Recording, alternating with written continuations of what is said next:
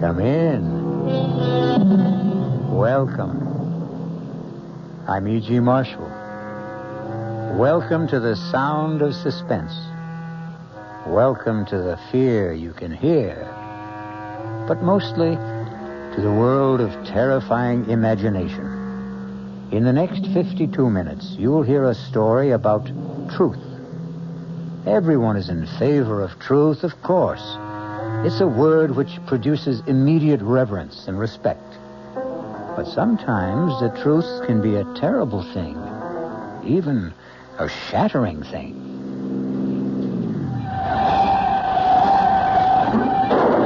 Oh, my God! Mark, you hit a woman!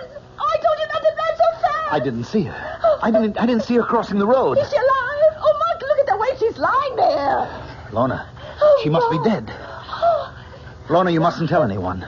Please, you mustn't tell anyone.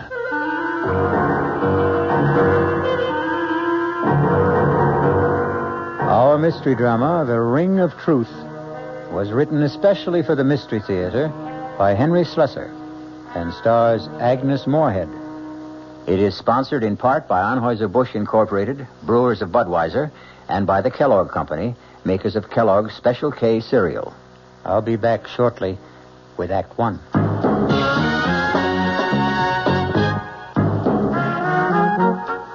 Some beer drinkers have funny ideas about beer. They think beer improves with age, like wine. Well, find a brewmaster, though. You'll find a beer drinker who knows better. The Budweiser brewmaster says it all depends on how beer is aged. Just letting beer sit in lagering tanks makes it older, not necessarily better. That even goes for keeping a case around the house for a couple of months. But there is one kind of aging that's good for beer. The Budweiser kind. Beechwood aging. In this kind of aging, something happens. It lets all the flavor of the choicest hops and best barley malt that go into Budweiser get through to you. Sure, it takes more time and trouble to brew Budweiser that way, but brewing beer right does make a difference. Anheuser-Busch, St. Louis. Hey, Ma, what's for dinner? ShopRite has a beautiful buy to help you serve dinner. Fine imported porcelain china. The beautifully crafted Lovelace pattern by Crown Victoria. An elegant white-on-white platinum-banded pattern to complement any table. Now available only at ShopRite. The basic place-setting pieces, dinner plate, cup and saucer, dessert plate, and bread and butter plate, are just 39 cents. 39 cents each with every $3 purchase. A different place-setting piece is featured each week at this special price. You'll want to collect all the magnificent completer pieces and matching ovenware available every week at low prices, too. Visit ShopRite and start your set of lovely porcelain china today. It's a beautiful buy. Hey, Ma, what's for dinner? ShopRite has the answer. Offer not available in Westchester, Ulster, Orange, Dutchess, and Columbia counties.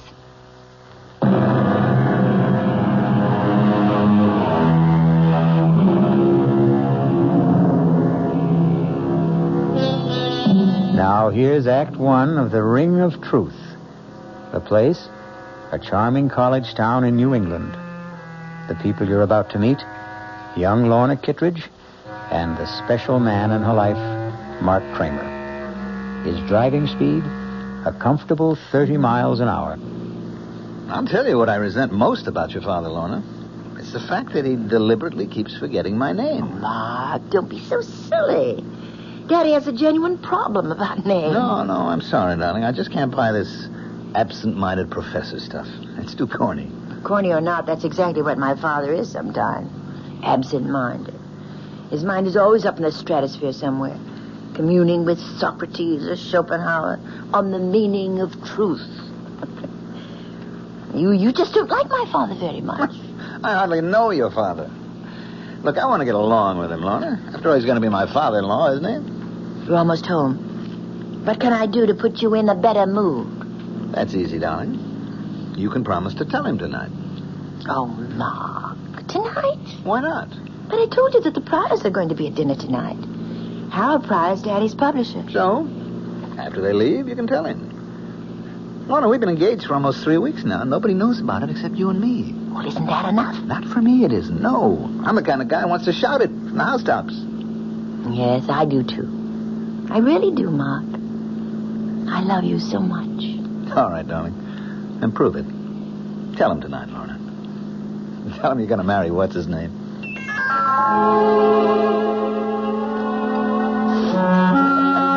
How do you think I'm right? You're quite right, Harold. What the book needs is a much sexier title. Well, of course, there isn't a word about sex in it, but what's the difference as long as it sells, huh? What's the latest book about? Why, truth, of course. Daddy's favorite subject. Should be everyone's favorite subject, in my opinion. You know, if you really want a suggestion for a new title, Professor, I think I have one. Do you, mate? Daddy, the name is Mark. Oh, yes, of course. I'm sorry, Mark. Well, go on. Let's hear your suggestion. Why not call it The Ring of Truth? Well, I think that's a very good name, but, of course, that's up to Professor Kittredge. It's not a bad title, Mark, but, well, it does imply a lack of sincerity, doesn't it? The Ring of Truth is only the surface appearance of it. What I'm examining in my book is the necessity for stark truth, for truth unafraid. Of course, there's a fairly good argument against stark truth sometimes, isn't there? I mean, there's still a necessity for a white lie now and then. You mean in the real estate business, perhaps? No, not just in my business, in everyone's. I mean, there are times when tact, and courtesy, and general goodwill call for a shading of the truth. May I make a suggestion, everyone? Why don't we have our coffee in the living room? It's a good idea, darling. You know, George, I wonder... I'll give you a hand with the dishes, honey. Besides, I'd like a little conversation with you in the kitchen.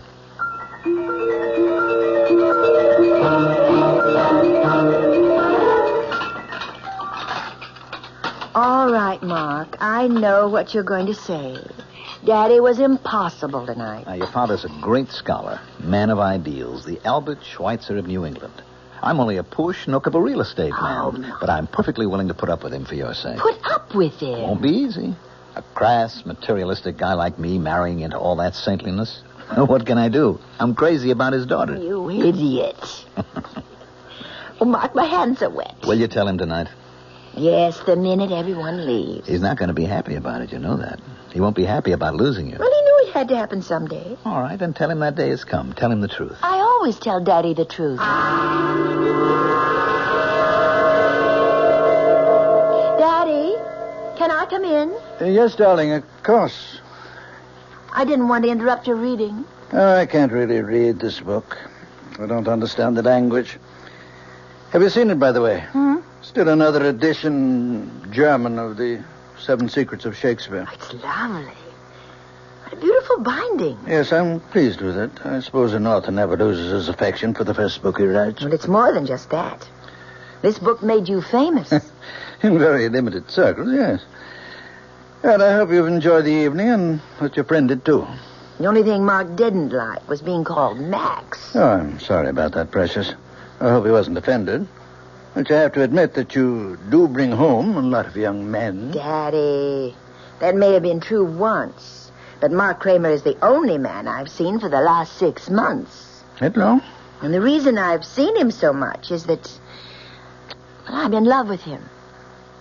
Well, that isn't an entirely new phenomenon either, is it? Daddy, Mark asked me to marry him. I said yes. Marriage? You know that word, don't you? It's English, not German. Yes, I know the word, but, well, it's just that I never supposed you'd want to marry now. I mean, before your doctorate, before you've done all those things we planned to do together. Marriage wouldn't put an end to our plans. And as for your lecture tour, but you don't really need me along. I don't know if I'd want to go without you. I'm getting a little old to gallivant around Europe by myself. Well, it's the first time I've heard you complain about being old. For some reason, the last 10 seconds, I began to feel old. Of course, Mark and I could go with you to Europe as a sort of honeymoon. No, Lorna, he's not going to want that, I'm sure. In fact, my guess is that your young man is going to want to see as little of me as he possibly can. No, Daddy, that isn't so. He knows that I won't just abandon you. I couldn't be that heartless. That's the last word I'd use about you, Precious. I know your heart only too well. I know what a tender, beating little thing it is. I've always been afraid of the man who would trap it someday. I just wish you knew Mark better. He's not a I'm not spy. saying anything against Mark. I'd feel this way about any man. I'm like the tired old king of the fairy tale, darling, forced by the condition of kingdom to give the hand of his princess to a commoner. Oh, Daddy.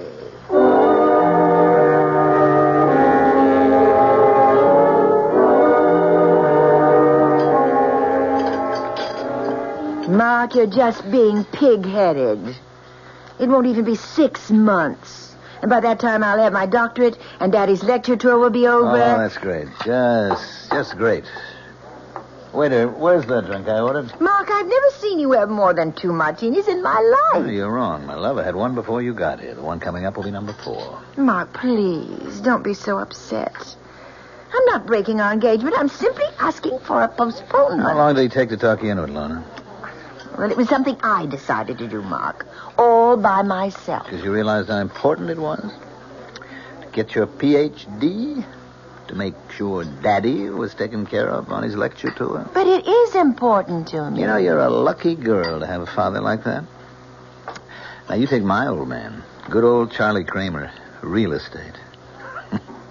I don't think he ever heard of an ethic or an ideal in his life. Probably told a dozen lies a day, old Charlie. I guess that's why he turned out so badly. You're drinking too much. You always do when you're angry. Just another flaw in my character. Hardly noticeable in the general ruin of my personality. Please, Mark, I don't want you to be drunk to drive me home. Oh, don't worry. I won't even have that 4th drink. See what a nice guy I am? I want to make sure you get home to Daddy safe and sound.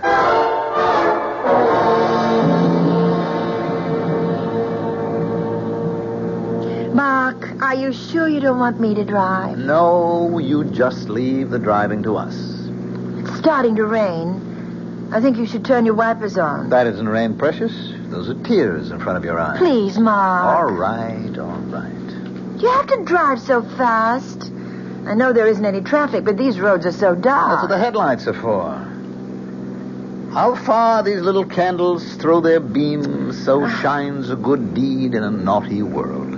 Hey, you see, your father isn't the only one who can quote shit. Ah! What? Look out! That woman! Where? Oh! You hit her! Oh, Lord! I didn't see her. I didn't see her crossing the road, so help me. Is she dead? Oh, Mark, look at the way she's lying there. She's dead, Lorna. Oh. The woman's dead. Oh, no. Oh, how horrible. I told you not to drive so fast.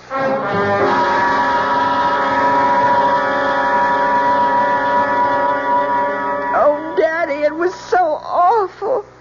And it was my fault. My fault that Mark drank so much. He really doesn't like whiskey very much, but when I told him about what we decided about postponing the wedding... You mean what you decided, darling? It was your decision. He was driving so recklessly. He must have been going 60 miles an hour on that road. The speed limit there was only about 30. They haven't arrested him, have they? No. But the police were called, weren't they? Yes. They know Mark, of course. He's lived here all his life. Didn't they give Mark a sobriety test? No, nobody even suggested it. I mean, Mark didn't seem to be drunk at all. Not after it. And of course, he didn't say he'd been drinking. Didn't mention the speed he was traveling at. Well, they asked him. Mark said he was going 35, and the woman just stepped out in front of him. I see. He had to say it, Daddy. I mean, otherwise it would have been a crime, wouldn't it? I think it's called vehicular homicide. Well, he could go to prison for that, couldn't he? Perhaps. Oh, Daddy. Donna, what did you say? What? What did you tell them when the police talked to you about the accident? They didn't. They didn't ask me anything. They said there would be an inquest to determine the facts. I suppose I'd have to answer questions then. And what will you say then? Why, I don't know. I mean, I have to corroborate Mark's story, of course. Is that what you're going to do? Oh, well, if you could have seen his face, Daddy, it was like a child. Like a little boy, afraid to be punished. He said, "You'll stand by me, Lorna, won't you?" And so you're going to stand by him. You're going to forget all you ever learned about truth. you're going to lie. But, Daddy, what else can I do? I can't advise you, my darling. All I can do is remind you that you and I have always loved truth as much as we've loved each other. Are you going to change now?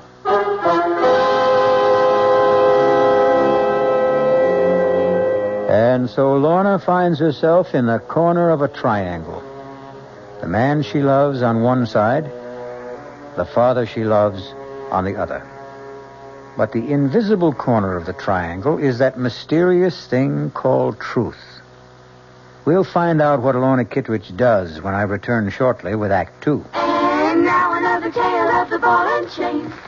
At Kellogg's Special K. Presents Overweight on an overnight train. Is the seat taken? Please, sit down. Thanks. You have exceptional legs. But why is one of them attached to a ball and chain? This ball and chain, it's a symbol. Funny, I would have sworn it was a ball and chain. I mean symbolic. Because carrying around a few extra pounds can be just like lugging around this ball and chain. I see. May I suggest something? Uh-huh. Try a bowl of Special K skim milk, orange juice, and coffee. It's the Special K breakfast. Will it make me lose weight? No. Oh. You must also exercise and eat smart at every meal. I see. Do you know the Special K breakfast is less than 240 calories, 99% fat-free, and delicious? No, but if you hum a few bars... And that's another tale of the ball and chain. Your happy ending could begin with the Kellogg's Special K breakfast. That's Kellogg's Special K. Good night. This is WOR New York, your Mystery Theater station.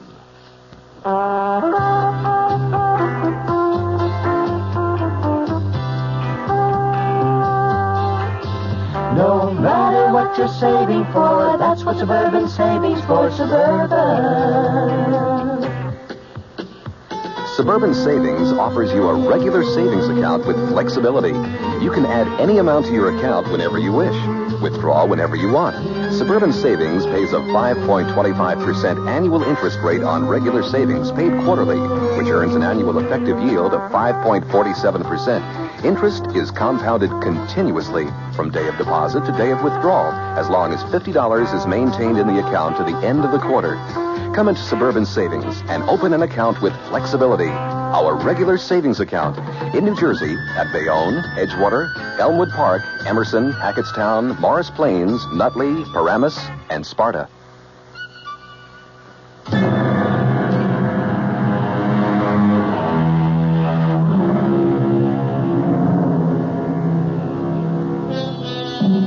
Ye shall know the truth, and the truth will set you free.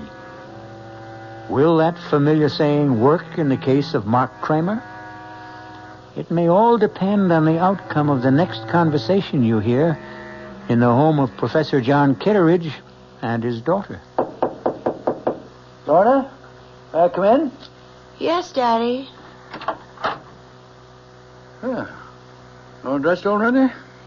Yes. I know I don't have to leave for the county courthouse for another hour, but I was too nervous to just lie in bed. Why don't you come downstairs and have some breakfast with me?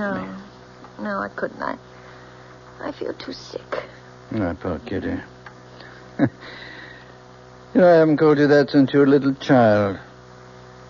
Or don't you remember me calling her that? No, not really. You see, before you were born, I wanted to name you Catherine. But your mother objected because she was certain you'd be nicknamed Kitty. Then you'd be Kitty Kitteridge. And she hated the sound of it. You've told me the story before. I know you're not in the mood for old family anecdotes. All I can think about is that inquest this morning. I'm so frightened. My skin feels like ice. Darling, you won't have to be frightened if you do what I said. It's only lying that makes us afraid. Please don't talk about it. I have to lie for Mark. I love him. I'm going to marry him. Do you think the others will lie? The bartender at that restaurant? What was the name of that again? Bruno's? Yes. He'll defend Mark. I'm sure he will. They don't like trouble. They had some license problem last year. They won't want to admit that they served Mark so many drinks that he was hardly able to walk. To say nothing of drive. So you're the only one who has to lie. Daddy, the woman is dead. Nothing will bring her back. Lies, truth, nothing. Who does it help if Mark goes to prison? Yes. You're right, Precious.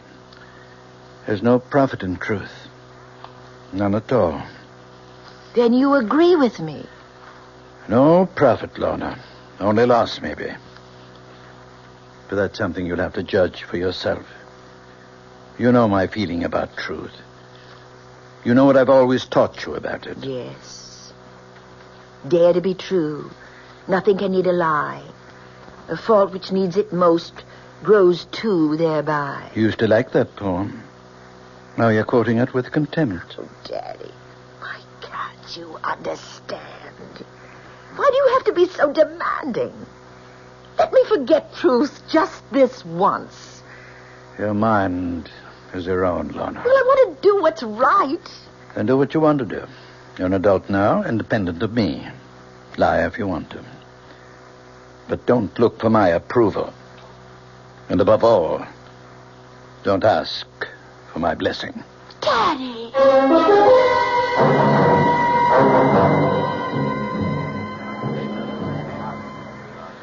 Let's have some quiet. The coroner's jury has to hear the testimony if they're going to judge it. Sergeant McKeon, was any investigation made of the skid marks at the scene of the accident with a view to determining the speed of the vehicle? No, sir, there wasn't. The condition of the road and the rain we had that night, well, it was impossible to tell the difference between the skid marks and the tire treads. That's why no measurement was made. It's been stated that the driver of the vehicle, Mark Kramer, had left the establishment called Bruno's shortly before the accident. Since Bruno's is in the business of serving hard liquor, among other things, did the police give Mr. Kramer a sobriety test? No, sir, we didn't. You see, sir, we didn't know at the time where Mr. Kramer had been. All we knew was that Mrs. Moger was dead and Mr. Kramer didn't appear like he'd been drinking. All right, Sergeant, you can step down. Thank you. The coroner's office calls Mr. Kramer to the stand, please. Mr. Kramer, this inquest isn't a trial. Our duty here is simply to determine the cause of death. But you must give your testimony under oath. Please raise your hand on the Bible. Yes, sir. Do you solemnly swear to tell the truth, the whole truth, and nothing but the truth, so help you God? I do. All right, Mr. Kramer. Just tell us your story of what happened the night of the accident. Well, Miss Kittredge and I left Bruno's about 9 that evening, about a half hour before the accident. I'd had one drink, vodka martini. You can ask Mr. Bruno about that because he served me. Go on. When I reached Route 24, I decided to take the Ridge Road shortcut to town. I was traveling between 30 and 35 miles an hour, I'd say, and I remember slowing down when the rain started. I had my wipers going when I came over the rise of the hill, so my windshield was clear. But I still didn't see Mrs. Moger when she stepped out into the road directly in front of the car. Were your lights on full beam? Yes, sir, they were. Why do you suppose Mrs. Moger didn't see them? I don't really know. What I think is she was almost across the road when I came over the rise, and she panicked when she realized that a car was coming. She started back in the wrong direction, and that was when she stepped in front of the car. Is that your entire testimony? Yes, sir, it is. Very well, Mr. Kramer. You can return to your seat. Will Miss Lorna Kittredge take the chair, please? Place your hand on the Bible, Miss Kittredge. Yes. Do you solemnly swear to tell the truth, the whole truth, and nothing but the truth, so help you God? Yes, I do. Please speak up, Miss Kittredge. I do. Miss Kittredge, you were with Mr. Kramer on the night of the accident. Yes. You went with him to the place called Bruno's. Yes, I did. And did you have a drink that night? Yes, I had a martini. The same as Mr. Kramer? Yes. When Mr. Kramer's car approached Mrs. Moger's driveway, did you see the lady before the automobile struck her? I'm not sure. I think I saw her for just a split second. And then the car hit her. It was all terribly unreal. Were you aware of the speed you were traveling at? Miss Kittredge. I'm not sure of the exact speed. Mr. Kramer thinks it was between 30 and 35. Do you agree with that? No. What was that? It couldn't have been that. It was more like 55 or 60. Did you say 60, Miss Kittredge? About that, yes. Lorna, for God's sake. I hope you've considered this reply, Miss Kittredge. Yes, I've considered it. We were traveling at least that. I'd been looking at the speedometer only a few minutes before. I was complaining to Mark about his speed, but he wouldn't listen to me. He wasn't in any mood to listen. He was angry, and he was drunk. Lorna! Please, everybody, quiet now. Mr. Kramer, please take your seat. It's the truth. The truth, I can't help myself. He was drinking. He had too many martinis, and he was drunk. Are you telling us he had more than one drink? He had 4. I know he did. And he drove like a madman. No matter how I tried to stop him, he never thought that woman would be on the road at that time of night. He wouldn't listen. I couldn't believe it was really happening. It was like hearing someone else say the words. Please don't cry, Kitty.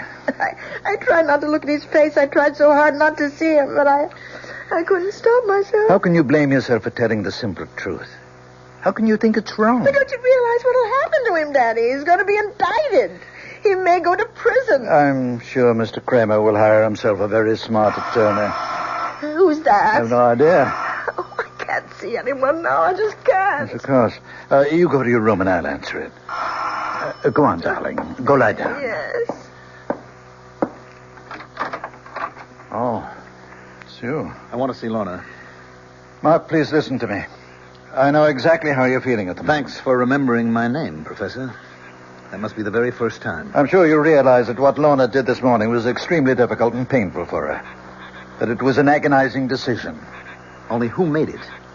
Lorna's lying down right now. I suggest you try telephoning her later. I'm not leaving until I see her. I had hoped we wouldn't get violent about all this, Mark. Frankly, I don't think you're in a good position to commit any other rash actions. Daddy, it's all right. Lorna, I thought you were in your room. I'll talk to Mark. Very well. But don't ask me to leave, because I won't. You don't have to leave, Professor. I'd like you to know this, too. Know what? What the town gossips are saying. Lorna, they're saying that we had some kind of fight. A lover's quarrel, and that you wanted to get back at me. Oh, you know that's not so. Yes, I know it. But the other explanation makes even less sense. That you just had to tell the truth. Well, it wasn't easy for me. Lies would have been easier. One small lie, Lorna. That was all you had to say. You're so afraid of hell that you wouldn't lie for me? I can't expect you to understand. But I do understand. Better than you do, maybe. It was your father's idea. Now, just a moment, Kramer. Well, you remember my last name, too. I think I made more of an impression on you than you were willing to admit. There's no need to be nasty. Lorna, you're so stuck on the truth. Tell it now. He told you what to do in that courtroom. Professor Kittredge's little girl always listens to Daddy, and she never lies. Please, Mom. He insisted that you tell the truth, didn't he? He gave you a lot of high-flown ethical reasons for telling the truth. Nothing but the truth. Every reason but the real one. You're wrong. I made up my own mind. Your father knew what would happen. It would split us apart, and that's what he really wanted, Lorna. That's the truth that he didn't mention. I think that's quite enough. If you don't leave right now, I'm calling the police. Don't bother, Professor. You've done a very good job. On Lorna and on me.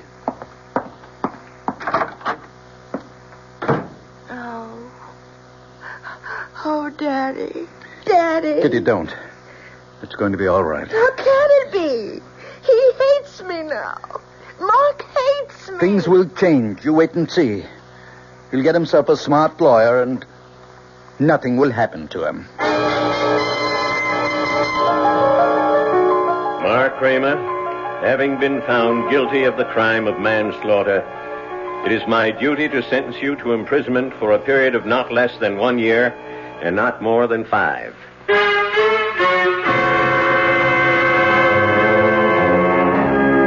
And so the truth has not set Mark Kramer free. It sent him to prison, where he'll have plenty of time to ponder the complexities of ethics, justice, and human nature. Or perhaps he'll ponder something else, like revenge. We'll find out when I return shortly with Act 3. I'm Hy Brown, producer of Radio Mystery Theater, and this is the end of our last week of prize drawings. Just send us your name and address tonight to be eligible for one of 50 prizes: 2 AM/FM stereo phonos, 2 travel clock radios, and 46 anthologies of modern suspense. We've been most gratified by the program comments so far. So, if you have a chance to write, we hope you will. And let us know a bit about you, who you are, what you do, how old you are. But your name and address are enough. To Mystery Theater, Box 50, Radio City Station, New York, 10019. That's Box 50, Radio City Station, New York, 10019. Entries must be postmarked no later than tonight, the 26th. Offer good everywhere unless locally prohibited. This is WOR New York, your station for the Mystery Theater. An invitation. This is Peter Roberts. Join us Sunday morning, 8:15 to 10 here on WOR for Rambling with Roberts. 2 hours of music, specially selected for Sunday morning listening pleasure, along with bits of weather information, news headlines, bits of trivia such as the fact that a man from Onowa, Iowa, received a patent for what he called Eskimo pie, which was ice cream coated with chocolate. It all happened in 1922. It may not seem like very much in the way of history, but it does take place, these little bits of trivia and information, on Rambling with Roberts. So, of a Sunday morning, make a note. 8:15 to 10, right here at 710 on your dial, come Rambling with Roberts. You don't have to give us an RSVP. Just be on hand. Thank you.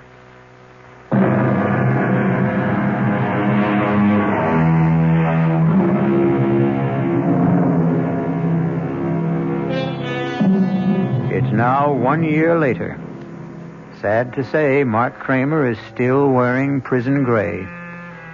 As for Professor Kitteridge, he's had problems too. A bad case of the gout caused cancellation of his European lecture tour.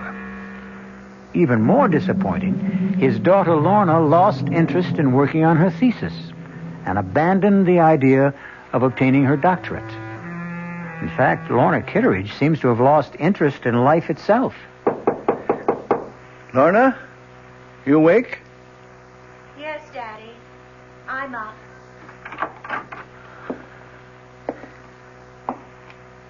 Darling, it's almost noon. It's not like you to be in bed so late. I just didn't feel like getting up. Did you sleep badly again last night? Last night, the night before that. Oh, Lorna. If you don't see Dr. Isaacs voluntarily, I may have to drag you to his office. You know there's nothing wrong with me. What's all this paper for? All those little crumpled balls. Can't you guess? Oh, Lorna, no. You haven't been writing Mark again? I keep thinking that I might hit on exactly the right words. The magic formula that would make him answer one letter. Just one letter. You know that's not possible, darling. Face it, the man is filled with bitterness. He blames you for something he did to himself. Probably never reads any of the letters I send him. Probably sees my handwriting and tears them up immediately. It would be so much better if you forgot him, Lorna. Do you know that I even thought of sending him a disguise letter? Making it look like some important document that he would have to read? Isn't that ridiculous? What's ridiculous is the way you've tortured yourself over that man for so many months. Who's tortured who, Daddy? Which one of us is really guilty? Oh, Kitty, Kitty. Stop calling me that name. My name is Lorna. Can't you remember my name? Darling, you're just not yourself. Oh, is that why you can't remember me? Because I'm somebody else? Well, you may be right, Daddy. Every morning I look in the mirror and I can't recognize the woman I see. Lorna, you're just not giving yourself a chance to forget. You'd start getting out into the world, start meeting new people. You become a hermit. I thought you liked having me here, Daddy. I thought you couldn't live without my company. I honestly believe you need medical attention. If not from Dr. Isaacs, then from somebody else. You mean a psychiatrist, I suppose? No, darling, no. Just someone who can help you get over this distorted guilt that you feel. The only one who can do that is Mark. And he won't see me or write me or anything. Lorna. Oh, please go away. Please. I'm going to try to sleep. It's the only time I'm happy. When I'm asleep. All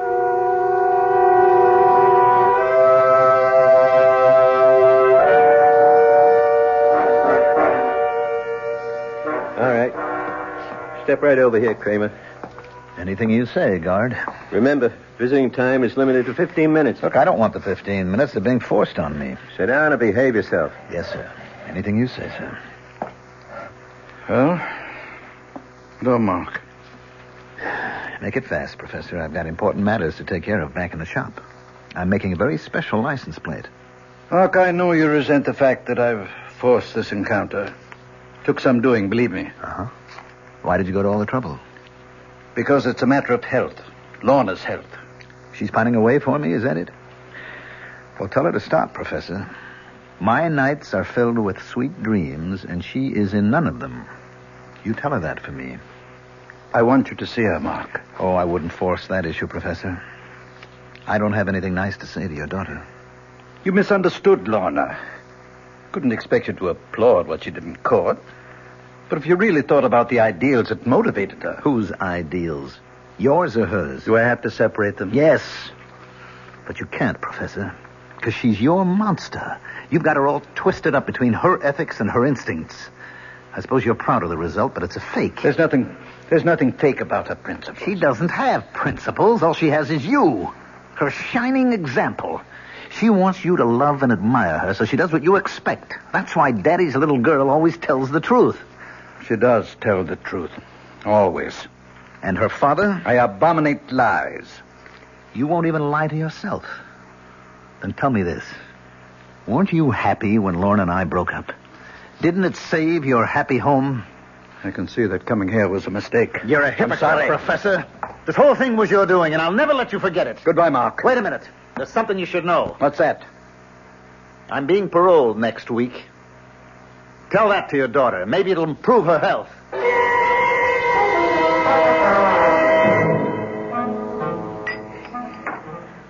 Of course I'm pleased, Harold. It's just that I'd much rather see a new book of mine published than a new edition of an old book. Well, you can't argue with success. People never seem to tire of the 7 Secrets of Shakespeare. I suppose I shouldn't complain. It does buy the groceries.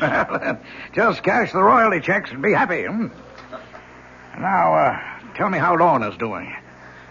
Feeling any better? Oh, still a bit run down, I guess. Well, that's too bad. I suppose you know that young man, Kramer, that he's out of prison.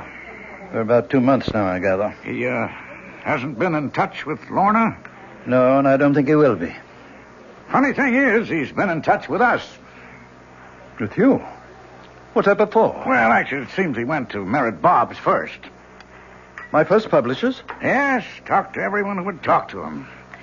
Then he approached members of my own staff. He even tried to get an appointment with me, but I put him off. What do you suppose he wants?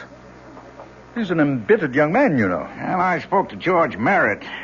He didn't know about Lorna and this fella Kramer. He thought Kramer was an article writer looking for biographical material. George said that he seemed to know an awful lot about you already. I don't much like the idea of someone like that snooping into my life. Why do you suppose he's doing it? Hard to say. Rancor, I suppose. Hopes he can find something unpleasant in my past.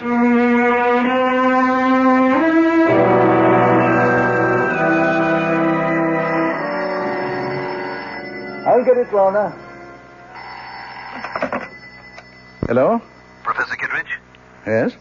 Mark Kramer, Professor. Oh. Yes, I was just speaking about you the other day with my publisher. I'd like to see you, Professor, this evening, if that's possible. See me? Or Lorna? No, just you. If Lorna wants to be there, that's her business. Something tells me she'd rather stay away. Can you give me some idea of why you want to see me? You might say it's a business matter. Who is it, Daddy? What time would be good for you, Professor? Make it about 9. I'll make it exactly 9. Daddy, you look so strange. Who was that on the phone? It was Mark Kramer, Lorna. Mark?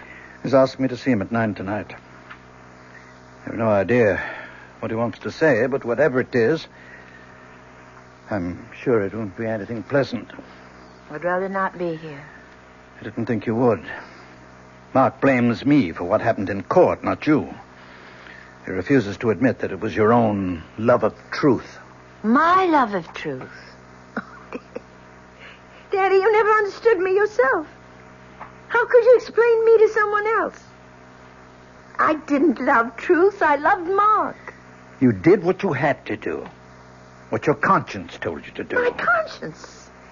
Is that what I was satisfying? That small little voice inside me? It can be a loud voice, darling. A very compelling but voice. But I still hear it. It's still talking to me. And you know what it's saying?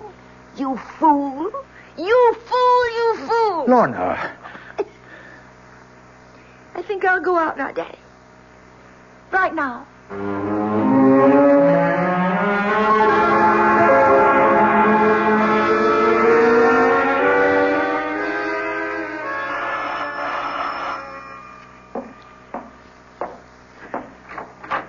Good evening, Professor. Hello, Mark. Come in. Thank you.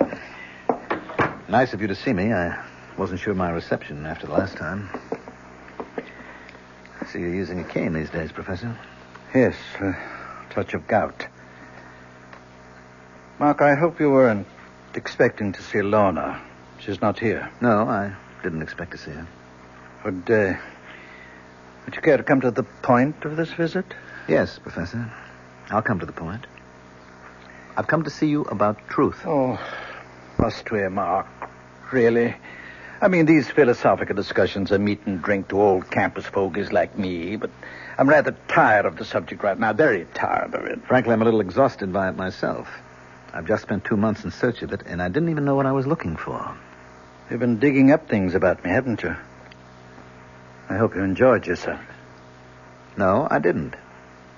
You see, I made the mistake of talking to your enemies. The publishers you dropped, the friends you no longer see, the scholars you had disputes with. What did you get out of that? Nothing. Your enemies didn't have the truth about you, Professor. Only your friends did. Like Avery Hayes. Avery Hayes? Oh, I'm glad to see you remember the name. Strange how few people do. Even though you dedicated your 4th, or was it your 5th book to him? George Merritt knew him, of course. Mr. Merritt called you Avery's benefactor. Said that Hayes was an alcoholic that you took care of for many years. He was my friend. Yes, he was a good friend, and you were good to him. That was one chapter of your past that you had every reason to be proud of, wasn't it? Avery's been dead for 10 years. What did you want from him? Nothing, Professor. I just thought a man like that deserved a little recognition, if only for his past association with you. So I talked to people who knew him, his old pals, his family. He still has a brother alive, you know, a crotchety old fellow in the terminal ward at the county hospital. His name's Ezra. Perfect name for the old boy. And you know what? He still has the junk Hayes left when he died. That pitiful collection of books and papers. You don't expect me to believe that? About Avery's papers? Avery never kept anything, not a thing. He was a foolish, drunken old... He was also brilliant, wasn't he? Went to the university on a scholarship. You only beat him out for top honors because of his drinking. You're talking about 40 years He was drunk and he was dishonest, too, wasn't he, Professor? That was how he sustained that wild life of his, by selling his scholastic services to anybody who could pay for them. It's not different today. Yes. That's what Avery said in his letter. The one he wrote to a woman named Jean. I didn't know who Jean was or why Avery never mailed the letter, but there it was. Avery said he was cleaning up $100, $200 a month and would surely be able to pay back all he owed before the end of the semester. And then he mentioned the thesis. The big job he was doing, that he expected $300 for that job alone. You know which thesis I mean, Professor? Please go. Get out of here. I've had enough of this lying filth. The 7 Secrets of Shakespeare. Sounds like a mystery story, doesn't it? But it was quite a piece of work. And it became more than just a college thesis. It became a world-famous book. It made your reputation, Professor. You're a liar. A liar. You know nothing about it. You paid Avery for his work and put your name on it. You might have done as well yourself, but you were young and lazy, and you had the money to pay for it. Then you discovered how good it really was, and it was too late for both of you to change the course of history. Get out of this house now. Get out. I'm going, Professor. I just wanted you to hear this little story about truth. And also to tell you that I have Avery Hayes' letter. What did you say? I have his letter, Professor. It tells the whole story. Good night. Mark! You told me to go, and I'm going. You filthy animal! No! Get rich! Kill you, monster! I'll kill you! Kill you, you animal! Daddy! Kill you! Daddy! Like a wild beast! Oh, my God! What have you done? Lorna! Daddy! Lorna! Oh, thank heaven you're here. Oh, Thank heaven. look at his head. Oh, dear Lord. You saw what happened. Oh. What the crazy fool did, he attacked me. You killed him with your cane. He attacked me, Lorna. You know how much he hated me? I had to defend myself. No, I saw what happened. I saw you strike him from behind. No, Kitty, no. He tried to kill me. That's why I hit him. Daddy, I saw everything. You killed Mark. You did it deliberately, and that's the truth. You always taught me to tell the truth. It's the only important thing. The truth.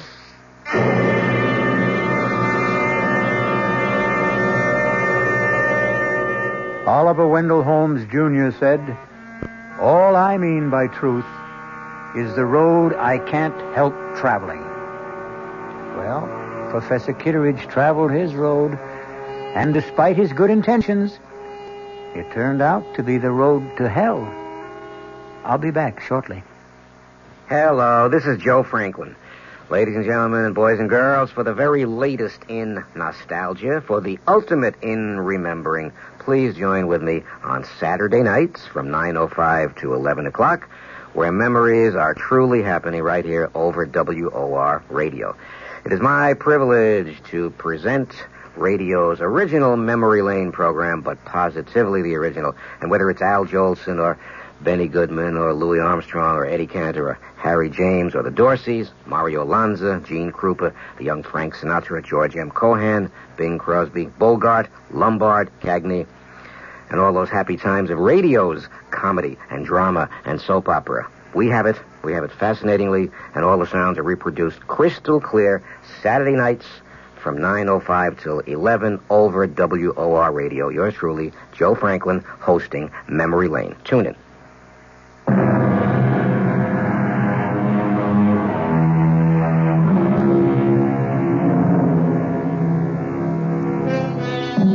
If there is a moral to the story you've just heard, it's not that truth is so bad. But Samuel Butler said, truth should not be absolutely lost sight of, but it should not be talked about. And we promise that's our last word on the subject. Our cast included Agnes Moorehead, Mandel Kramer, Sandus Ortega, Ian Martin, and Dan Arco. The entire production was under the direction of Hyman Brown. I swear to Sam Hill, Ethan, you deliver. After the 12th stroke of the hourglass clock's chime, there was no sound but the beat of the clock and my own heart. Everything else had stopped dead. My friend's mouth was frozen in the act of speaking. His hand poised over a chessman as though cast in bronze. Outside, like the old child's game, people had turned to statues. A car backing into a parking space was stopped in its tracks. For everyone else in the world, save only me and that damnable clock, time was standing still. This is E.G. Marshall inviting you to return to our Mystery Theater for another adventure in the macabre. Until next time, pleasant dreams.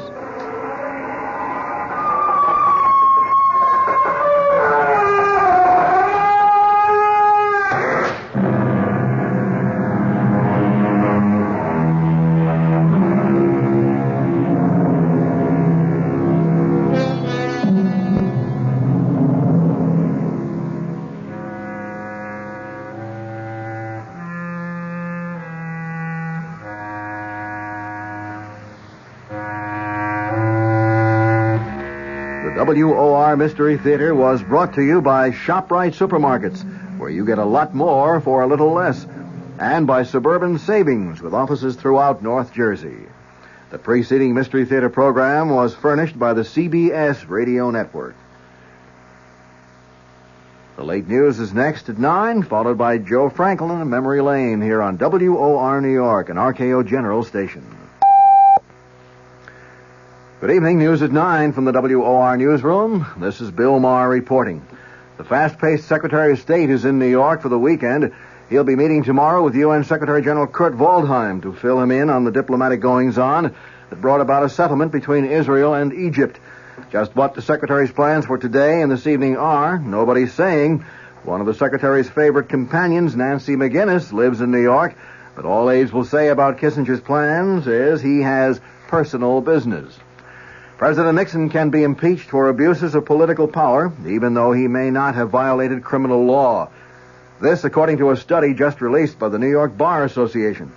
The U.S. Constitution says the president can be impeached for, quote, high crimes and misdemeanors. According to the Bar Association's report, this phrase comes from English law and refers to acts which undermine the integrity of the government, as well as purely criminal acts.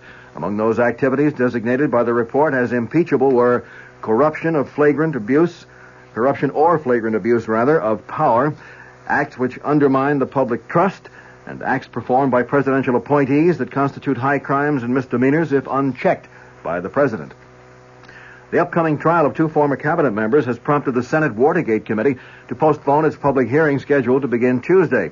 Committee Chairman Sam Ervin says the panel is putting off the hearings to avoid possibly prejudicing the trial of former Attorney General John Mitchell and former Commerce Secretary Maurice Stans. No new date for the hearing has been set. A spokesman for the Capitol Hill leadership has said the Democrats in Congress will cooperate with President Nixon in meeting the energy crisis. But, said California Democrat John McFaul, the White House must reciprocate. McFaul spoke on national radio in response to President Nixon's energy address last week. The congressman said the first positive step the administration could take is to withdraw its opposition to a provision of the Emergency Energy Act attacking excessive oil company profits. The captain of that Bulgarian fishing vessel seized off the New Jersey shore today for allegedly fishing within the 12-mile U.S. coastal limit has denied his trawler trespassed. The captain, Peter Todorov-Donchev, said in New York, where he was brought by the Coast Guard, that his vessel was 13.5 miles out to sea when his ship was overtaken by the Coast Guard cutter Unimak. Turkish officials still are seeking an explanation for a jetliner crash which claimed the lives of at least 62 persons this morning. The plane went down shortly after takeoff from Izmir, causing what authorities call the worst air disaster in Turkey's history. The U.S. Embassy in Ankara says two of those killed were identified as New Jersey residents, Dr. and Mrs. Horace Gerard of 41 Knox Road in Tenafly. Well, 51% of the population is female, and Governor Brendan Byrne isn't taking chances with their votes. The New Jersey governor has spoken before the state's first meeting of female public servants, and he promised to give serious consideration to the problems facing women. Byrne asked the group assembled in Princeton for help in recruiting qualified women for jobs in state government. The governor said he has tried to appoint a woman as state education commissioner, but said he received virtually no applications from females. The weather for New York City and vicinity, mild with occasional rain tonight and again tomorrow. Low tonight in the low 40s, high Sunday in the mid-50s, mostly cloudy Sunday night and Monday with a chance of showers Sunday night, and the low Sunday night in the low 40s. At the moment in cloudy Midtown Manhattan with some very light rain falling, the temperature at 44 degrees, humidity 86%, wind southeast at 4 miles per hour, the barometer 30.21 and falling. That's the news at 9. Bill Maher in the WOR newsroom.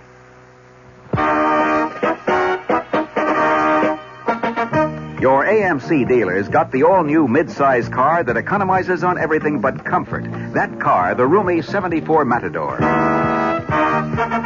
And another important advantage. Our 74 Matador comes with an economical 6-cylinder engine as standard equipment. And consider this. Matador is the only new mid-size car backed by all the benefits of the exclusive AMC Buyer Protection Plan, which means that under normal usage and accepting tires, if anything AMC did goes wrong with your new 74 Matador in the first 12 months or 12,000 miles, we'll fix or replace it free.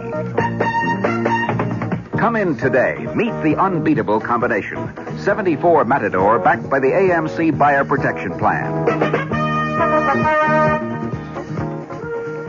See your AMC dealer where you get a good deal and a good deal more. And stay tuned for Joe Franklin's Memory Lane next on WOR New York, an RKO General station. This is WOR New York.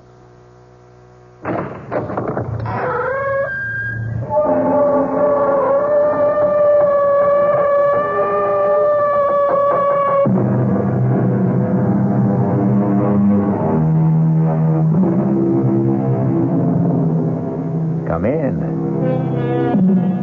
Welcome. I'm E.G. Marshall. Welcome to the fear you can hear. Welcome to the sounds of suspense.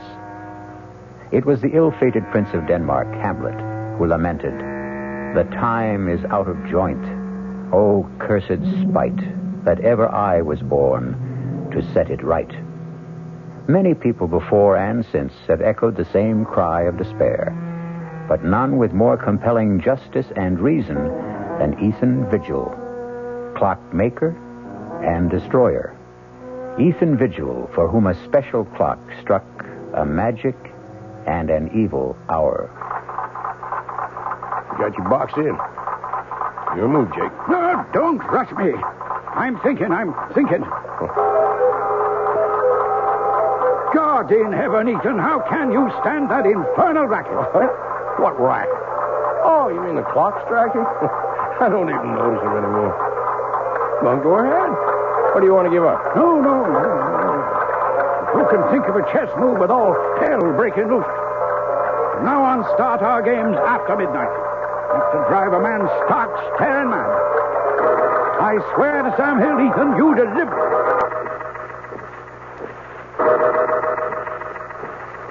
The only two living things left in the room at that terrifying moment, as time stood still, were myself and that damnable machine.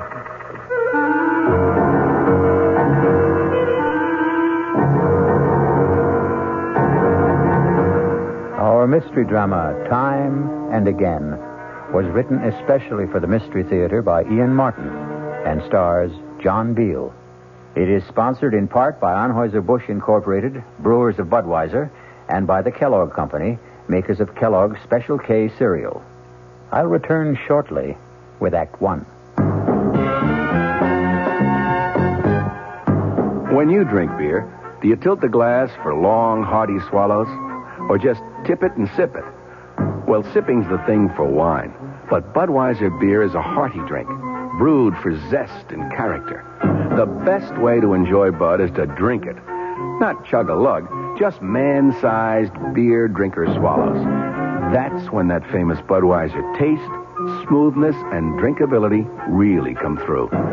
Smoothness and drinkability that come only from natural carbonation and exclusive beechwood aging. Smoothness and drinkability, too good for any half-hearted sipping. So drink up. You'll see that brewing beer right does make a difference. And that when you say Budweiser, you've said it all. Anheuser-Busch, St. Louis.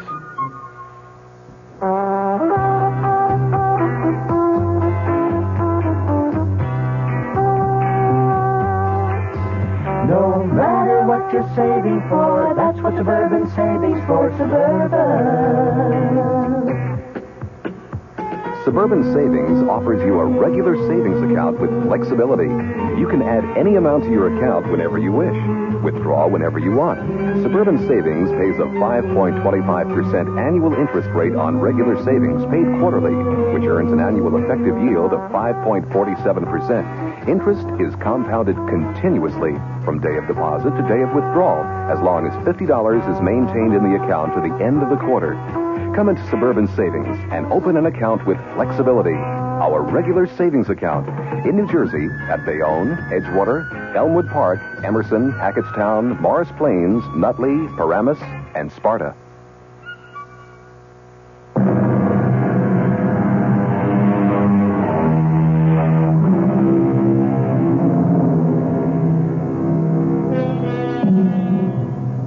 Few of us can resist the fascination of an auction, and I'm no different than most, which is how and why I happen to possess this curious document, which reveals a bone-chilling account of how many lives were lost so uncannily and eerily to the inhuman demands of what Ethan Vigil called that damnable machine. The tale I'm about to tell... No, wait. If you can manage to decipher his cramped longhand, let Ethan Vigil confess for himself. I, Ethan Vigil, clockmaker by trade, am writing this in case, when the moment comes, I fail to destroy the hourglass clock. For if I fail, someone must destroy it. Kill it. End its ghastly existence before God knows how many innocent people will die to satisfy its insatiable thirst. The clock itself came into my possession more or less by accident. I was working late at my shop one night about a year ago, and I heard it tapping on the closed glass door. Nation, some people can't read signs. Darn fools like to break that glass. Stop that! Can't you see I'm closed? Governor, please, let me in. No, get on with you. You won't be sorry. Give me a chance. I'll give you the chance of a lifetime. Look. It was raining heavily, the water streaming down the glass, but the object he had drawn from the cover of his pea jacket drew my eyes like a magnet. It was a clock, the like of which I'd never seen. It was shaped like an hourglass, with a strange appearing pendulum hanging in the lower half and the face in the upper half. In the place of the figure 12, at the top of the face, was the numeral 13. I had to see that clock more closely. Oh, bless you, Governor. You're a lifesaver, you are. What do you want? Oh, I want you to have a look at this here clock. The clock is the only reason I let you in. I'd like to have a look at it myself. Let's take it over to the bench. You want this clock repaired? I want to sell it to you, is what I want. I hope I don't regret this, but come on to my place in the back. There's a fire in there to dry you up a bit. You better back up to that fire. Where'd you get this clock? Why, it came into my possession when its owner died. Does it run? Well, now, that there clock, it doesn't run. I'd be the first to admit it. I'll give you $20. Oh, now, look here. $20. Take it or leave it. Well, I may be down and out, but I know a good thing when I see it, and I don't intend to be taken advantage of by somebody else. Doesn't seem to be any question of who's being taken advantage of. Harriet. Ethan, who is this person? He's a customer, more or less. This is my sister-in-law. It's near on to midnight, and my poor sick sister is pining upstairs for her husband to bring her a little faith and consolation. Oh, now, Mom, I certainly am sorry to intrude on family problems. Then don't. Ethan, get rid of this man. You better go. Yeah, but what about our business and the clock? Well, $20 is all I have to my name. I'll take it. Don't you do it, Ethan. Oh, mind your own business for once, Harriet. I had little doubt my sailor, who called himself Harry Stubbs, had dubious title to that strange clock. But like all collectors, to own something totally and unreservedly unique is an overriding obsession. Is he gone? Yes. Oh, just look at this place after you had that derelict in here. Lights on all over the place, eating up money. To say nothing of good hard cash thrown away on that piece of junk on the table. It was my own money. What own money? You and Henrietta wouldn't even have a roof over your heads, let alone a piece of business, if it weren't for me. Oh, no, it's my money that keeps you going, and don't you forget it. Now, you lock the door to the shop. I still have some repairs left to do. You'll have to get up early tomorrow and do them. I just wanted to have another look at this clock. You'll waste no more time or light or fuel down here tonight. If it wasn't for good money paid out, I'd take that piece of junk on the table and dump it in the rubbish. How I wish she'd done just that. Let the city collect it with the morning trash and bury it forever. But fate hadn't planned it that way. So I went upstairs from Harriet to face another problem I didn't know how to solve. My ailing wife, Henrietta. Ethan, is that you? Yes, Henrietta. Where have you been? Working, dear. Are you hurting? Oh, when don't I hurt? I know. How's your back? It isn't my back. It's my stomach, Ethan. I'm scared. I've been afraid to think of it, but I know Harriet's sure I've got... Hush, none of that. You just get off to sleep. That's what you need. You just don't know how it is to be suffering every blessed minute of every day. As I slipped under the covers and lay wide awake beside Henrietta, snoring away, my mind went back to the strange clock on the table downstairs. The intriguing mystery of a mechanism I had never even imagined in 40 years of clockmaking. And the enigma of why 13 replaced the numeral 12 on the face.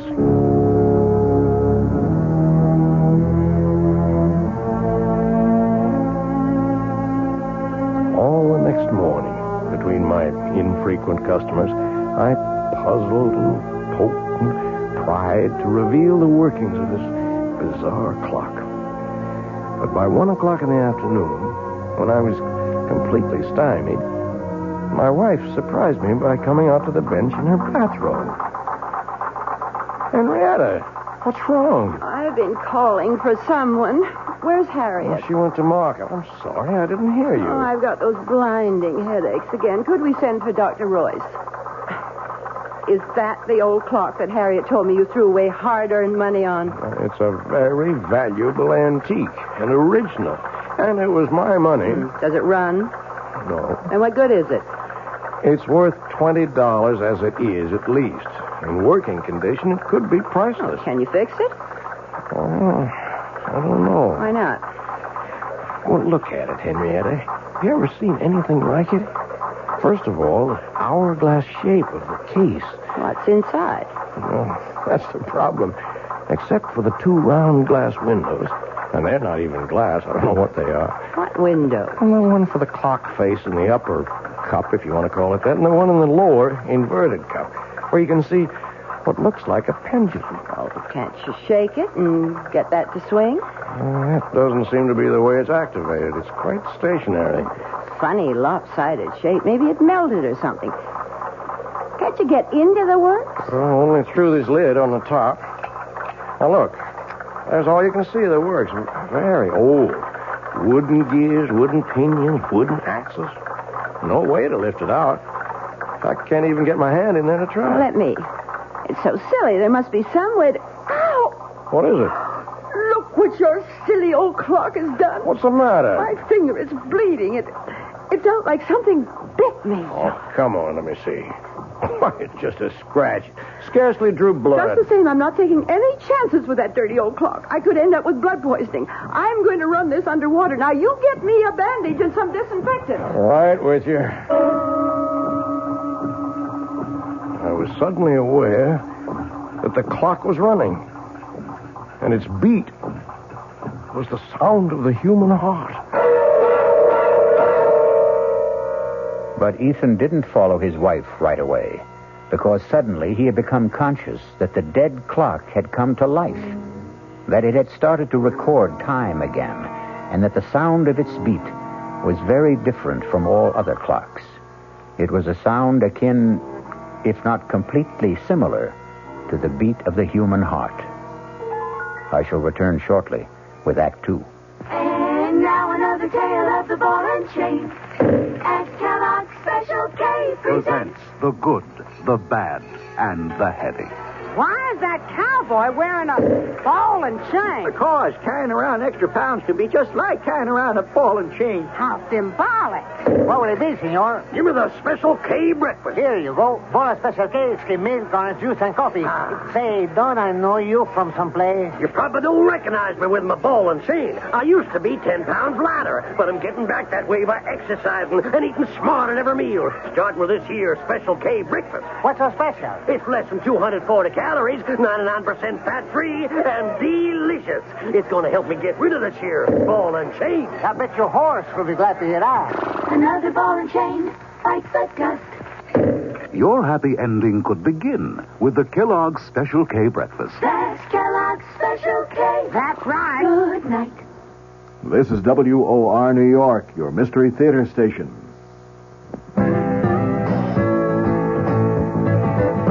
Hey, Ma, what's for dinner? Hey, Ma, what you got? Hey, Ma, will it be much longer? My hunger gets stronger and I can't wait. She loves her family. She wants the best. She does all that she can do. She lets ShopRite do the rest. Hey, Ma, What's for dinner? How about Armour canned ham, 3-pound size, $3.99. ShopRite grade A frozen green beans, 9-ounce packages, 6 for $1. ShopRite Dairy Case Homestyle biscuits, 8-ounce packages, 5 for 49 cents.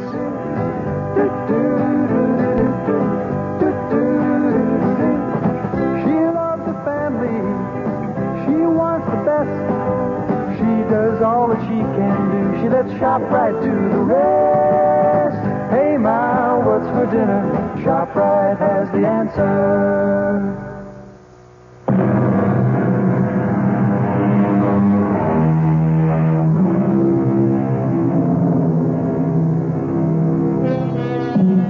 Whatever his wife had accidentally touched, the clock had begun to run and remained running steadily, without any sign of stopping. Ethan checked that Henrietta's wound was little more than a surface scratch, and returned to observe... But let him tell his own story for himself, as he wrote it in his confession.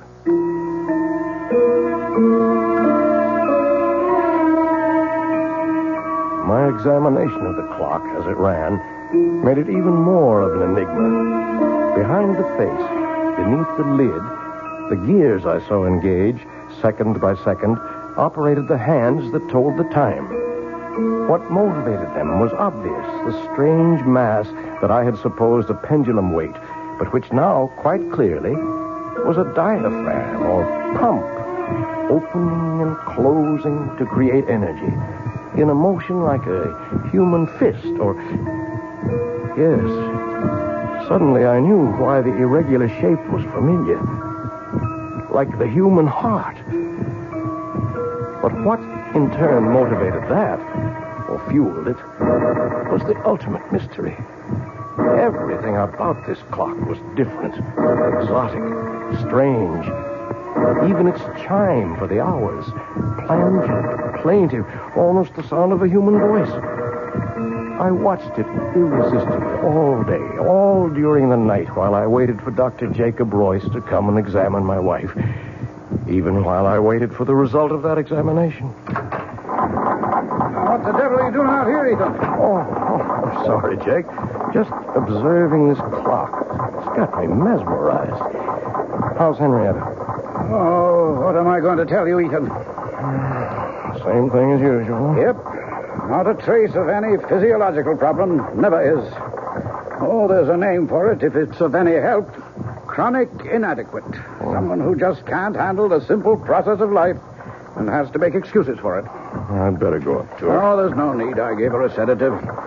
Won't hurt her, but it might do you some good. Come on now. Let's play chess. If I set us up out here, all right? With all those clocks rattling away. I want to keep my eye on this baby here. If you can't sit up with one sick friend, you gotta sit up with another. And for the next 10 or 15 minutes, I did forget the clock that was to haunt the rest of my days. Inexorably, as we concentrated on the chessboard, all of the clocks ticked on towards 12 o'clock. And the moment when the explanation of that substitute number 13 was about to be made by the clock itself. Don't think much of your king's pawn variation, Jake. Got you boxed in. Your move. Don't rush me. Don't rush me. I'm thinking. Good Lord, Ethan. How can you stand that infernal racket? Huh? What racket? Oh, you mean the clock striking? I don't even notice them anymore. Huh? Go ahead. Or do you want to give up? No. But who can think of a chess move with all hell breaking loose? From now on, we start our games after midnight. Enough to drive a man stark, staring mad. I swear to Sam Hill, Ethan, you deliver. After the 12th stroke of the hourglass clock's chime, there was no sound but the beat of the clock and my own heart. Everything else had stopped dead. My friend's mouth was frozen in the act of speaking. His hand poised over a chessman as though cast in bronze. Outside, like the old child's game, people had turned to statues. A car backing into a parking space was stopped in its tracks. The very raindrops hung motionless in the air like a spangled curtain. For everyone else in the world, save only me and that damnable clock, time was standing still.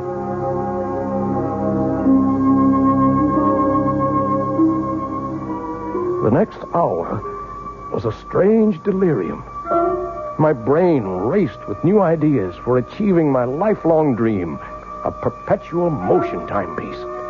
My legs were as supple and tireless as an 18-year-old's as I climbed the stairs to look at my wife, frozen in the act of turning in her sleep. My sister-in-law caught in the middle of a snore. Towards the end of the hour, I returned to the shop. A quick stab of terror prodding at me. Was this to be forever? Poor Jake still sat in the middle of the move he had started almost an hour ago. The hands of all the clocks pointed to exactly 12, except the hourglass.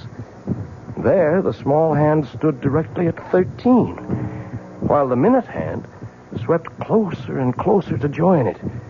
With a sense of mounting excitement, I waited for their junction. Like the other clocks, my strange new one had only struck 12 before. Now I felt I knew the reason for 13. The extra magic hour of precious time that twice a day it offered to its owner. With bated breath, I waited for the proof. The missing chime. And then it came. Directly set us up here tonight to get me off my game. I concede. Don't you want some more time to think it over? Oh, it wouldn't matter if you gave me an hour to consider it. Tonight I'm too bushed to think. Just 1 minute after 12. We've only been at the game 10 minutes or so, and I feel as if I've been here for 70. Is it really only 10 minutes? You're the clockmaker, Ethan. Look all around you at your little markers. Yes, you're right. So it's true. You feeling all right? Never better. Why? You look a little strange for a minute. Matter of fact, Ethan, I've been meaning to mention it. I'd like to have you drop around to the office someday soon. What for? Well, you're not as young as you were, you know. And you've been pushing yourself pretty hard lately. Want to make a date now? No, I'll call you. No, don't forget. Now, there's something I wish all my patients were as healthy as. Yeah, 20 years since I started that old avocado tree in the window. And like Topsy, it just grew. Don't you believe it?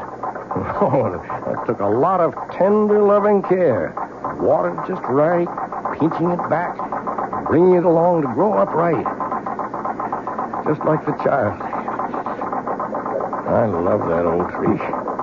Well, Ethan, man's got to have something to love. Yeah, I reckon. Oh, you don't think there's anything really wrong with Henry, do you? No, I don't. Just another of her eternal spells. Well, night, old friend. Rain stop. Good night, Jake.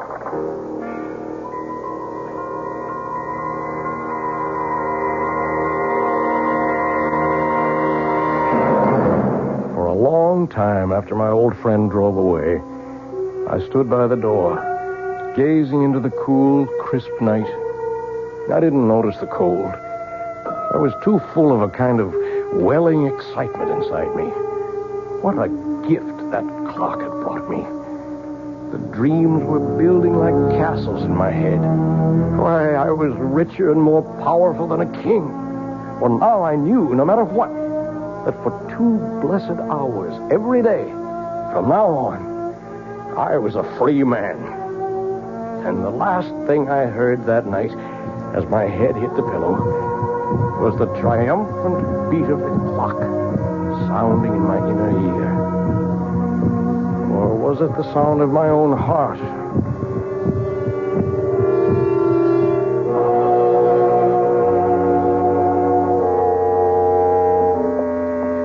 How is she, Doctor? I don't know, Harriet. Now, I don't mean to alarm you, but I think we'll put your sister Henrietta in the hospital for a few days for observation. Well, what's the matter with her? Well, that's what I wanted to put her in the hospital for. Find out. Well, what do you suspect it is? I don't suspect it's anything. I just want to reassure myself. Now, why don't you go up and keep her company while I talk to Ethan? Oh, you won't have any trouble convincing him. I don't see why I can't take care of her. Well, you can't this time, Harriet. If you want to help, go sit with her. I'll make the arrangements with Ethan. How's Henny? I want to put her in the hospital for a few days, Ethan. Oh, she's that sick? I'm not sure. Whatever it is, this is not just one of her spells. I want her under observation for a while. Oh, whatever you say, Jake. Yeah. I wish I knew what to say. I feel a little guilty. Ever since that night a few weeks ago when we were playing chess. What do you mean, guilty? Well, damn it, for 20 years I've been medicating her imaginary ills. I wonder if maybe I got careless that night. Huh? Well, there's no doubt that from then on, this debility, anemia, whatever it is, started. Well, I'll get along and make all the arrangements. I'll phone you when to expect the ambulance.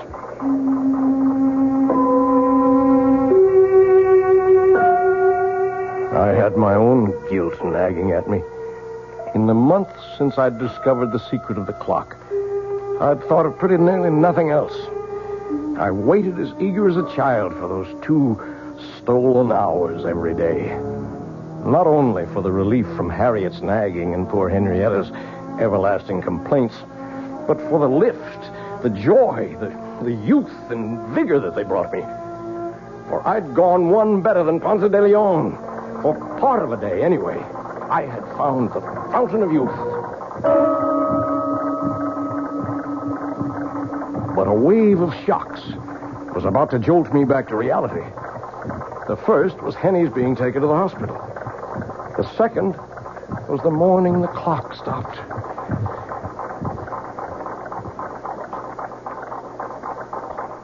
Oh, no. No. What is it, No, Ethan? you can't stop. What is it, Ethan? What's wrong? The clock, it stopped. Oh, is that all? I've got to get it started. Oh, you shake it like that, it'll end up in pieces. Good riddance.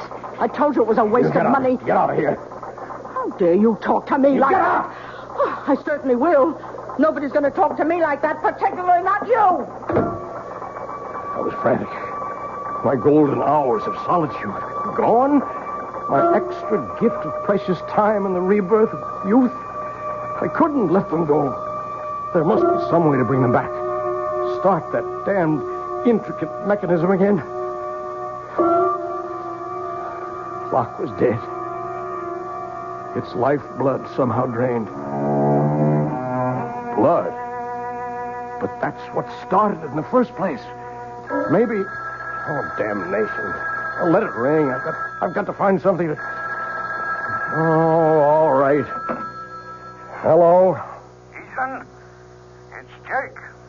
Oh, Jake. Look, I don't want to talk now. Oh, then you've heard. Heard what? About Henrietta?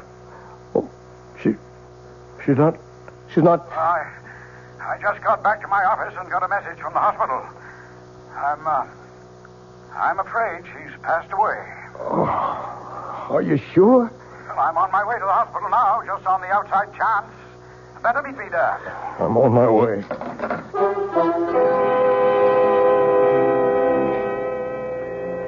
We were too late.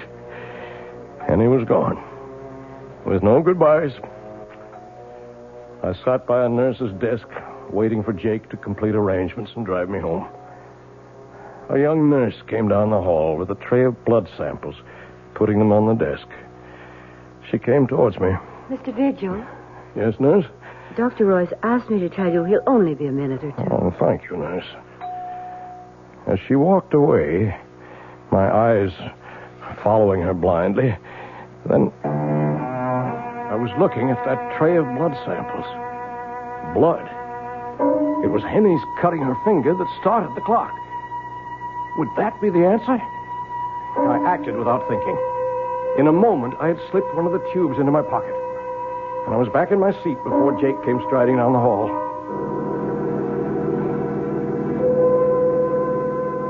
I was back in the shop at last, alone. With shaking fingers, I lifted the lid, exposing the brain or whatever it was of the clock. Uncapping the tube, I poured in the blood. I looked at the dial. The hands were spinning around to the proper time. And then the clock was alive again. Its heart was beating.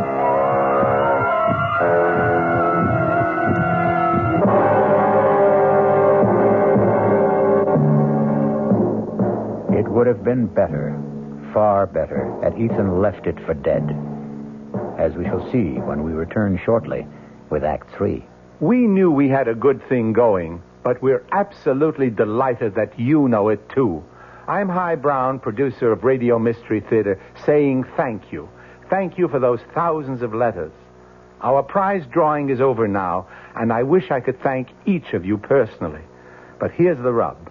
So many of you ask questions about all sorts of things having to do with radio that sifting through the letters will take weeks. So here's a suggestion. If you need a quick reply, do write again, just the question this time, and we'll try to answer right away. Send it to Mystery Theater, Box 5152, Radio City Station, New York 10019. That's Mystery Theater, Box 5152, Radio City Station, New York 10019. And again, thanks so very much for your fabulous encouragement. This is WOR New York, your station for the Mystery Theater. Hello, this is Joe Franklin. Ladies and gentlemen and boys and girls, for the very latest in nostalgia, for the ultimate in remembering, please join with me on Saturday nights from 9:05 to 11 o'clock, where memories are truly happening right here over WOR Radio. It is my privilege to present radio's original Memory Lane program, but positively the original. And whether it's Al Jolson or Benny Goodman or Louis Armstrong or Eddie Cantor or Harry James or the Dorseys, Mario Lanza, Gene Krupa, the young Frank Sinatra, George M. Cohan, Bing Crosby, Bogart, Lombard, Cagney, and all those happy times of radio's comedy and drama and soap opera. We have it fascinatingly, and all the sounds are reproduced crystal clear Saturday nights from 9:05 till 11 over WOR Radio. Yours truly, Joe Franklin, hosting Memory Lane. Tune in.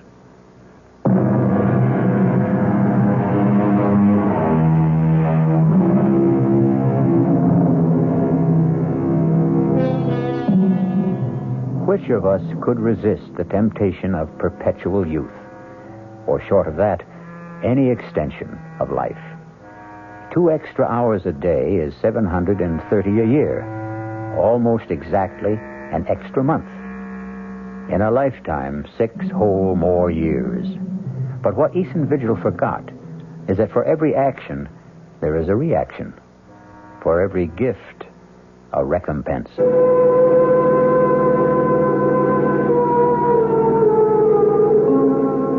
The saddest part of my confession is that after my wife's death, I became completely blind to everything but my 2 periods of escape every day. More and more, my sister-in-law, Harriet, took over the ordinary part of life, transforming my beloved clock shop into a nightmare against which I preferred to close my eyes. Ethan? What, Harriet? Would you mind helping me dress this window, please? Oh, what's the matter with it as it is? If you just get away from that bench of yours for a moment and come here, perhaps I can show you. All right, Harriet. You know how I'm branching out now that I'm the active partner in the store. Oh, Igor and Jim Cracks. Well, you might know you'd lag a mile behind the times. This is novelty jewelry, and to sell it, we must display it. Cheap claptrap. Now, first off, I want you to get this cheap, silly rubber plant out of the window. Rubber plant? That's my avocado tree that I grew with my own hands. Well, whatever it is, it takes up the whole window. I want it out of here. No, sir, not my tree. It needs the sunshine it gets. But what use is it? Starvation. Does everything have to have a function? It's beautiful. It's balm to my soul. That's enough reason for its existence. Besides, it don't cost nothing, so you leave it alone. Oh, very well. But I must have somewhere to display my costume jewelry. Oh, let's move that ugly old hourglass clock somewhere else. Why does it have to be right beside your bench where every customer comes... Harriet, I'm warning you. You leave that clock where it is. Don't you ever dare lay a hand on it, you hear me? Oh, my, aren't we touchy? Well, just let me remind you of something, Ethan.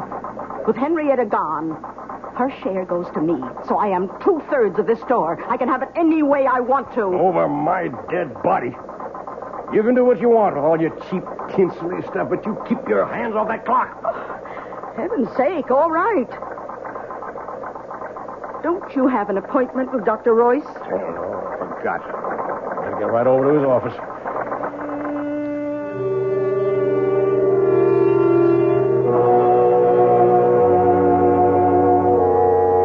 Okay, Ethan, you can put your shirt back on. I'm all finished examining you. Oh, what's the verdict? I couldn't be more pleased. You approve of the shape I'm in, huh? Well, before Henrietta died, I don't mind telling you I was plumb worried about you. Oh. Your heart was acting up. I didn't like your blood pressure. And there was a lump in your belly I could palpate big as a grapefruit. And now? Now I don't even need the x-rays I took. Know it before I see him. It's practically noon. Now go on. You don't need a doctor. Get out of here. Let me get around to the sick people outside who do.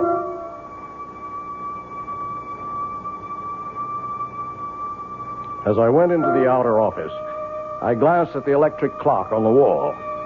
The hands clocked to noon as I did so.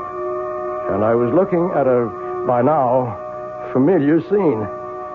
The nurse who had risen to escort the next patient in was suddenly transfixed, halfway up from her chair. A child about to scream remained with face contorted, the scream not yet uttered. A thought crossed my mind. It was a month since I had fed the clock that first transfusion. I went into Jake's small lab, opened the refrigerator, I helped myself to a blood sample, and left.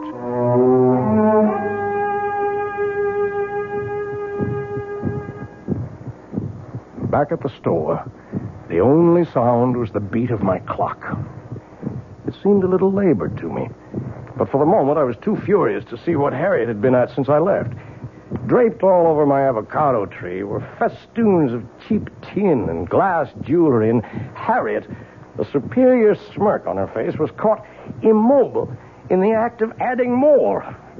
I choked back my anger because suddenly, before I could move, the clock beat died. Why, Ethan, how'd you get back so soon? What are you doing to the avocado? Well, since I can't take it out of the window, I thought I'd just use it as a display tree. You leave that alone. As long as it's there, no one moves that or touches it, except me. You understand that? Well, you certainly don't have to be so abusive. Get away. Get out of here. Leave me alone. Oh, when you're in a mood like this, I'm glad to. I'm sorry to tell you that your precious clock seems to be out of order again. I hope this time it's broken for good. Good riddance. Poor old tree. But first, some special oil for the magic lamp. Please, God, you'll still run again.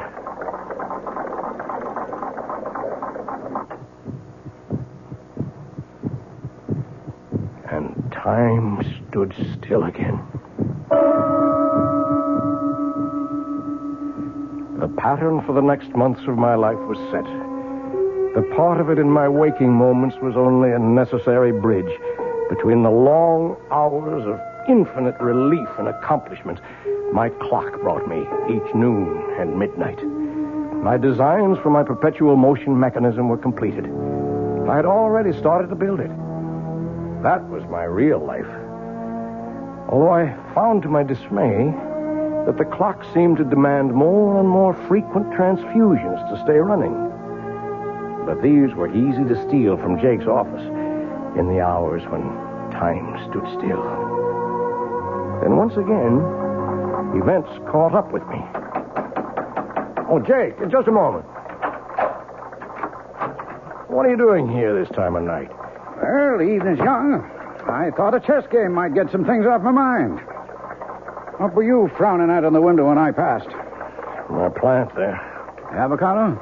Oh, yeah. Looks a mite peaked. I can't understand it. It's been wilting and drooping day by day. No reason. Are you any good at diagnosing vegetable life, Jake? Nope. I'm beginning to think I'm not much better with humans. I wish I knew the secret of your spurt of youth. Think I'm getting old. You're not yourself, Jake. What's wrong? I don't know. In a way, it goes back to Henrietta's death, or seems to. What does? Well, I never said too much about the way she died at the time, Ethan. Congestive heart failure, you said? Oh, that's true enough. That's a condition that produces an end to living. But what caused it? Are you asking me? No, I'm asking myself. And I have no answer. Oh, tests were run and the pathological evidence was clear enough. But in spite of massive transfusions, we couldn't stop Henrietta's blood from simply disintegrating. Quite literally turn into water. And that's unusual. Abnormal. Never seen a case like it before. In the last 3 months, I've lost 3 of my patients to the same sort of, what shall I say, same sort of malady. I might have seen it developing, except for a strange thing. What? Well, all of them had been to my office and had routine blood samples drawn for physical checkup. And the samples didn't warn you? There weren't any samples to examine. Unaccountably, they disappeared from my office. And one other strange coincidence. The night your wife died, a blood sample for a patient in the hospital disappeared. And that patient died later? Yep, about 4 weeks later. But I don't know why I'm worrying you with all this. It's none of your business. But it is. Huh? Oh, you mean as far as Henrietta is concerned? No, I mean much more than that. Ethan, what is it? I didn't mean to upset you like this. I'm not upset. I mean, I just want you to understand. Understand what? That I'm sorry. Oh, I'm so sorry.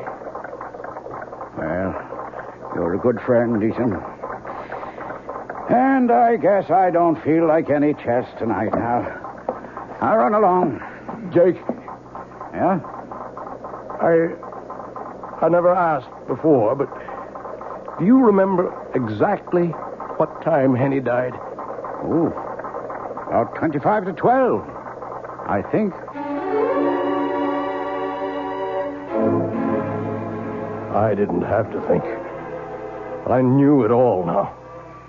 That was the precise moment that evil clock first stopped. So it was a monster, insatiable, that once having tasted blood, continued to suck on its victim till it had drained all life away. And I was no better, no less evil. I had been feeding this mechanical vampire at the cost of other human lives. In a daze, unable to explain to him, I saw my old friend Jake out and turned to face what I had to face.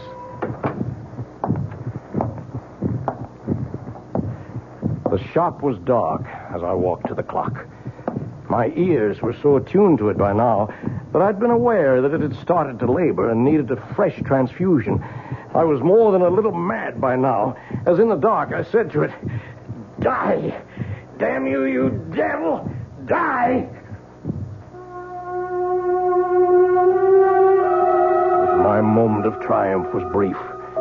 I still had my own expiation to make. Not only for my wife, but for all those others. And there was a personal sadness as my hands in the darkness traced the form of my perpetual motion machine, which would never be completed now.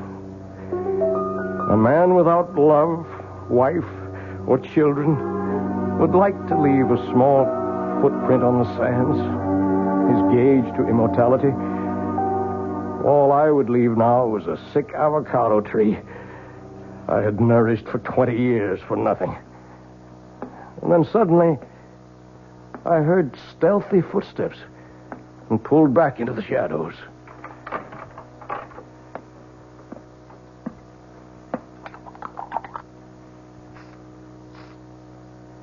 Harry. Oh, I thought you'd gone to bed. What are you doing to the plant? Oh, why, it's just some food to make Let me see. It's a weed killer. You've been poisoning my tree. Why, you... Don't you touch me. Get away from me. Get away. Look what you've done. I've cut my hand. It's your fault. But finally you've smashed up this ugly old clock for good. It's dead. Just as dead as your precious avocado tree is going to be. And don't think you can save it. I knew you'd never agree to take it out of the window, so I've been poisoning it for weeks. It's as good as dead right now. And so were you, Harriet. So were you. Her blood had started the damn thing again. But this was to be the last time. What is there left to say? I have to watch another human being die. Slowly, inexorably, unable to arrest the inevitable. And even though it is someone I despise, my guilt is in no way lessened. The only pleasure I can take is that as Harriet sinks, so does that remorseless, evil, damnable machine. And once its heart is stilled, I shall destroy it forever. The one element I have not tried against it is the enemy of the devil. I shall take it, chained to my body, when we go to our grave in the river, to share it for eternity. As I finish this confession, to mail to my good friend, Dr. Jacob Royce, I can hear the evil thing labor, about to die. It's time for me to write the end.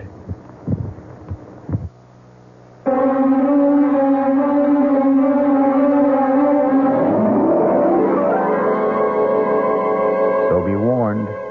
If you should by any chance come across a clock in a curio shop shaped like an hourglass with a dial that bears the number 13 instead of 12, shun it like the plague. I'll be back shortly.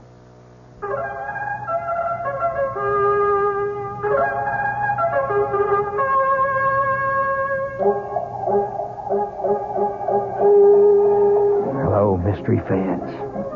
This is the Creeping Claw.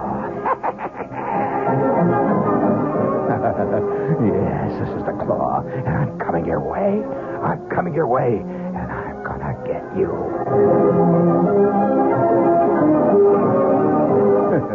Oh, I'd love to play the lead in one of those mysteries. This is Gene Shepherd, gang, and I'm here to tell you that there's been a great time change here on WOR, and from here on in, I'm going to be heard every night. There's been all kinds of phone calls about it, so here's the answer. Every night at 9:15, Monday through Friday. Gene Shepherd, better known as the Creeping Claw. Good evening. I'm Patricia McCann. Dora McCann and I hope to have the pleasure of your company this week from 11:15 a.m. to 12, Monday through Friday. And let me tell you what we've got planned. Food prices have gone up again, so tomorrow we'll talk good, cheap food and how to make it taste. Then Tuesday, the day we've set aside for our ongoing nutrition series, our guest will be Diane Buckman, and she'll tell you how to use herbs to make everything from your own cosmetics and perfume to a natural tranquilizer. Then on Wednesday, we're going to get tough. Our guest will be Ralph Charles, a lawyer, a consumer, and a complainer, and he wants to tell us all how to get satisfaction from Ma Bell, Con Ed, and the local TV repairman. Thursday, Dora McCann interviews a lady who does a lot of ad-libbing in the kitchen, who doesn't think you should be uptight about a lot of the old rules and regulations. Her name is Glenn Andrews. She's author of Impromptu Cooking. And then last but not least, on Friday, you'll hear Muhammad Salam, who'll talk about his Middle Eastern restaurant, the Tripoli restaurant here in New York, one of the best. Have we got a date? Monday through Friday, the McCann program right here on WOR.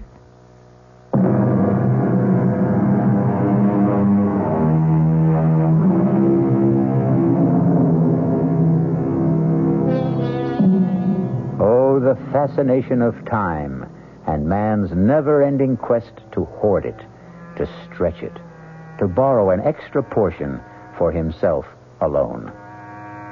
As I sit watching the clock ticking away, I, too, have that irrational impulse all of us have felt sometime to hold back the hands and bring time itself to stop.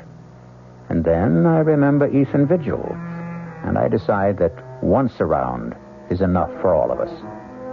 Our cast included John Beal, Grace Matthews, Bryna Rayburn, and Ian Martin. The entire production was under the direction of Hyman Brown. And now, a preview of our next tale.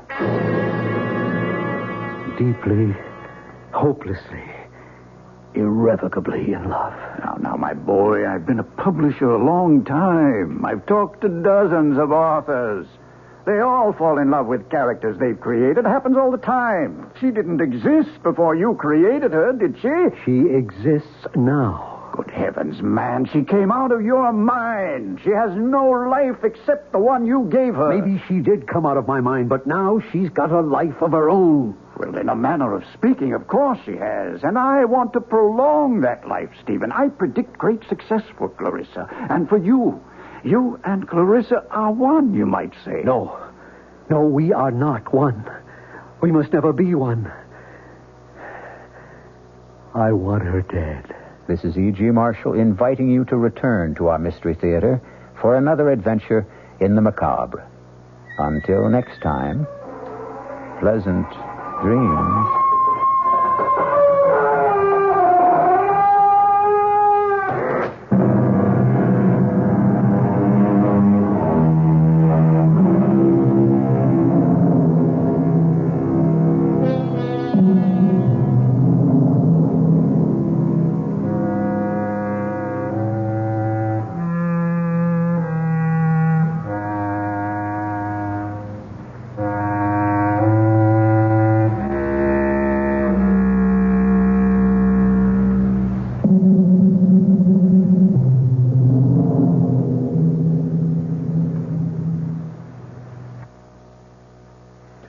WOR Mystery Theater was brought to you by ShopRite Supermarkets, where you get a lot more for a little less, and by Suburban Savings, with offices throughout North Jersey.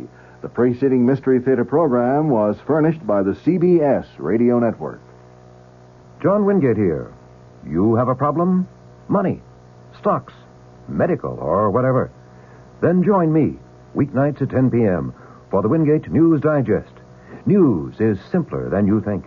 It's what affects you, your pocketbook, your job, your pension, all those things. These we cover, plus all hard news. The Wingate News Digest, weeknights at 10. Be sure you join us again tomorrow for the Mystery Theater, right after the Fulton Lewis News Commentary, Monday through Friday, here on WOR. The news is next with Bert Wilson, a full 15-minute wrap-up. WOR New York, an RKO General station.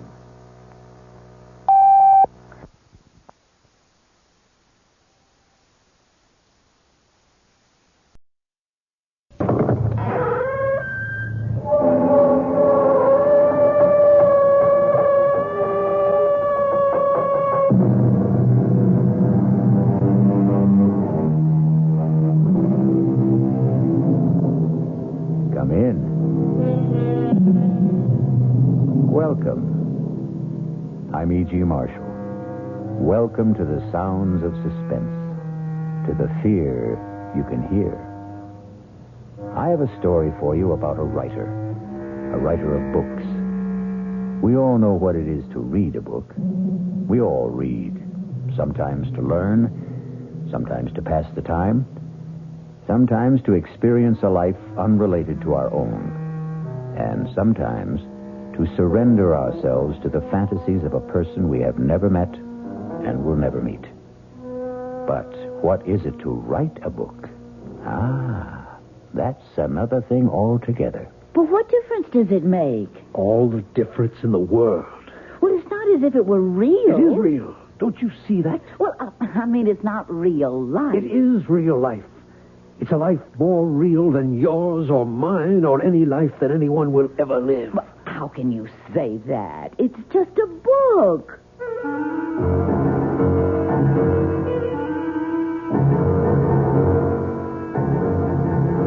Our mystery drama, 3 Women, was written especially for the Mystery Theater by Elspeth Eric and stars Ruth Ford.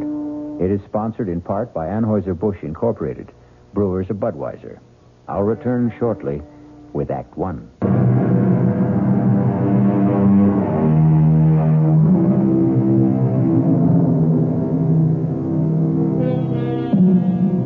What is a book? 200, 300, 400 pages of words lying side by side in rows. That's all. Words we all know. Many of them we use. Nothing mysterious about the words themselves. But they are not thrown helter-skelter on the pages, are they? No, they lie there in a certain order, each one following on the one before. And who prescribed that order? Who put this word here and that word there? A writer. And this is the story of a writer named Stephen Lake and the book he wrote.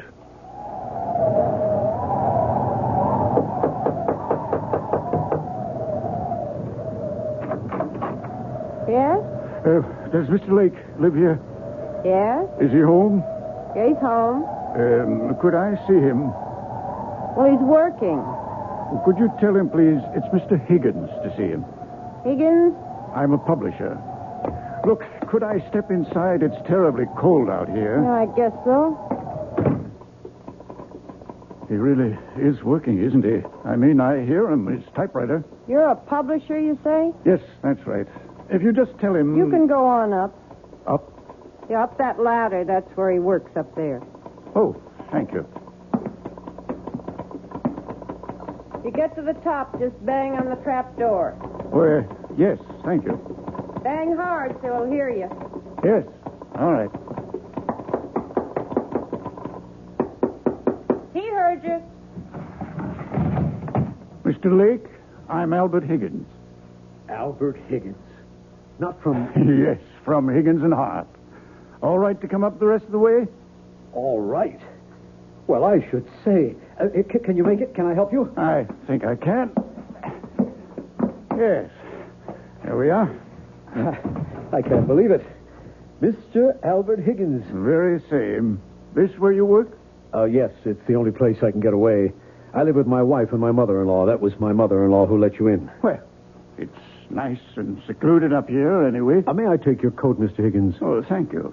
No, actually, I think I'll keep it on. You're cold. Well, it's awfully cold outside. Well, I think it's even colder in here. I get where I don't notice it. You have a stove, I see. Yes, but sometimes I forget to put wood in. Just a second, I'll get it going again. That's a real old Franklin stove, isn't it? Genuine article. I haven't seen a Franklin stove in years. Well, they're great, if you remember to keep them lighted. Please sit down, Mr. Higgins. All right. Well, now, I'd better explain what I'm doing here. I'd sure like to know. My secretary handed me your manuscript just as I was leaving the office for the weekend. We have a little ski lodge up here, my wife and I, right up the road from you, as a matter of fact. Yes, I think maybe I've seen it. Right off Route 7, about a mile north. Yes, that's it. Well, I was coming up by myself, and on the train I read your book. When I got to the lodge, I read it again. I like it a lot, except for one thing. What's that?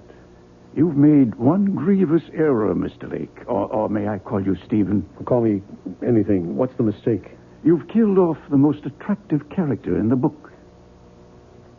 You mean Clarissa? You can't do that, my boy. Why, 9/10 of the book's appeal is the charm of that girl. She's another Scarlett O'Hara. You can't spend 200 pages making us fall in love with this marvelous creature and then, poof, just like that, have her die on us, go out of our lives. Well, you just can't do that. But I have to. Well, you don't have to at all, Stephen. You've written a marvelous book. I want to publish it. All I want from you is 10 new pages, the last 10. Write me 10 new pages at the end and let Clarissa live. I can't. Now, Stephen, that isn't asking much. It's everything. I can't do it. She has to die. She has to. Why does she have to die? Because if she doesn't die, I don't know what'll happen to me.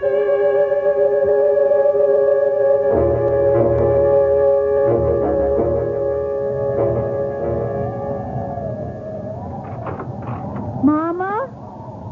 That you, Loretta? It's me. Well, get your boots off. Dinner ready? Just about. Have you called Stephen? He gets so wrapped up in his writing. Well, he's not wrapped up now. Listen to him. He's thinking, Mama. He's walking up and down to help him think. Well, he can't be putting words down every single minute. He's been walking up and down like that ever since that man left. What man? Was somebody here? Mr. Higgins. Higgins? Albert Higgins? From Higgins and Hart? I believe he did say he was a publisher. Oh, Mama, it was our last hope. You know, every other publisher turned down Steve's novel, and he sent it to Higgins and Hart. But Mr. Higgins was here? They were up there together for about 15 minutes, and then the great Mr. Higgins came tumbling down the ladder like the devil himself was after him, very red in the face. Looked at me like everything was my fault and catapulted out of here. Well, you didn't ask Steve what happened? Loretta, when have I ever asked Mr. Genius-type novel writer Stephen Lake anything? If he feels like telling me, he'll tell me, which he never does. I'm going to find out. Good luck is all I can say. Stephen? It's impossible. Absolutely impossible. Stephen! Impossible, Clarissa. I can't. Darling, are you all right? Loretta?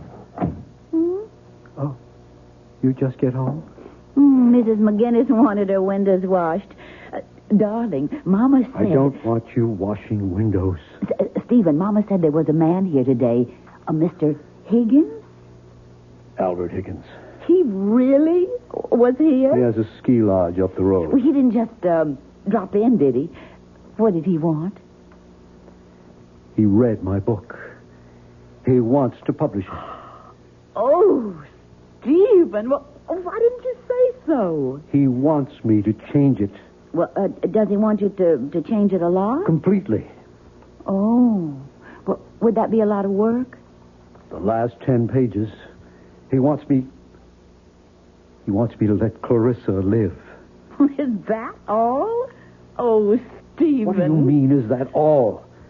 Clarissa is supposed to die. It's all been decided. She has to die.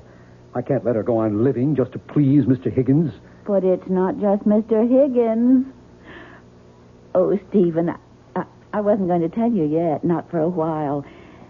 But I can't go on doing housework for other people much longer. I never wanted you to do housework for other people. But pretty soon, I won't be able to. I'm going to have a baby, Stephen. You're not. You must be wrong. Oh, no, I'm not wrong. Not about this. You must be. Well, Stephen, aren't you glad? Just a little bit, and coming right now. What with Mr. Higgins wanting to publish your book, why in the spring we'll both be having babies. You'd be having your book, and I'd be having... I can't let Clarissa live. I can't do it. She has to die. Just the way I wrote it, she has got to die. Stephen, you're frightening me. I'm sorry. What difference would it make if you let Clarissa live? All the difference in the world. It's not as if it were real. It's just a book. It's not just a book. Loretta, I can't talk about it anymore right now. Well, you think about it, won't you? About rewriting it? I'll think about it. Well, Mama says dinner's almost ready. I'll be right down. Well, don't be long. I won't. Clarissa, I can't let you live. Oh, yes, you can, darling. I can't. You can do anything you put your mind to, Stephen. Anything at all. You're such a great man, darling. You can do anything. Absolutely anything at all. You know you can. Mr. Higgins, this is Stephen Lake. I have to see you, sir. No, right away, if that's possible. I'll come to your place. Yes, it's better that way. In an hour? All right, sir. I'll be there. Oh, that's my sweet Stephen. My dear love. My own brilliant boy. My Stephen.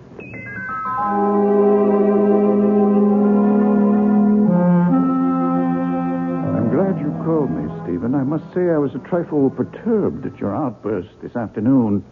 It seemed such a little thing I was asking, to kill off a character like Clarissa in the last 10 pages when you've spent the entire book constructing her magnetic personality. It's not right.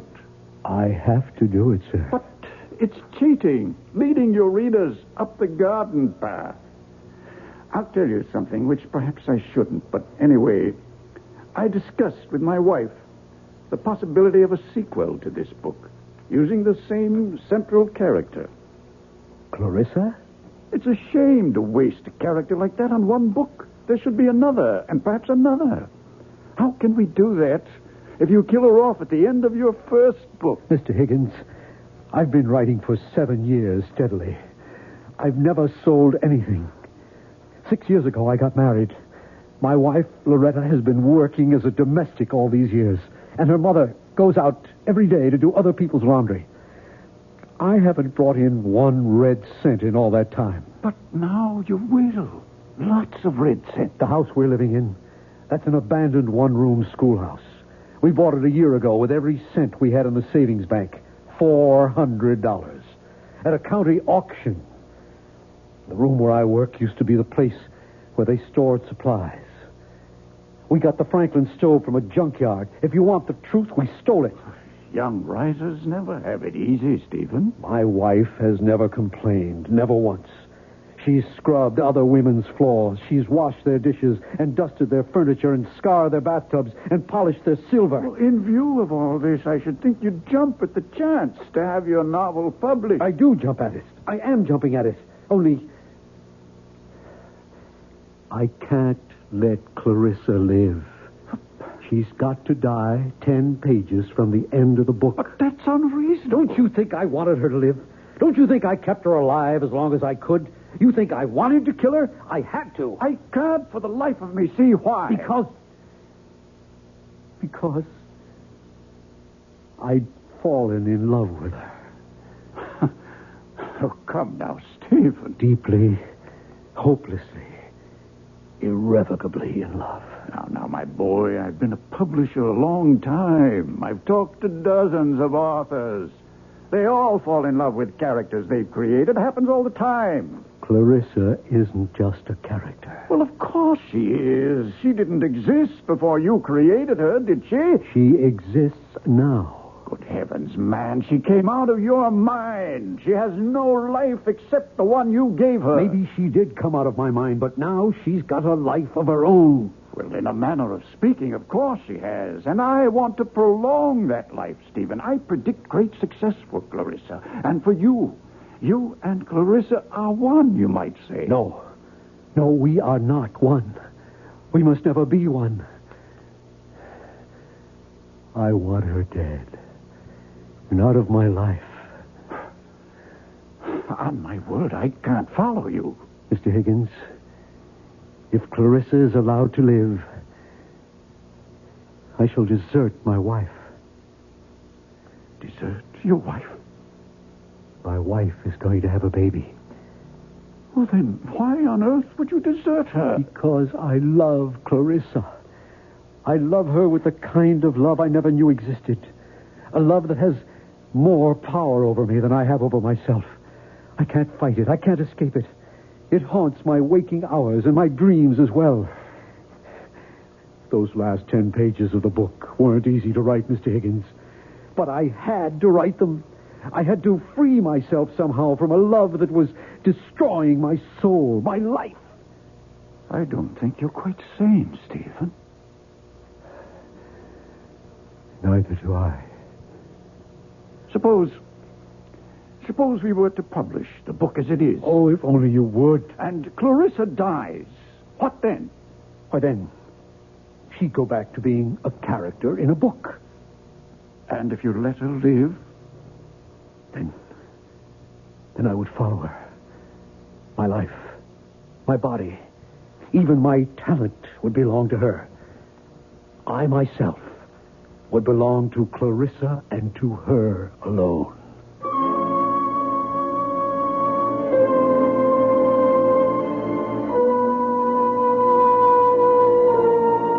Everybody talks about love, but nobody does anything about it. Now, here for the first time, we have a man who wants to do something. He wants to kill the lady. It may not be the perfect solution, not one to be universally recommended. Still, it's something. We'll be back shortly with Act Two. It was an American writer who said it, and not so long ago. Novelists, whatever else they may be, are also children, talking to children, in the dark. Listen with me now to the second act of Three Women. Stephen is talking to Clarissa, a character he created in one of his books, in the dark. Clarissa, I can't let you go on living. But I want to, Stephen. Of course you want to. We all want to. But I want to so badly, and it's your fault, Stephen. Why is it my fault? Because you gave me such a wonderful life in your book. I enjoy it so much. I can't bear the thought of giving it up. Neither can I. Neither can I. To have had a life like that and then to die 10 pages from the end of the book. I know. When the book is published, you'll be dead. I don't see why, Stephen. I really don't. Because till now it's just been you and me and this room and words on paper. But after the book is published... What will it be then? It'll be something that sells for $7.95. $1.50 in the paperback edition. My goodness, you're counting on a big sale, aren't you? Just hoping. But it won't have a big sale if you kill me off, sweetheart. It might. What was that? Who came in? Probably my mother-in-law. She gets home early to get dinner ready. Will she come up here? I don't think so. She hardly ever does. Oh, then let's talk some more about how much you love me. She is coming up here. Oh, bother. Well, we'll talk some more later. I am not going to let you kill me off, Stephen. It's too cruel. Just a minute. All right, to come up. Of course, Mother. Give me your hand. What a place. How do you stand it? I like it. It's cold, too. Your fire's gone out. You been working? Oh, no, not much. Well, what have you been doing? Figuring something out? Well, trying to. Figuring out what to do with the last 10 pages of your novel? More or less. Stephen, it's not up to me to tell you what to do. Then don't. I don't know one book from another, but this book of yours, it's a novel, isn't it? It's a novel. About made-up people, right? Yes. So what's the difference? You can do what you want with made-up people. They can live as long as you're alive to write about them. True? Is that true? Yes, that's true. So, if Mr. Higgins says you should let this character, this Clarissa, go on living, what's the difference? Let the lady live. Who cares? Also, and I don't mean this as a reproach, we can use the money. Believe me, I know that. So, if a little lady is worth more alive than dead, I say let her live. Yeah. It's not a lot of work, the way I understand it from Loretta. I mean, you don't have to write the whole book over. Just the last 10 pages. Well, what's that? You can knock that off in no time. Well, I better be getting on down and get dinner started. It'll be ready in about half an hour. I'll be down.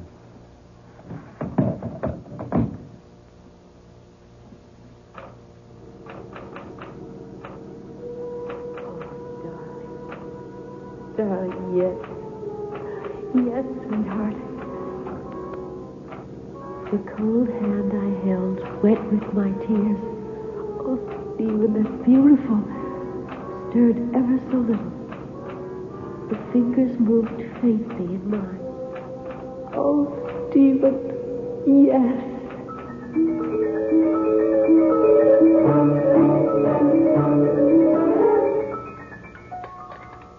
It was a very good dinner, Mother.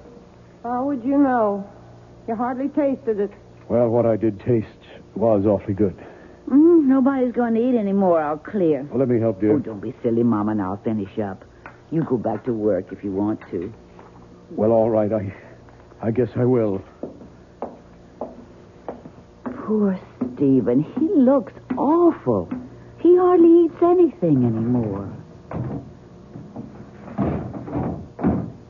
I had a talk with him today about changing a book. What did you say? I said, what's the difference? Character in a book can be alive or dead. Who cares? Stephen cares. Well, why should he? Oh, Mama. He's a writer. Writers care about these things.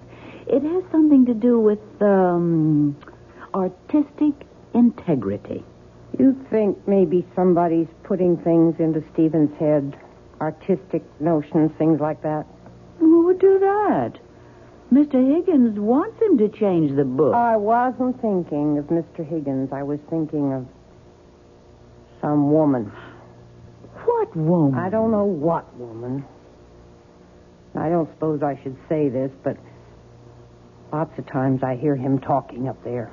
Oh, Mama. Steve talks to himself all the time when he's trying to work things out. This isn't talking to himself. This is talking to somebody. There's a big difference.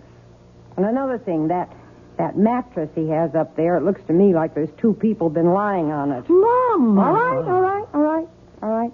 I told you I shouldn't say it. Now I'm sorry I did. He didn't seem very happy about the baby. I should have kept my mouth shut. Oh, that's all right. You finish up the dishes. I'm going up to talk to him. Don't say I said anything. Don't tell him we've been talking. I won't. Yeah, just a second. I'm not disturbing you, am I? Of course not. Well, I didn't hear the typewriter, so, Stephen, do you love me? What kind of a question is that? It's the kind of question wives are always asking, even if they never say the words. Yes. I love you. Are you glad we're going to have a child? Yes. Yes, I'm glad we're going to have a child.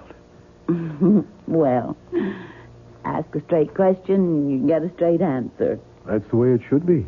So, I'll ask you another one. Why don't you want to change the book? Loretta, I just don't. Well, it's not a straight answer. I know it isn't. I just can't.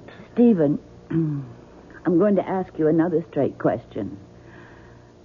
Are you interested in some other woman?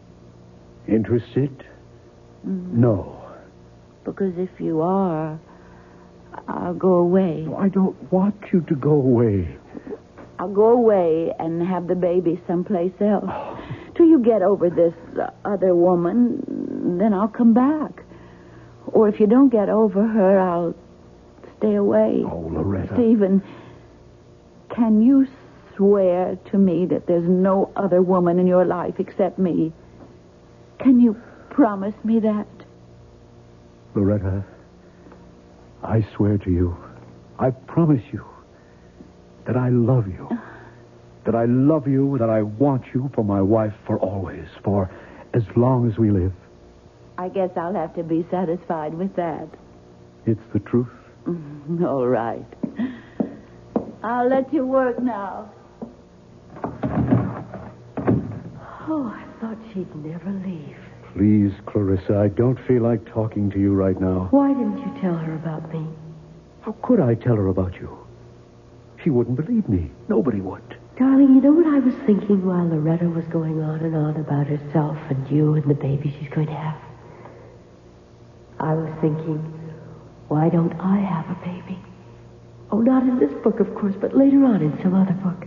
I'll have this perfectly gorgeous child who'll have my sweet disposition and your marvelous grace. How about that?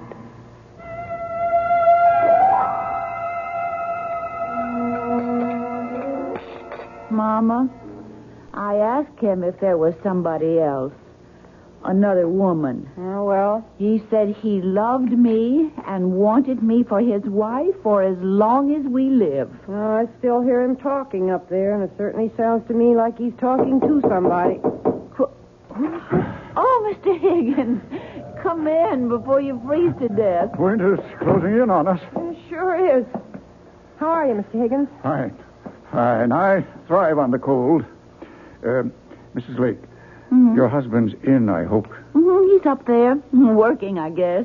Has he talked to you about, about Clarissa, keeping her alive? He just says he doesn't want to. All right to go up and see him? Oh, I'm sure it is. Good luck, Mr. Higgins. Thank you.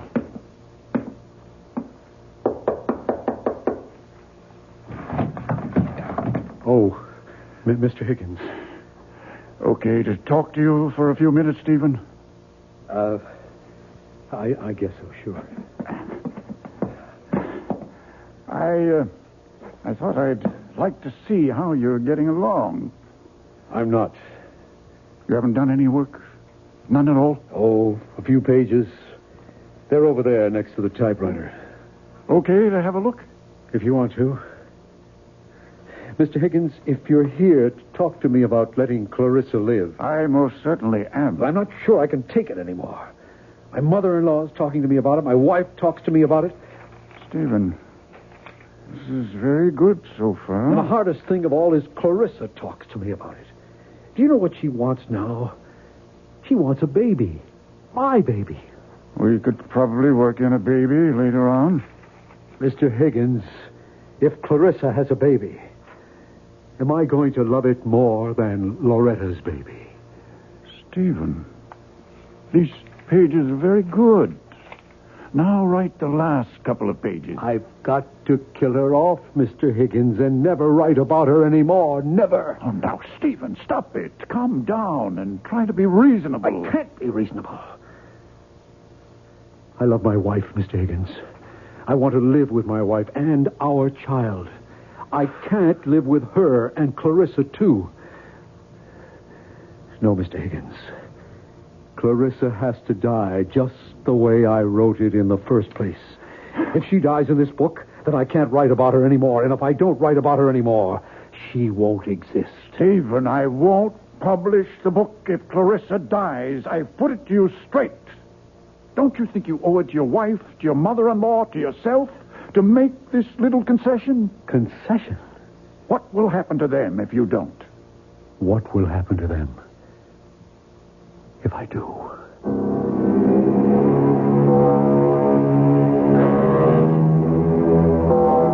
Money is the root of all evil, and killing is certainly evil.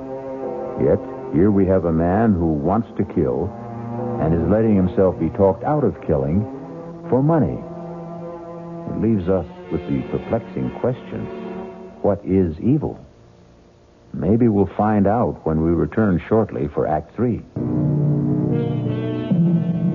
Pity the poor novelist, alone with his thoughts, his visions, his conceits, his fancies, his only solid, substantial companion, his typewriter.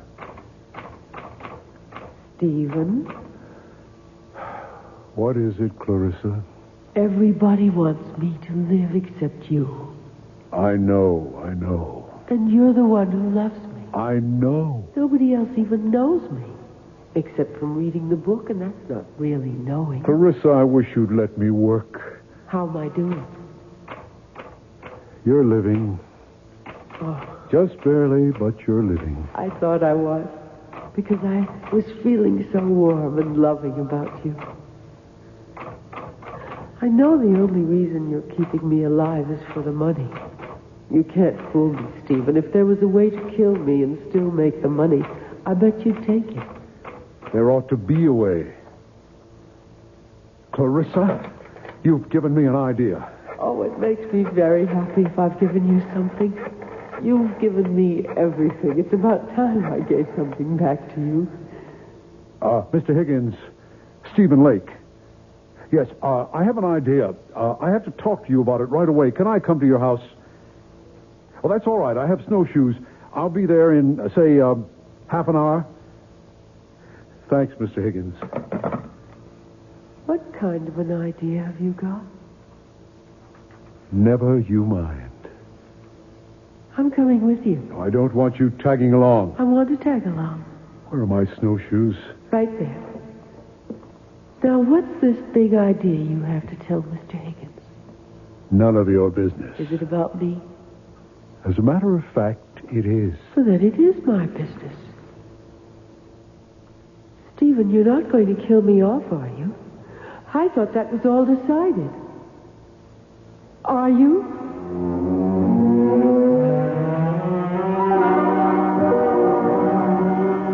Now, my idea is this, Mr. Higgins. I'll finish up the book just the way you want it. Good. Clarissa stirs and comes to life. Whatever it was she was dying of, she only went into coma, etc., etc. I'll work it out. I'll give you the book in a couple of days, maybe by tomorrow. Good. Then, if you still like it... Oh, I'll like it. It's yours. Only, I want it in my contract that whatever money the book makes goes to my wife. I want her to get all the proceeds. But it's your book? Why, I just happened to write it, that's all. And writing it... I nearly ruined my wife's happiness and my own. I don't want any money for that. Stephen, it seems to me that you're simply feeling guilty about your feelings for Clarissa. I am. Guilty as hell. And about the other books, the ones after this one. You're not going to tell me you don't want any of that money either. I want somebody else to write those things, not me. You're joking. Mr. Higgins, I've got to get Clarissa out of my head. And the only way to do that is to put her into somebody else's head. Let somebody else keep her alive, not me. Well, I suppose we could find a ghostwriter, but at least let me have those last 10 pages with Clarissa alive. Mr. Higgins, you'll have them. Tonight.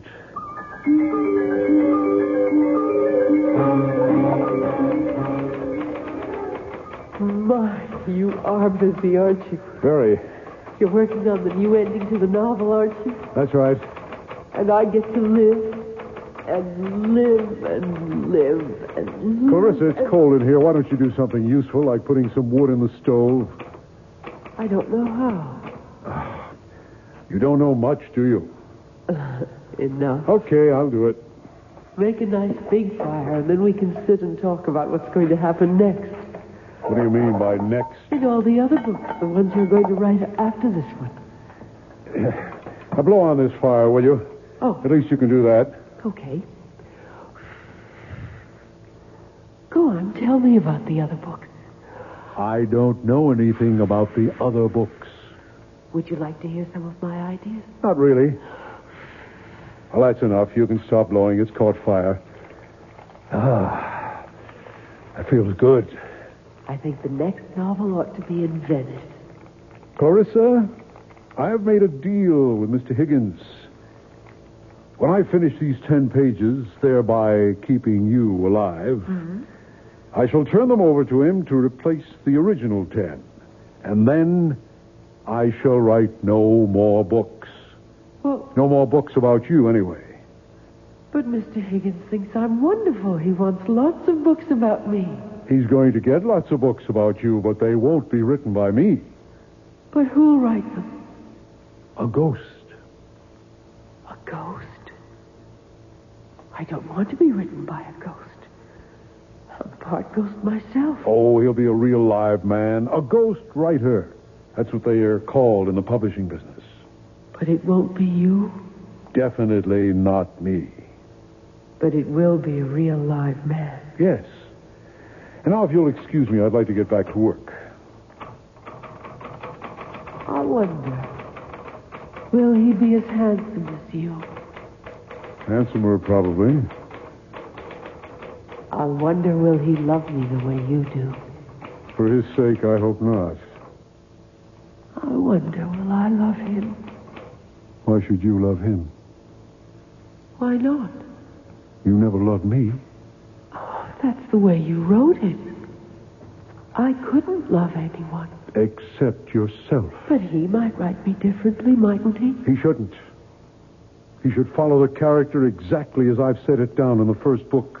But if he falls in love with me, he might want it changed so I could fall in love with him. It would be so much more convenient for everybody. Clarissa, you wouldn't. Wouldn't what? Fall in love with the ghostwriter. Would you? How should I know? Well, you wouldn't have his child. You wouldn't do that. I think I'll put another piece of wood on the fire. Or would you rather do it? Clarissa, would you have his child? There. Oh, look. That's a nice fire. Lovely. Answer me. Would you have his child? Well, Stephen, if that's the way he writes it, I guess I'll have to. Stephen, what are you doing? Oh, no. You're not going to have his child. No. Stephen. You're going back to where you were in the original. You're going to die 10 pages from the end of the book. You're not going to burn the new pages, Stephen. You're not. Don't. Help! Help! Someone help me! I'm on fire! Help me! The quilt! Get me the quilt, please! Help me!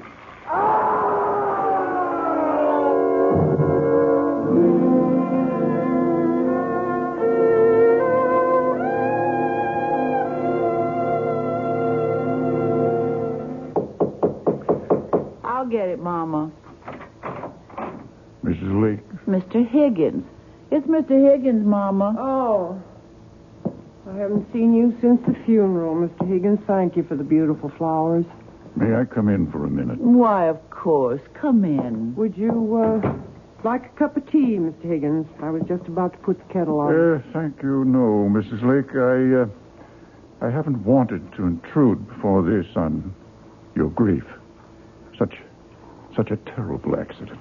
Mama and I can't figure out how it happened. You know, Stephen knew that Franklin stove so well. He'd used it for years. And then... It was like it sort of blew up in his face.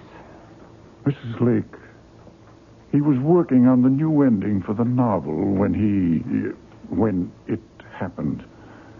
At least I think he was.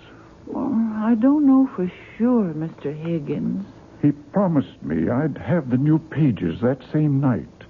He acted as though he couldn't wait to get started. Oh, then I imagine that's what he was doing. Mrs. Lake, would you mind if I'm not intruding? Could I go up and take a look? You see, if I can find them, I can just substitute them for the original last 10 pages, and we can go right to work.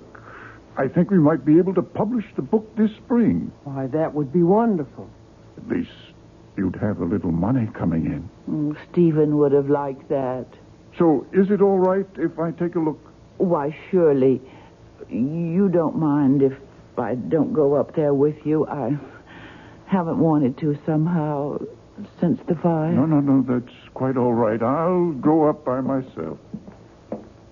Trapdoor's not locked, Mr. Higgins. Make it all right? Yes. Thank you. Fine. Oh, I suppose I should have cleaned up that place, but I just couldn't. No hurry. When the time comes, I'll do it. Never entered my head to look for those 10 pages. No, they're mine. Mama, if he... if he finds the pages and publishes the book, and if it's a success, that'll be nice, won't it? Mrs. Lake. What is it, Mr. Higgins? You found them? I found something. I found these 10 pages. Oh, thank the good Lord. All neatly stacked beside his typewriter. Oh, I'm so glad, Mr. Higgins. Glad? Have you read them? Well, no. Well, listen. Lovely, gorgeous Clarissa lifted her beautiful head. She wasn't dead after all. Well? But that's not the way Stephen writes. I could hardly believe my eyes. That creamy complexion was beginning to pinken. Pinken? There's no such word as pinken. My adorable sweetheart had only fainted and wasn't dead at all. My goodness, but I was happy. Now, I ask you... Stephen didn't write that way at all. Nothing like that. And who did? Who did write this awful trash? Mr. Higgins, you don't think that... Well, somebody wrote it. It's typed on his typewriter. You don't suppose it is possible that Stephen went mad and wrote this awful stuff while he was unbalanced? Mr. Higgins, if Stephen was a certified lunatic, he couldn't write 10 pages like those there. Do you want them to keep for any reason? Oh, I don't think so. Well, I'll take them home with me and burn them. Mr. Higgins, does this mean that there won't be any book at all? Why, I hadn't thought... I would so like to have a book of Stephen's published. Tell you what we'll do, Mrs. Lake. We'll go ahead and publish the original version, the one where Clarissa dies. You say something? No. Sounded like a ghost, kind of.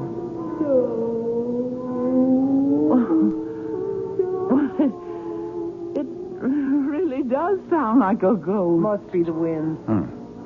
Well, I'll be getting along.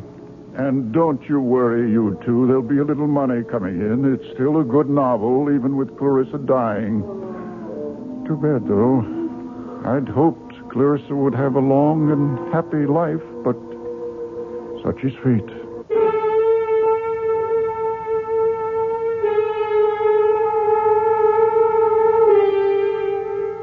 And the moral of the story is... What is the moral of the story?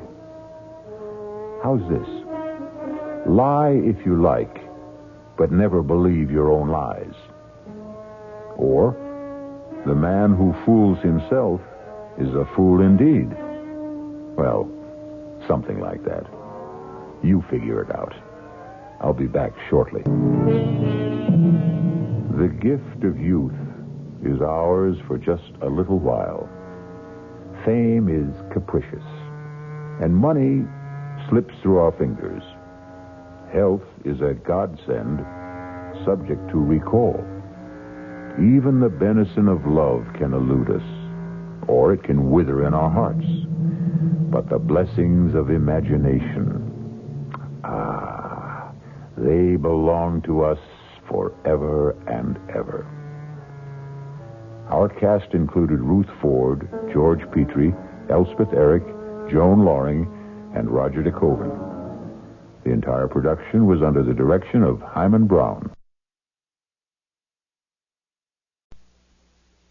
From the Mutual Studios in Washington, I'm Fulton Lewis, and that's the top of the news as it looks from here.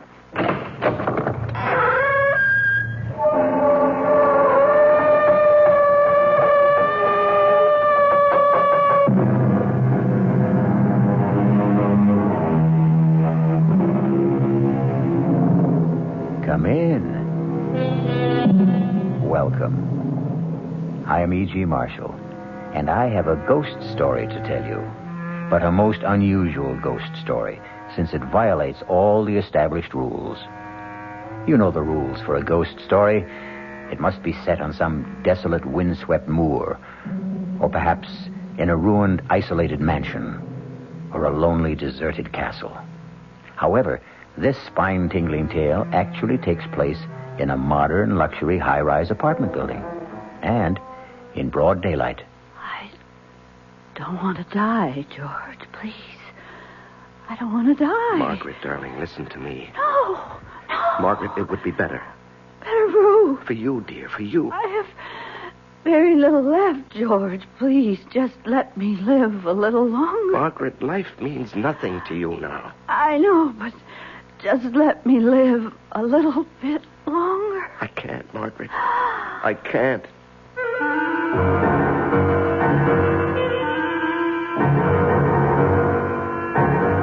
Our mystery drama, The Man Who Heard Voices, was written especially for the Mystery Theater by Sam Dan and stars Larry Haynes. It is sponsored in part by the Kellogg Company, makers of Kellogg's Special K cereal. I'll be back shortly with Act One. Hi, son. Hi, Mom. Hi, Dad. Hi, Junior. Kellogg's Special K presents Junior Gives Up.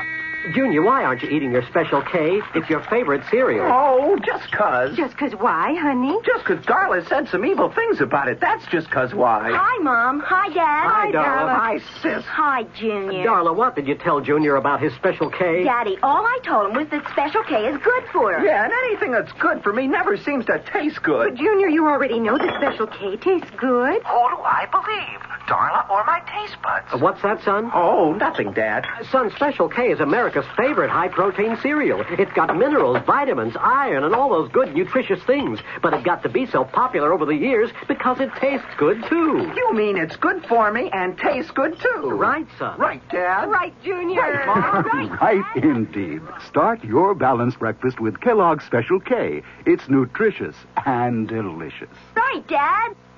This is WOR New York, your station for the Mystery Theater.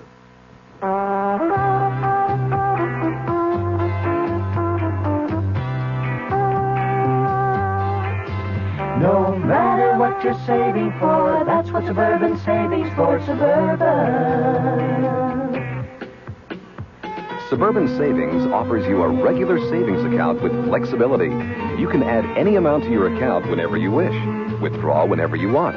Suburban Savings pays a 5.25% annual interest rate on regular savings paid quarterly, which earns an annual effective yield of 5.47%. Interest is compounded continuously from day of deposit to day of withdrawal, as long as $50 is maintained in the account to the end of the quarter.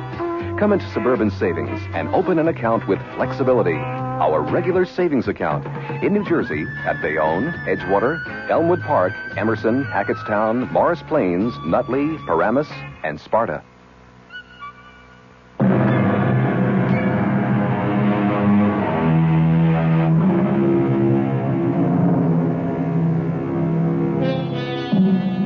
At 42, George Wesley Sanderson is handsome, intelligent, and wealthy.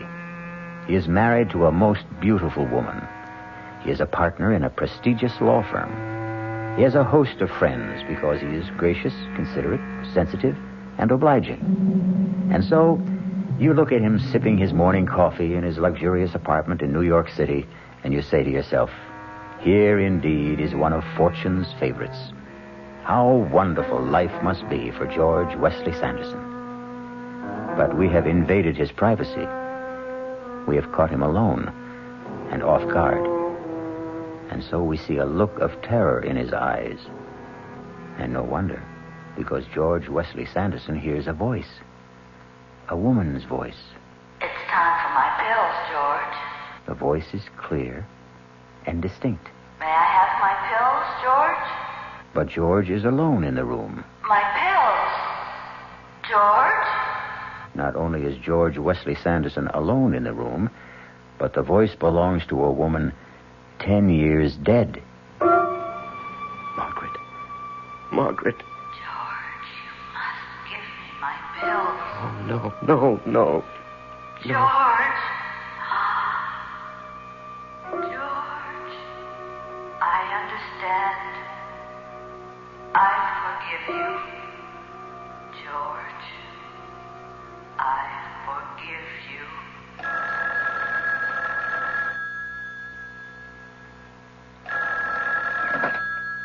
Hello. Georgie, get on the 10 o'clock plane and come down. Georgie? George, are you there? Yes, I'm here, Sally. We all decided that you should be down here. Well, Well, you what? Are you all right, George? yes, I'm fine. Good. Get on the plane. Well, darling, somebody has to work. Oh, come on. That silly place runs itself. Goodbye, dear. Georgie, are you sure you're all right? Yes, I'm fine, and, really, I have to get to the office. I notice you'd rather get to the office than fly to me. Darling, it's not what I'd rather do. It's what I have to do.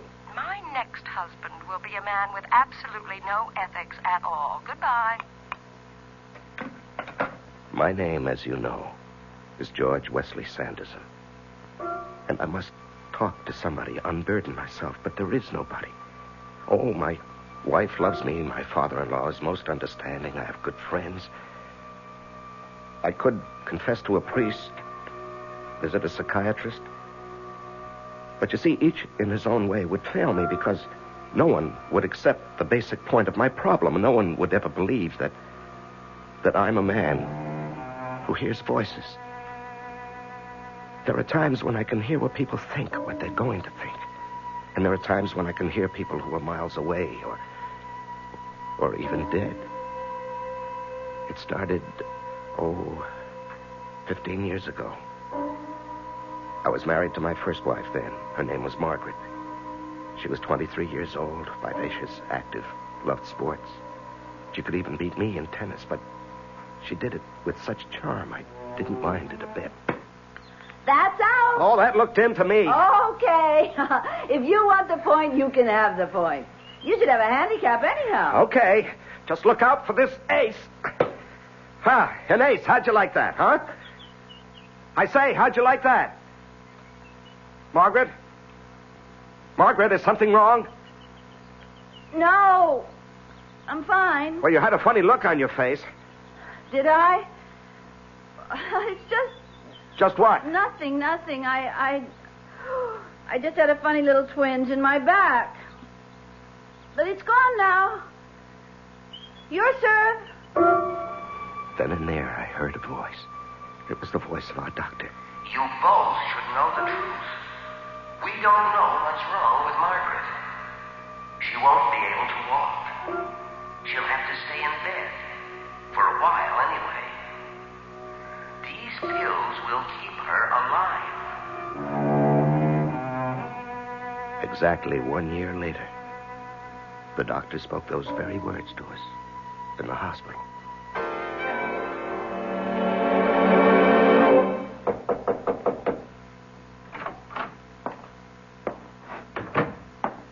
You, sent for me, Mr. Cartwright?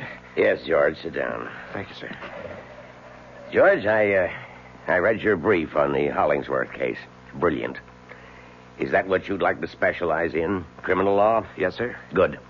This firm could use a crackerjack trial lawyer.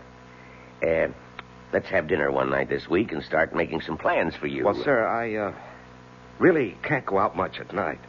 No? No, you see, my wife is bedridden.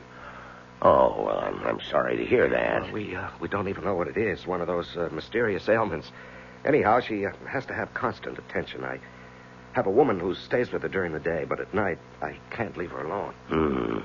Well, that's too bad. We'll arrange for lunch, perhaps. Then I heard his voice. His silent voice, but to me, it was crystal clear. Too bad. We may have to forget about George. It's a tragedy. But if he wants to be an 8-hour-a-day man, he'll remain in an 8-hour-a-day job.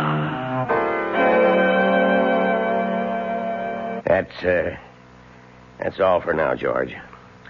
I just wanted to let you know how pleased I am with your work. And the other partners are, too. Well, thank you, sir. Hi, Dad. Your secretary said you were busy, but I'll only be a minute. Well, hello. Who is this? This is one of our new young attorneys, George Wesley Sanderson, and my daughter, Sally. How do you do? George Wesley Sanderson. Even sounds like a great lawyer. Now, dear, save that ravishing smile for where it'll do you some good. George Sanderson is a married man. And once again, I heard a voice. Sally's voice. I don't care if he gets married. I want him. I never believed it, but now I know it's absolutely true. There is such a thing as love at first sight. I love him.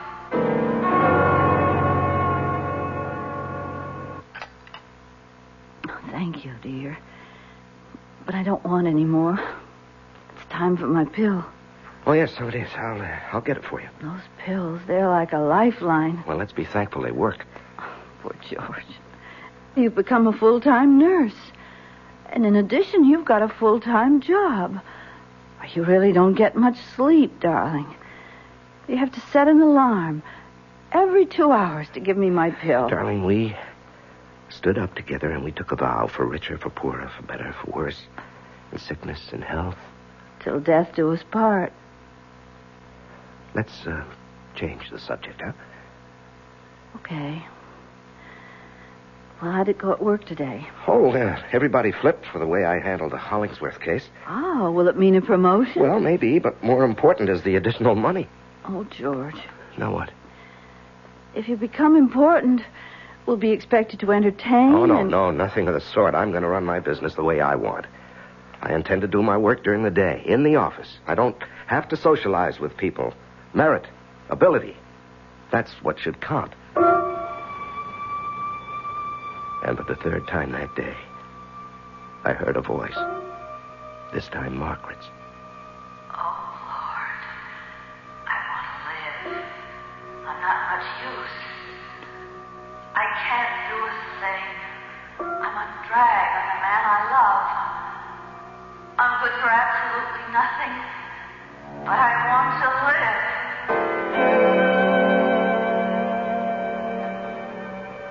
And we have a clear precedent here. When Theodore Roosevelt was police commissioner of the city of New York, the question of injury incurred while making a citizen's arrest... Do you always talk to yourself? Oh, I happen to be dictating into this recorder. How did you get in here? Being the boss's daughter ought to give a girl certain privileges. I came by hoping you might have pity on me. Pity? I'm famished. You might take me to lunch. Well, Well, what? It wouldn't hurt you with the chief. Might even pave the way to a promotion. Well, on the other hand, it might backfire. How? Well, how does your father regard married male employees who take his daughter to lunch? I don't know. It's never happened before. As you legal types might say, there are no precedents. Come on. Take a chance. Live dangerously. I'll give my hat.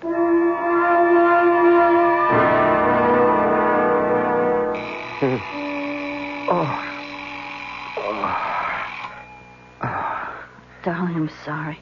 I need my pill. No, it's okay. It's okay, darling.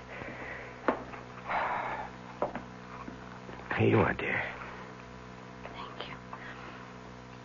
There.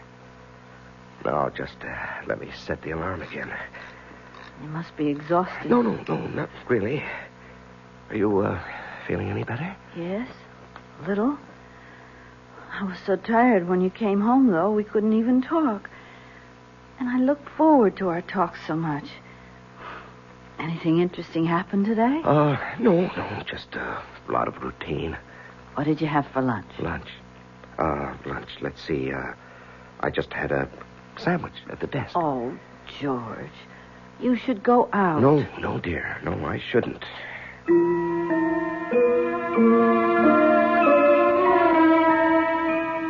But I did. She would drop by 2-3 times a week. And it just became, well, a thing we did.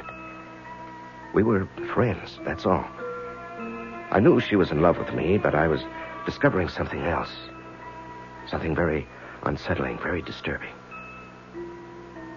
I was falling in love with her, too. I tried to fight it. Hop out right here. Okay. There. Well, now that we've scared away every fish between here and Europe... I wouldn't know what to do with a fish if I caught one. Well, let's just drift for a bit, huh?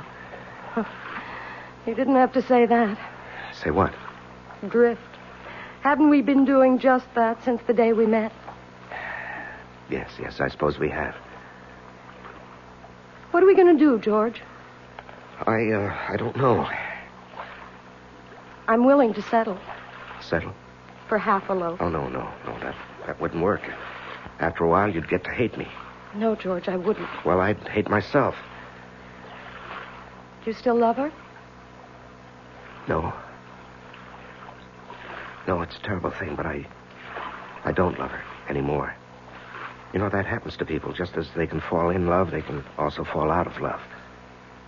It's just that the timing and the circumstances are bad for Margaret and for me. But if you no longer love her... Well, how could I ever divorce her? Hey, where are we going? I don't know. But the one thing I can't do is just to stand still.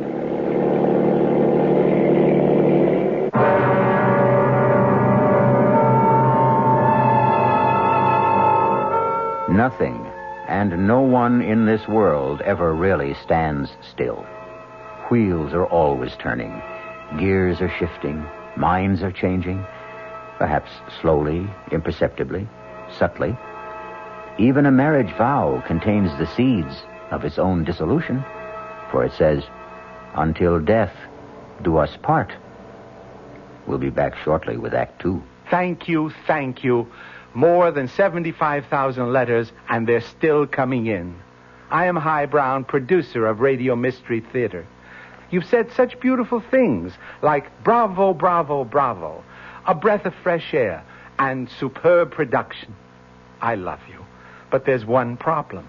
So many of you ask questions, it's going to take weeks sorting through all that mail to give you an answer. So if you need a quick reply to a specific question, please write again, and we'll try to answer promptly. Write Mystery Theater, Box 5152, Radio City Station, New York 10019. That's Mystery Theater, Box 5152, Radio City Station, New York 10019. And please do keep listening. We hope Radio Mystery Theater is here to stay. WOR New York, your Mystery Theater station. Hey, Ma, what's for dinner? Hey, Ma, what you got? Hey, Ma, will it be much longer? My hunger's getting stronger and I can't wait. She loves her family. She wants the best. She does all that she can do. She lets ShopRite do the rest. Hey, Ma, what's for dinner? Hey, Ma, what you got? Here's a dinner suggestion from your ShopRite supermarket. Grade A Rock Cornish hens, just 59 cents a pound. U.S. #1 Idaho baking potatoes, 5 pounds for 79 cents. And for dessert, Flavor King ice cream, half gallon, 69 cents. She wants the best. She does all that she can do. She lets ShopRite do the rest. Hey, Ma, what's for dinner? ShopRite has the answer.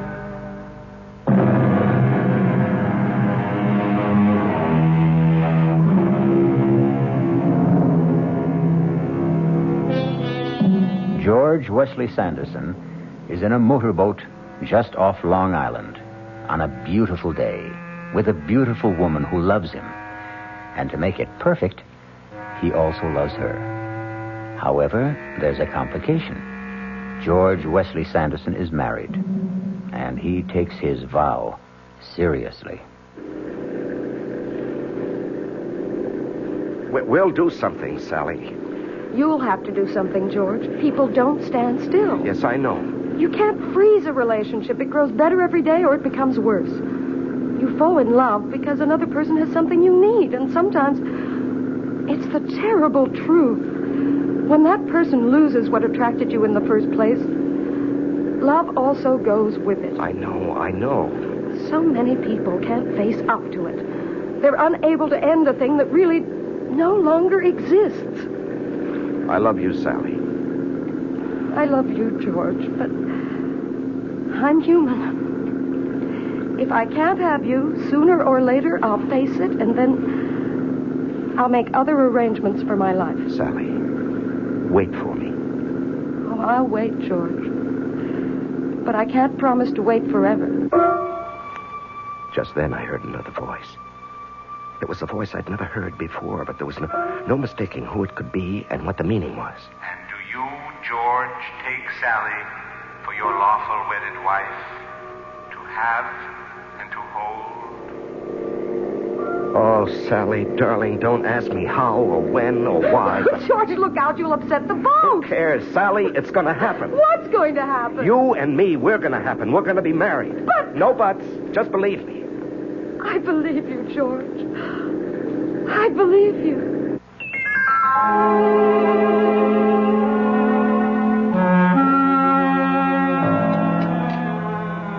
That was good. I was so hungry. Oh, Margaret, that's a good sign. Oh, I don't know. Sometimes I just wish... What? What do you wish? Oh, nothing. I don't want to talk about it. Well, now, you must have had an interesting morning. Oh, just so-so. Well, what was it? What did you have to do at the office? You never did tell me. No, I didn't. Well, we had to take a deposition. Oh? And we just spent the morning listening to witnesses. And, Margaret? What? Oh, dear, what is it, George? Don't close your eyes yet. It's time for your pill. Here, take it down with some juice. Oh. You know, that's all we'd have to do, just forget one pill. Oh, George, darling, maybe we'd both be better off.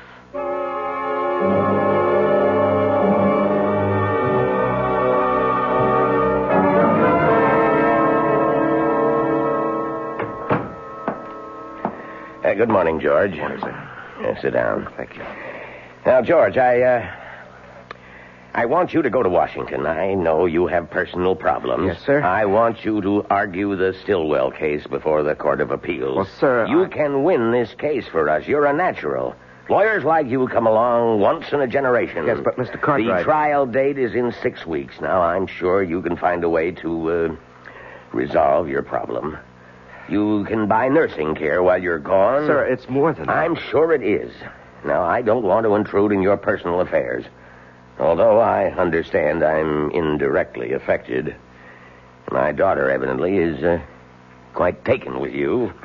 Well, that's between the two of you. I assure you. Of what?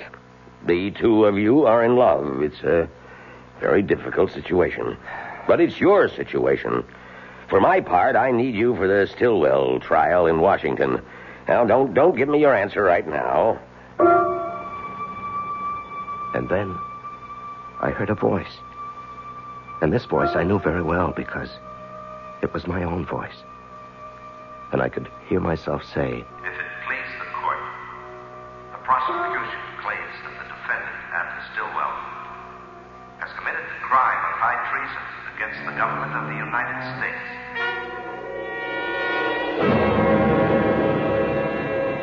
George? George! Oh, what? Well, that's what I want to ask you. What happened? You turned pale. Is everything all right? Oh, yes, sir. Yes, sir, everything's fine. Just fine. I believe that I will be able to plead the Stillwell case after all.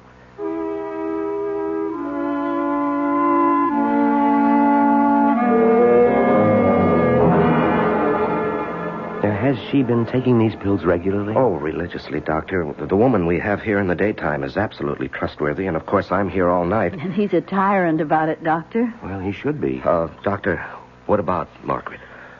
Well, for the first time since this thing struck, I have good news.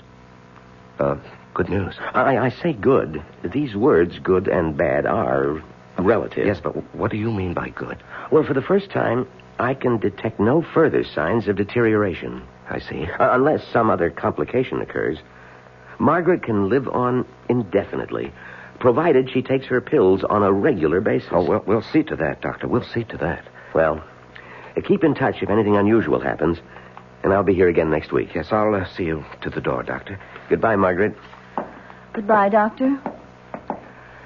Oh, a lovely day, isn't it, George? Yes. Oh, about those pills, George. Make sure you never run out. And she must have one every 2 hours. That's what his speaking voice was saying to me. The little amenities, the weather, don't forget her pills, and so on. But there was another voice. His inner voice. And I could hear it so clearly, so plainly. Poor kids. I'm glad I don't have to decide. She's in such terrible pain. Constantly. Well, that's between the two of them. Or maybe it's up to him. I only know I wouldn't want to be in his shoes for all the money in the world. Goodbye, George. Goodbye, Doctor, and thank you for everything. George? George? Yes, dear. I'd like a pillow. Yes, dear, I'm coming. Here we are. Now, does that feel more comfortable? Mm-hmm. I think so. Margaret, look at me. I'm looking at you, darling.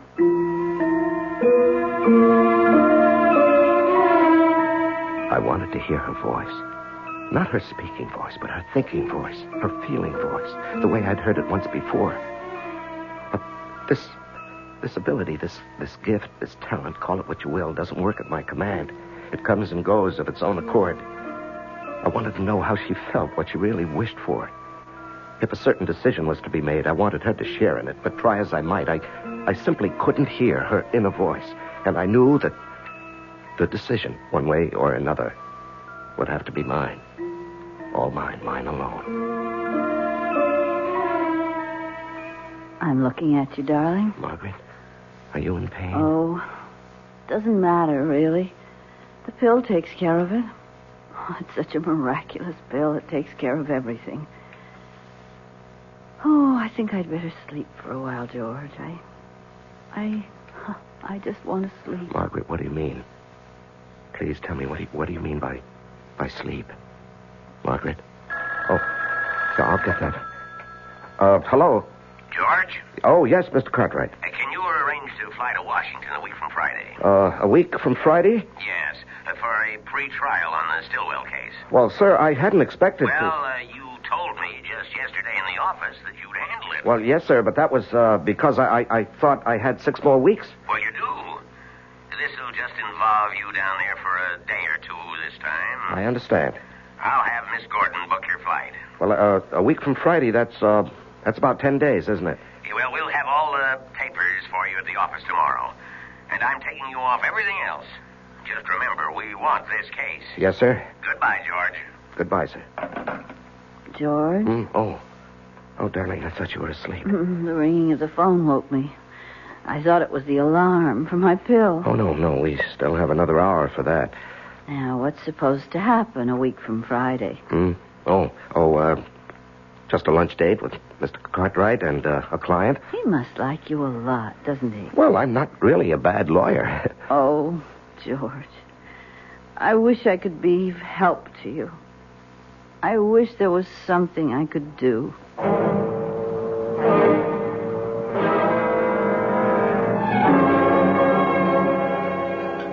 Here I am, George. Oh, hi. I'm sorry I'm late. Dad tells me how busy you are. I ordered you your extra dry gimlet. Thanks, I could use it. Dad also tells me you're going to Washington. Yes. That is, I think so. You think so? I understand the plans are all set. Well, the fact is, I know I'll be going, but, But what? Oh, nothing. Once the trial begins, there's no telling how long it may run. These government things can go on for months. Yes, I know. How about... How about Margaret? Yes, Margaret. Let's not talk about Margaret. But, George... Please. I said I'd be satisfied with half a loaf. Right now, I don't want to talk about it. But, George, I'm entitled... There are things I must decide. I want to help you. No. But when people are in love, there should be no barriers. Nothing held back. Sally, you have a lot to learn about love. George, I won't be spoken Please, to Sally, like don't press me. Don't push me, huh? I don't care who you are, how deeply you love. There are certain things I must decide on my own. George Wesley Sanderson is faced with a decision. And it's a decision a man doesn't make lightly, nor does he make it every day. Because what George must decide is whether or not to kill his wife. We shall return shortly with Act 3. Ever had a tall, frosty glass of Amplitude? Well, if your beer is Budweiser, you've had it often. Amplitude is a fancy word for the entire taste phenomenon, the total experience of flavor. Next time you take a healthy swallow of Bud, watch what happens. Think about the sensations you're experiencing. Notice how the flavor of Bud comes on nice and easy. Not too strong, not too quick. Just right. Notice the clean, crisp togetherness of Bud's taste. Everything in perfect balance, with no single element jumping out at you. And there'll be no aftertaste either, no hanging on. And you'll be refreshed and ready for another glassful. Actually, Bud drinkers have been experiencing Amplitude for years, but they never phrase it that way. They just say Budweiser, and that says it all. Anheuser-Busch, St. Louis. WOR New York, your station for the Mystery Theater. Vacancy decontrol in New York. You've heard about it, haven't you? Tonight you'll hear more about it on WOR, on the Wingate News Digest, 10 o'clock. I'm going to take a microphone and talk to a man who rents apartments. He's a real estate agent. And oddly enough, he is very much on the side of tenants.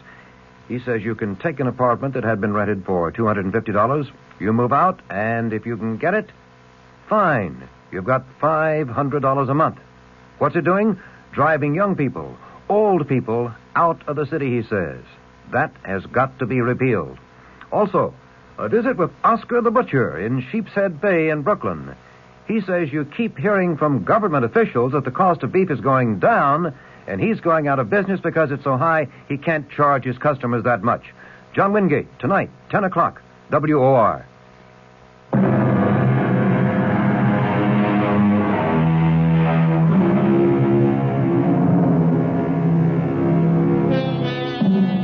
It is 1 minute before 2 in the morning in the apartment of George Wesley Sanderson. An alarm clock is set to go off exactly on the hour. It must awaken George so that he can give his wife, Margaret, a pill. A pill she takes every 2 hours. Without her regular pill, Margaret will die. George? George, wake up. George? Wait a minute. Wait a minute. Oh, I was afraid for a minute that the clock wouldn't wake you. Yes, I'm sorry. I was sleeping pretty soundly. Poor George, you never get any No, rest. it's all right. It's all right. Here, darling, take your pill. Oh. Thank you, darling. Thank you. And now go back to sleep. Well, I better reset the alarm. You're so good to me, George. There it is. I've set it for 4. Good night, darling. Good night. I turned to look at her. Her eyes were closed. She was only 28, but her face was lined.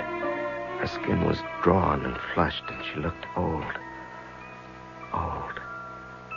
Where was the pert, vivacious Margaret who only a few months before had been bursting with life?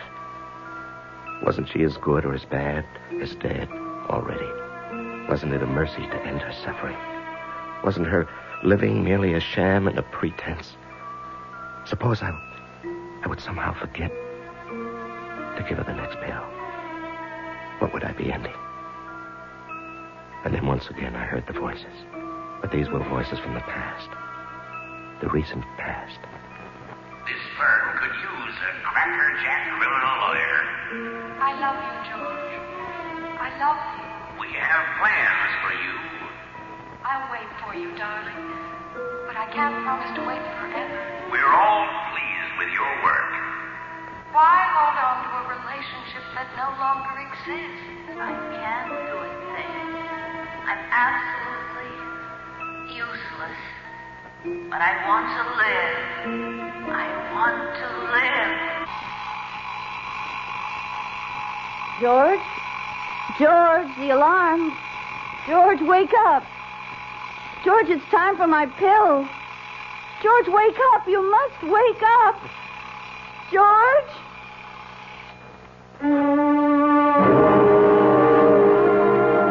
I heard the alarm, Margaret. I heard it. George, you must wake up. Believe me, Margaret, I'm doing it for you. George, I must have my pills. George, wake up. Oh, believe me, Margaret. Please believe me. It isn't Sally or the job. I admit they both tempt me, but I don't want to see you suffer anymore. Aren't you going to give me my pills? George, let me live. Just a little longer, please. I'm so tired, Margaret. So tired. George, please. So mixed up. George, don't pretend to be asleep. I'm doing it for you, Margaret. Maybe for me, too, but mostly for you. Oh, George. Darling. I forgive you. I forgive you.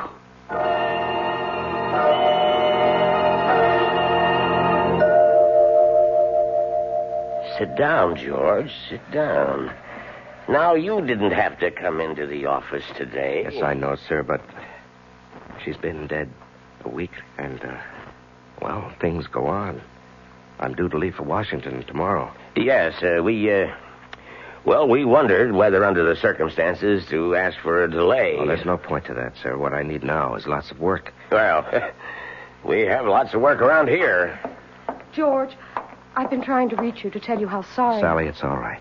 Now, there is a possibility that you people have something to discuss. Excuse me for a moment. Well, Sally, here we are. Yes. How did it happen, George? Oh, it's something that could have happened at any time. She just fell asleep and she didn't wake up. And now what, George? And now we can be married. That is, if you'll still have me. Oh, darling. I have to go to Washington. I'll go with you. And you know, of course, what Dad's been talking about. Well, actually, I don't. Well, we're fairly direct people, all of us. Dad was saying that since you and I would be married, there'd be a partnership in the firm as well. Mm-hmm. Well, as long as we're fairly direct people, I may as well tell you that I deserve it. Darling, do you know that this is the first time I've ever seen you smile? Oh, I smile all the time. You listen to me, George Wesley Sanderson. You're going to live. You're going to travel. You're going to mingle with all the people worth knowing in government, politics, the theater, art. Wait. Now, when do I work? Oh, you can work as hard as you like.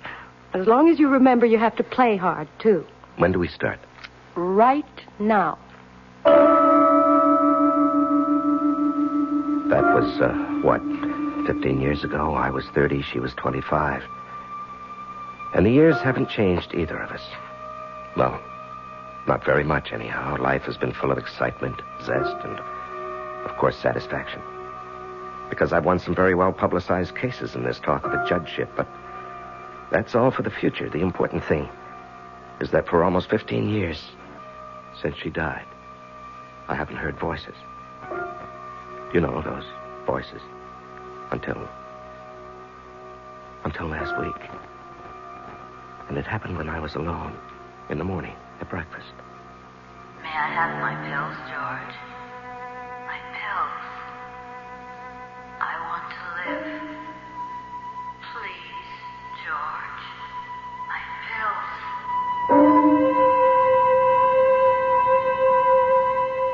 And I've kept hearing them.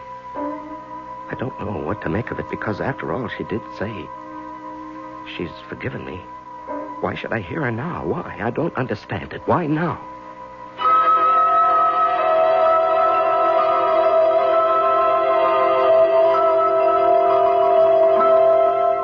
In the case of delay versus international power, the precedent is clearly stated. Sally, what are you doing here? I'm here to tell you about a precedent which is going to be established right now. Well, I thought you were in London. I was, and then I decided to come back here for some litigation. Litigation? With whom? With you. Oh? What kind of litigation? I want to review the basis for our marriage. It is rooted in the factors of common interests. We're both alive. We like to do things, go places. Do you agree? Sure. So why aren't we going and doing? Well, we... Well, we what? Do you realize that for the past year you've been working day and night? Well, darling, it so happens we have some crucial cases. Do you want our relationship to change permanently? Do you want us to drift apart? Do you know you're a nut? Darling, a long time ago we talked about this. Nothing, no one ever stands still. People change, and if they do, so does the basis of their relationship. All right. We'll go skiing. Turn your work over to the bright young eager beavers and let's you and I start having fun again.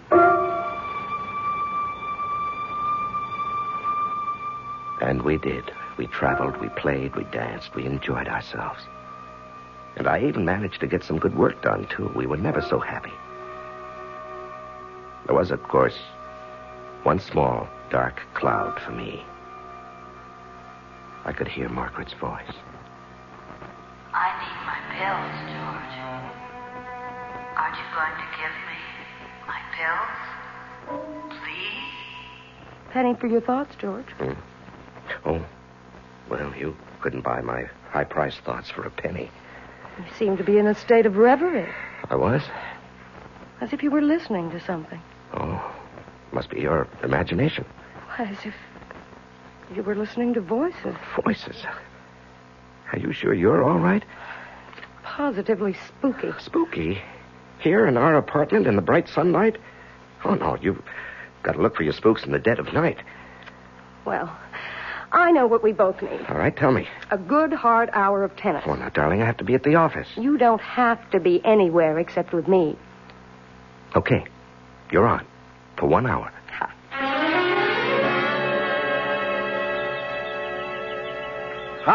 That's out.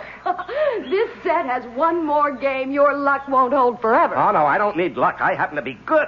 Oh, that was definitely out. I think I'm going to break your service. Well? George, what's the matter? It's nothing, dear. Well, I'm waiting. Serve. Oh. What is it, George? Is something wrong? No, I'm fine. You have a funny look on your face. Have I? Are you sure you're all right, dear? Yes, I'm sure. It's just... Just what? Oh, it's nothing. I just had this little twinge in my back. But it's gone now. But it wasn't gone. It wasn't much, but it didn't go away. And so that afternoon, instead of going to the office, I went to the doctor. I can't see anything. Could be a muscle strain. Try a little heat at home. If it persists, we'll give you some physiotherapy. Doctor, it's nothing serious, would you say? Well, right now it doesn't look serious. I looked very hard at the doctor. I tried to listen for another voice. His inner voice. Perhaps a voice he didn't even know he had. The voice I'd heard 15 years before with Margaret, when he predicted. But no, there was nothing. I sighed with relief.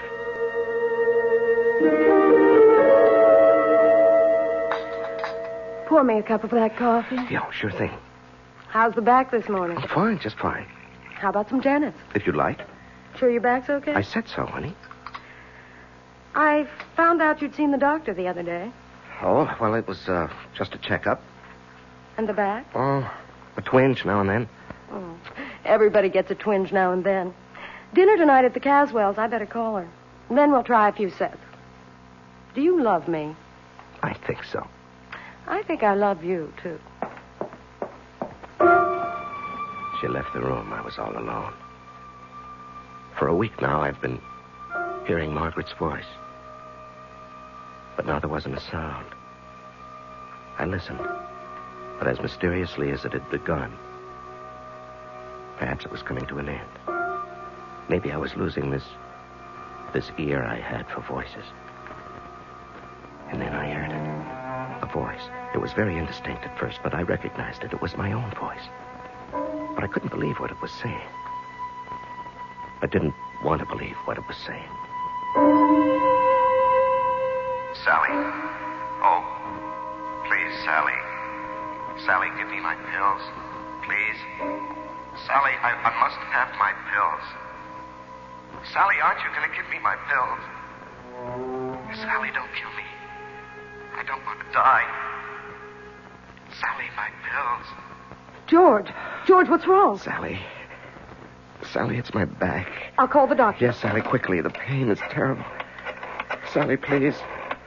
You won't kill me, will you? What are you talking about? When the time comes, you won't kill me. You won't, Sally. Or will you? Will you?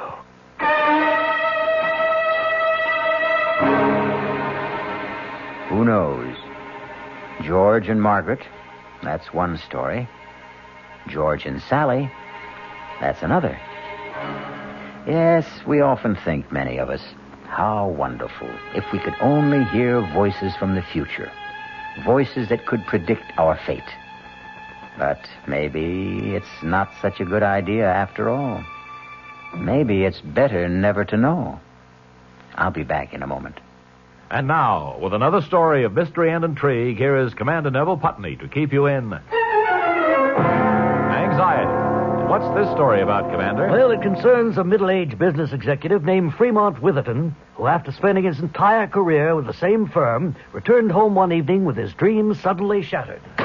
Is that you, Fremont? It's me, Erica. Fremont, you look so peaked. Erica, I've been fired. That new plant manager, he's been trying to cut me out, and today he succeeded. Well, you don't need to give me that hangdog look. Just go out and get another job. I'm through, Erica. I'm 58 years old. Nobody will hire me for half the salary I've been making. My only hope is to kill the plant manager. Fremont, I hate rough stuff, but if you've decided, your Roscoe's upstairs in the trunk. You load it, and I'll warm up the getaway car. Hey, young man, how about that for a story? Well, that was a dilly, Commander, but you just can't leave us this way. How did it all come out? Time's up for now, but tune in, Bob and Ray, on WOR 3:15 to 7, and maybe you'll find out.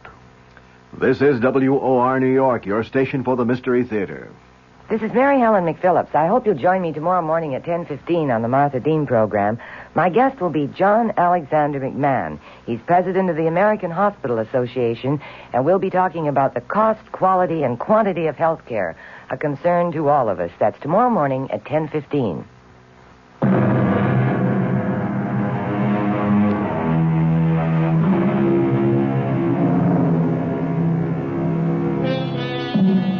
Voices. What are the voices we think we hear in the night? Are they merely dreams, fantasies, or our own wishes? Or are they real? And why shouldn't they be real? After all, reality is what we think it is, and ever so often, what we want it to be. One reality that you can count on is the absolute fact that we will be back here again with other voices to tell you another tale that will excite and amaze and perhaps cause just a tiny, delicious tingle of terror. Our cast included Larry Haynes, Augusta Dabney, Leon Janney, and Suzanne Grossman.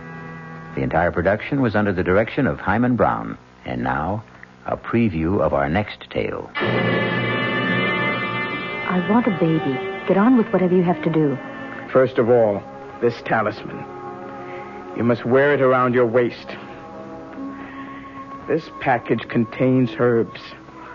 A special combination to relax you. That's the secret. To relax. That's all? For now. But one thing I must add. On the birth of the child, I will ask you one favor. You must promise to grant it. Take the talisman and the herbs.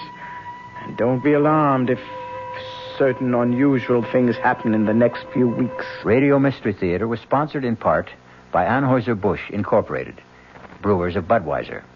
This is E.G. Marshall inviting you to return to our Mystery Theater for another adventure in the macabre. Until next time, pleasant dreams.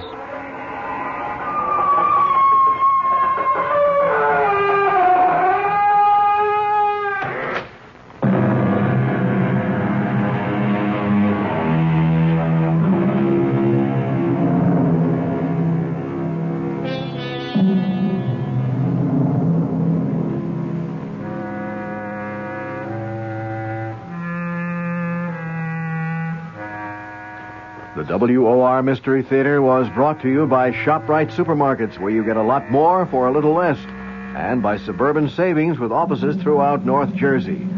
The preceding Mystery Theater program was furnished by the CBS Radio Network. Now let's listen to a few moments from tomorrow night's suspenseful drama on the WOR Radio Mystery Theater. But one thing I must add about our arrangement. Yes? On the birth of the child, I will demand one favor. You must promise to grant it. A favor? What? I shall ask it when the child is born. But I can't promise that when I don't know what it is. It's a very small favor, but it is part of the bargain. And believe me, Mrs. Richards, if you do decide to bargain with me, I warn you to be ready to keep your part of it. Mother Love stars Joan Hackett. Hear the entire exciting drama tomorrow night, right after the Fulton Lewis News commentary at 7 o'clock.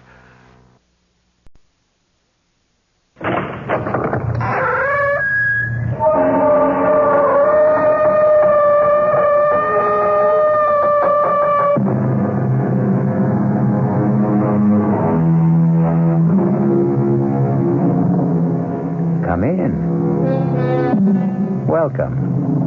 I'm E.G. Marshall. Welcome to the fear you can hear.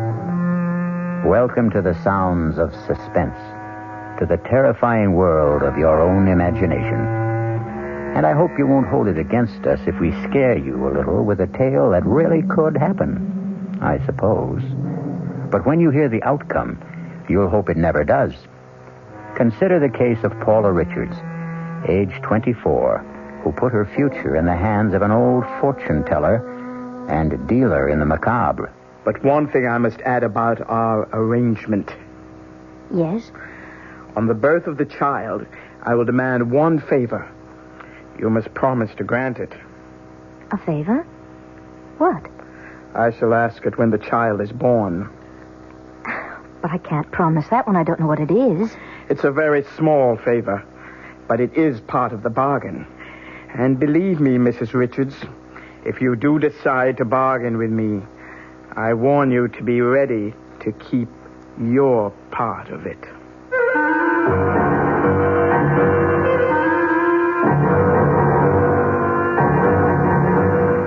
Our mystery drama, Mother Love, was written especially for the Mystery Theater by Bob Jurin and stars Joan Hackett. It is sponsored in part by Anheuser-Busch Incorporated, brewers of Budweiser, and by the Kellogg Company, makers of Kellogg's Special K cereal. I'll return shortly with Act One. Some research experts say you can't taste the difference between beers. Well, if they're right, then Anheuser-Busch wastes a barrel of time Beechwood aging Budweiser. Only they don't think so. Brewing beer right does make a difference. And they're betting a bundle that you can taste the difference in Bud. When it comes to brewing Budweiser, the Anheuser-Busch choice is to go all the way because they still care about quality.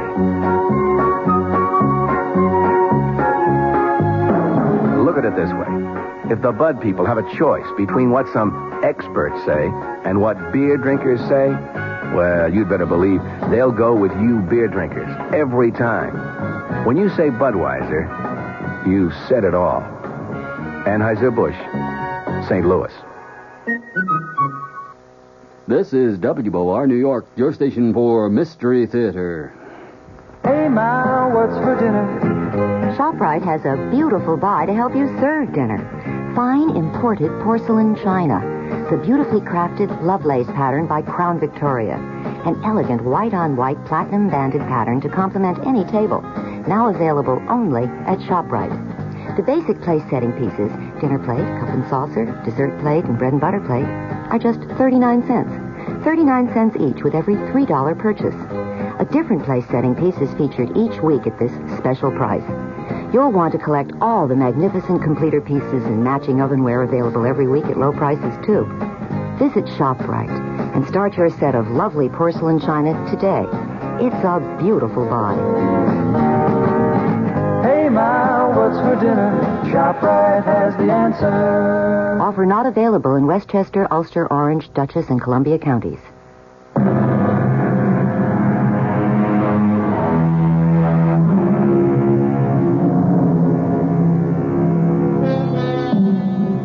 A doctor's waiting room is not the most pleasant place to spend a winter morning. And for Paula and George Richards, this morning is a very fateful one. What's taking him so long? Easy, honey. Dr. Morton has other patients, sick patients. Why can't Dr. Morton say yes or no? Why does he have to keep us waiting? He wanted to see us together, in person. I understand how he feels. Sometimes a doctor's word can make or wreck a life. This waiting is making a wreck out of me. I'm going to call Mr. Jordan. I'll tell him I won't be in today. I told him I'd be late, but I'm just no good for work today. I'm sure the doctor won't mind my using his phone. Jordan Electric. Oh, Mr. Jordan, I didn't expect you to answer. Oh, Millie's out sick. What's the verdict, Paula? I don't know yet. That's why I'm calling. I'm too upset to come in today. Is it all right? Sure, I understand. The books can wait another day. No audit till the end of the quarter anyway. Thank you. What's the holdup? The doctor's busy. We're next. Courage up, Paula. I've got my fingers crossed for you. Thanks, Mr. Jordan. Goodbye. Bye, Paula. He didn't mind, did he? No, he didn't. He said if I wanted... Mrs. Richards, Mr. Richards. Hello, Doc. Oh, thank heavens. Will you step inside, please? Come right in. Take those chairs by the desk. Thank you. I'm sorry you had to wait. Doctor, I'd like... I know, Miss Richards, you're anxious about the tests. Oh, you have no idea. Easy, honey. I'll come right to the point. I think that's what you want. Yes. Please, Doctor. All right. I can't sweet-talk my way through to make it easier for you. The results are negative. I'm sorry, Mrs. Richards, but from my examination, Dr. Field's examination, and the lab tests, you simply cannot ever hope to bear a child. Oh, George. It's certain, then? Absolutely certain? Yes, it is. Would artificial... No. The trouble lies with Mrs. Richards. She's physically incapable of conceiving or bearing a child. I was trying to prepare for this, but it sort of hits you right between the eyes. Take me home, George, please.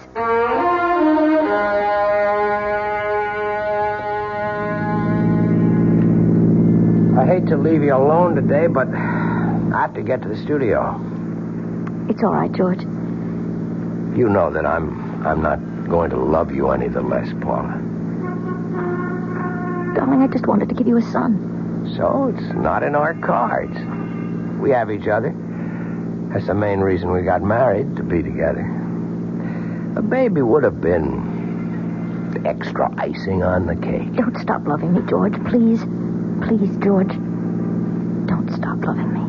I told you I won't, honey, and I meant it. You'll be okay today? I'll be okay. I won't be singing around the apartment, but I won't be jumping out the window either. I hate like the devil to leave you, honey, but I'm due on the air with the noon news. I'll be all right. See you at 7.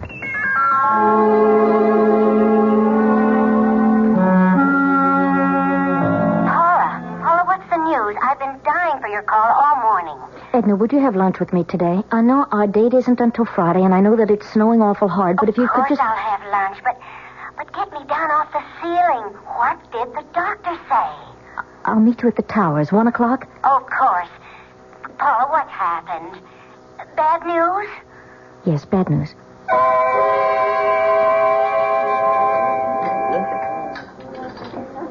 Oh, I can imagine how tough it is for you, Paula. No, you can't. I'm going to lose George. Did he say that? No, just the opposite, but... Oh, Edna, I know. I have a feeling. Oh, now, Paula, honey, don't start planning your own downfall. I'm afraid it's all planned. It's all in the cards. In the cards? Yes, you know, it's just an expression. Well, honey, I don't know whether I should suggest this. What? Well, you're just mentioning cards. It seems sort of frivolous at a time like this, but Well, there's a woman down in the East Village. She tells fortunes, with cards and tea leaves. And what could you do for me? Tell me what I already know. Well, this woman specializes in herbs. She calls herself Mother Love. Mother Love? Well, now, mind you, I'm just suggesting, but maybe, just maybe, this woman could help you. How? Sometimes these old crones can read things in the future. Maybe a baby is in the cards for you. After the doctor said that there wasn't... It's just an idea. Well, how do you know this Mother Love? Oh, quite by accident. About 6 months ago. Henry and, well, maybe it was Ed. Anyway, it was the current one at the time. We were bar hopping in the village when we came on this fantastic storefront. The window was painted green and purple with red curtains, and it said Mother Love in orange letters. Fortunes told, secret herb remedies. Seemed like a lark, so we went in. And all I remember from then on was mumbling and incense. And being told, 1, I'd never marry. 2, that I was too fickle and flighty. And 3, that my mother had a wart on her right side. Really? Darned if the old crone wasn't right about that, too. Edna, the idea that a fortune teller spell can help me have a baby is just nonsense. Well, looking at it in the cold light of day, you're right. It's just a thought. Oh, something to say, I guess. Oh, honestly, Paul, I feel so uncomfortable. I mean, what do you say to someone in your predicament?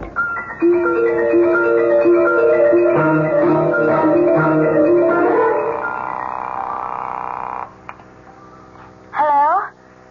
Edna? Oh, hi, Paula. Edna, look, last month you mentioned a woman in the village. She works with herbs. Mother Love? Oh, Paula, you don't mean you've been thinking seriously about that? Not until now, not really, but I'd like to know how to find her. Well, I seem to remember it was on 8th Street. No, it was 9th. Yeah, 9th, near 1st. Well, that's about all I'm sure of. 9th, near 1st. Now, Paula, I wasn't really being serious last month. Well, it can't do any harm. Right now, I'm ready to grab at any straws. Oh, when are you going? Saturday. Have you told George? No, he'd be furious. Do you want me to come with you? Would you? I'd feel a lot better. Now, Paula, let's not go too far. What does that mean? Well, we all laugh at fortune-telling and spells and brews, but sometimes when we want to believe, well, things happen. I'm going to this Mother Love because I want something to happen. Maybe she can't do anything to help me have a baby, but I'm going to try. Look, it was all your idea, Edna.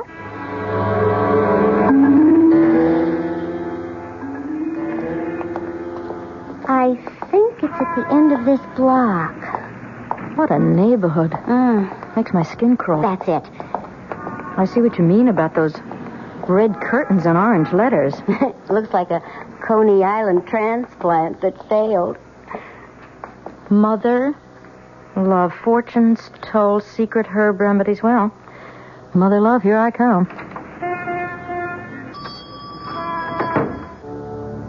Good heavens. I never expected anything like this. It's not what I remember. Oh, but then I'd been bar hopping. This rock, it must be worth a fortune. Edna, look at the paintings. There's too much incense, though. Mother has company. Good morning, ladies. Come in. How can Mother serve you? Your fortunes, perhaps? Maybe an ailment? Well? I'd like to talk to you. It will cost you. Mother's time is expensive. Well, I'll pay. Are both of you? Oh, no, I'm just along for the ride. Come then. We'll go into my studio. Edna, I'll be here. This way, my dear. Through the curtains. It's a little dark, but I like it that way. Mother, is that you? Mother? Of course, Claude. Mother, is that you? Don't be alarmed. He's harmless. He's my son. What's the matter with him? He's blind and feeble-minded. Oh, I'm so sorry. Come, sit down at the table. What will it be? Cards, tea leaves, crystal ball? No, I'm more interested in herbs, I think. What is it you want? I want to have a baby. I was told that you might be able to help. Who told you I can do things like that? A friend? That one out there? No, someone else. Mother, is that you? Yes, Claude. Everything's all right. I tell fortunes. I give herbs for minor complaints. I do not deal in that sort of thing. Is there a herb that might help me? Of course not. Not without... A spell. Forget it. I've said too much already. Mother love, I want desperately to have a child. The doctor says that I can't. The problem is my fault. I'll try anything. Even if a spell is necessary. It would be expensive. I don't care. There may be a way to help you have a normal baby with your own husband. Please, that's all I want. It will cost you $1,000. I have that. Plus another $5,000 when you have conceived. 5,000? I said it would be expensive, and I guarantee nothing. With these things, we can only try. Will you tell me one thing? Perhaps not. Have you ever done this or this sort of thing before? I cannot answer that. Quite a gamble for Paula. $6,000 and no guarantee. A long shot if there ever was one. Will she take the gamble? Is she desperate enough? We'll soon see. I'll be back shortly with Act 2. And now another tale of the ball and chain. At Kellogg's Special K presents Overweight on an overnight train. Is the seat taken? Please, sit down. You have exceptional legs. But why is one of them attached to a ball and chain? This ball and chain? It's a symbol. Funny, I would have sworn it was a ball and chain. I mean symbolic. Because carrying around a few extra pounds can be just like lugging around this ball and chain. I see. May I suggest something? Try a bowl of Special K skim milk, orange juice, and coffee. It's the Special K breakfast. Will it make me lose weight? No. You must also exercise and eat smart at every meal. I see. Do you know the Special K breakfast is less than 240 calories, 99% fat-free, and delicious? No, but if you hum a few bars... And that's another tale of the ball and chain. Your happy ending could begin with the Kellogg's Special K breakfast. That's Kellogg's Special K. Good night. This is WOR New York, your Mystery Theater station.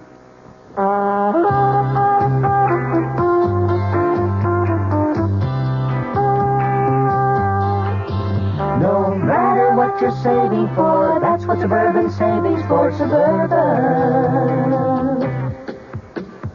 Suburban Savings offers you a regular savings account with flexibility. You can add any amount to your account whenever you wish. Withdraw whenever you want. Suburban Savings pays a 5.25% annual interest rate on regular savings paid quarterly, which earns an annual effective yield of 5.47%. Interest is compounded continuously from day of deposit to day of withdrawal, as long as $50 is maintained in the account to the end of the quarter. Come into Suburban Savings and open an account with flexibility. Our regular savings account in New Jersey at Bayonne, Edgewater, Elmwood Park, Emerson, Hackettstown, Morris Plains, Nutley, Paramus, and Sparta.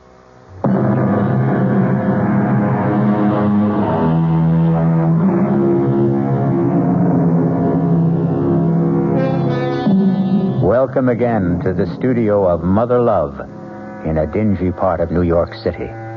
A strange and eerie place where strange things are said to happen. Let's see if they do, as Paula Richards considers a bargain for a baby. I'll have to think this over. I admit that I am desperate, but I'll just have to think about it. It's for you to decide, of course. Mother, Who's there? Who is that? Hush, Claude. I'll be with you in a moment. I'm sorry. He's very ill. Thank you. Anyway, I'll be in touch with you if I decide that... You'll be in touch. Yes. Claude, what's the matter now? Mother's here. Mother is always here. Well, I thought you'd never come out. What happened? Let's get out of here.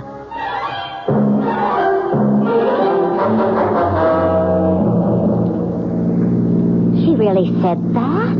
Well, she said she doesn't guarantee anything. Paula, now listen to me. Forget it. She's a fraud and you know it. Well, you can't throw away $6,000 on a phony fortune teller. But if she could possibly... Oh, what? You'll have to tell George about this. Heavens, no. He'd think I was completely crazy. You know, I'm sorry I ever brought this up. Don't be, Edna.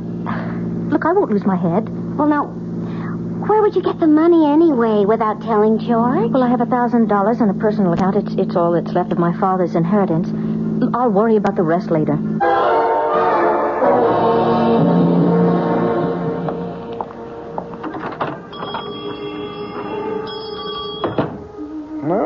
Mother has company.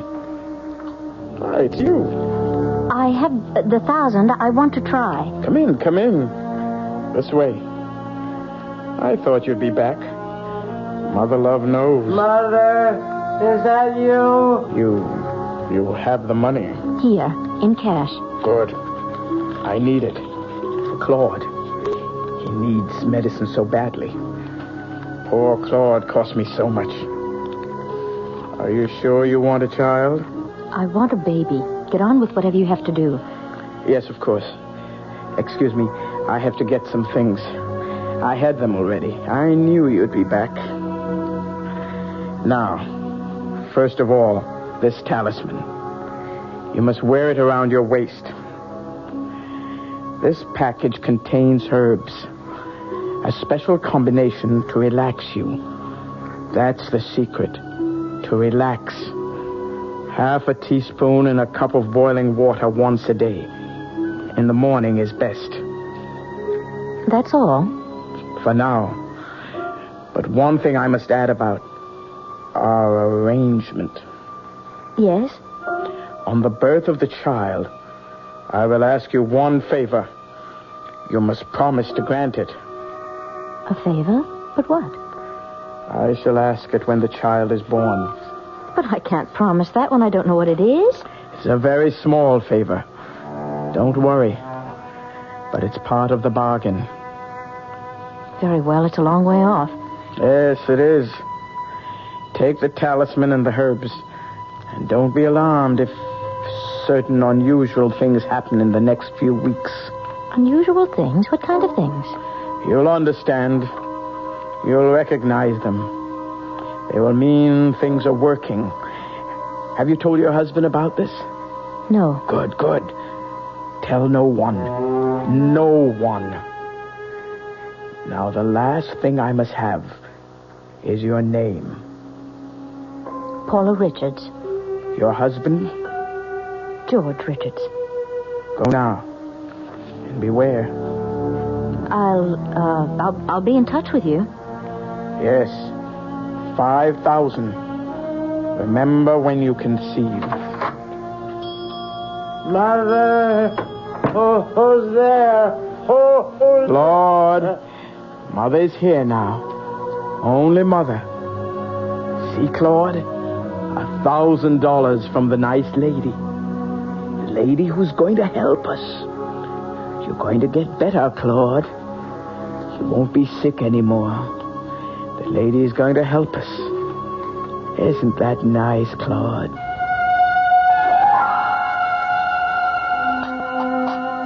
Paula?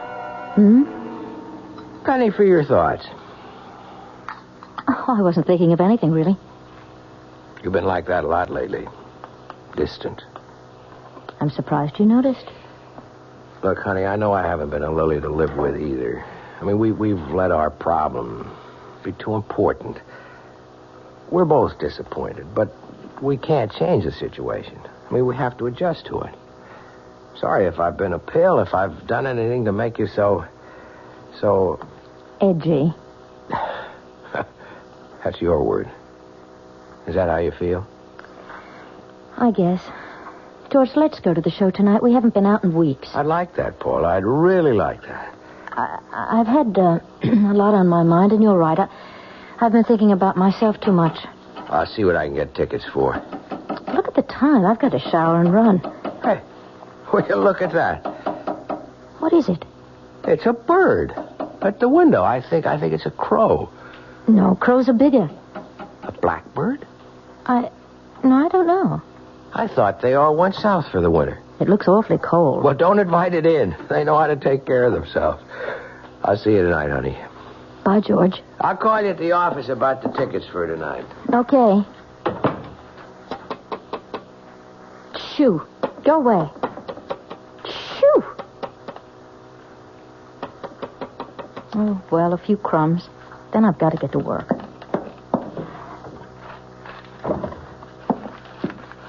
You look so cold.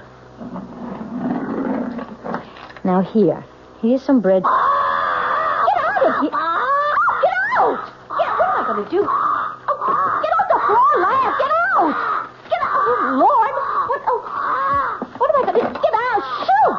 Go! Oh, good. Go away! Hello? Mrs. Jensen? Is Mr. Jensen there? This is Mrs. Richards in 3A. No, it's not about the heat. It's about a bird in my apartment. I can't get it out.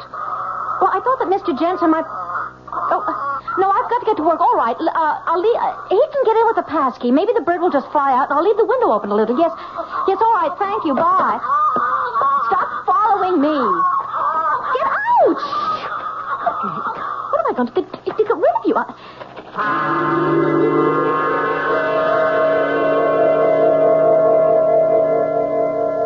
You wanted to see me, Mr. Jordan? Yes. Sit down, Paula. How are you feeling? Why? Well, I know you've had a personal disappointment. You've been under a strain. You don't have to say it, Mr. Jordan. I know that my work has just been rotten lately, and I'm just all on edge. And today there is a bird in my apartment. A bird? Tapped on the window this morning, and stupid me opened the window and gave it some crumbs. What kind of bird? I don't know. It's black and shiny. Not too big. I asked the superintendent to get it out. It's so unnerving. Well, I can imagine. I'm sorry about the work, Mr. Jordan. I know I've been letting you down. No, well, I'm sure it's just a passing thing. Your work has always been tops, Paula. But the books are important. And with the auditors coming in next month, well, everything just has to be in order. I know, Mr. Jordan, and I promise I'll straighten up. Yes? Yes, she's here. It's a call for you. Oh, it must be George about tonight. Hello? Mrs. Richards? You know who this is. Yes, I know. Tell me, Mrs. Richards, has the visitor arrived yet? The visitor? You'll know. You'll know when the visitor arrives. You don't mean the bird. Good. He has arrived. It's working. Yes, it's working, Mrs. Richards. Don't neglect the tea now, whatever you do. And take care of the visitor. It is most important. I'll be in touch with you again very soon. Oh, Paula, is it trouble? You're white as a ghost. No trouble at all. That is, I don't know. Well, you mentioned the bird. Is that it? Yes. The superintendent got it out. Oh, good. Then there's nothing to worry about.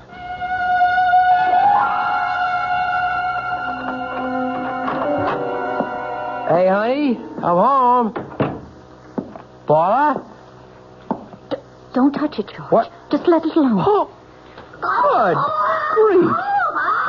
How did it get in? Look, I let it in by accident. It won't leave. I'll get it to leave. No, George, don't go near it, please. Paula, we are not going to live with that in the house.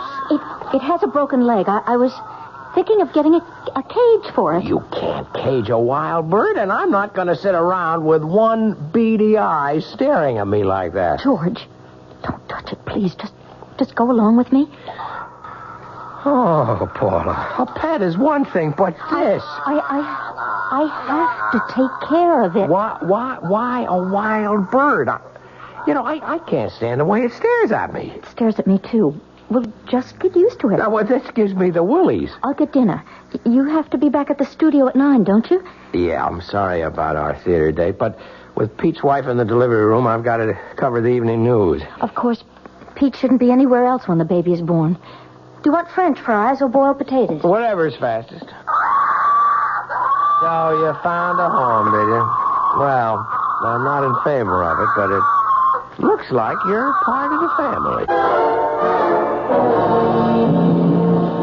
Paula, come in. I haven't seen you, since your father's funeral, almost 3 years. It was nice of you to see me, Mr. Martin. And why wouldn't I? I'm only sorry I wasn't more attentive to you after your father passed away. Fred and I were good friends. I've missed him. Thank you. So have I. I'm here to ask a favor. Of course, Paula. Mr. Martin, would you lend me $5,000, no questions asked? 5,000? Are you in some kind of trouble, Paula? No questions? Oh, yes, of course. You wouldn't ask me if you didn't need it badly. I will, Paula. I don't have that much on hand. Suppose I send you a check. Thank you. Thank you so much. I don't need it immediately. Any time in the next few weeks will just be fine. You'll have it in a few days. I promise you I will pay you back. Oh, I'm not worried about that.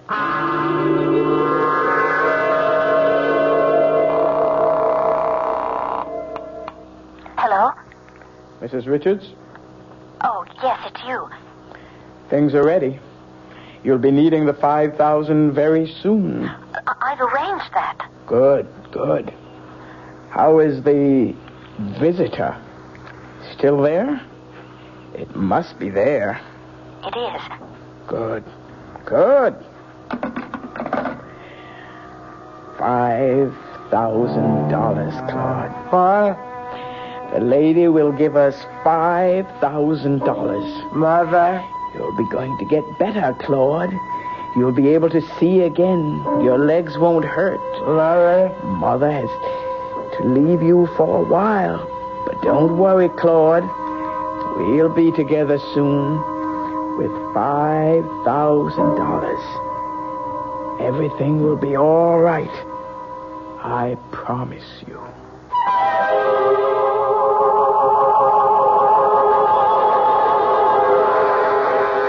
Everything will be all right for Mother Love and Claude, and presumably Paula. But when we tamper with the unknown, the results can be very unexpected. I'll return shortly with Act 3. I'm Hy Brown, producer of Radio Mystery Theater. In recent weeks, I've invited listeners to enter a weekly prize drawing and to send along comments about our program if you wished. Well, you leave me just about speechless except to say thank you for the fantastic response. Thousands upon thousands of letters, and they're still pouring in. But although we couldn't feel more gratified, there is a problem.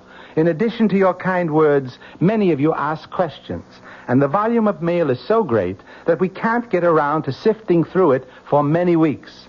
But now that the drawing is over, if you have a specific question, please try us again, and we'll aim for a quick reply. Address, Mystery Theater, Box 5152, Radio City Station, New York, 10019. Mystery Theater, Box 5152, Radio City Station, New York, 10019. This is WOR New York, 710 on your dial, your Mystery Theater station. John Wingate with a reminder. Tonight at 10 o'clock, the Wingate News Digest. And question, you planning to drive this weekend? Great. New England? Forget it. The Poconos? Watch out. Upstate? Westchester? Rockland? You're in trouble there, too. A spokesman for the Auto Club of New York will tell you it's going to be a dry weekend coming up.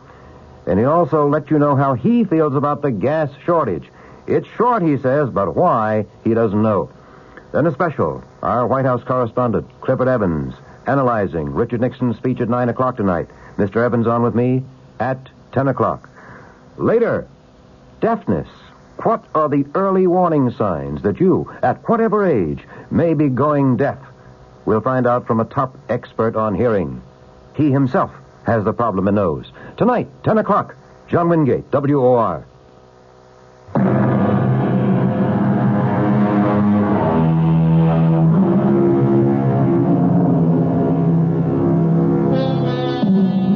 Let's return now to the plight of Paula and George Richards. You'll remember that Mother Love told Claude everything would be all right. But things are not quite so right for George. In fact, things for George are getting downright impossible. Paula, I am not going to bed another night with the bird on the dresser. It's been there every night for 2 weeks. All it does is sleep. You've got to admit he hasn't been any trouble. I still don't like the look in its eye. The way it hobbles with that broken leg. It's grotesque. Turn out the light, George. You won't see it then. Oh, boy. I never thought I'd be sharing my bedroom with a bird. Good night, Tommy. What's the matter with that thing? I don't know. It never acted that way before. If it keeps that up, I'm going to shoot it. Good night, George. Good night, Paula.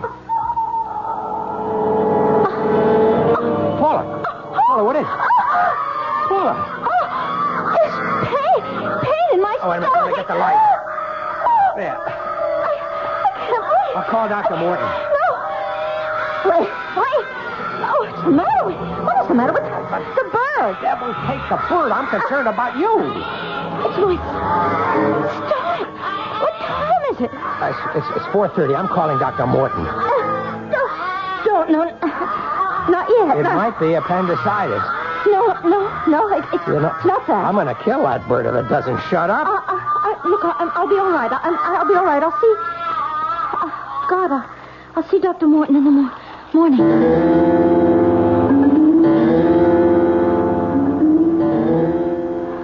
George?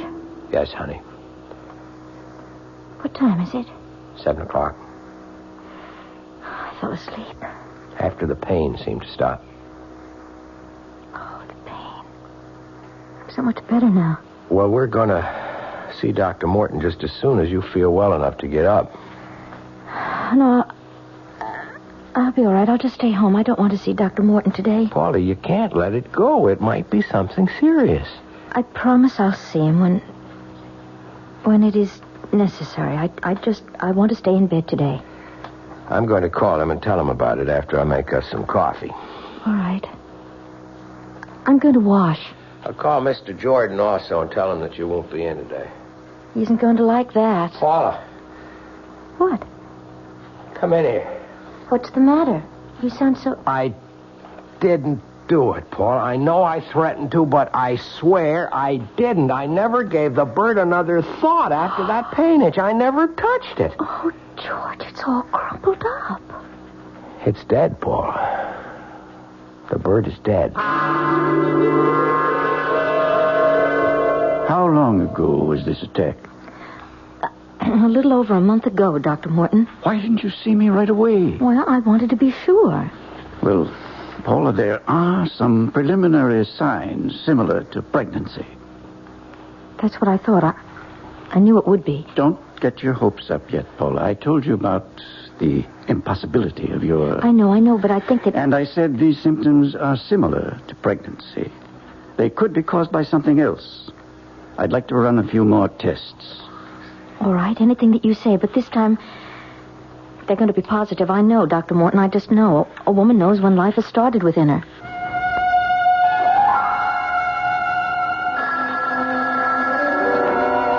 Hello?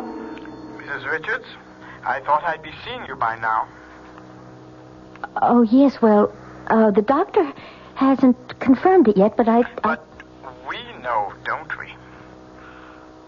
Yes. The second part of our bargain is due, Mrs. Richards. $5,000.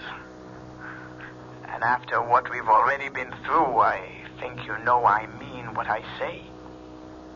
Yes, I do. Good. I'll be expecting you, Mrs. Richards. I promise I'll keep my end of the bargain. I told you I arranged for the money. It just hasn't come in yet. I'll check on it today. Good. I'll be seeing you soon, then. Yes, I promise. I hope so. I hope so, Mrs. Richards. You know what I can do. Hello? Hello, may I speak to Mr. Morton, please? No, Mr. Morton Sr. Yeah. What? Oh, good God, when? Well, he can't be dead. He just can't be dead. Well, listen, do you know if he sent... Oh, no, you wouldn't know that. What am I going to do? Dear God. No, I don't want to speak to anyone else.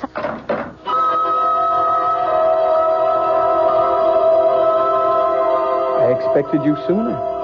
I'm sorry. I had to turn to another source for the money. It doesn't matter. You're here with it now? It's all there. Good. We're almost even then, eh? I hope so. You don't sound grateful, Mrs. Richards. You wanted a child, and you are pregnant. You should be grateful. I have lost my son. Oh, I'm so sorry. Claude is dead. But he was so ill, perhaps it's better. Part of this will pay for the funeral. The rest is for the future. I really must go now. Of course. Go. And good fortune. You won't need the amulet anymore. Save it as a souvenir. And I'll be seeing you when the baby is born. Paula, George. Sit down. Well, I'm sure glad Paula's finally decided to have you check on those stomach pains, Dr. Morton. When I examined her last week... Last week? I didn't tell you, George. I wanted to be sure first. Sure what? I'm going to have a baby. What? That's right, George. I wanted to see you both about the results of the tests. It's almost impossible for me to believe, but it's conclusive. Paula is pregnant. I wanted it so much for you, George. What? You said that Paula could never conceive or bear a child. I did, but Paula proved us wrong. Believe me, many things happen to prove us wrong now and then. You're happy, George? Happy? Oh, Paula, now I know why you've been so irritable and distant. You know, I feel like I'm getting my wife back along with a baby. Well, I want to see you every 2 weeks. We usually make it a monthly visit, but you're an unusual case. A very wonderful case. I wish you both much happiness. You wanted to see me, Mr. Jordan? Yes, Paula. How are you feeling? I think full is the word. When is the big day? The end of August. It's only 3 months. I'm going to spend an uncomfortable summer. It looks that way. I don't know any way of saying this, Paula, other than just coming right out with it. You know we were audited last month at the end of the quarter. Yes. The auditors found a shortage of $5,000. I'll have to have an explanation. Yes, I suppose you will. Now, I know there must be a reason, Paula. You've worked for me for 5 years. Never a mistake. I'm going to tell you the truth. I just hope that you can believe it. Why shouldn't I?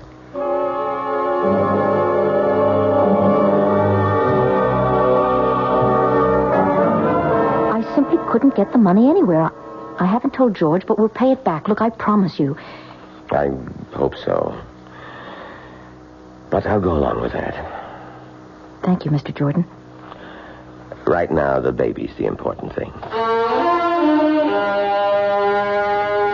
George, it's time. I know it. I'll get Dr. Morton. I'll get the suitcase. Congratulations, Dad. Everything's all right. Paula? Paula's fine. Boy or girl? Only the mother can tell you that. Go on in. Paula, honey. George, isn't he beautiful? I've already named him George Jr. I hope you don't mind. Mind? Oh, no. Honey, honey, honey.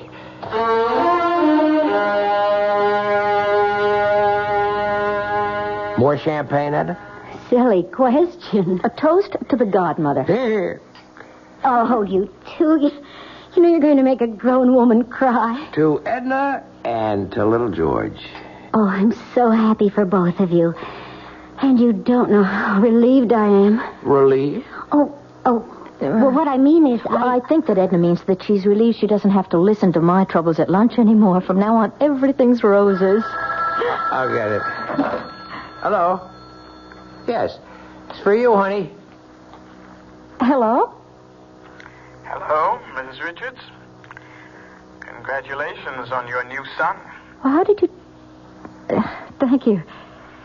It's time now for the favor. The last part of our bargain. Yes, I suppose it is. Good. I'll see you here in my studio tomorrow with the baby. Just to see him? That's all. Just to see him. All right. Good.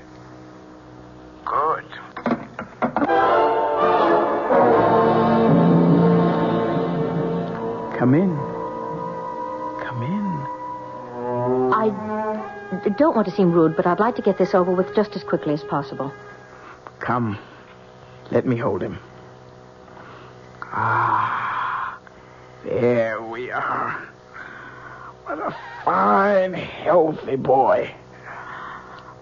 Aren't you, Claude? Such a fine, strong legs now.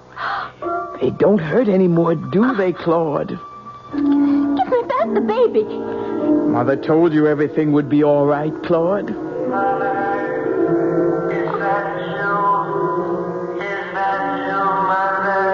Yes, Claude. Oh, my God. What is it? Mother told you that you'd be away for a little while. But now we're together again. And you won't be sick anymore, Claude. You have a fine new body now. And we'll take better care of it than we did with the last one. Mother will see to that, Claude. Mother will see to it. So, little George, or little Claude, whichever you prefer, seems to have more than his share of mothers. Perhaps Paula and Mother Love will share the raising of the child. But whatever they do, I hope that you, if you're ever tempted to deal in spells, will remember some age-old advice and follow it. Caveat emptor. Let the buyer beware. I'll be back shortly. And now, with another story of mystery and intrigue, here is Commander Neville Putney to keep you in anxiety. What's this story about, Commander? Well, it concerns a middle-aged business executive named Fremont Witherton, who, after spending his entire career with the same firm, returned home one evening with his dreams suddenly shattered. Is that you, Fremont? It's me, Erica. Fremont, you look so peaked. Erica, I've been fired. That new plant manager, he's been trying to cut me out, and today he's succeeded. Well, you don't need to give me that hangdog look. Just go out and get another job. I'm through, Erica. I'm 58 years old. Nobody will hire me for half the salary I've been making. My only hope is to kill the plant manager. Fremont, I hate rough stuff, but if you've decided, your Roscoe's upstairs in the trunk. You load it, and I'll warm up the getaway car. Hey, young man, how about that for a story? Now, that was a dilly, Commander, but you just can't leave us this way. How did it all come out? Time's up for now, but tune in, Bob and Ray, on WOR 3:15 to 7, and maybe you'll find out. This is WOR New York, your Mystery Theater station. Good evening, everyone. This is Patricia McCann. Welcome back to the New York Times, Craig Claiborne, and to the McCann program tomorrow morning at 11:15 a.m. right here on WOR.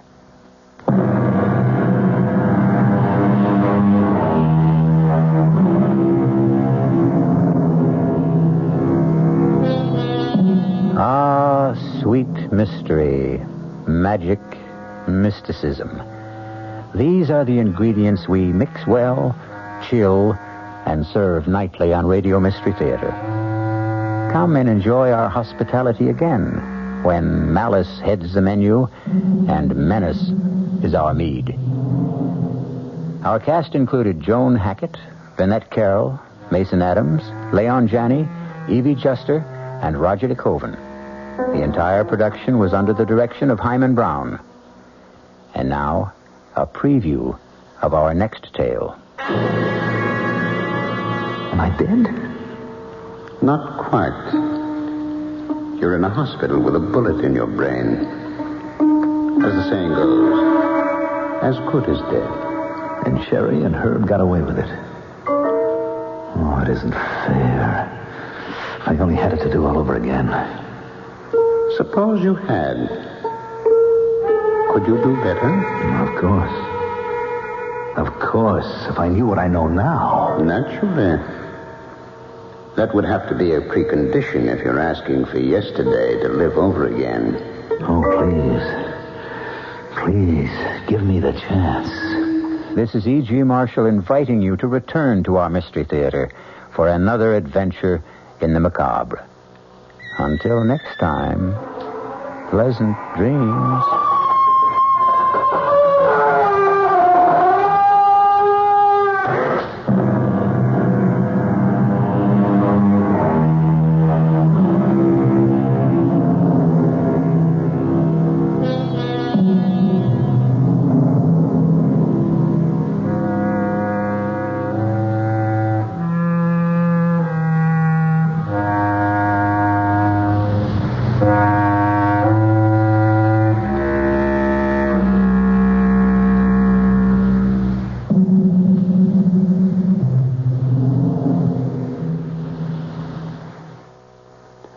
The WOR Mystery Theater was brought to you by ShopRite Supermarkets, where you get a lot more for a little less, and Suburban Savings, with offices throughout New Jersey. The preceding Mystery Theater program was furnished by the CBS Radio Network. Next, a scene from tomorrow night's Edge of the Seat entertainment of the WOR Radio Mystery Theater.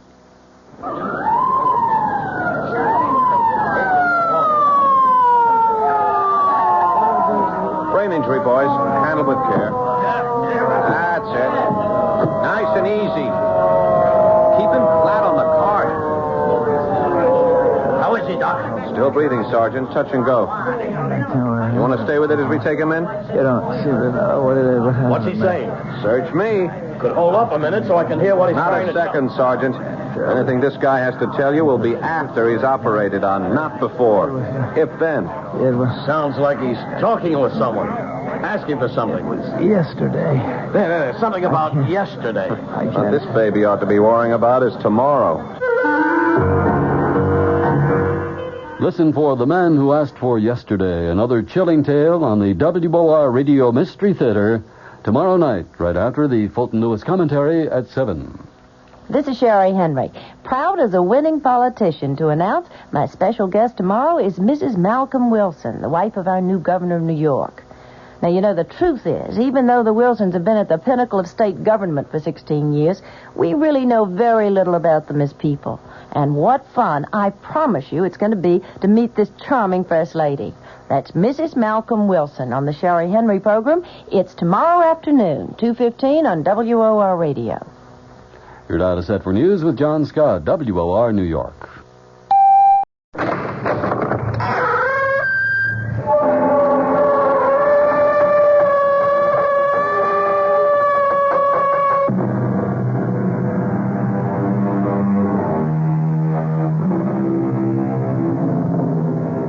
Come in.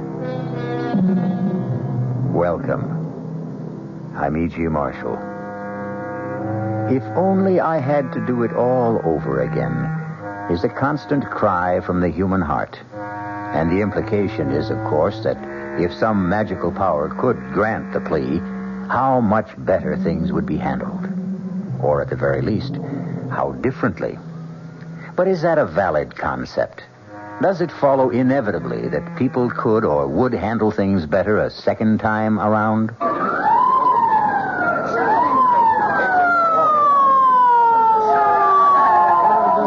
Brain injury, boys. Handle with care. That's it. Nice and easy. Keep him flat on the cart. How is he, Doc? Still breathing, Sergeant. Touch and go. That's all right. You want to stay with it as we take him in?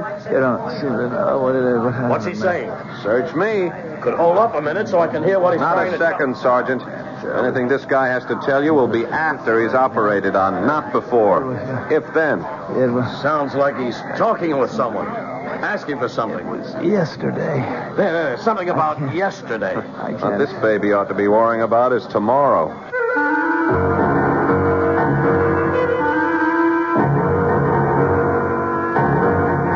Our mystery drama, The Man Who Asked for Yesterday, was written especially for the Mystery Theater by Ian Martin and stars Mandel Kramer. It is sponsored in part by Anheuser-Busch Incorporated, brewers of Budweiser. I'll be back shortly with Act One. I'm Hy Brown, producer of Radio Mystery Theater, a bit numb with surprise and appreciation. We never anticipated the enthusiasm of your response when we invited your comments about the show. You've said so many, many nice things, and you've telephoned, written, and asked questions. It's those questions, though, that pose a problem. The volume of mail has been so tremendous, over 75,000 letters, and still coming in, that it's going to take time to sort through all of it and find the letters that call for specific answers to questions.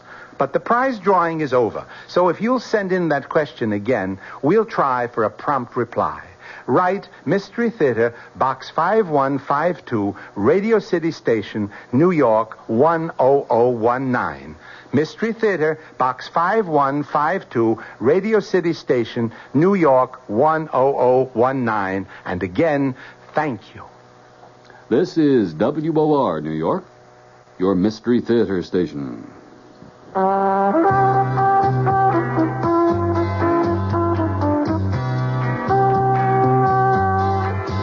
No matter what you're saving for, that's what Suburban Savings for Suburban. Suburban Savings offers you a regular savings account with flexibility. You can add any amount to your account whenever you wish. Withdraw whenever you want. Suburban Savings pays a 5.25% annual interest rate on regular savings paid quarterly, which earns an annual effective yield of 5.47%. Interest is compounded continuously from day of deposit to day of withdrawal, as long as $50 is maintained in the account to the end of the quarter. Come into Suburban Savings and open an account with flexibility. Our regular savings account in New Jersey at Bayonne, Edgewater, Elmwood Park, Emerson, Hackettstown, Morris Plains, Nutley, Paramus, and Sparta.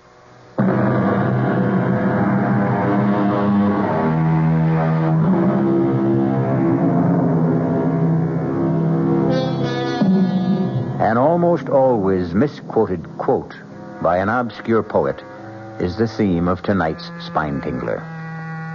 Backward, turn backward, O time in thy flight. If you haven't spotted the misquote, I'll clear it up for you later.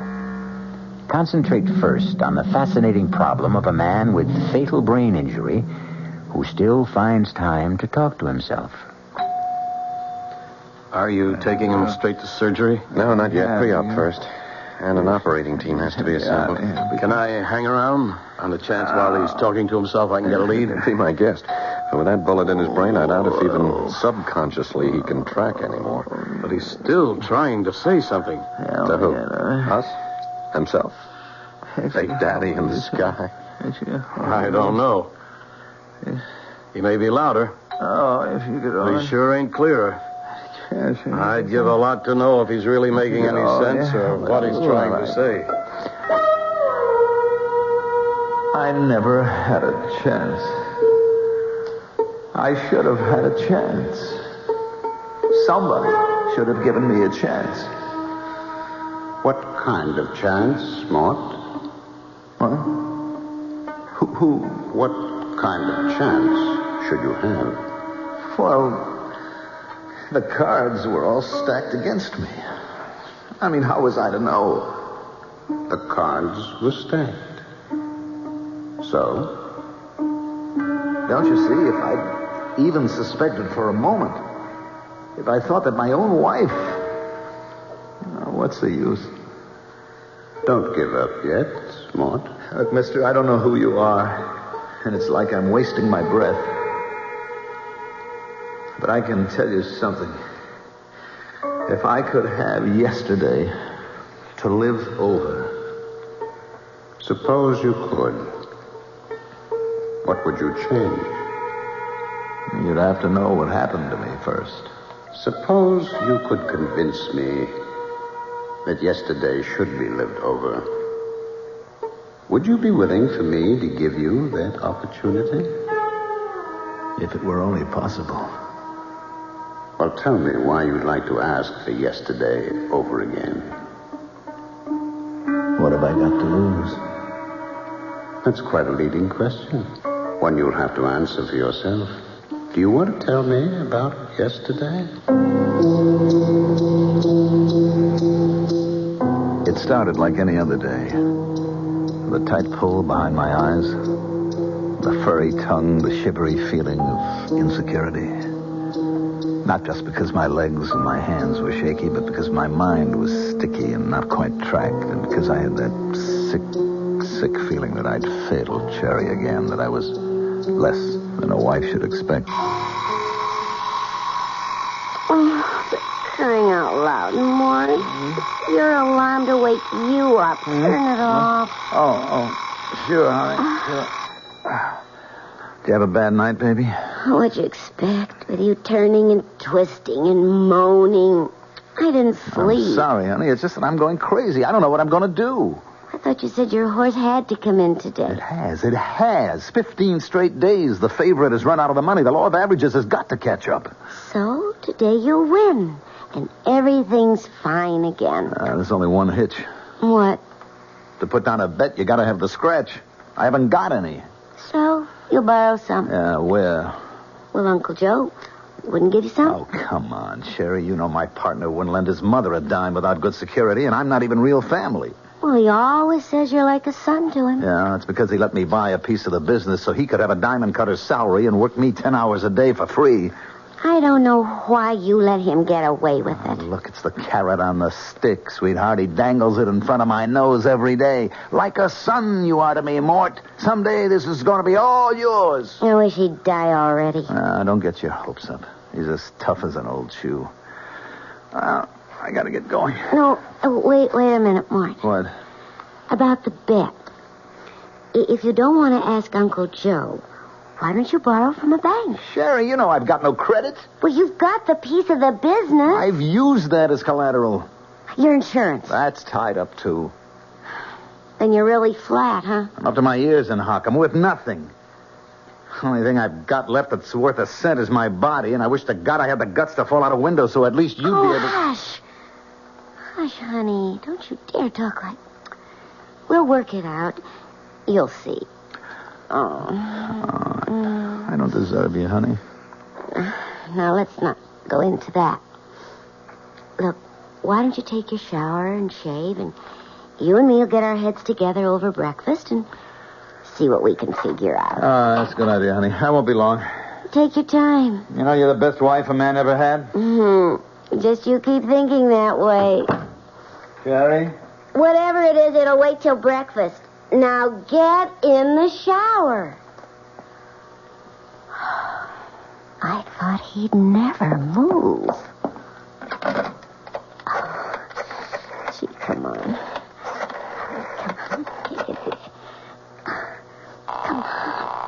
Come on. Yeah? Herb, it's me, Sherry. Hi, sugar. Why so early?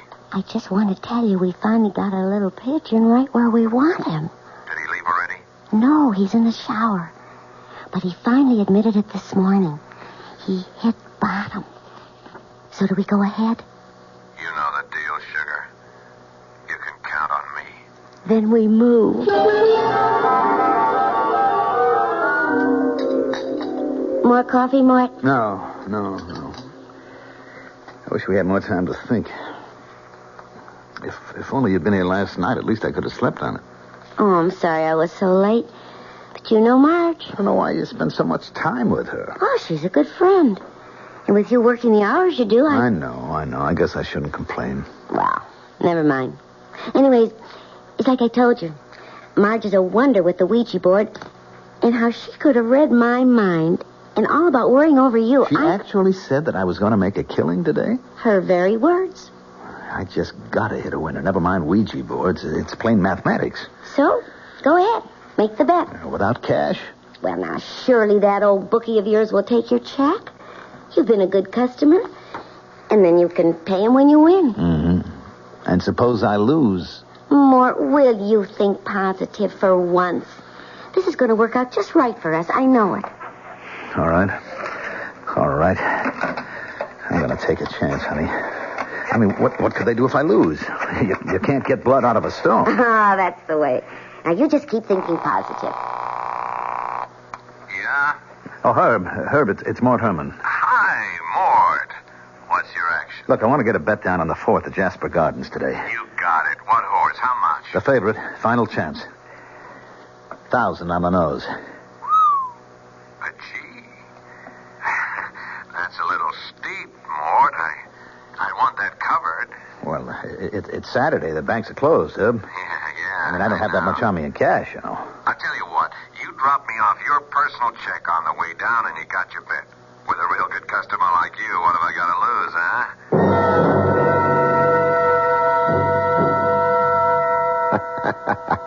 Sherry, baby, I'd like to die laughing. You should have seen him writing out this bum check. His hand was shaking so bad I thought he'd never be able to sign. But you got it.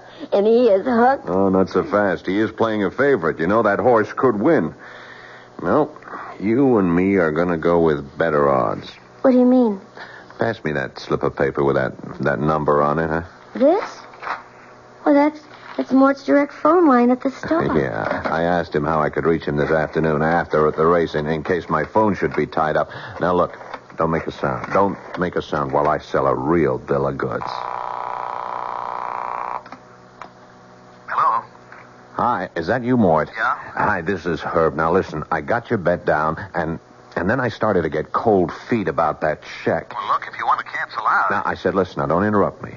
And that bet's up the line by now. I can't cancel out, but I can do you a favor.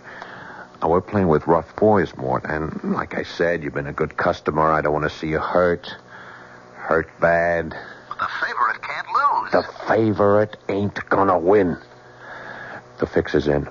The winner is Tidy Lady. She'll go up at 100 to 1. Now, I'm going to stick my neck out for you. Give me another check at anything up to 2,500, and I'll see you get down on Tidy Lady. 100 to 1. A sure thing? A lead pipe cinch. You can't lose. I'll be right over. And that sews that up, Sherry, baby.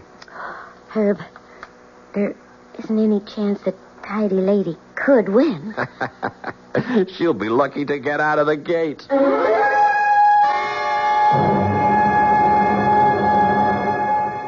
Sherry? Sherry, where are you? In the living room, Mort. Sherry, the most awful thing has happened. The horse I bet... Herb, what are you... How did you get here? Well, Herb's been trying to reach you at the office, darling. Oh, well, I'll just leave you two alone. Too bad it was the wrong horse, huh, Mort? Herb, what happened? You told me Tidy Lady couldn't lose. Yeah. Sorry about that. Even a bookie gets bum information.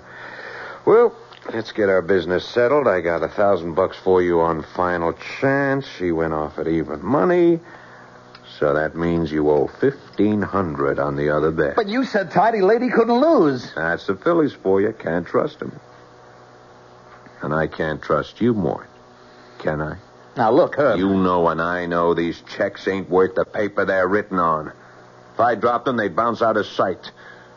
Now, what are you going to do to make them good? Now, Herb, give me a chance, will you? Give me a break. Oh, yeah, sure. I might, Mort, but the men upstairs, not a chance. I'm only an errand boy. These are hard cases, Mort. You better pay off. How can I? Well, there is one way. Let me show you the only out you got.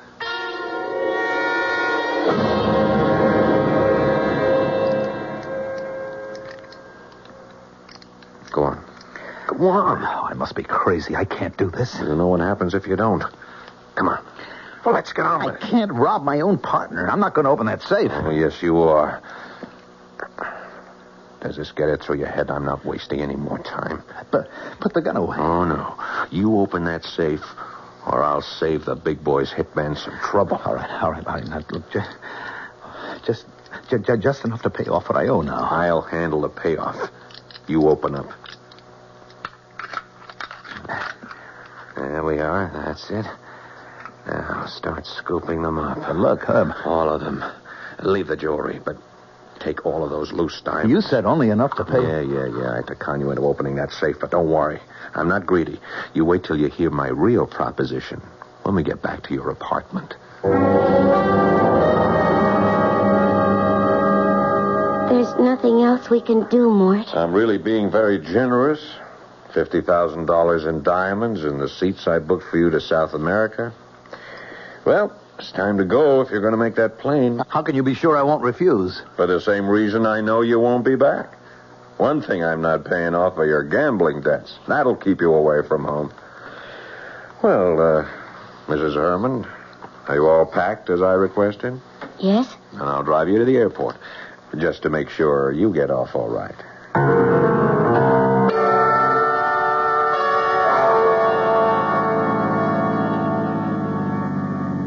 What did we come off the highway for? We're almost out of gas. Well, the airport's just across the bridge. You could have made it. Turn left here.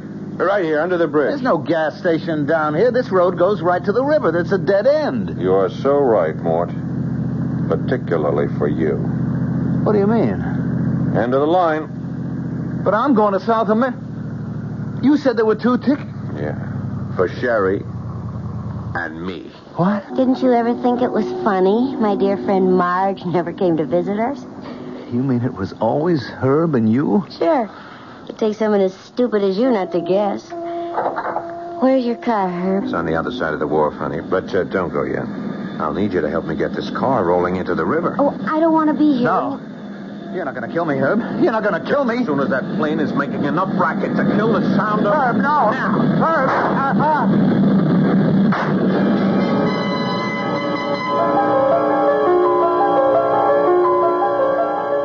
I tried to jerk my head away frantically at the last moment, but I could feel the bullet smash into my skull and then burst in a fountain of searing sparks.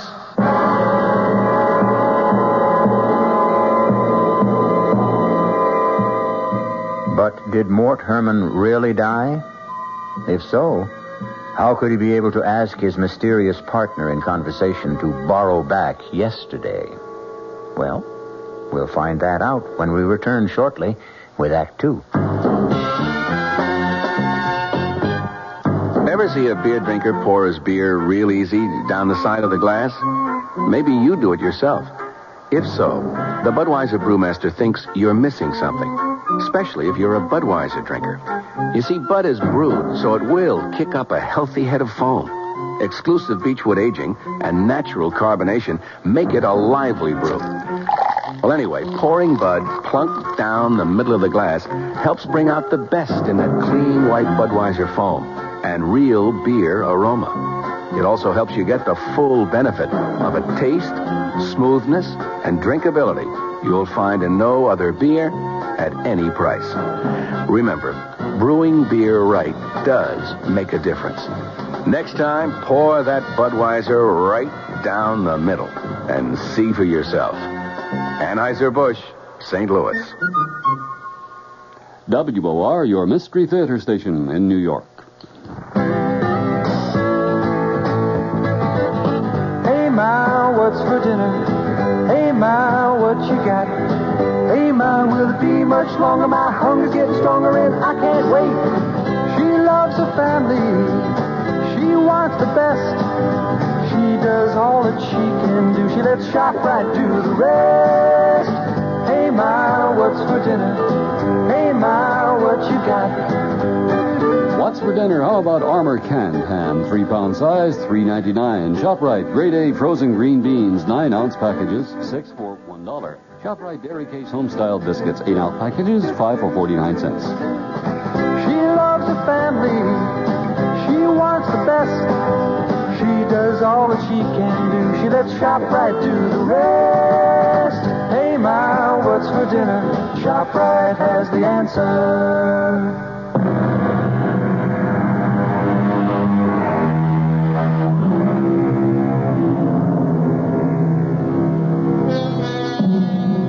Can a man on the threshold of death hesitate and draw back?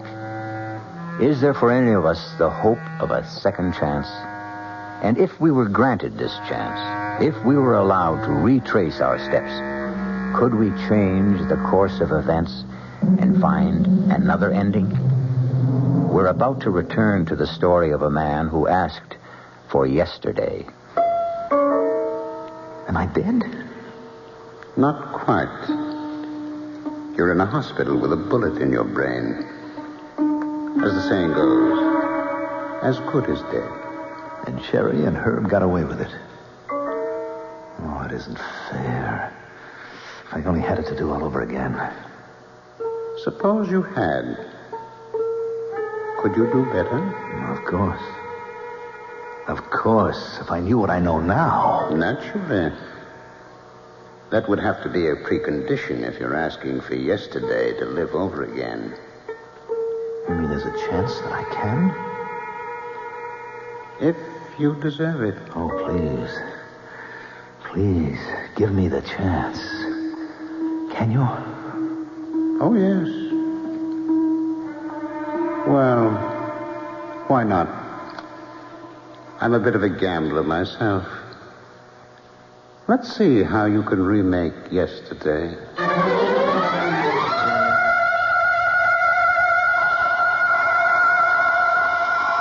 Oh, for crying out loud, Morris. It's your alarm to wake you up. Turn it off. Oh, sure, honey. Wow. Oh, you have a bad night, honey? Oh, what'd you expect with you turning and twisting and groaning and moaning? I didn't sleep. I'm sorry, honey. It's just that I'm going crazy. I don't know what I'm going to do. But that was yesterday. Now I know what I'm going to do. Or at least what I'm not going to do. I was aware of Sherry's voice saying all the things as we had said them. But I was thinking to myself how I hated her, knowing the truth. Her pretense of love, the story about her friend Marge. But now that I knew I was the one marked for the kill, things were going to be different. But not till I was ready. Till then it had to stay the same. Yeah? Oh, Herb, it's Mort Herman. Hi, Mort. What's your action? Look, I want to get a bet down on the 4th at Jasper Gardens today. You got it. What horse? How much? The favorite. Final chance. 1,000 on the nose. But gee, that's a little steep. I'd want that covered. Look, it's Saturday, Herb. The banks are closed. Yeah. I mean, I haven't got that much on me in cash. I'll tell you what. Drop me off your personal. It was hard to sound scared the way I had before, knowing that slimy rat was two-timing me with Sherry. But I had to play it out so he wouldn't know this time. Know that he was going to be the one that got hooked. By the second call, I was ready to make the first of my changes in the action. And I'll see you get down on Tidy Lady. 100 to 1. A sure thing? I'll let pipe cinch. You can't lose. Oh, boy, look, I know I can trust you, Herb. You wouldn't steer me wrong. You know it, kid. Well, look, all right, how about giving me a real break now? Spring me for a big one. 10G. Now, wait a minute. You know I'm good for it, don't you? Well... Look, I got a safe full of diamonds would cover that 10 ways from nowhere. I bet that big might shake the odds. Herb, come on. You can lay it off 50 different places. Okay. You got a deal. But bring me that check. My upping the ante was a jolt for Herb, I knew. But I also knew that he had to go for it. As I wrote out the worthless check, I could just figure the conversation now going on between Herb and my no-good cheating wife. Did he go for it? Yeah. Herb, is something wrong? No, I just got a little mad is all. What? I thought I had my pigeon pegged. Small potatoes better, like Mort wouldn't dare look beyond a $2,500 bet. But he had a nerve to hold me up for 10,000. So what's the difference? Doesn't that give you even more of a lever to talk him into opening up the safe? Yeah, but it'll run me quite a few grand more to pay off the boys upstairs. It's a drop in the bucket, Herb. There's easy $1 million in that safe. So what do you care? Yeah, I just got a little nervous, hon. That fool should balk at going through with a big caper. I wouldn't like to be holding those bum checks I couldn't cover. I don't want to end up in the river with concrete boots.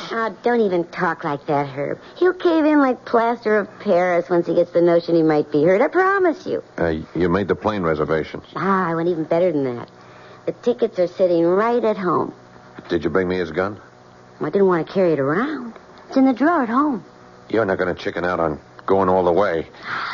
Don't you worry. Because after the heist, he's got to go.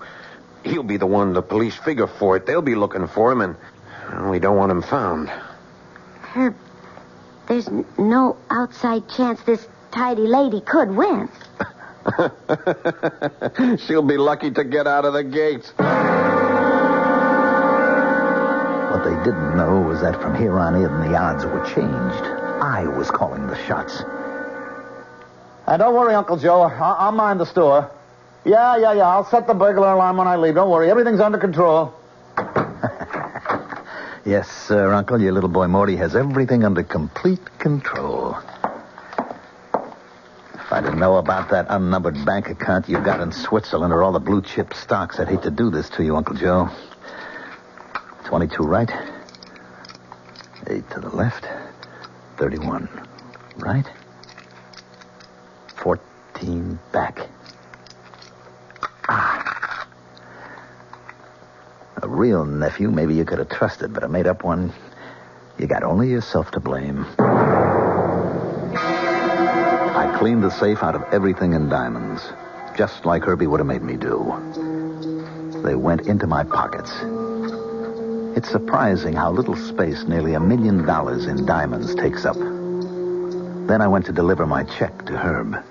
I'm stretching quite a point for you, Mort. Oh, I know that, Herb, but I'll be good for the check. I mean, even... don't give it a thought. You and me, we're going to be rich men after that 4:30 finish. And no kickbacks. We're riding on all the suckers' money. Is that, you want a drink to it? No. I'll pass, Herb. I'm kind of pooped. I've been under a lot of strain lately. So I think I'll just go on home and take a little nap until post time. You're not going back to the store, huh? No. I think I'll just watch on TV while our jockey boots our fortune home. Well, maybe I come up and join you. We could celebrate together. Why not? Not in a million years, Herbie. Not ever. You're not seeing me again. When I heard you laying off those bets that you had to guarantee personally, my score with you was all settled. Who's that? Me. Mort. What are you doing home so early? Why, aren't you glad to see me? Well, of course, sweetie, but... What are you doing with the gun? Just checking to see if it's loaded. Why? Well, you know I always do that when I'm carrying diamonds. Diamonds? You're carrying some now? Yep. Oh, what for? I'm going on a trip. When? Right now. Oh, but I thought... You thought what? Well, I thought... Well, didn't you have a bet on a horse or something? That's right, I do. 2 of them, to be exact. On the same race. Well, I don't understand. Yeah. Pistol's all set now. I think you do, Sherry. What? Understand. Well, Mort, honey, you're so strange. What are you trying to say to me? I'm not trying, honey. I'm going to lay it right on the line for you. How long have you and Herb been closing me out? What? Knock it off, Sherry. I can do without the injured innocence. I know the whole scheme, so you better come clean. Well, I don't know what you're talking about. You got tired of me, Sherry. Maybe you only married me in the beginning because diamonds were very big in your eyes. But I blew it all because I ran to the ponies. And they cleaned out what little I had. And then you met my bookie. You want to know something? I never really took a close look at him until today. He's quite a hunk of man. If you'd have told me, maybe I couldn't have blamed you for going for him instead of... No, look, Mort, before you do something crazy, just... No, not crazy, baby. No more. Don't point that at me. Don't you think I have the right? Why? Because you know my horse is going to lose.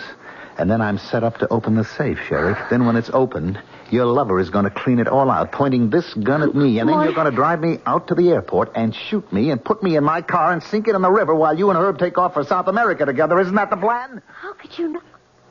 I mean, what are you talking about? You, me, and Herb. And the future. I ought to put a bullet in your head right now. No, Mort, no, listen to me. I'm Sherry. You're Sherry. Your wife. Someone who'd do anything for you. Or to me. No, Mort, please. No, give me a chance. Whatever's in your mind, we can work this out. Can't we somehow? Oh, my God, Mort, can't we somehow? Please.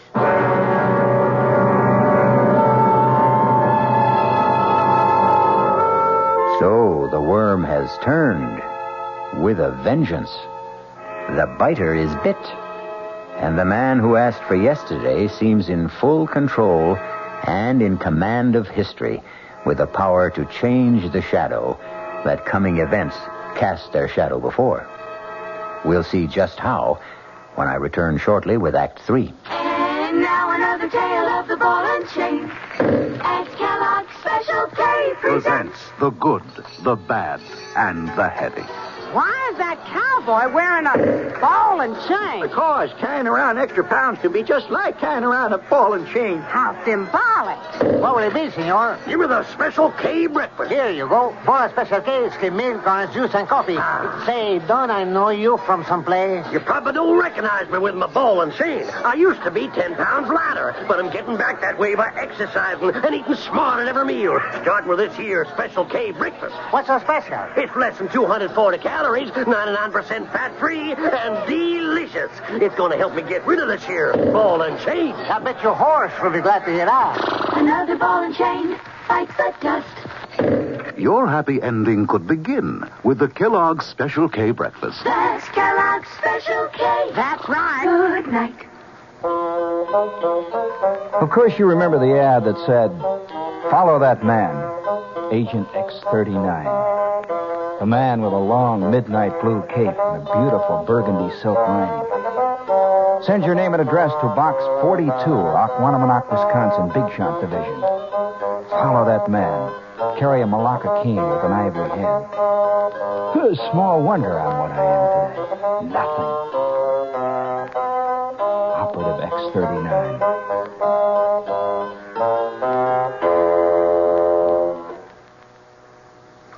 Gene Shepard, tonight at 9:15 over WOR New York, your Mystery Theater station.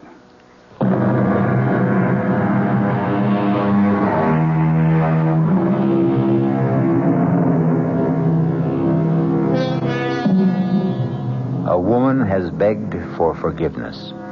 A woman we already know deserves none. And what about her husband? A man with a miraculous second chance.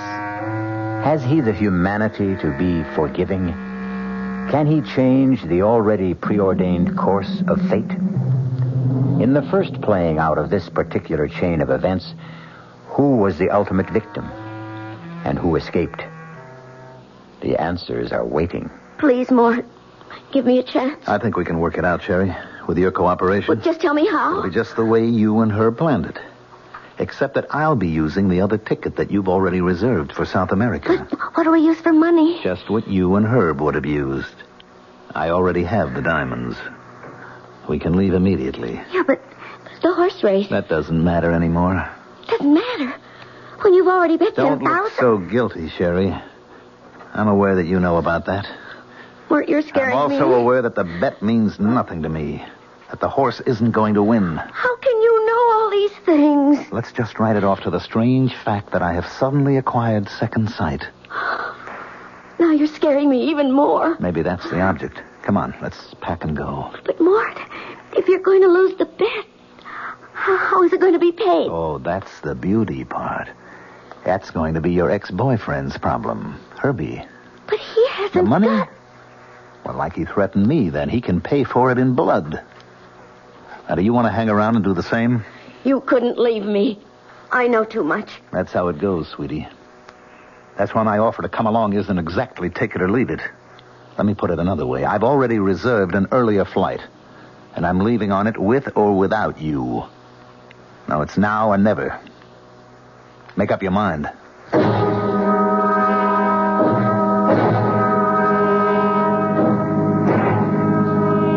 Mort? What? It still isn't too late. Too late for what? To go back. Start all over. How?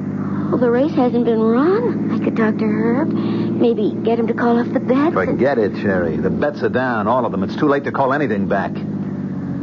What are you slowing down for? We need some gas. We must have enough to get us to the airport. We're right at the bridge. Oh, I wish you could know how familiar this conversation sounds. Why are you turning off? We have an appointment right below the bridge here. You're scaring me again. Mort, what is it about you that... Maybe I've become the agent of fate. The what? It's finally catching up to you, Sherry. I don't know what... Mort, don't turn left here. This is a dead end. It ends at the river. I found that out once. Well, Mort, I think you're crazy. Mort, let me out of here. Oh, no, sweetie. I can't do that. A coffin is a coffin, no matter who the corpse turns out to be. What do you mean? You and her planned for it to be me. I've just revised the plan. Put that I've gun decided away. the only one that really deserves to be shot is you. Goodbye, Sherry. Welcome to my grave. I forgot I should have waited for a plane going over to drown out the shot that killed Sherry. But it didn't really matter. No one heard it but the two of us. It wasn't much of a climb back to the highway, and I had plenty of time to walk to the airport. I had no baggage except $1 million worth of diamonds. And for the first time in as long as I could remember, I was free. Ladies and gentlemen, your attention, please. An unexpected total inversion due to extreme weather conditions, aggravated by a heavy smog, has caused a temporary shutdown in all air traffic. Arriving planes are being shunted to alternate landing fields, and there will be no takeoffs on all scheduled airlines until further notice.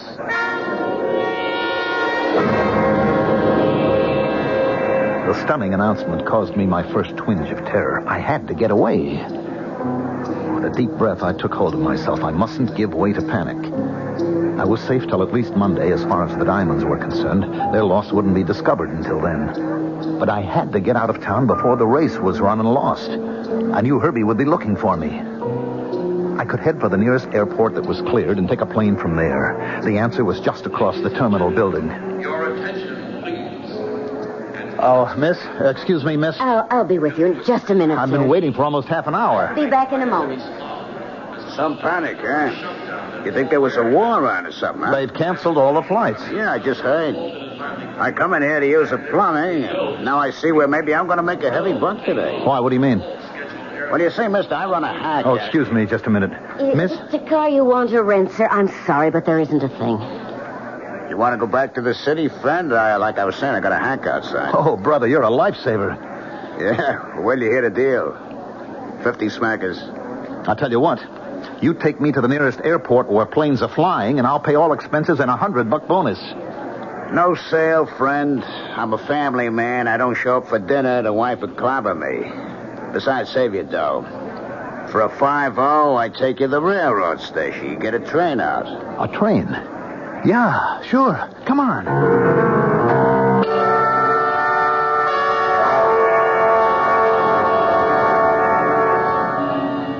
Oh, what's the matter, driver? You got me. Some traffic jam. Looks like fire trucks up there at the station. Well, there's a cop over there. See if you can get his attention. We got it already, Bubby. He's on his way already. You headed for the railroad station, buddy? Yeah, officer. I got a passenger going. Yeah, you got nobody going nowhere. There's a fire in the tunnel. There won't be a train out of here for several hours. Turn over the next corner. Now, wait a minute, Sergeant. You don't understand. I've got to leave. Do yourself a favor. With the airport shut down, this fire in the tunnel, what you should be worrying is find yourself a room for the night. Well, the bus station. I can get a bus. That's where the laugh is on them. I mean, the business they could be doing tonight, their drivers had to pick this weekend to go out on strike. Okay, Hacky, you're holding up traffic. Move on. What am I going to do? I don't know, mister. But I'll tell you one thing. You've about used up your 50. Make up your mind wherever I drop you. It better be close. Just let me think a minute.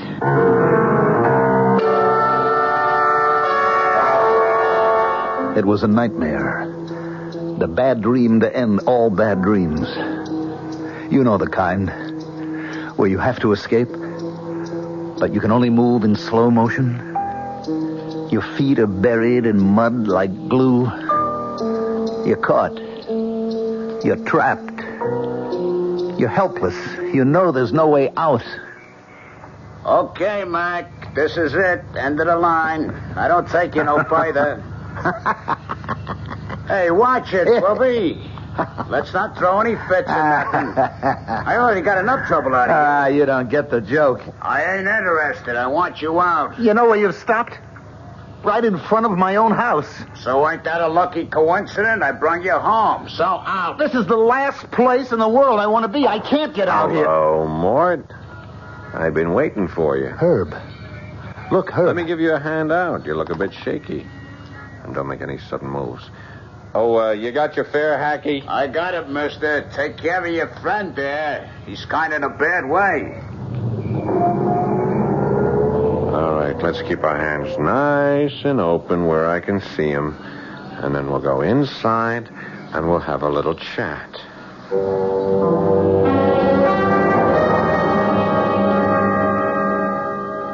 So when you heard the race results, you came back to pay off your debt to me, and you left Sherry waiting for you at the airport, right? That's right, Herb. And you want to pay me off in dimes. Well, like I told you this morning, I don't have the cash on hand. Yeah, I'll get that. Yeah. Oh, yeah, this is Mr. Herman. Oh, they are? Oh, that's fine. Yeah. Yeah, I'll be there to pick him up. Right away. Yeah, thank you for calling. What was that? The airport. Ceiling is lifted. They're flying again. They wanted to confirm your reservations. You're on the next flight out. Well, how am I going to get there? I got my car outside. Our business is all finished. I'll drive you out to the airport. Come on, Mort. We don't want to keep Mrs. Herman waiting.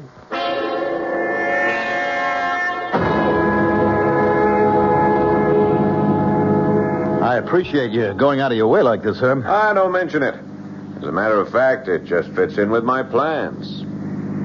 What are you doing? Don't turn off here. You and I have a little final business to complete. No. Not under the bridge. Oh, you know this little spot, huh? Is that where you gave it to Sherry? What are you talking about? Come on, jerk. When I took that gun from you, I could smell it had been fired recently. When I couldn't reach Sherry, as we planned earlier this afternoon, I had to figure maybe you'd caught on about us. That's why I was waiting for you when you got home. What did you do with her, Mort? I don't know what you're talking about. Sure you do. Come on, get out. Now, give me your coat. Herb, please. Please. Coat, jacket, pants. I want all the diamonds. Herb, please. Did you give her any chance? What did you do, shove her back in your car and roll it in? Look, she had no right. Okay, you forget it. Now, you just drop those clothes and walk to the edge of the pier. I wish I had a car to bury you in. But I'll take my chances on the tide. Move! It didn't make any difference. It all turned out the same, didn't it, Herb? I don't know what you're talking about. But by me, it comes out even. Goodbye, Mort.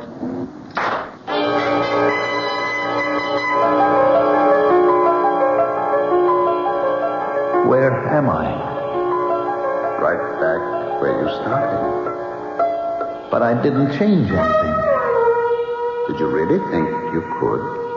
But Herb gets away with everything. And I killed Cherry.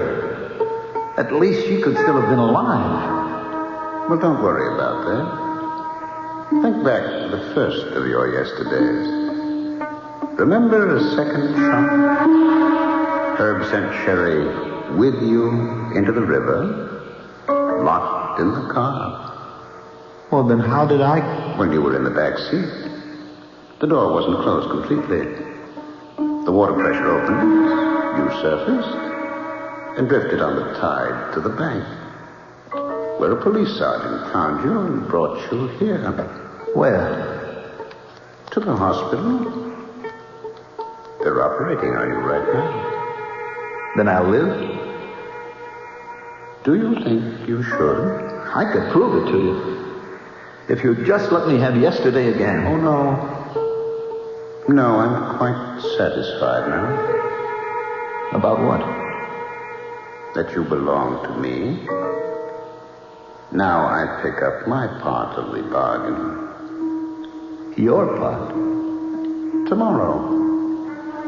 I'll take care of all your tomorrows.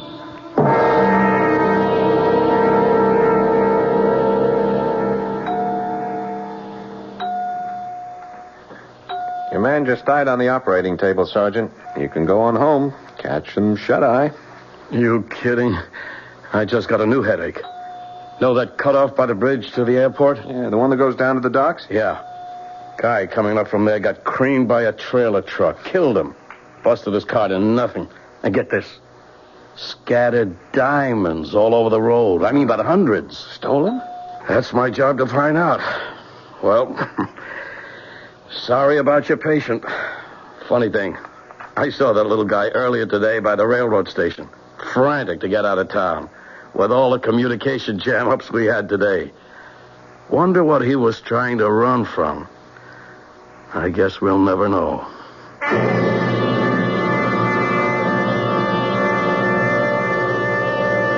But we do, even if the sergeant never learns. And we also know it caught up with him. He was a weak little man, and a scared little man, and a stupid little man. None of which is any excuse.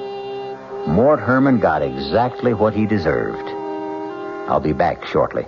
John Wingate here, and a reminder, if you're only getting 400 yards to a gallon of gasoline, may I make a suggestion? You can drive around this weekend in your own backyard. You can take it to the car wash and drive back if you're getting 400 yards to a gallon, okay? Seriously, on the Wingate News Digest at 10 o'clock tonight, a big man of the Auto Club of New York will tell you if you're headed for the Poconos, for Rockland, for Westchester, for the Hamptons, watch out. Gas is dry all over the city. Another special tonight. A major home heating oil distributor says you're in luck. The price is going down. And he doubts the entire shortage. Doubts it, and he'll tell you why. Then later, someone you don't know, a 16-year-old. What he thinks of, quote, the energy crisis, of Mr. Nixon's speech, of everything. What ambitions, if any, for a 16-year-old kid in New York. Wingate News Digest, tonight, 10 o'clock, WOR.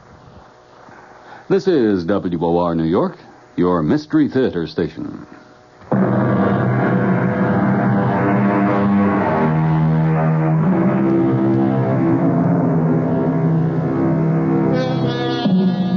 In the beginning, if you remember, I mentioned an often misquoted line. Backward, turn backward, O time, in thy flight.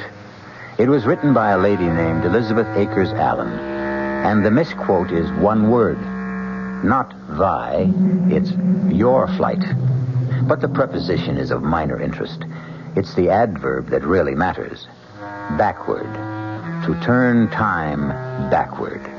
One of man's dreams since time began.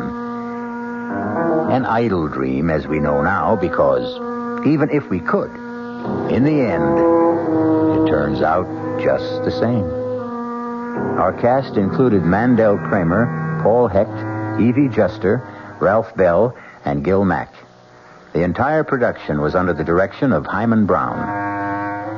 And now, a preview of our next tale. You'll have to believe me that Leo won't give me a divorce. Don't you see how easy it would be to take his place? Yeah, fine, but what happens to him? Well, that's the problem, isn't it? Yeah, that's the problem. I thought maybe you could think of a way out. Yeah, I can, but I don't like it. Try it on me. No, I think you've already tried it on, and you like it. Maybe. Not maybe, positively. That's what you wanted to lay on me when you said you wanted to talk. You're not only sexy, but you're smart. Yeah, you bet. Smart enough to stay away from murder. Well, who said anything about murder? I did, my lovely. I did. I said murder. Radio Mystery Theater was sponsored in part by the Kellogg Company, makers of Kellogg's Special K cereal. This is E.G. Marshall inviting you to return to our Mystery Theater for another adventure in the macabre. Until next time, pleasant dreams.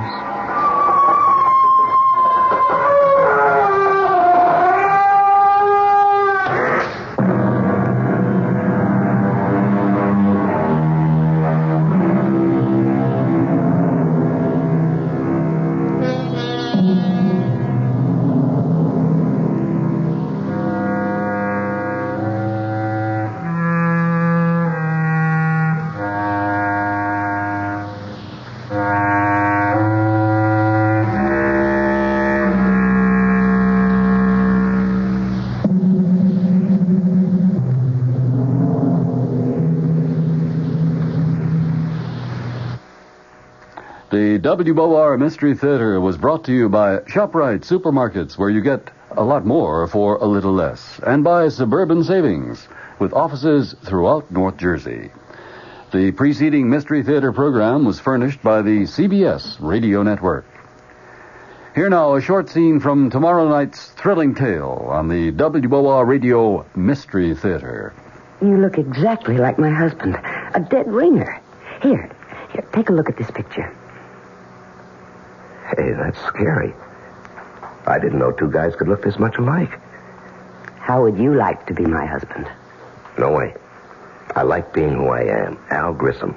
But don't you see how easy it would be to take his place? Yeah, you bet. But it's easier to stay away from murder. Well, who said anything about murder? You did, my lovely. And my answer is no way.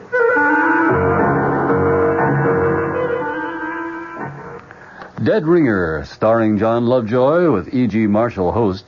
A man and woman plots a murder with a man who looks just like her husband.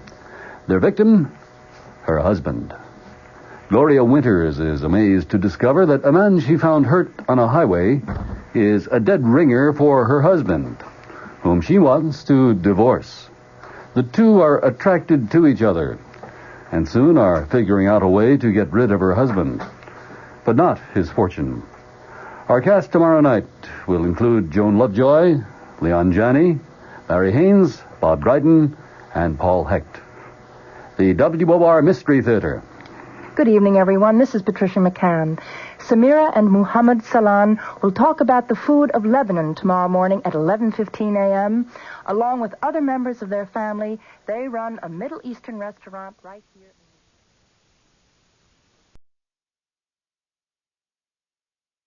CBS Radio Mystery Theater presents...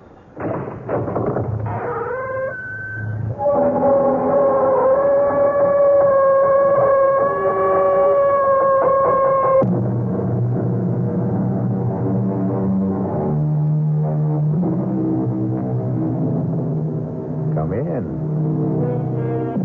Welcome. I'm E.G. Marshall. Welcome to the fear you can hear. Welcome to the sounds of suspense. Have you ever noticed the similarity between night driving and making your way through life? Driving at night, you can only see as far as your headlights show you the road. You never know what's over the next hill or around the next curve. And even on a straight road, your vision only extends as far as your lights. Life is very much the same. None of us really knows what lies ahead. You look exactly like my husband. A dead ringer. Here, take a look at this picture. Hey, that's scary.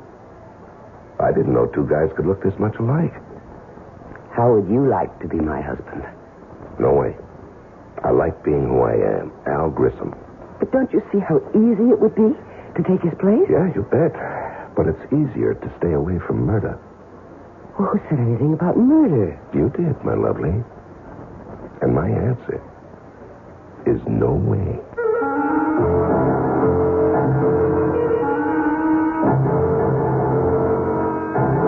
Our mystery drama, Dead Ringer, was written especially for the Mystery Theater by Murray Burnett and stars Leon Janney.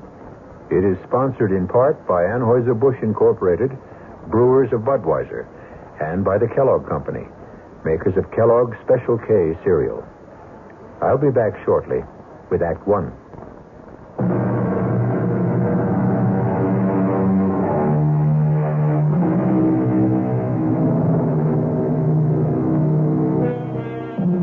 You're on a blacktop country road about 18 miles east of the little town of Eudalia. It's raining hard. You're driving a Citroen Maserati, and it handles. But you have your problems. You're going to be late for dinner, and you have a husband who doesn't appreciate lateness. The night seems to be getting blacker, and the rain shows no sign of easing. Darn this rain. While I'm at it, darn the weatherman who promised clear and cool weather. Your name is Gloria Winters. And then the headlights pick up something in the road. Whatever it is, it's a problem because it doesn't seem to move. Come on, stupid, move. Get out of my way. My, it's a man.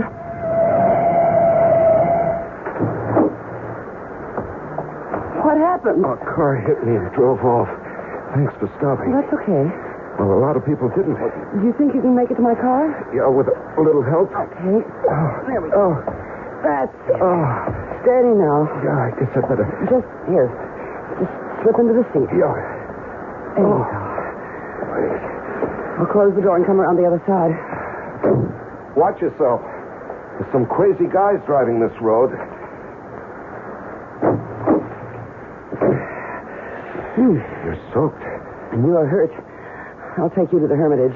What's that? The hospital. Oh, no. No hospital. You're bleeding. Now, looks worse than it is. It's sure playing hell with your car, huh? Well, you must go to a hospital. Oh, no way. But why? Because hospitals are for dying.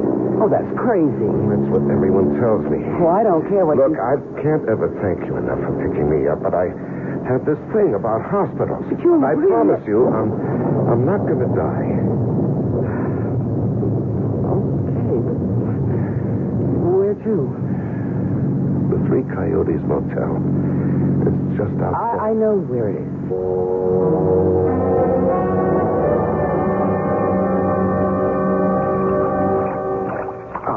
No, come on. Just put your head on the pillow and don't be a baby.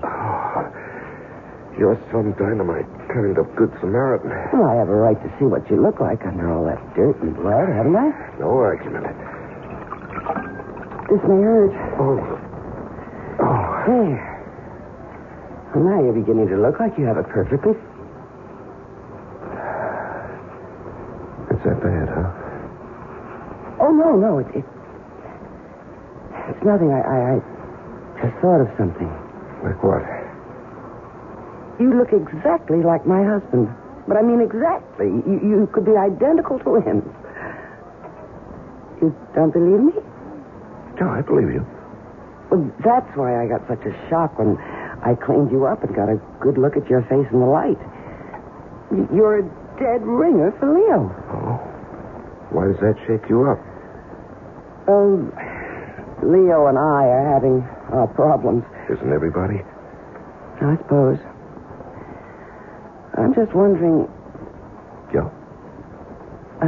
Well, I'm wondering what you were doing walking down Route 38 in the rain at 6:15. I,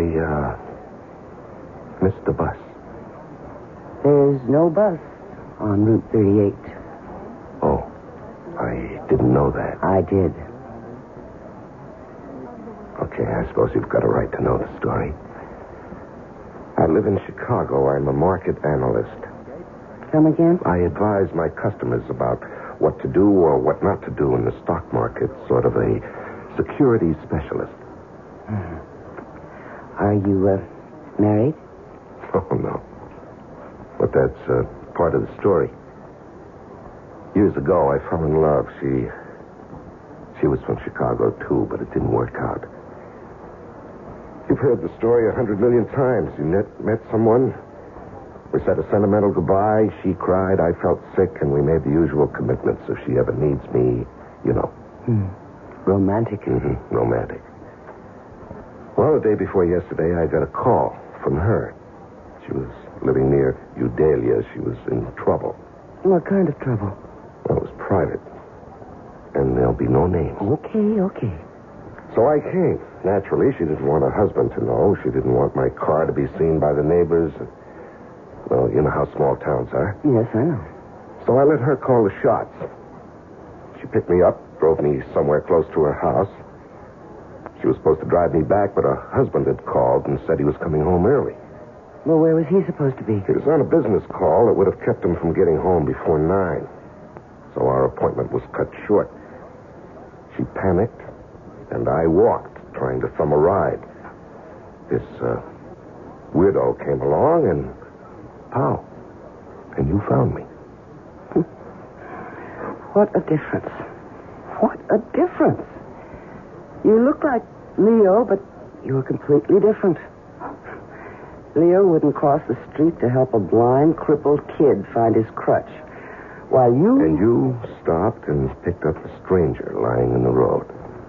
Well, I told you that Leo and I don't get along. But you married him. I didn't know what it would be like. Anyway, what are you going to do now? Oh, I'm going to change motels and lie low until I can go back to Chicago without having to explain the way I look. What about the girl you came to help? No, that was a bad scene.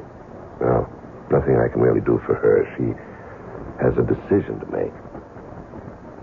So have I. Will you help me to make it? If I can. Oh, you can, Al. You can. In a very big way.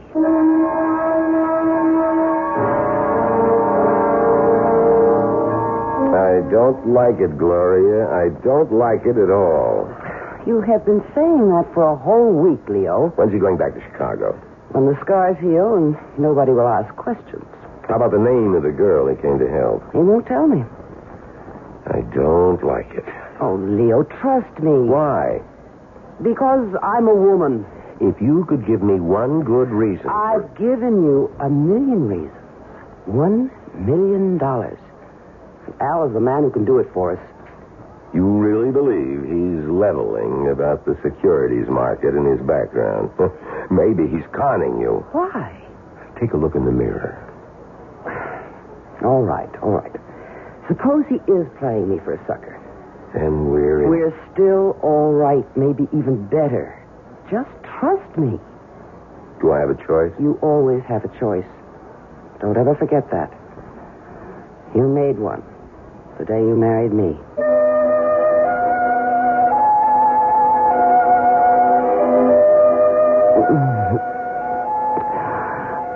Oh, I do love you, Al. Me too. No. We have some serious Come things. here. Come on, I'll be serious. We can't go on like this. What? Isn't that what you were going to be so serious about? Tell me that we can't go on like this? Well, yes. How did you know? Oh, because people are more predictable than the stock market. And, darling, I've studied the market and I know its moves. Okay. Then continue. With what? What else I had to say? Oh, it was going to go something like this.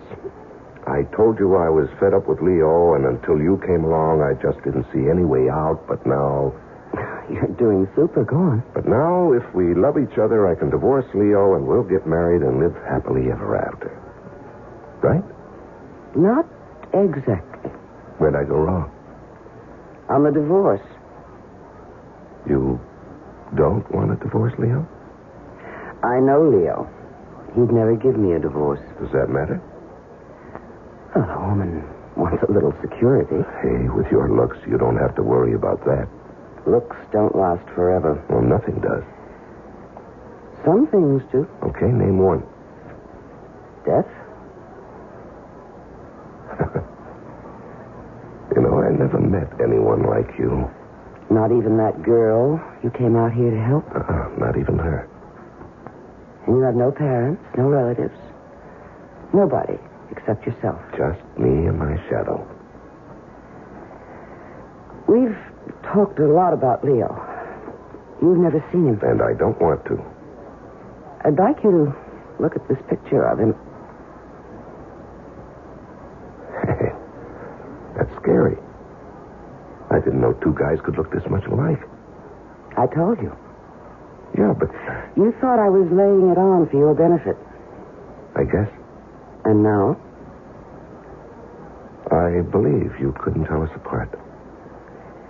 I guess this was in the back of my mind ever since I first saw your face. What was? How would you like to be Mr. Leo Winters? Oh, no way. I like being Al Grissom.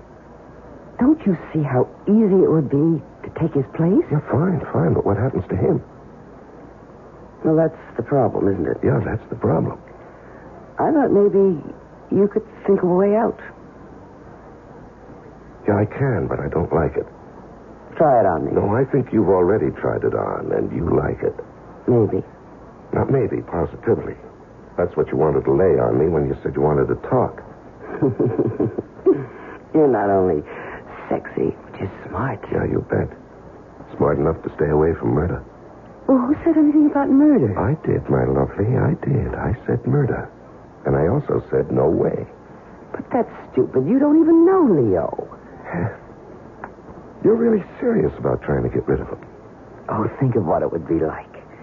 Mr. and Mrs. Leo Winters, you and me, happily married for the rest of our lives. Now, you jumped about 3 tracks in a couple of miles. You're too far down the road. Why? How did you get Leo to let you come and see me? Did you tell him we were playing backgammon or chess? Well, you know how greedy he is. He thinks that you're going to make him a lot of money with your connections in the Chicago markets. But we've still got a little problem to solve about his departure. Ah, then you're interested. Lady, if I hadn't been interested, either you or I would have been long gone from this room. You must have been thinking about this for some time. I have. And you must have come up with some ideas.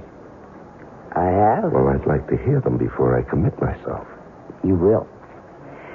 But I promised Leo I'd be back at 3:30 sharp. That doesn't give us enough time to discuss it now. No, but it does give us enough time to... Seal the bargain?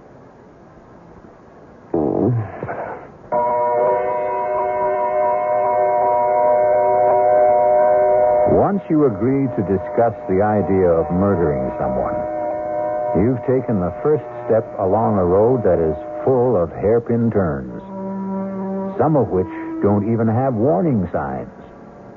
We'll be back shortly with Act 2.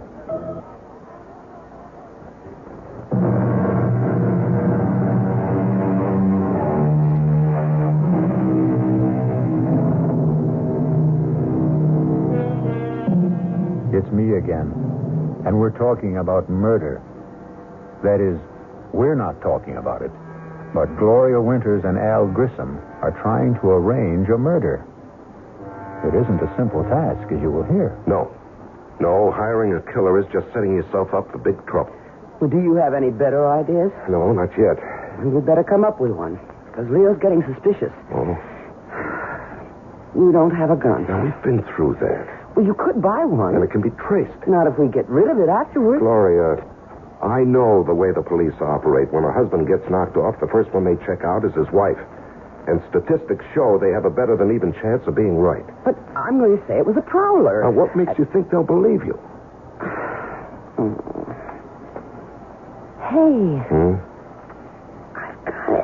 I've got it. Why didn't I think of this before?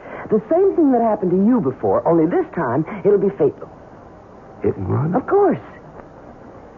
You know, the more we talk, the more I'm beginning to think we ought to forget about the whole thing. No. All right.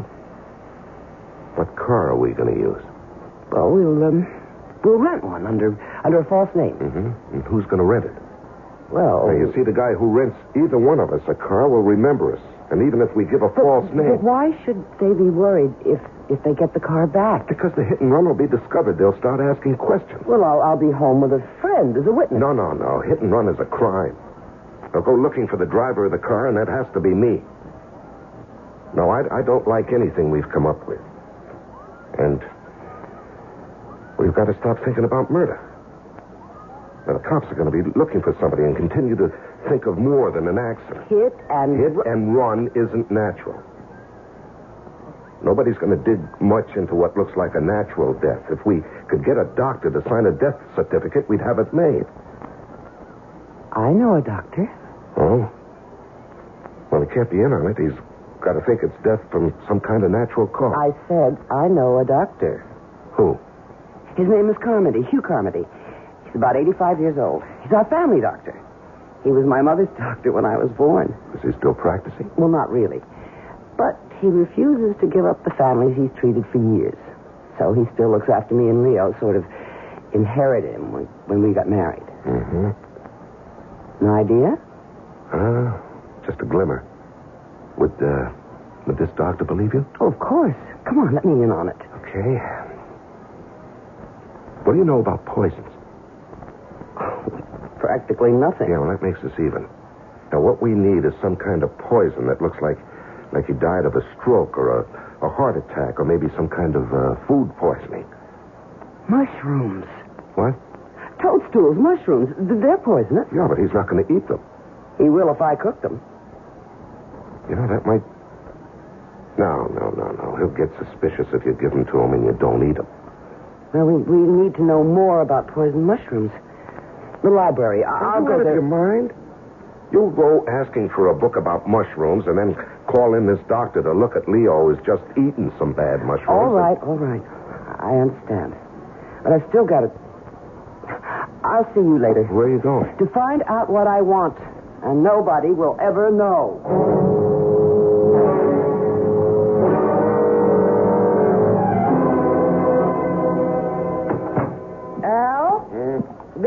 Where have you been? To see Dr. Carmody. Of all the dumb plays. Relax, darling, and give me a kiss. I think I really have something. What did you do? Toadstool. A fleshy fungus that is poisonous or inedible as distinguished from an edible mushroom. Oh, great. We knew that before you left. But we didn't know that aconite, which was formerly much used as a cardiac and respiratory sedative, is the poison that comes from toadstool or monkshood and can be deadly. You didn't ask? Of course not. I know that Dr. Carmody always visits his few patients between 3 and 4, so I went to his office and told the nurse I wasn't feeling well. No. She knows me and let me in to wait in his office. And he has a lot of books. So I read. Yeah, and what did you tell Carmody when he came back? Oh, he's such an old love. I made up a story about being tired and not feeling well, and he gave me a tonic, which I'm going to get. You know, maybe we're getting somewhere. Oh, we're there, darling. We are there. All right, slow up. Now, first, where can we get the aconite? Aconite. Yeah, that's it. Suppose I told you we don't have to get it. Well, I'd like to hear why. Okay. My dad had a bad heart. Oh, how long ago was that? About 7 years. And you're telling me that this Dr. Carmody prescribed aconite? Right. Well, how do you know the stuff's still good? I don't. Well, it doesn't seem to be. Well, this is the only way we can handle it. If it doesn't work, we won't get into any trouble. And if it does, we won't get into any trouble either. So what have we got to lose? You know, when you put it that way... Do you know any other way? No. Then let's try it. Okay, let's work it out. Okay. Day after tomorrow, Thursday. Mm-hmm. That's Eileen's night out. Right. I'll buy the mushrooms tomorrow. Then I'll cook a great steak dinner with all the trimmings. And Leo and I will eat it. And you too? Of course, I'll have to. Mm-hmm. I won't eat too much, though. But enough to make me a little sick. Yeah. Then when Leo begins to feel sick, I'll suggest we call the doctor. Carmody? Of course, Carmody. He'll come and ask about what we ate, and I'll say steak and mushrooms, and he'll say, mushrooms? And right away, diagnose mushroom poisoning and give us something. Yeah, I'm with you so far. And then? And then after he leaves, I'll tuck dear old Leo into bed, tell him I have to go to the drugstore to get something. I'll go down and let you in. Wait a minute. What do you need me for? We're in this together, my love. And I want you there. Yeah, I damn well better disappear after Leo dies. That will be just fine. And we'll set up a very, very romantic meeting place.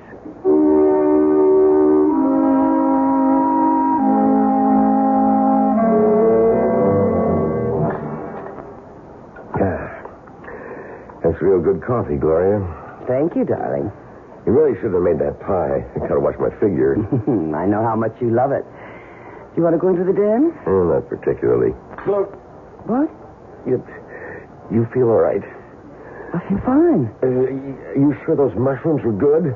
Of course. I don't know. I feel kind of funny. Even if they weren't, it's too soon for them to act up. How do you know? Oh, I've known about mushrooms since I was a kid. Well, all the same, I've got pains in my stomach. Call Dr. Carmody.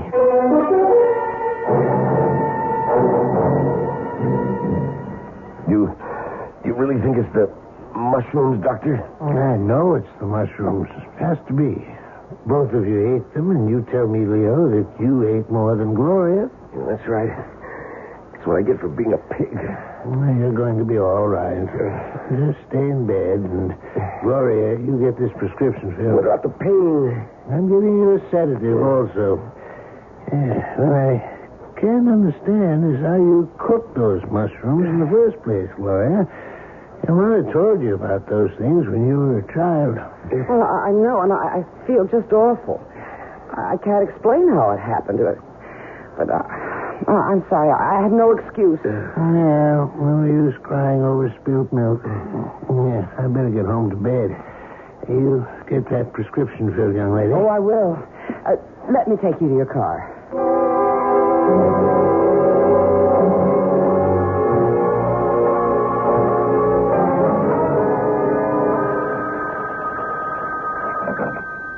Hello? Are you ready to come over and sit with a sick friend? It worked? Like a charm. How was Dr. Carmody? Just as we planned. He diagnosed mushroom poisoning. Bawled me out gently. But we're lucky. That visit to his office paid off. How will I get into your house? Well, you know where the house is? Yeah, I do. Park 3 blocks away on Green Tree Lane. Mm-hmm. You know that little place I told you about off the road? Yeah, I remember. But don't walk the streets. Just cut across the fields. Mm-hmm. Head straight north. You better take a flashlight. Ours will be the first house you come to. The back door will be open. Okay, I'm on my way. Make it fast as you can. I think Leo heard me come back. He'll be yelling for his medicine.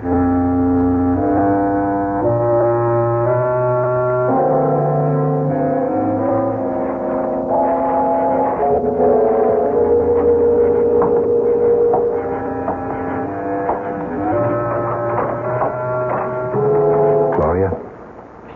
Come in and shut the door. Okay. Did you lock it? No, that's a good idea. Here, let me. I'm waiting for the kettle to boil. Why? You don't think I can get him this stuff straight, do you? Well, why not? He's expecting medicine, isn't he? He won't taste it in his tea. He likes it sweet. And I am going to make it very sweet. There. Hand me the cup. No. You know, I could do with a cup of tea myself. How about something stronger? Oh, you got something? Oh, we're completely equipped. Oh, don't forget to wash out the glass and put it away. Don't worry. All right. Hey. That's plenty. Have to be able to walk straight. Drink as much as you want. I'll finish what you leave. Gloria! Yes, dear? What happened to the medicine? I better get upstairs. I'll be right back. Save me a drink? Yeah, how long will it take? Oh, don't ask me, Al, darling. It's the first time for me, too. This liquor tastes funny. You know, I'll imagine these things. I better finish before she gets back. Hey, I feel funny. I better sit down.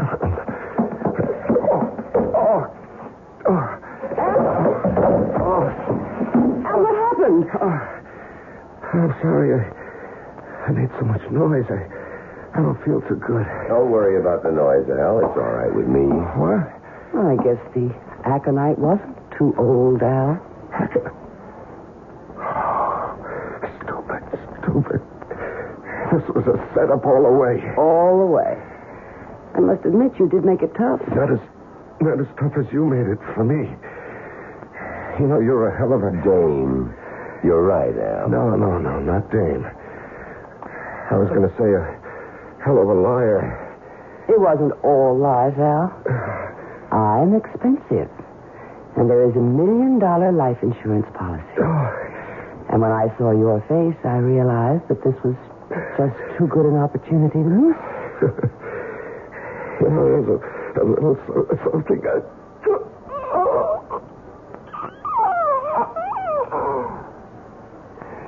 Help me get him upstairs and into my bed. Yes, dear. It's no time to get hysterical. No, I'm not. It's just funny to me that Al's going to wind up just where he wanted. In your bed.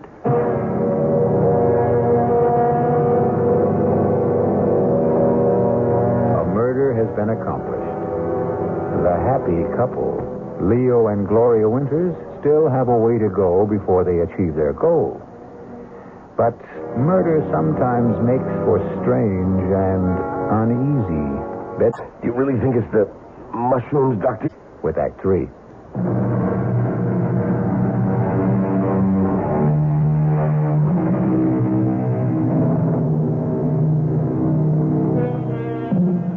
The Scottish poet Robert Burns' oft-quoted line, "The best laid schemes of mice and men oft gang a glee," doesn't seem to apply here.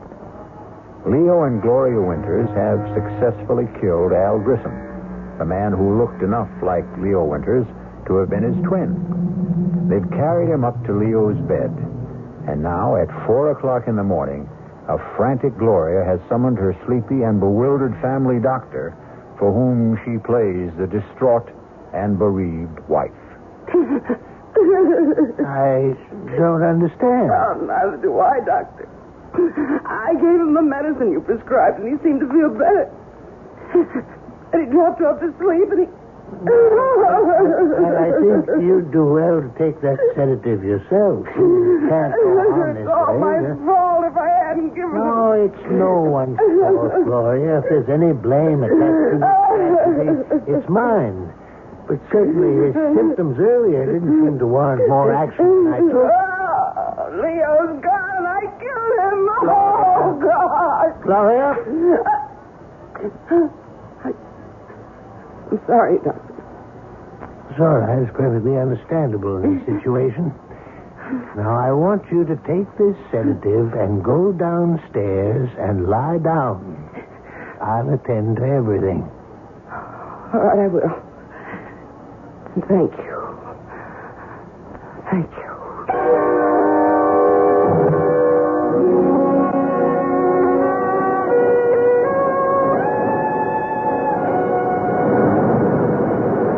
Oh, Gloria. Have I ever told you how clever you are? Not more than 1,000,000 times in the last week. That's an exaggeration. So I love you. You should. Without me, would we be here on Riviera and Pratt, living the way we've always wanted, with $1 million, and the whole world waiting to see that we enjoy ourselves? Do you think we can ever go back to the States? Well, I don't want to. Do you, Leo? Much to Leo. I'm sorry. I've been pretty good, though, lately, haven't I, Al? You've been great. You must have really been good with old Doc Carmody, too. Oh, he was so upset and so confused. I threw the most beautiful fit of hysterics you ever saw. Wish I could have seen it. Oh, so broken up. So he insisted on handling everything, even the insurance people. Never gave him a chance to question anything. He signed the death certificate and had the body out of the house and into the crematorium before they ever got there. What about returning to the U.S.? Oh, I don't think we should for a while. Maybe in a couple of years, But never to Udalia. Maybe San Francisco. New York. We'll see. How about a dip? Al Grissom. A pleasure to see you again, Al. How you doing? Now, that's a silly question. I can see you're doing great. No one stays at a class hotel like this unless he's doing great. But I always said you had class, Al. Yes, and style. Oh, you want to introduce me to the girl who's hanging on to you?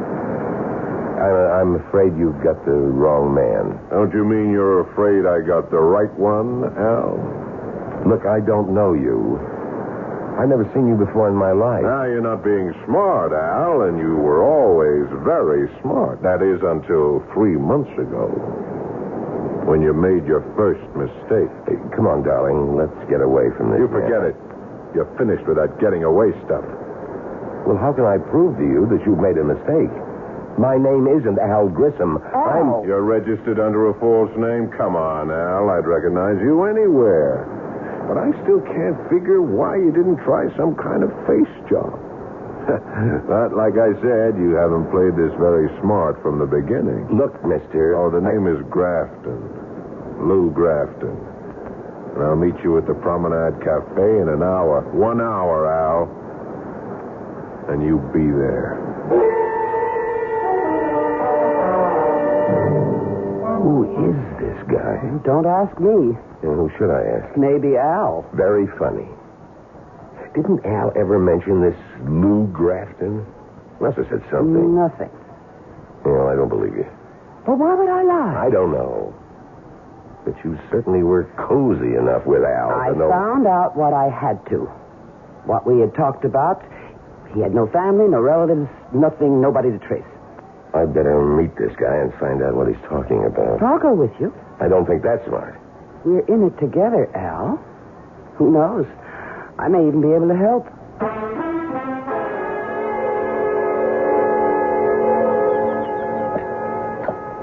Glad you could make it, Al. Sit down. This is Gloria. Nice meeting you again, Gloria. Tell her you'll meet her in a little while, Al. She's in on this. On the whole deal? Yes. You certainly changed, Al. You never put a dame on the spot before. On the spot? Oh, well, look. All I meant is that she's with me. You've made a mistake, and I don't even know what you're talking about. Darling, why don't we listen to what he has to say? Smart. Al, this is the only time I'm going to go soft. The only time. Well, because we've known each other so long, and... well, because we didn't pull it off the first time. Now, I've talked to John. I got him to agree that if you give us the whole take, we'll forget about what happened. The whole take? The whole $2 million, Al. All of it. Well? Yeah, I'm trying to think. What's there to think about? What's your alternative? You going to try to run again? You know we'll get you. You've seen it happen 100 times to other guys who've tried to cross us. Now, you just tell us where and when we can pick up the cash. And just thank God that I could make the deal for you. It isn't all that easy. What's your problem? It's no use. You wouldn't believe If you got a problem, you know we can help, but don't give me any fairy tale. Any time. For what? To think. There's nothing to think about. Well, from what you say. How much time? Another day. Oh, no deal. Look, if you want to do business with me, you'll just have Tonight. You'll be in your room at 10. That's plenty of time to think. And while you're at it, think about doing it our way. Or this time, you'll really end up very dead.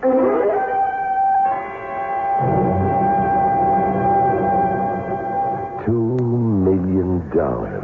That's a lot of dollars. Yeah, you're a big help. Well, I might be if you'd stop repeating the figures over and over again. There's no way we can get $2 million. I've got to prove to them that I'm not Al Grissom. Then they'll leave us alone. And how do you do that? Of course. Fingerprints. I'll have absolute proof. Even those guys will believe fingerprints. And who's going to tell them? You? No. I've got to arrange somehow for the police to send my prints to Washington or somewhere. And the police will get word back that these aren't the fingerprints of Al Grissom, but really the prints of a man named Leo Winters, who supposedly died 1 month ago and whose widow collected $1 million in life insurance. You're right. That's the only way to go. How do we convince them I'm not Grissom? I don't know. We went to a lot of trouble to prove to the world that you were. Who was this Grissom? He must have been awfully big to get into a deal like this. I think he must be calling you. Me? Who else? Well, I don't want to answer it. Well, that's not smart. They know we're here. Now, don't start talking like Grafton. Hello? Al, it's me. What do you want? Al, I was wondering whether you'd made up your mind. Not yet. It's 9 o'clock. You said 10. I did, but John's not happy. What do I care about John? You should, Al. After all, he's got a real legitimate beef. You worked for him for years. You were always clean. You took the hot stocks and you cashed, and you made money, and so did we. But I guess the $2 million got to. Look, I've got some more thinking to do, and I'll see you at 10. Well?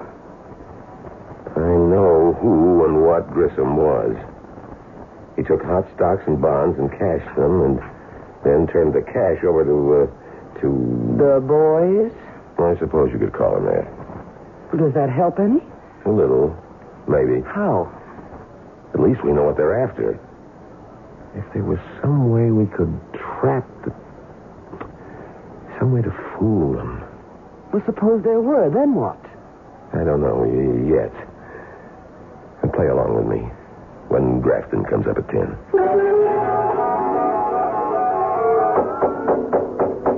Yes? Grafton.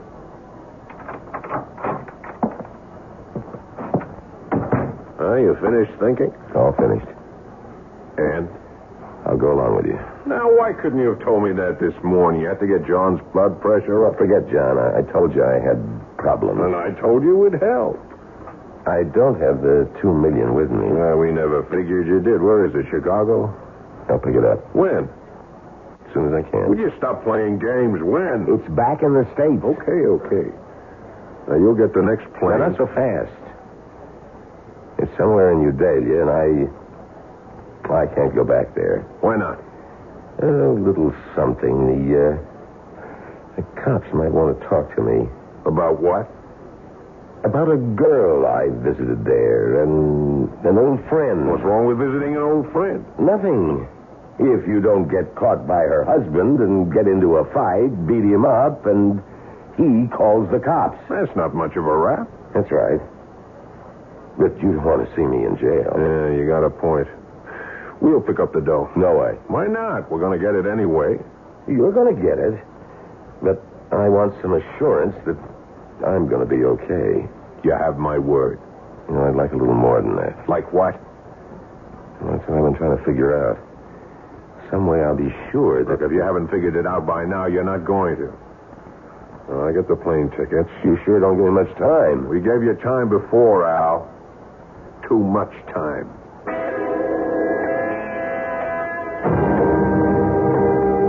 Will you stop pacing up and down like an animal? Gloria, I think I may have an idea. I hope. On the plane, I'll tell them I figured it out. Since I can't go back to Udalia, I'll insist that I want someone representing me when they pick up the money. But there is no money. They don't know that. I'll insist that you go along. Hold it. You'll be all right. What happens when they find out there isn't any money and I'm there and you're not? Put in a call to Carmody. Tell him you can't get over what's happened, that you need help, and that you've gotten into some kind of trouble. He should have the police there. Then you take them to the doctor's house, and with the cops there, you'll be in the clear. And you? I'll be gone. I'd rather be alive and running than the other way.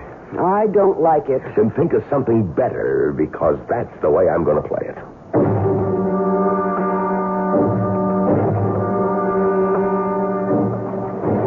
Now, Al, I know you won't get any crazy ideas at this stage of the game, but just in case you do, these two young fellas here are in our party, and they'll be on the plane with us all the way to Chicago. Thanks. Flight 39, New York, now loading at gate 3. Flight 39. Yeah, that's up. Now That's loading right. at gate 3. Excuse me.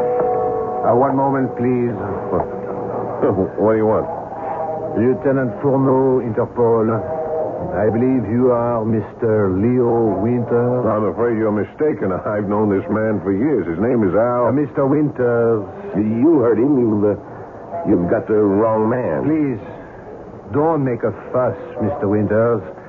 I'm instructed to hold you for the murder of an Alvin Grissom in New Delhi. Hold me. What about her? She's my wife, and she was in on this from the beginning. The whole thing. We know all about Mrs. Winters. In fact, she was the one who informed us about the murder. In return for some small promises. She told? You asked me, remember? You said, think of something better. And I did. Come along, Mr. Winters. Gentlemen, you will excuse us.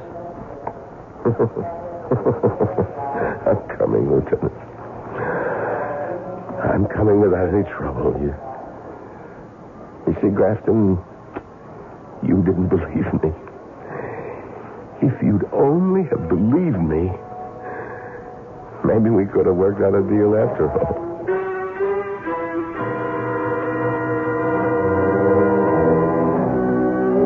The Winters had a good plan, and it all would have worked, except for one thing they couldn't have foreseen: the bend in the road ahead, and what lay around it. I'll return shortly.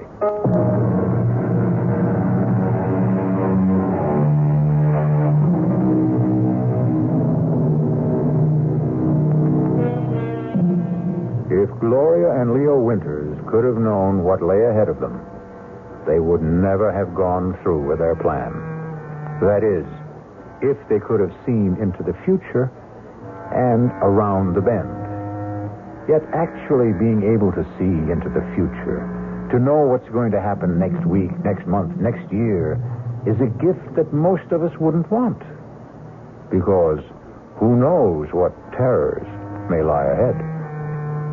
Our cast included Leon Janney, Joan Lovejoy, Larry Haynes, Paul Hecht, and Robert Dryden. The entire production was under the direction of Hyman Brown. And now, a preview of our next tale. Am I dead? Not quite. You're in a hospital with a bullet in your brain. As the saying goes, as good as dead. And Sherry and Herb got away with it.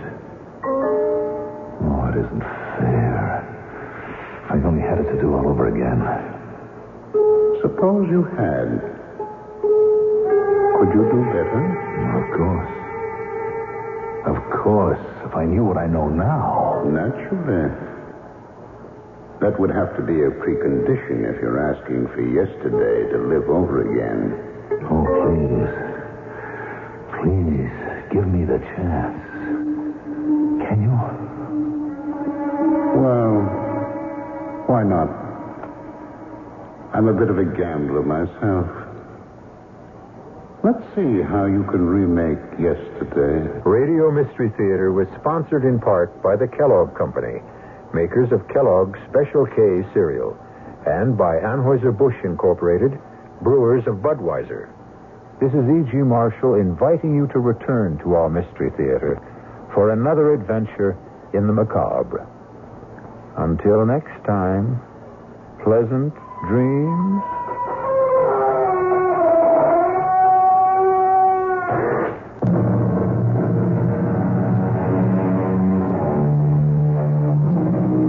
Community service is the key to great radio. This is Great Radio, WTAX 1240 on your dial in Springfield, Illinois.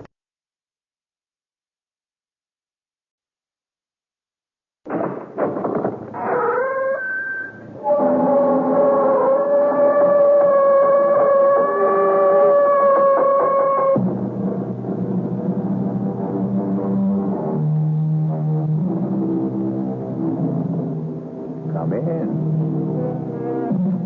Welcome. I am E.G. Marshall. Welcome to the world of your own terrifying imagination. Since the beginning of time, people have argued about the existence of ghosts. They've been called variously wraiths, specters, phantoms, apparitions, shadows, or shades. But everyone agrees that if there are such things as ghosts, they are the souls of dead persons haunting living persons. And that's what our story is about. Ghosts. No one, Mr. Garth, whether professional ghost hunters or ordinary people, have ever been able to spend an entire night in that house. Well, how many have tried, Mr. Flanders? Well, I know of at least a dozen. And that's within the past 2 years. Well, did you get any reports from the professionals? Oh, sketchy ones. But they all say the same thing. That whatever or whoever it is that haunts that house, the manifestations are the most powerful and evil in their experience. They all mention Nameless Horrors.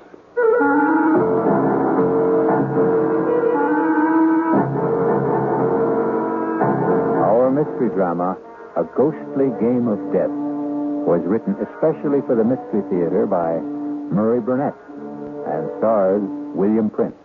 It is sponsored in part by Anheuser-Busch Incorporated, brewers of Budweiser, and by the Kellogg Company, makers of Kellogg's Special K cereal. I'll be back shortly with Act One.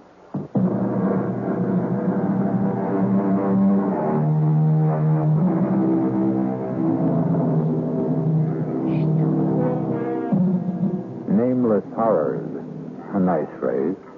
But as soon as you put a name and identity to horrors, somehow they prove bearable. In the last century, people have shown that they can and do bear up under mass genocide and atomic bombings. But the horror that is nameless, that is the most fearful of all. And our spine tingler will try to put a name to one kind of horror. You are not real. There are no such things as ghosts. I'm just imagining things. But I see you. I see you. No, don't hurt me. Whatever you are, please, stay away from me. You want me to leave the house? I will, if that's what you want. Just please let me by. I'll go right down the stairs, walk out of the house, and never come back. Is that what you want? Please. No! Don't touch me! Let me out!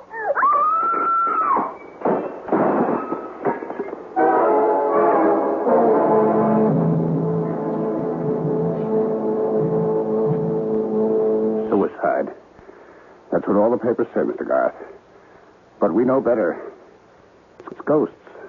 That house is haunted. Mr. Flanders, my field of study is the supernatural.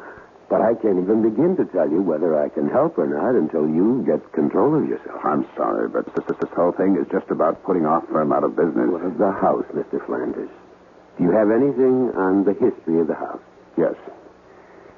It was built in the early 1800s by a sea captain named Ephraim Hatch for himself and his bride, a young lady named Lucy Endicott. And they lived in it for some 4 years until the tragedy. You have the details? Well, Captain Hatch was supposedly a hellraiser in his youth, but also a great seafaring man. He was in whaling and, if the rumors are true, slave trading. At any rate, he amassed a fortune. He fell in love with this Endicott girl who was the town beauty, married her, settled down, and built this house. The tragedy. Well, the story goes, as nearly as we can piece it together, that the captain returned from one of his voyages earlier than expected and found his bride entertaining a lover. And he killed them both. Horribly. And ever since, the house has been haunted and unlivable. We're building a condominium. This house is a key location, right in the middle of the property we own. We can't even get wreckers to tear it down. No one will go near the place. Well, you keep telling me that no one has lived in the house. What about this girl who just died now? Oh, that was a stupid idea of my partner's. Her name was Roberta Ginley, a television reporter. She wanted to make a name for herself, and my partner sold me on the idea that if she spent a night in the house and then went on television and told people about it, our problems would be solved. And now we're in a worse mess than before. That's why we came to you.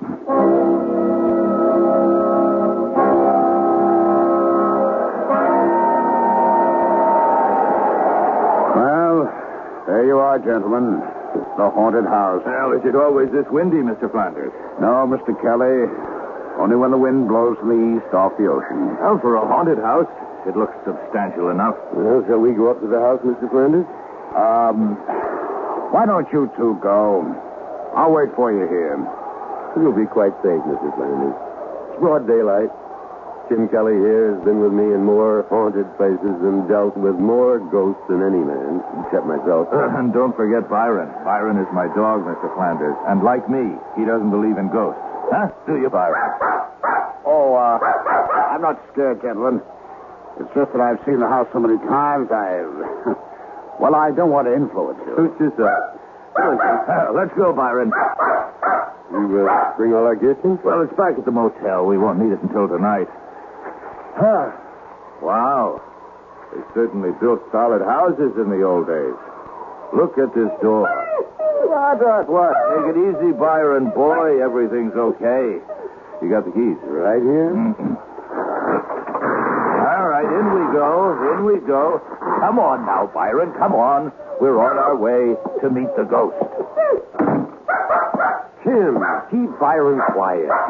Sit, Byron. Come on, sit. I don't think we should bother the downstairs. Let's go up and see where we're going to sleep tonight. All right, I'm with you. Come along, Byron.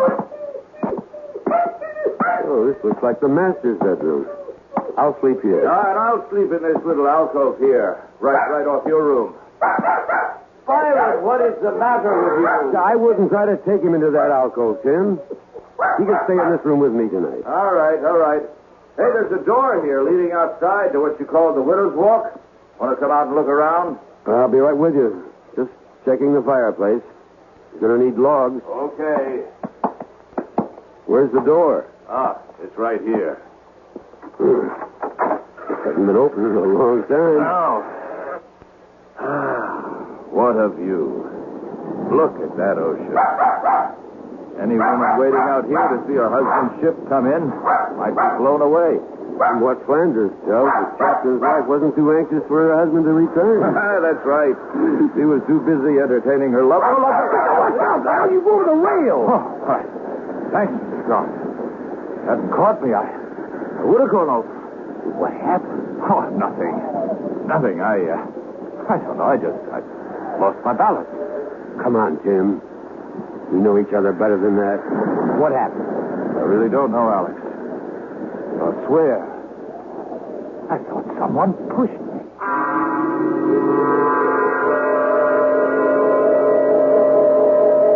Mr. Garth, I'm not at all sure I'm doing the right thing, and I'll understand if you don't want to go through with this. I'll pay all your expenses to date. You're concerned about my safety? Yes. A real estate deal is important, but not that important. Mr. Flanders, you have nothing on your conscience. Tim and I will spend tonight in the house, and by tomorrow, the ghost should be at rest. And you think there is a ghost? Well, of course. I just don't believe in its malevolence. Have you taken care of the wooden logs for the fireplaces? The men wouldn't go into the house, but you'll find plenty of firewood outside the door. Fine. Then I'll be on my way.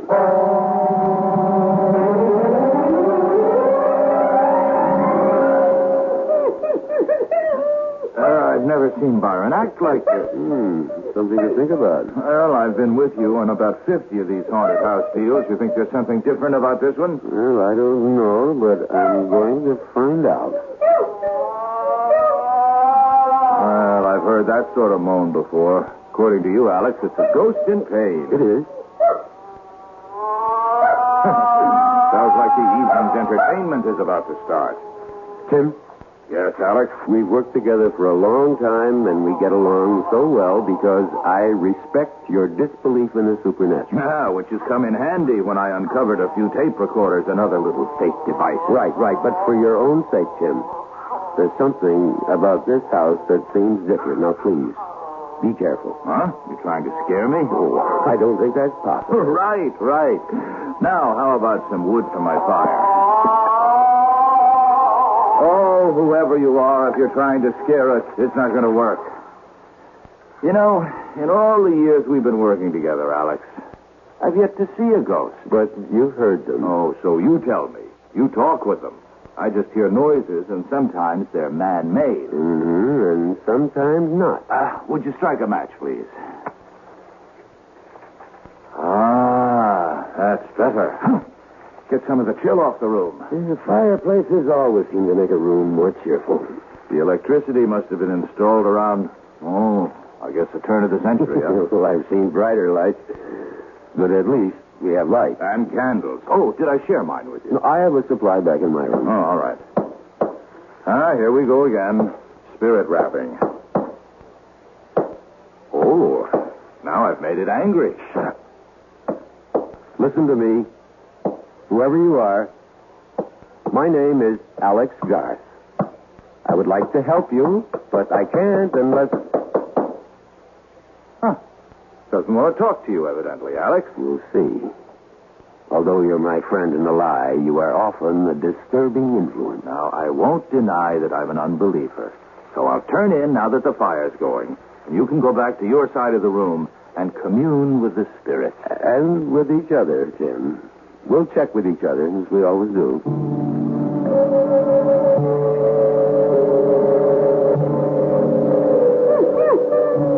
Oh, quiet, Byron.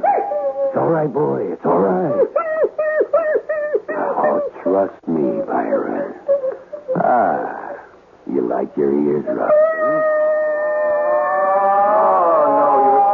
Sleep with all that racket going on? Has Byron gone bananas? Well, I'm trying to quiet him. Easy, boy, easy. It's all over. Tim, is there any way we can get Byron out of here? He's beginning to froth at the mouth. He's covered with perspiration. Well, I don't want to let him out now. He'll just get lost. He'll get over it when he sees nothing's happening. Hey. What? My lights just went out. How are yours? Going. Easy, boy, easy. I know you're in trouble. Please, let me help you. If you'll show yourself, I could help you. I've helped others. Believe me. Is your name Lucy? Lucy Endicott? If you are Lucy, would you rap twice? Can you? Byron, come here. Come here, right. Lucy, you're frightening a dumb animal. You're not frightening me. I'm sure you don't want to terrify a beast. He's never done you any harm. Byron, come here. Come out of that corner. Come to me. Good God. Come on. Alex, the fire's going out in here. So we go to the candles. You've plenty of matches, haven't you? Yeah, I'm fine, but I'm really worried about Byron. Oh, somebody's playing games. I tried to find the fuse box if I could, but... Hey. What is it, Jim? Well, whoever's at the controls is pretty good. A nice cold gust of wind just blew out the match I was using to light the candle. Well, I've got a couple of candles lit. You want one? Oh, no, thanks. I'm not scared of the dark. That's pounding. That's a new one, isn't it, Alex? That's new to me. It isn't spirit rapping. Sounds like someone wants in. You want to go down and open the door? Oh, no chance. Hey, Alex, your side of the room rocking like a boat? I'm steady as a rock. Was that Byron? Yes. What happened? I'm not sure. He's dead, Tim. What? His neck seems to have been broken. Tim, did you hear me? I said Byron is dead. Tim, are you all right? Tim, what is it? Run! For your life!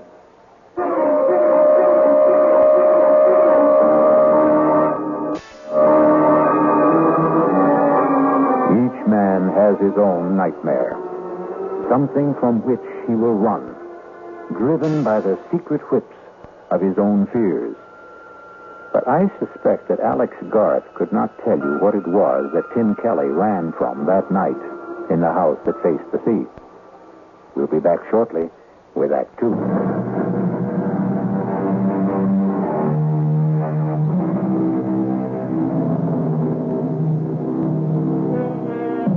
Alex Garth, authority on the supernatural, has undertaken to spend a night in a house so demon-ridden that workmen have even refused to tear it down.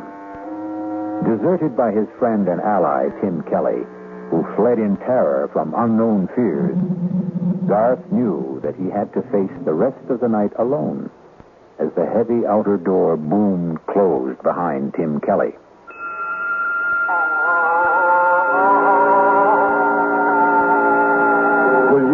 yourself now. I promise not to run away like my friends. You'll never find peace unless you let me help you. There can be no rest for you except through me. Do you think you're being punished for some sin you committed when you were alive? That isn't you. Is it, Lucy? Please, let me help you. I will not let you in, and I will not leave this house. Locking the room doesn't frighten me. I'm not afraid. Mr. Coggin! We've split a tough, fellas. Keep her steady or I'll kill you! That letter I received in Trinidad tells me that my Lucy, my wife, is carrying on under the roof of the house that I built for her with young John Rogers. So, Mr. Coggin, we're going to drive for home and to hell with the storm. Nightmares. We've all experienced them. But I venture to say that none of us has experienced the horrible sights, shapes, and sounds that Alex Garth saw and heard in that dark room of the haunted house for the next hour. And when he still held hard to his sanity and what remained of his courage, the apparitions changed in character. Garth no longer knew what was real and what was fantasy. He later told me that he may even have fallen asleep, hard as that may be to believe. Alex? Alex Garth? Lucy? I am Lucy. Am I not there, Alex Garth? Yes. Even beautiful? Very beautiful. Would you not like to touch me, Alex? Even if I wanted to, I could not.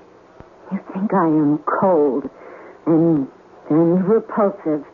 That is what you think.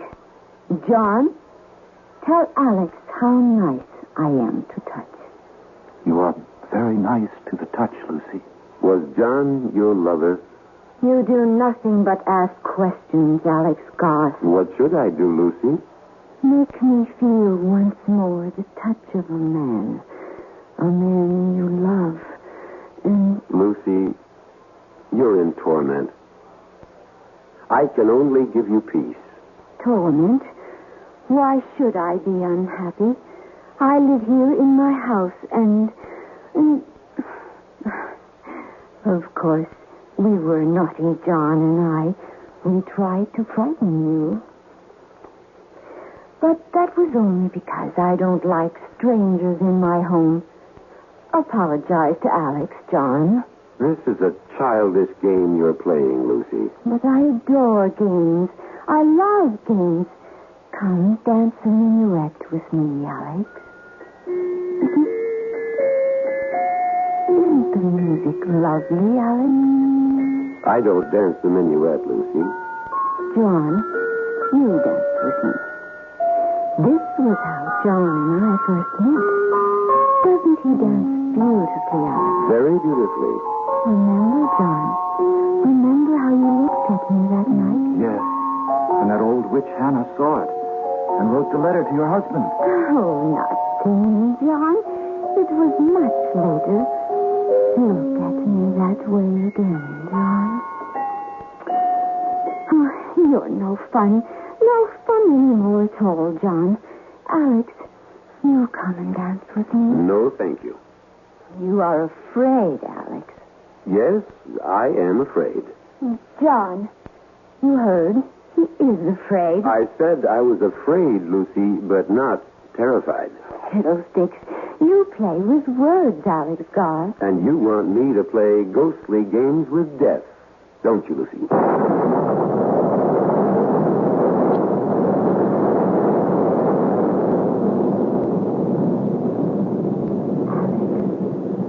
Alex Garth, wake up.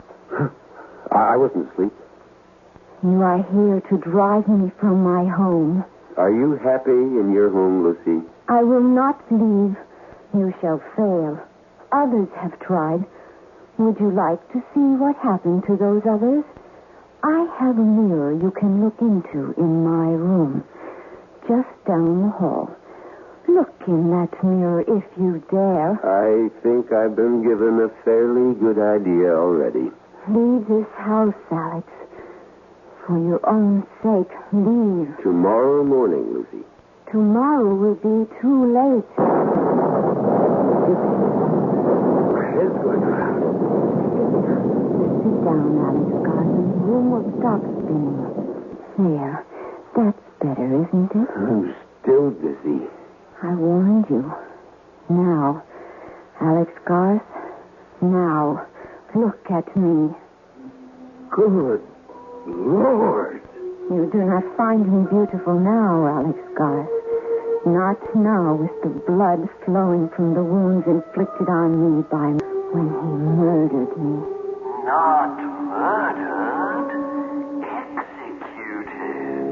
You would not like to kiss me now, Alex Garth. Stay where you are. You need not worry about my blood staining your clothes. It will not even show. Stay away. Stay away. I warned you, Alex Garth. You think no one would wish to embrace me now, with the cuts and wounds and blood disfiguring me.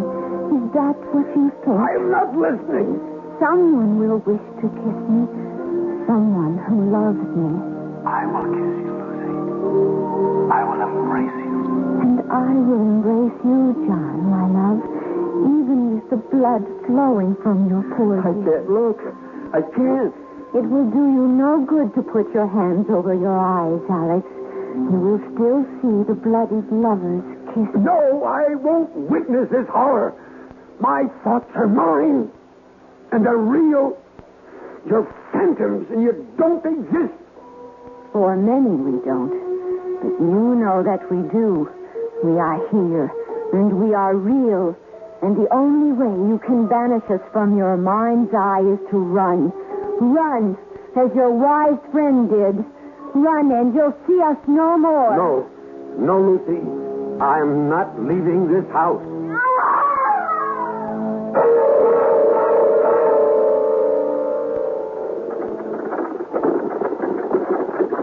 This is the carriage bearing me to the burial ground, Alex.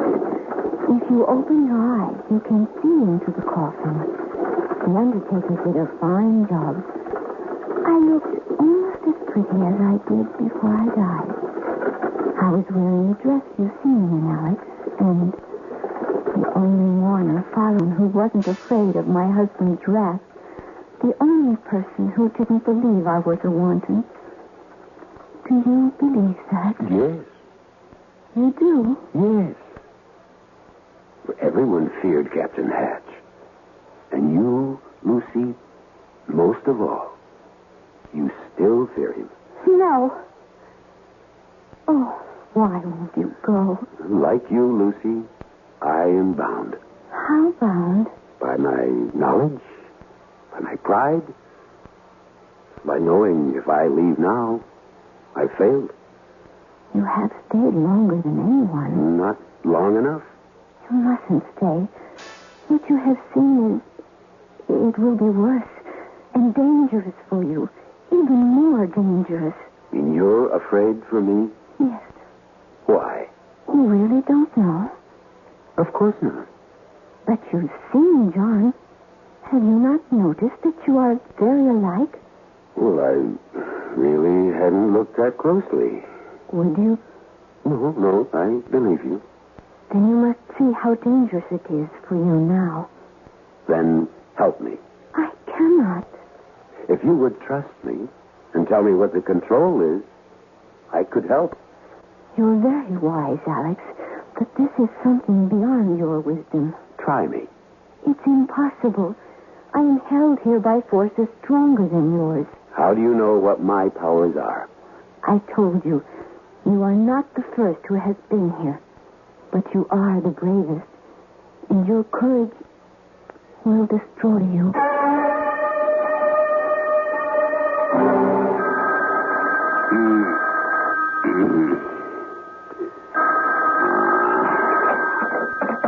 Hello,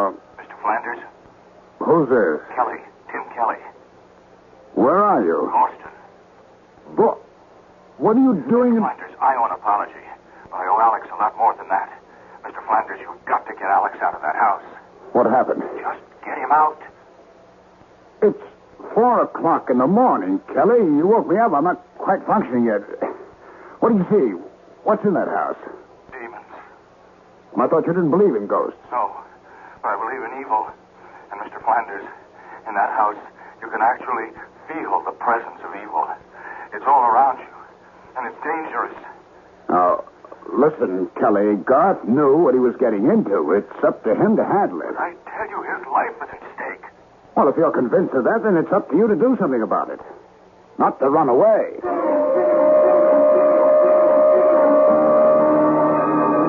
You speak to me of powers, Alex Garth, yet you are afraid to test them. What kind of test do you propose? The mirror. The mirror in my room. Let's go. Well, come along. I'm warning you, Alex Garth. Wait a second. Your death machine will not help you. Death machine. Oh, you mean the revolver. Call it what you like. It spits fire and noise and has been used stupidly by stupid people against us. Surely you know better, Alex Garth. No, it gives me something to hold on to. Come on. You could try to hold on to me. This is your room? You fear to go in? Well, I'm wondering what it is about this room that... This is the room Tim ran out of, isn't it? The mirror is over here. Now, look in the mirror, Alex Garth. Look well. See, Alex Garth? Is that you, Lucy? It is I, Alex. She's a very young girl. And your schoolmates. Who are they? Schoolmates. Is John among them? Look. Look in the mirror. I can't make out the faces. Now you're grown. I can't. Oh! No! No!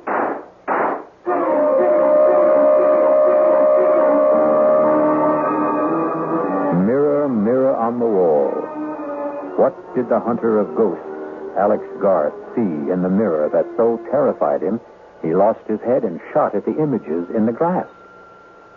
I'll be back shortly to tell you what Garth saw when I return with Act 3.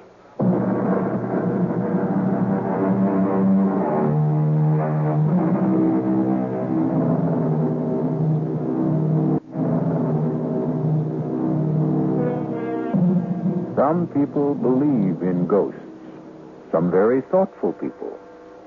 There are others who say if you believe in ghosts, you will see ghosts. And Alex Garth, expert on the supernatural, is not only seeing, but talking to ghosts. As experienced and as cool a ghost hunter as Alex Garth has just committed the childish act of firing his revolver into a mirror, shattering the glass into a million pieces, and doing the same to his composure. Stupid. Stupid, stupid. Breaking the mirror isn't going to change anything, Alex Garth. The only thing you can do is leave. I'm not leaving, Lucy, until dawn. If you stay, your mind becomes a mirror. A mirror for all the things you don't want to look at. Well, if I have to look, I will. Then farewell, Alex Garth. You and I will see each other, but we can no longer talk until you join us. Join you? You are doomed. You will join John and me here in my home for all eternity. And God help you, Alex Garth, because I no longer can. Lucy. Lucy, is that you? Lucy, my darling, my love, I must go now. No. Please stay a little longer. Just a little longer, dear heart. Why did you marry him, Lucy? He went away, John, my love. He left and never said a word. How could I, Lucy? You know I didn't have a penny. You could have told me you loved me. You knew that. You knew it all the time we were growing up. Sometimes when people grow up, they change, John. And I was afraid you no longer cared for me. That's why you married the captain? I didn't want to be an old maid. Oh, there was no chance of that. I was afraid. I was afraid, John.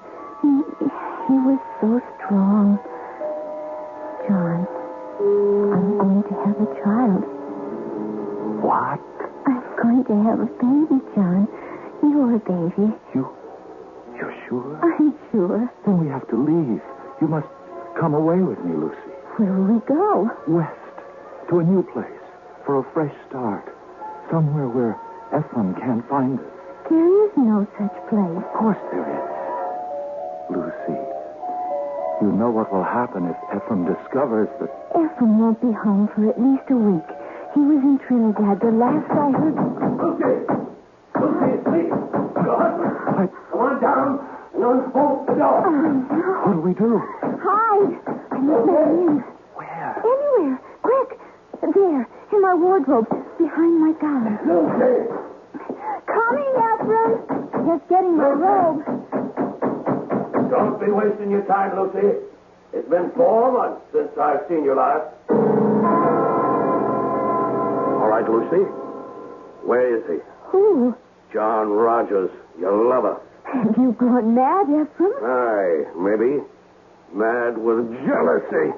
Stop lying and tell me where he is. You're hurting me. Aye. I'll be hurting you a lot more unless you tell me where he is. Who put those terrible ideas into your head? The widow Davies, that's who. And you believe that old gossip? Tell me she lies. Tell me. She lies. Aye.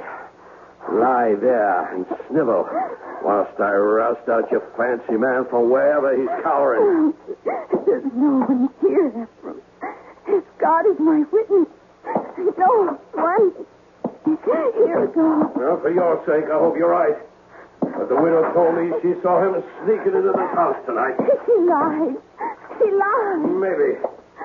And now, how about your wardrobe? Ephraim! I am with child. Get up on your feet. The child is yours, Ephraim. Your child. You think I'll have my wife carrying another man's child? No. Oh, you'll be killing your own child. Liar. Cheat. Stop. He's here. The man who got you with child. Then come here and stop me. Come on. No. You know I can't do that. Can't? You mean you won't? You know as well as I do that I've never had anything to do with your wife. Just as you know very well who I am. What I'm trying to do here. Then do it. I'll match my blade against your pistol anytime. Captain. No, John. No. So, you came out at last, did you? Now, tell me how you like the taste of steel. Here. Have another drink, Garth. Look as if you need it. Flanders, there isn't enough liquor in the world to warm me. Not after what I saw at your house. Then it is haunted. By ghosts beyond anything in my experience. Can you help me? I hope so, but I'm not sure. I managed to stay the night, and I barely managed to survive.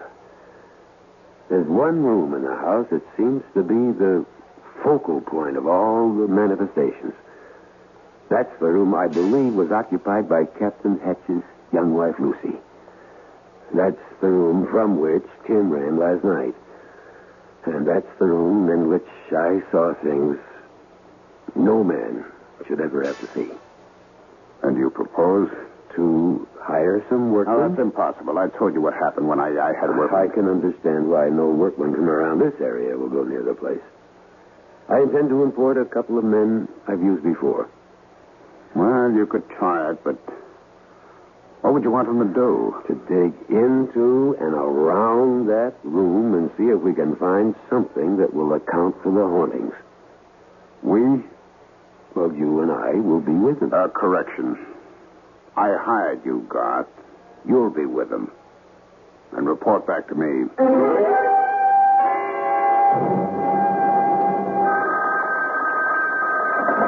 Hello? Flanders, this is Olive Garth. I'm calling you from a diner just down the road from the house. With good news? With news. My workman walked out. Well, that's that. If you want that house cleansed, all I ask is you meet me there in half an hour. Well, why do you need me? Well, for two reasons. One, I don't know what may have to be done to the house, which is your property. And two, I don't think one man can do all the necessary digging that may have to be done.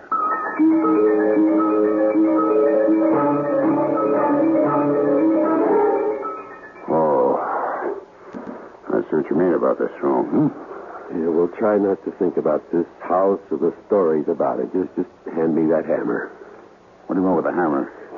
I'm going to test these walls, the floors.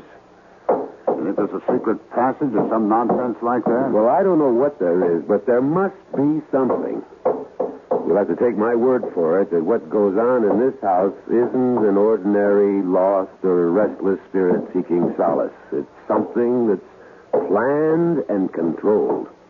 How? That's what I hope to find out. Ah! Here. You found something? I think so. Listen. That sounds hollow. Yes. And the further down you go towards the floor, the hollower it sounds. Hand me that crowbar. Well, maybe we should let things be. Not if you want to rid the house of the ghosts. Well, what will we find? Lord knows. Here goes. And wait. Can't you handle this without me? You scared? Well, I think I'd feel better if I stepped outside. Be over in a minute. I don't think I'm going to be able to stand this. Well, just think of something else. You get a thought, you hold on to it. Well, I can only think of the sea and the storm and the ship driving and a woman. Flanders, hold on to me. Hang on. And look. Look, there's nothing down there but a room. Look for yourself.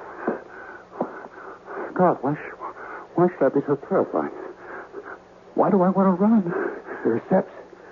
Come on. No, you want me to go down? Come on, it's only an empty room. I'm not so sure it's empty. Come on. Steady now. What's that? It's a table. There's something on it. I know. Let's see. It's just a plain saucer. Yeah, the saucer's plain. But look what's in it. What is that stuff? Well, I'm not sure, but it looks to me like... or something like mercury. I'll bet there's mercury in it. We'll have to have it analyzed. What's that on top of it? A needle. Look at its spin. I see. But don't you see anything else? No. Well, look under the saucer. Looks like a slip of paper. It does indeed. Let's have a look at it, if I can get it out without disturbing the... There we are. There's writing on it. What does it say? As moves this needle, so moves my will. Accursed be this house and all who dwell therein. See to it that they find neither rest nor tranquility, but be doomed to eternal agony and torment beyond the ken of man and woman. To which I affix my seal and signature, Ephraim Hatch, master of the schooner Lucy. Do you mean to tell me that this piece of paper, that source of liquid and a needle... Look out! The saucer! Be careful! Oh. Quick, the ladder! Hurry, Flanders! The smoke! I can't breathe. The ladder, quickly. I'm right behind you.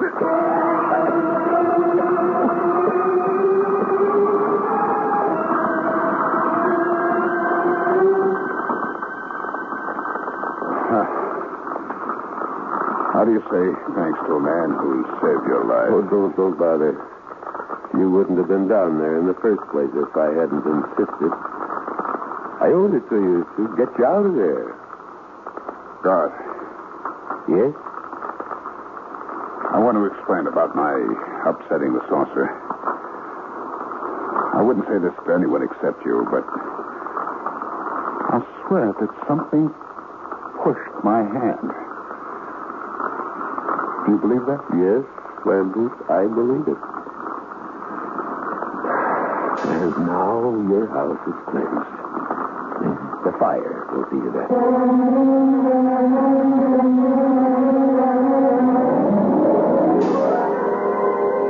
For those of you who are skeptical about the existence of such things as ghosts, I have a suggestion. Find a house reputed to be haunted and spend the night there. And then let me know about it. I'll be back shortly. Alex Garth is still an avid investigator of the supernatural. However, he has a curious reluctance to tell people about what he saw during the night he spent in that house on the New England coast. And he never admits that many times in the dead of night, he sees again the face of Lucy, her lover, and the terrible sword of Captain Ephraim Hatch. And he awakens with his mouth open in a soundless scream. Our cast included William Prince, Ralph Bell, Joan Tyson, William Redfield, and Gil Mack. The entire production was under the direction of Hyman Brown. And now, a preview of our next tale. Are you saying the legend is true that Millie has offended the beast goddess and is being punished? I don't know what I'm saying. But look at her. She's flushed, breathing rapidly. She could burst through that sedative any minute. Kevin, I'm so hungry. Try to rest, darling. I'm going to speak with the hospital in Rio. I'll describe her symptoms. They'll arrange together then. Oh, my wrist. Oh, Doctor. It's burning. Oh. Look at her wrist. Look at her wrist. Something's on it. It's a design. It's the shape of that bracelet. Kevin, it's your imagination. Is it? Look. Do you see that symbol? It's on every ornament worn by the goddess. The design decorates her dress. It's just a raw, ugly scar. But it's her sign. The sign of the beast goddess. This is E.G. Marshall inviting you to return to our Mystery Theater for another adventure in the macabre. Until next time, pleasant dreams.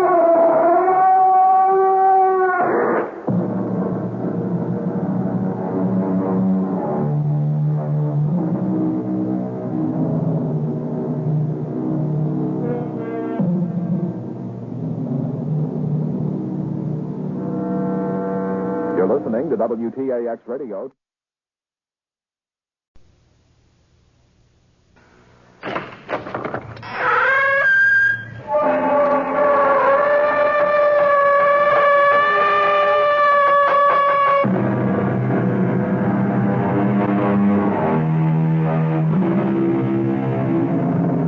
Come in. Welcome. I'm E.G. Marshall. Welcome to the sounds of suspense. Welcome to the world of your own terrifying imagination. So many catastrophic things happen in this world because a lady asks a gentleman a question and then refuses to accept his answer. For instance, the Lady Eve. What great harm could it do if I took just the tiniest bite of that apple? Or the lady named Pandora. Why would it be a calamity if I should sneak just a quick little peek into that box? Now add to the list a charming young lady named Millie. She also has a question. Why can't I have the bracelet, Kevin? It belongs to the temple. Oh, nonsense. It's been lying here in the jungle for at least 1,000 years. Who'd miss it? Its owner. The beast goddess. Oh, come on, Kevin. And you know what she does with people who steal her property. She turns them into animals. Really? Well, it's the local legend, Millie. Now, you just take that little bracelet off your arm and put it back exactly where you found it. Sure. Millie, I mean it. Sure, Kevin. Sure.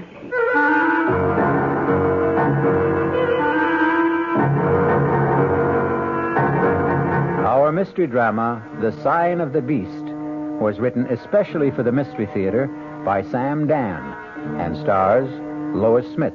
It is sponsored in part by Anheuser-Busch Incorporated, brewers of Budweiser. I'll be back shortly with Act One.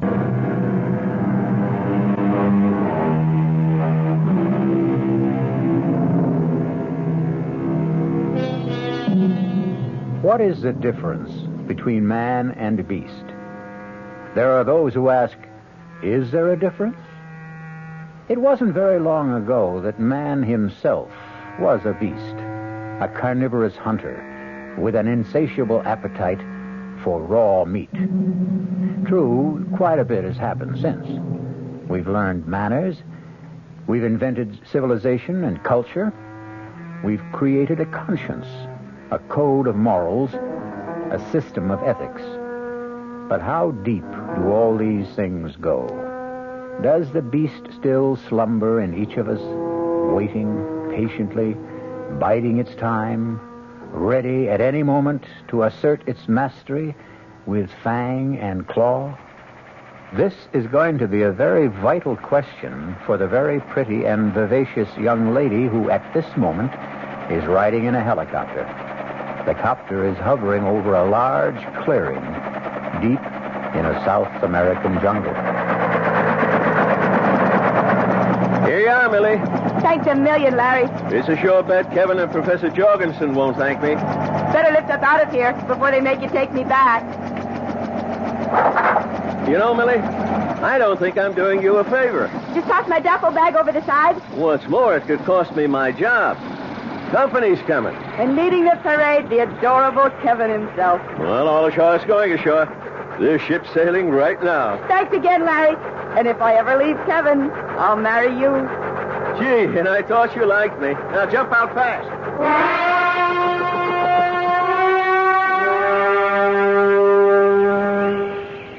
And furthermore, you haven't even kissed me. Look, I'm very angry about this, Millie. You could still kiss me, Kevin. You promised to stay at the base camp. That was last week. But we're moving into the jungle tomorrow. Kevin, we've already been through all the arguments. Category A, danger from animals. Well, I brought the 405 Anson Carter X, and I'm a better shot than you are. Now listen, Millie. Category B, danger from rare, unknown, mysterious, incurable tropic diseases.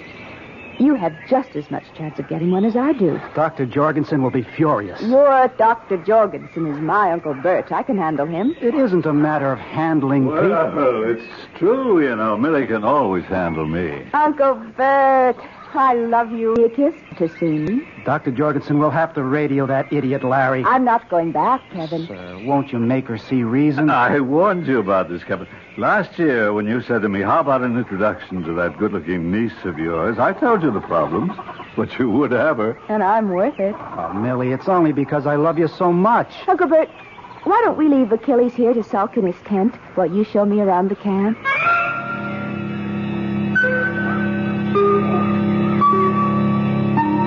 Oh, and there's somebody you should know, that tall, powerful-looking fellow. His name is Imara. He's our straw boss. Imara, whenever you want something done, you... Yes, Dr. Jorgensen. Imara, this is Kevin's wife. Her name is Millie. How do you do, Amara? It is an honor to meet you, Millie. Imara is in charge of setting up, taking down, and moving the whole camp. Ah, well, I can see he does a splendid job. Oh, no. The fact is he does a very bad job. What? What did you say? I said he does a poor and unsatisfactory job. Uncle Bert. Oh, it's the truth. But everything looks to be so neat, so orderly. Actually, Imara is unbelievably incompetent. He deserves to be fired. I think that's unfair and heartless. Excuse me, Millie. Amara, please go to Kevin's tent and bring Millie's .405 rifle. Yes, Doctor. At once. Uncle Bert. No, before you say another word. How could you be so heartless? You must understand, Amara, his primitive superstitions, his beliefs. But he's not some ignorant savage. You can tell by his speech. He's obviously educated. Must you insult him? Millie, you simply cannot compliment these natives. These natives? Oh, my, aren't we condescending? And why must we not compliment them? Will it spoil them as servants? Will it drive up the pay scale? Oh, Millie, where to begin? In Amar's religion, he is surrounded by a host of jealous, angry, implacable gods and goddesses. They do not tolerate praise for human beings. That's nonsense. One man's nonsense is another man's devoutly held belief. You terrify Amara when you praise him. Therefore, on this expedition, never. There's a charm in being, quirky, kooky, offbeat. Just obey orders. Don't, under any circumstances, praise anybody. Understand? Yes, Uncle Bert, I understand. Things are bad enough. In the first place, you're a woman. Well, I like that. You need some prestige. That's why I sent him for the rifle. Hit some tin cans, break a few bottles at 300 yards, and you'll be one of the boys. Uncle Bert, you actually are a male chauvinist. Who would have suspected it? Well, I have to pack away my instruments. Can I trust you not to get into any trouble? Implicitly. Very bad shot, Millie. And now, I'll break that bottle next to it. Oh, that was terrible. Not bad, if I do say so myself. And that's every bit of 250 yards. Now, you see those 3 cats? You are a very poor shooter, Millie. That's nothing. You should see me when I'm in practice. Oh, my. I didn't know we had children in the camp. Who's that youngster by the kitchen tent? It is my little boy. He stays here with me till we leave the jungle. What's his name? His name is Isara. Isara. Oh, what a lovely name. No, it is an unpleasant name. I should think you'd be proud. Proud? Me? Proud? Why do you say I'm proud? Oh, because he's such a handsome child. No, he is plain, he is ugly. He seems so intelligent. Notice how patiently he lines up those stones and shells. No, you're stupid, I swear to you. He has no sense. He disgraces his mother and me. Well, what are you saying, Amar? This child is a fool. Anyone can see that. Now, I must go. Where? I must go clean the rifle. I must go. Well, what made him so upset? Oh, now I remember.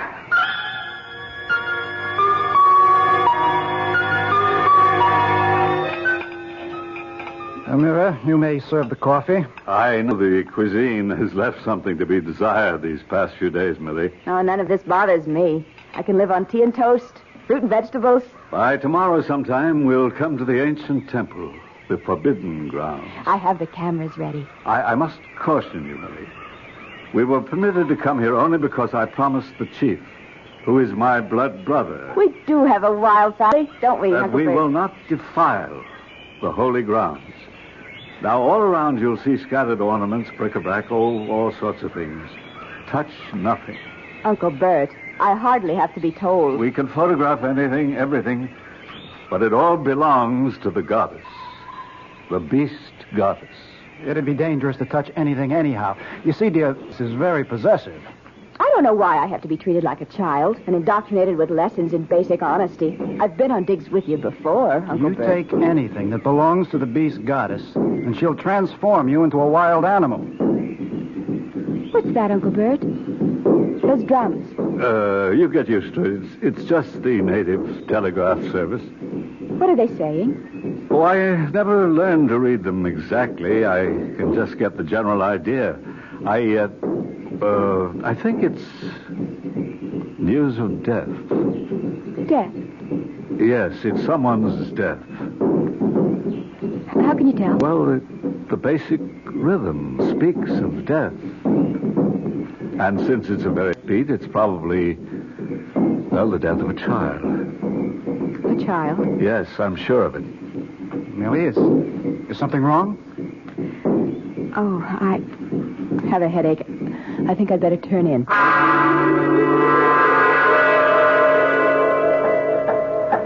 Amira, let's put the scaffold here. I want to climb this wall and study the inscription. Millie! Darling, you feel better? Yes, I suppose so. I'll just have to live with this headache. Come here a minute. Okay. I'm Mara. Yes, Millie. Your little boy, Sarah, he's dead, isn't he? Yes. How did you know? I know. I'm sorry. I thank you. I mean, I hope you don't... Yes, Millie. I hope you don't think I'm responsible. Why should I think that, Millie? Because... I don't know. Yes, I do. It's because I praised him just a few days ago, and you seemed so upset about it. I was upset? Oh, yes, very much. And Dr. Jorgensen told me... I know. I know what he told you. But my little boy, Sarah, died of fever. The way so many children here do. Suddenly, without warning. Then you don't blame me. I blame you? No. I am not a... I felt terrible. I was afraid you might. You see, in our culture, we believe in praise, especially when it comes to children. We automatically say nice things about children. I understand. And have a gift for you. For me? We have a custom. When we make someone feel bad, we must give that person a gift. And the person must accept. Oh, that's such a lovely bracelet. Where did you get it? Here. Oh, but we're not supposed to... There are thousands of pieces of ornament. Who would know? Place it on your wrist. Ah, see how pretty it looks. Oh. Wherever you look, thousands of beautiful things. This is the very last. Besides, it is the custom. You see, you would have to explain why I gave it. I understand. And it would make them uncomfortable. Because everything they have come to believe about superstition would be wrong. Millie! What is it, Kevin? Bring the camera. I want to shoot these inscriptions. Thank you again, Amara. And it will be our secret. I'm coming, Kevin. Yes. Go to him. Go to your husband, arrogant, heedless, ignorant woman. You have defied my gods and killed my son. Your punishment has been decreed. It has already begun.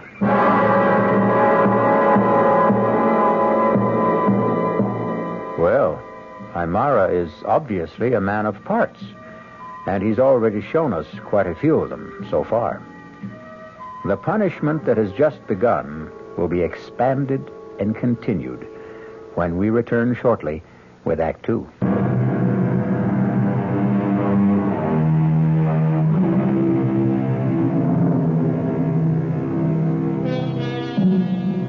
Is it entirely valid to suggest that the best way to... There seems to be some historical basis for it. Archaeologist Kevin has ordered his wife Millie not to touch any of the artifacts or ornaments found in his latest discovery. And now, he finds it impossible to take his eyes off her wrist. Is this the section of the temple wall you want me to film, Kevin? Kevin, what are you looking at? What's that on your wrist? Oh, well, it's just... Millie, Dr. Jorgensen told you. I told you. Under no circumstances were you to touch anything. Well, You not only touched it, you're wearing it. Look, these silly superstitions. Where did you get it? Kevin, I don't like that tone of voice. Hey, what are you two quarreling about? Show him, Millie. Oh. Uncle Bert, listen. I must ask you, Millie. Where did you get it? I found it. You found it here? Well, around. Millie, I can tell by the workmanship It was made by an ancient priest of the temple. It has the same symbols. What's all the fuss? Millie, I thought we all understood. Why can't I have the bracelet? Because it belongs to the temple. Nonsense. It's been lying around the jungle for at least 1,000 years. Who'd miss it? Its owner, the beast goddess. Kevin, are you serious? Listen, go ahead. Tell me the rest of it. Tell me she turns people who steal her property into animals. Amira, let's put the... Overlooking a point, Millie. If it were made of gold or silver or precious stones, I could understand, but it's just a twisted piece of copper. Well, for all I know, we're being watched. If so, you can expect a poisoned arrow through your throat any second. You know, I listened to the two of you, and Millie, your trouble is that you don't listen. Now, let's not have an argument. I gave my word. That's all there is to it. Millie, you will take that bracelet off your wrist and put it back. Put it back exactly where you found it. Sure. I mean it, Millie. Well, sure, Uncle Bert. Sure. Here. These are the symbols the Incas used for weddings. Well, could they have originated this far north and east, Dr. Jorgensen? Millie, photograph this section of the wall. Yes. I need some more film. I'll be back in a second. Well, you don't have to go. We'll send Amira. No, it's all right. I just want to stop off at the kitchen tent. I think I need a snack. We just had breakfast. I know, but I'm hungry. Are you sure you feel all right, Millie? Oh, I'm fine. Just a little hungry. That's all. Millie, about yesterday. What about yesterday? The bracelet. Oh, that. Forget it, Uncle Bert. I know that you see so much just lying around. It seems silly to make a fuss over some trinket, but... I'm willing to forget it, if you are.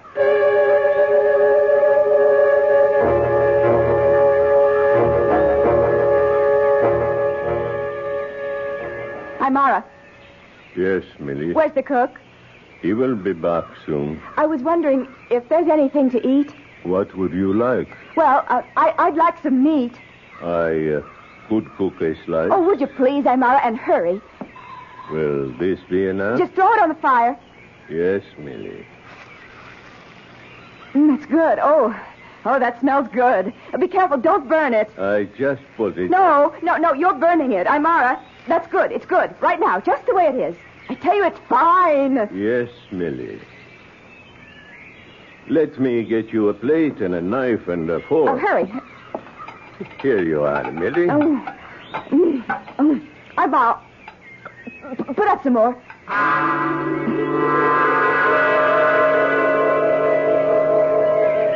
Kevin. What is it, Amara? You asked me to prepare a list of supplies for the helicopter. Yes, good. Let me write it down. First, we need fresh meat. Okay, fresh meat. Wait a minute. Didn't Larry fly some up just a couple of days ago? Yes, Kevin. Oh, we should have at least enough for the rest of the week. The cook says he has only enough for tonight's meal. Oh, that's impossible. Would you like to see, Kevin? I take your word for it. But is someone stealing meat? I cannot say, Kevin. Well, I know we eat a lot of it, but still, All right, put down meat. And this time, get plenty of it.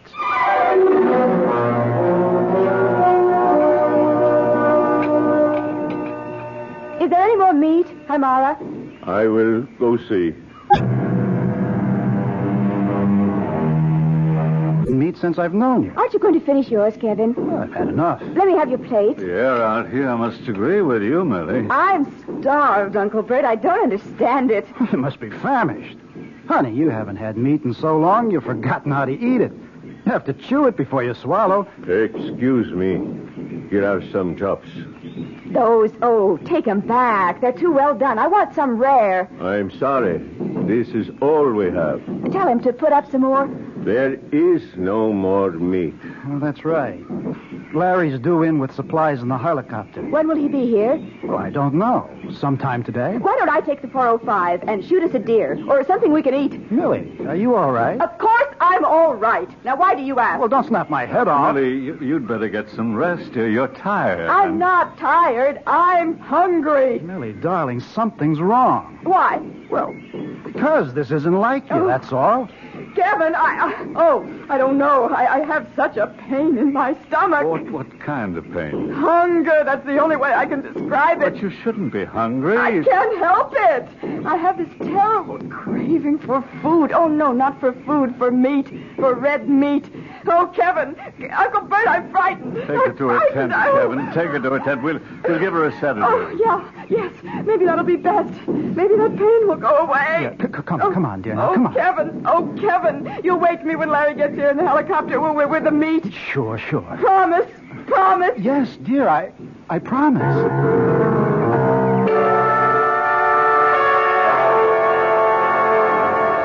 Is she asleep, Kevin? Yes, finally.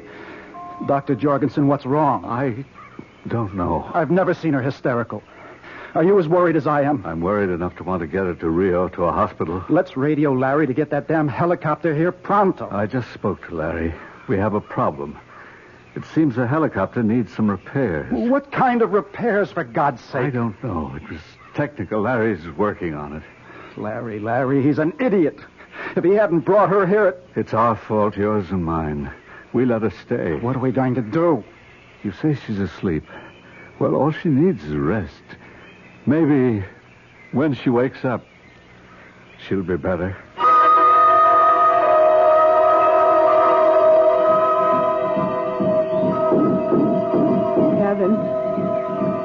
Kevin. I'm here, dear. I'm here. Oh, I was so sleepy. I know. It's dark out.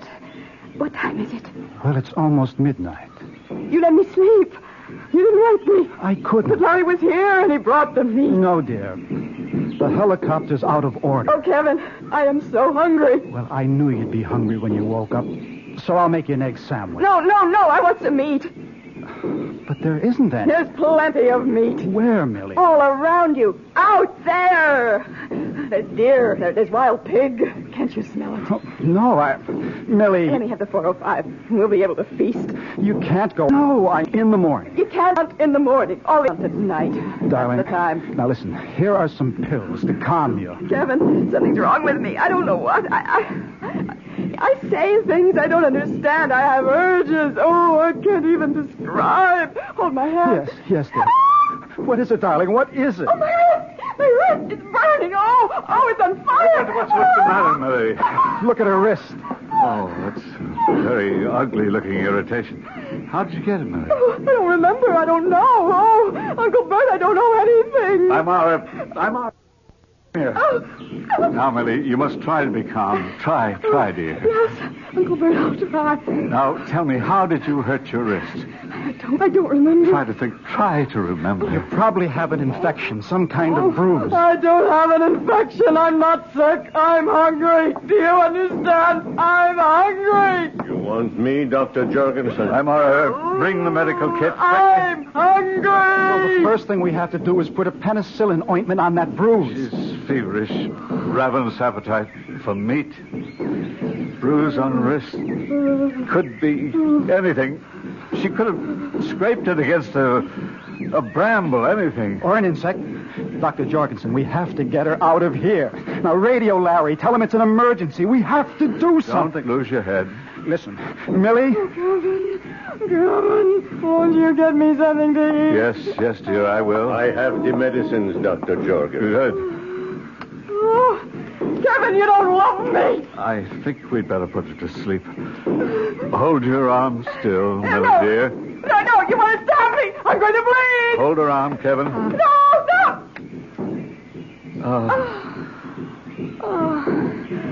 Amara, I want to ask you a question. Yes, Dr. Jorgensen. Have you ever seen anything like this? Yes. Where? When? Once, it was a man. He had invaded these holy grounds. He had stolen a jewel from the beast goddess. Yes, go on. He then became a beast. He disappeared into the jungle, and he was never seen again. Thank you, Amar. You may leave. This kind of superstition we can do without. Maybe. And don't bite my head off.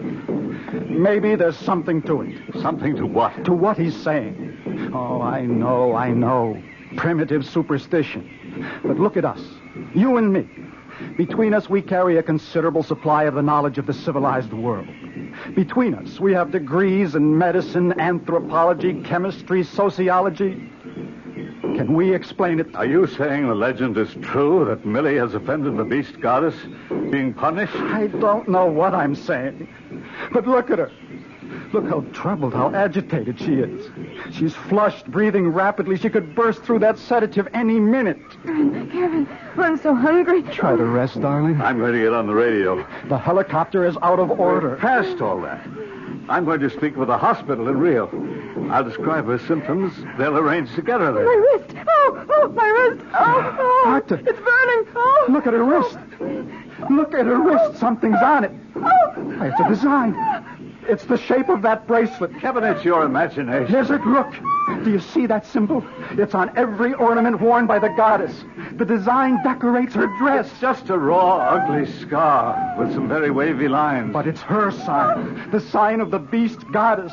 The sign of the beast. It could be a coincidence. Do you believe that? Tell me, do you believe it? Kevin, I don't know what to believe.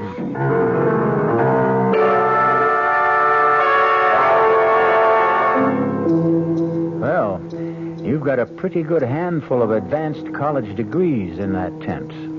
Most of them in the sciences. And it's surprising how quickly knowledge abdicates in the face of the unknown terrors of the jungle. Can science be just a veneer also? I'll return shortly with Act 3.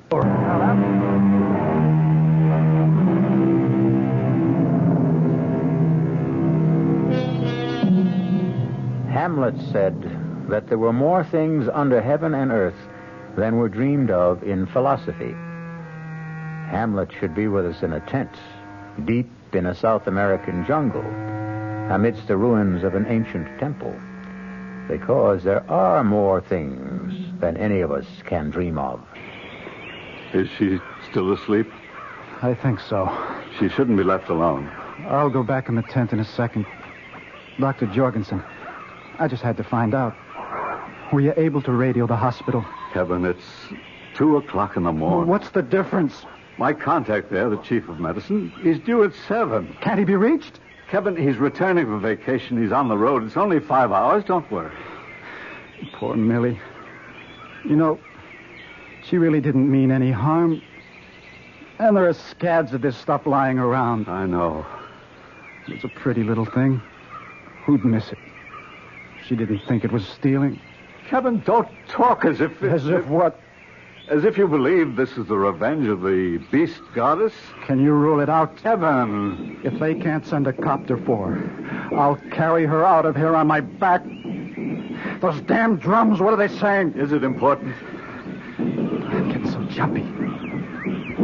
What are the drums saying? Oh, no, nothing. That isn't so, Dr. Jorgensen. Why do you make an issue out of it? Why do you refuse to tell me?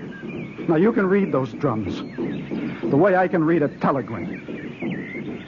Now, what are you trying to keep from me?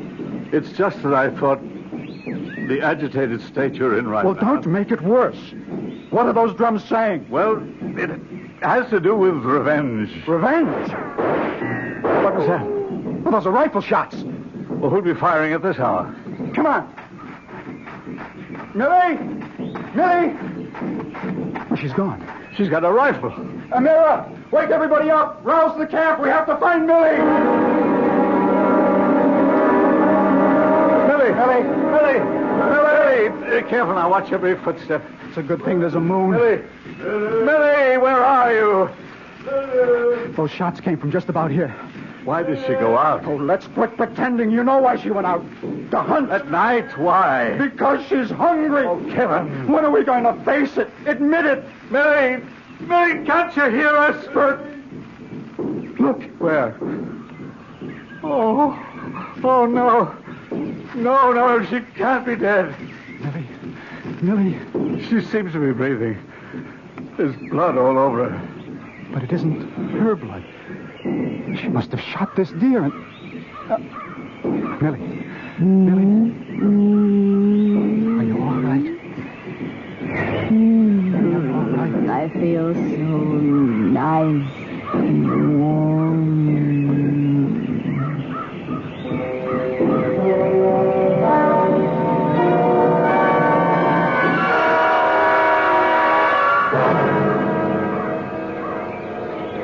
Have you reached the doctor yet? Yes, Kevin. They're sending a copter. It'll be here late this afternoon or tomorrow morning. Oh, that's great. They're doing the best they can. Oh, sure. I'll be reasonable. Reasonable, huh? My wife is being destroyed before my eyes.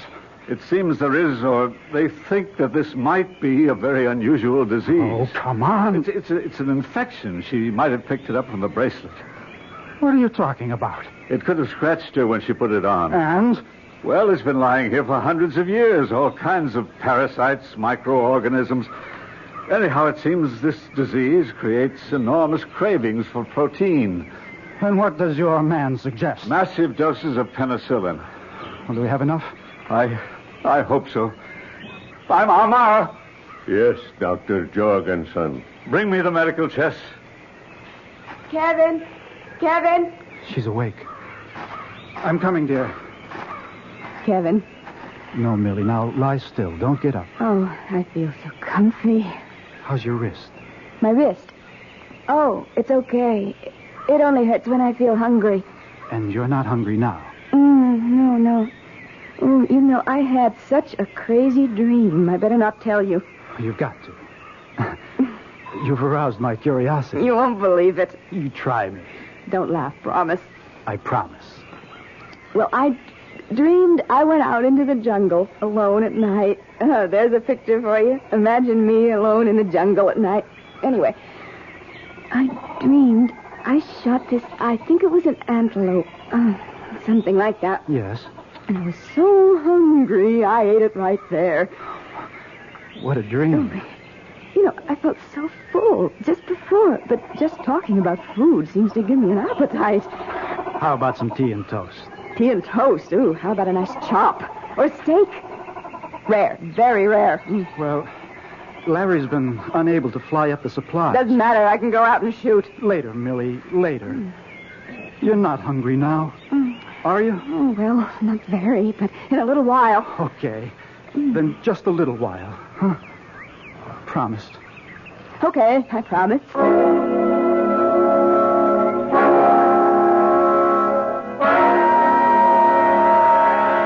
Where have you been, Doctor? I've been waiting in the tent. Don't leave her alone again, Kevin. Where's that penicillin? That's just the problem. What problem?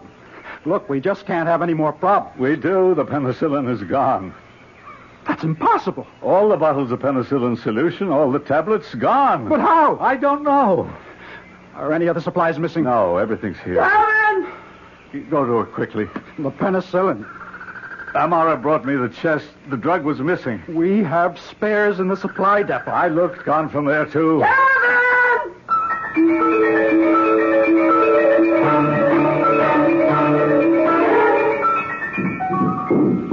Kevin! Kevin! I'm hungry! Oh, Kevin, you don't know! My stomach hurts! And my wrist, it's on fire! Millie, everything will be all right. Sure, yes. Just let me take the 405 and shoot something. No, Millie, no. Kevin, I'm going. Millie, try to get some rest. I don't need rest. I need food. I need meat. Please, Millie, lie back. Rest. Take your hands off me. Millie. Let go of me. Help me. Somebody give me a hand. But I'm tired. I'm all right. Get some rope. Let go of me. Let go.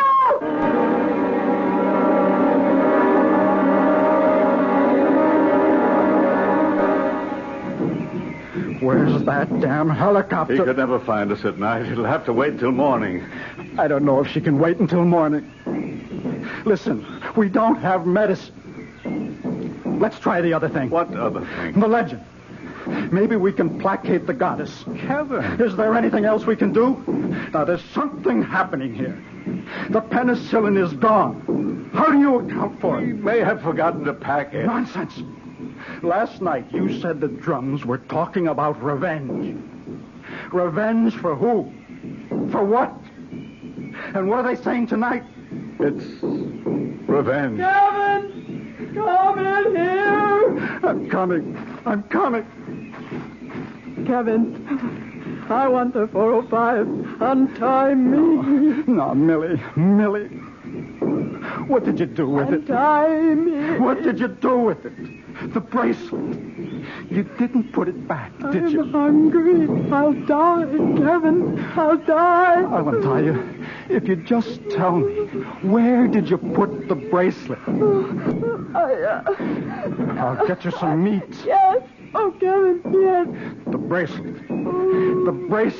It's in my makeup kit. Oh, no, untie me. Let me hunt. Where did you find the bracelet? You promised to untie me. Where did you find the bracelet? I must go hunting. Oh, Kevin. Where did you find the bracelet, Millie? I didn't find it. Tell me the truth or I'll never untie I didn't find it. I'll leave you here to starve. Amara. What about Amara? I promised him I wouldn't tell. What about Amara? He gave me the bracelet. Oh, Kevin, untie me. Please, untie me.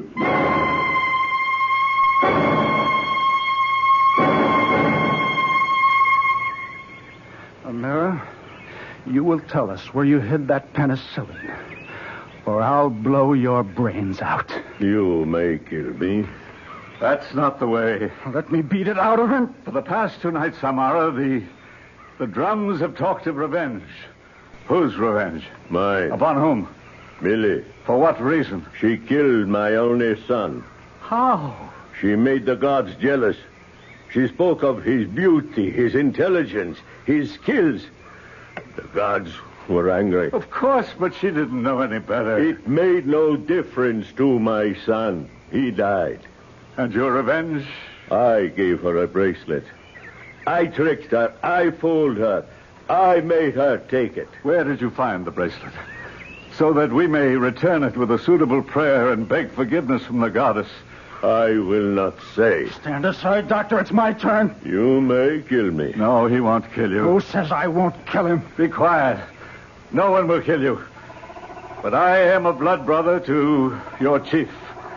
I will tell him that you committed a sacrilege. I will tell him that you stole a bracelet from the goddess for an evil purpose.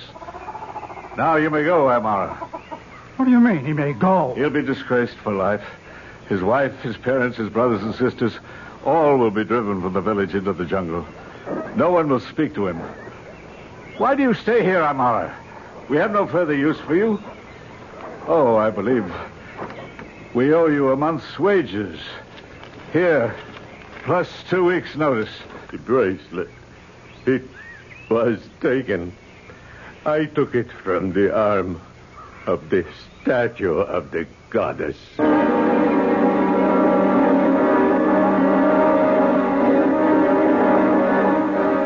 Now repeat this, Millie. Why do I have to go through this mumbo-jumbo? Oh, just do it, Millie. Now, place the bracelet on the wrist of the statue. Ugly old girl, isn't she? Millie. Okay. Now say, forgive my sin. What sin? Okay. Forgive my sin. What else? That's all. That says it. Well, that's a relief. I must have been a trial to you boys. What happened to me, anyhow? The way you were shooting penicillin into me. How are you now, darling? Okay, I guess. Oh, but I'm so hungry. Hungry? Starved.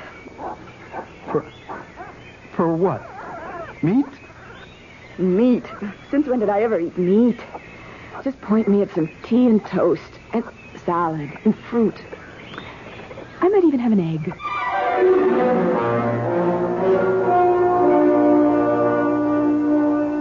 It's always good not to put all your eggs in one basket. Always have another course of action in reserve. What cured Millie? The atonement before the goddess and the return of the bracelet? Or the penicillin? Or both? I'll be back shortly.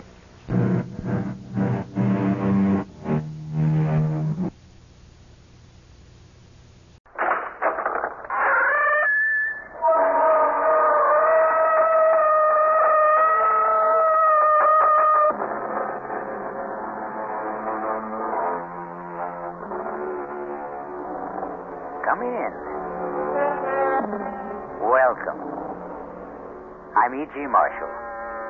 Welcome to the sound of suspense, to the fear you can hear. This time around, we're involved in the supernatural. Any dictionary will give you several definitions. Supernatural, above and beyond the natural order of events, of or related to ghosts. Behavior caused by the intervention or by the action of a god on earthly affairs. Choose your own definition for this tale we are about to relate.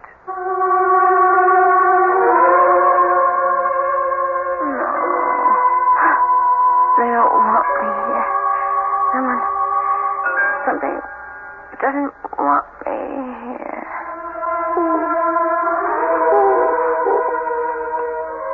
Richard. Not Richard. April. April is still in his mind. April. No. I don't believe in ghosts. I won't. No. Who's there? Who's there?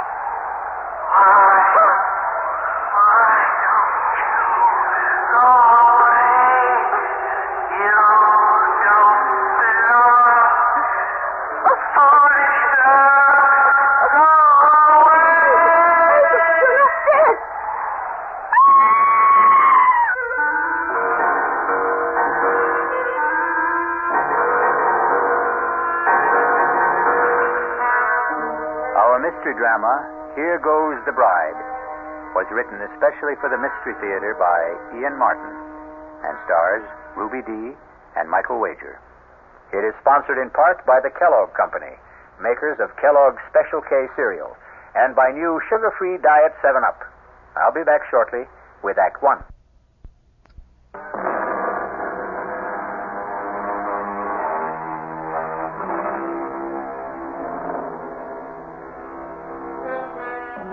The supernatural doesn't always have to presuppose something totally beyond this earth. There are those among us who hover somewhere between earth and sky. The stars who light up our theater marquees or movie screens. All the human beings who have become, by extension, a little larger than life. This is the shocking tale about two of those. Richard. Yes, Jenny?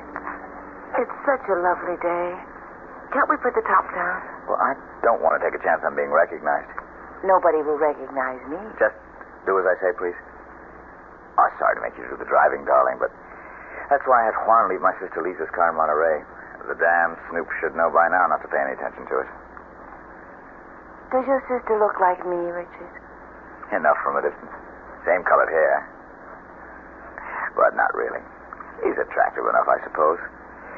No, actually, she is very plain, and you... Yes. You're the most beautiful woman I've ever known. Then I thought you only married me for my money. Oh, don't say that. But, darling, I was only joking. Did you really mean what you said about me? Every word. But she was so beautiful. How could you... April was April. She isn't in my world or anyone else's anymore. She's dead. I'm sorry, darling. I shouldn't have brought her up. Oh, we're here already. So, I'm about to see Richard Morgan's Folly at last. Don't let the wall spoil it for you. Ooh, it's like a fortress, barbed wire, broken glass. And the gate looks as though you borrowed it from the Bastille. Does it all have to be so hard? The price of privacy. What little we could ever get. The fans considered April and myself public property. But we could forget that once we're inside. From there, looking out, you can't even see the walls. Open the gate. I don't think I could even budge it if I knew how. Not manually. You see the little box on the visor? It's an electric gizmo. Just press the button on it. It's a magic castle. Enter, Your Majesty, and long live the Queen.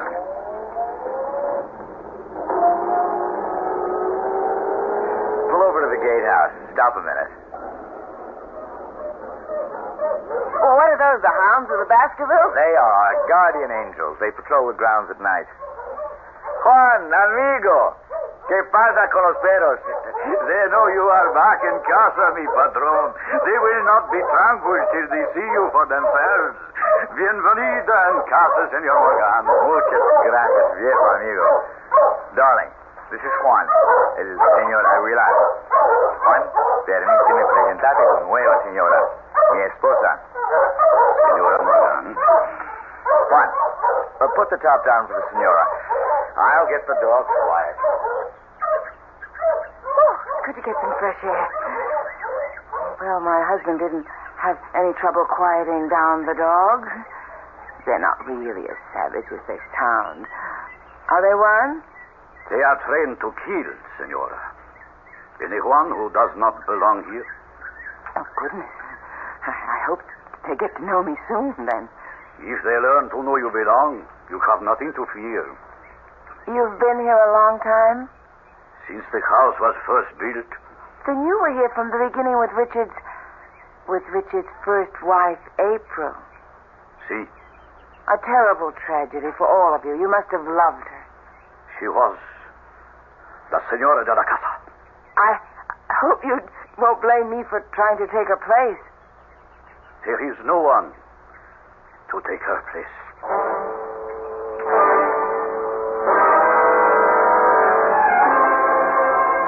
Conchita? Sí, señorita. Here in the hall. Yes, Señorita Morgan. You didn't take her portrait down. La Senora? April? That is her place. I don't think my brother is going to agree with you. He is bringing home a new bride, you know. I know. Didn't he suggest it might be a sensible idea to clear away all the portraits and memories of April from around the house? The portrait here in the hall is painted on plaster. It cannot be removed, any more than her memory can be removed. So it stays. This is her place. No one can take it. A fresco. Funny, I never realized that. Because it's framed, I suppose. It was El Patron's idea for the wedding present. His way of saying, here is my love, which will never die, as it will never die for any of us. Except for my brother Richard. Maybe he thinks so. Maybe not. But once he returns again, I think he will know there is only one, La Senora.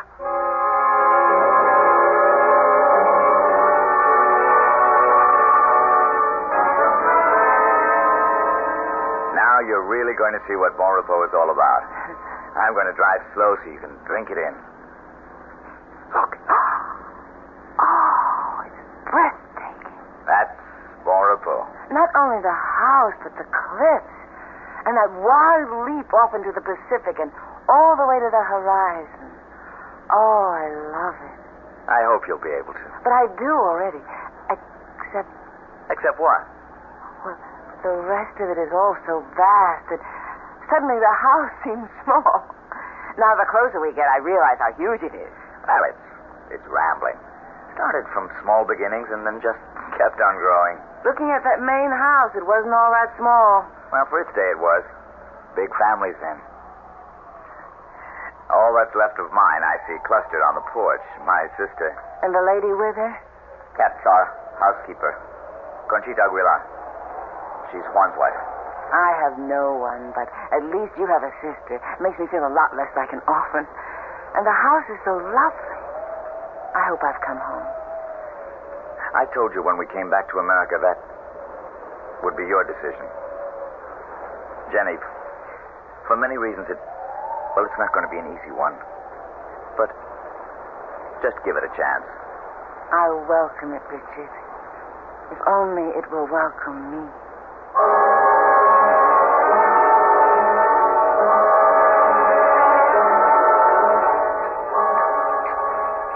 We flew straight from Japan to San Francisco.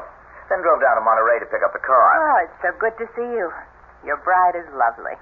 But you could have let us know about the wedding. Lisa, I wanted to keep it private, so we just sneaked off. More coffee, Jenny? Richard? No, I think I'll have some brandy. How about you girls? Not for me. I pass. Oh, it's a magnificent night. There's going to be a full moon. Damn dogs are all stirred up again. Jenny, Yes, Richard? want to walk down with me and start making friends with them? Well, I'm a little tired tonight. I bet I'd make a better dog pal by daylight. Well, why don't you go ahead while I go up and get ready for bed? Well, you're the one they're calling for anyway. I've missed them. And it's nice to have been missed. Would you mind? I won't be over a half hour. I'll be waiting for you when you get back. I'll close the French windows. Don't forget to lock them, Lisa. No, leave them open. The breeze is wonderful. I'll see they get closed, Richie. I've been taking care of that for the last year. Take care of my bride, too, Lisa. Good night to you, Lisa. I'll see you later, Jenny. Well, a very sexy goodbye. Your brother is a very sexy man. Why hadn't you noticed? Well, why should I be the only woman in the Northern Hemisphere to have it escape me? Oh, Lisa. It's what makes my blood run cold sometimes. That and April. She can scarcely run you much competition anymore. Because she's dead? She is? Well, not really. In so many ways, I'm terribly naive growing up in Japan, knowing so little of my native country. I was always aware that Richard Morgan was a star. After all, he was in Japan to make a movie. And I knew he'd been married for many years to April Sanders. It was only after I'd married Richard and come back to America that I began to realize I'd married into royalty. Not only that, but I'd rushed blindly into marrying the king without seeing that the Queen is not dead. Oh, Jenny, don't be silly. The Queen is very dead. Not in most people's memories. How did it happen, Lisa? How could that vibrant, overwhelmingly wonderful woman have met her death? Want to take a little walk, Jenny? I could use some air. Which way do we go? Oh, towards the sea. There's enough moonlight to light the way. Are you cold? Lord, no. I welcome the breeze. Well, where are you taking me? To the end of the world. What? Well, where April ended hers. You wanted to know how it happened, didn't you?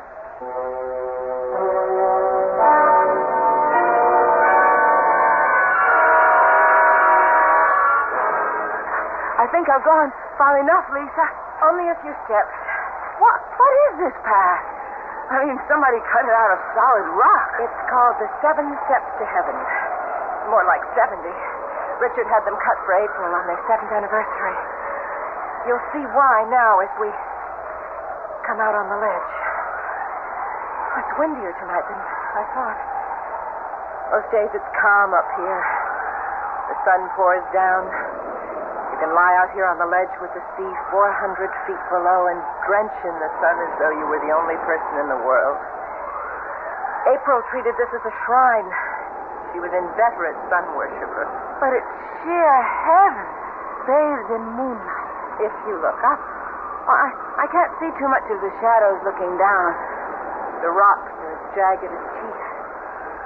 400 feet straight down. This is right where she fell. Spread-eagled on the rocks, broken and mangled, but speared by the sharp edges so even the restless sea couldn't wash her away. Oh, my God, Lisa. How could she have gone close enough to fall? She didn't fall. But the papers That's the story that was given out. Conchita believes that Richie claims he does. Others are not so sure. Come on, this place gives me the heebie-jeebies. Let's get back to the house before Richie sets those damn dogs loose.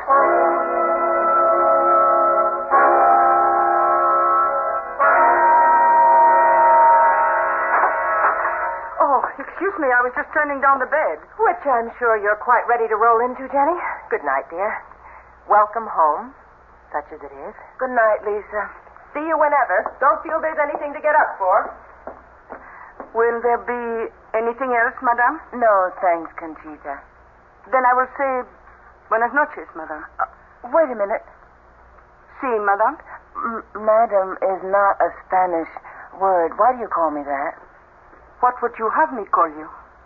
Well, since I am Richard's wife, shouldn't it be senora? In this house, there was only one senora. But she's dead. Jamás en el corazón. Never in the heart. For anyone who knew her. Buenas noches. Madame.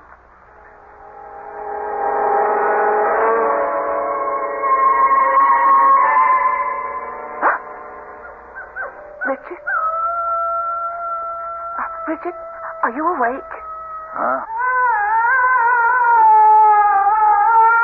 It's her. It's April. Oh, my God. Stay away. Stay away. Richard, wake up. Help me. What's happening? Jenny, what is it? Listen. Don't you hear? Hear what? There's nothing. But there was... What is it, darling? You look as though you'd seen a ghost. Not seen. I heard. It was her. April, your wife. Be quiet. You're my wife. April is dead. But she still doesn't want me here. Nobody does.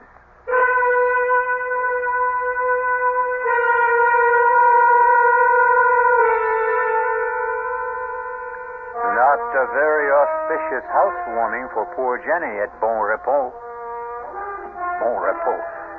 A reasonable translation of the French is sweet dreams. But there will be few sweet dreams for Jenny, at least this night. As for others, we'll find out when we return shortly with Act Two.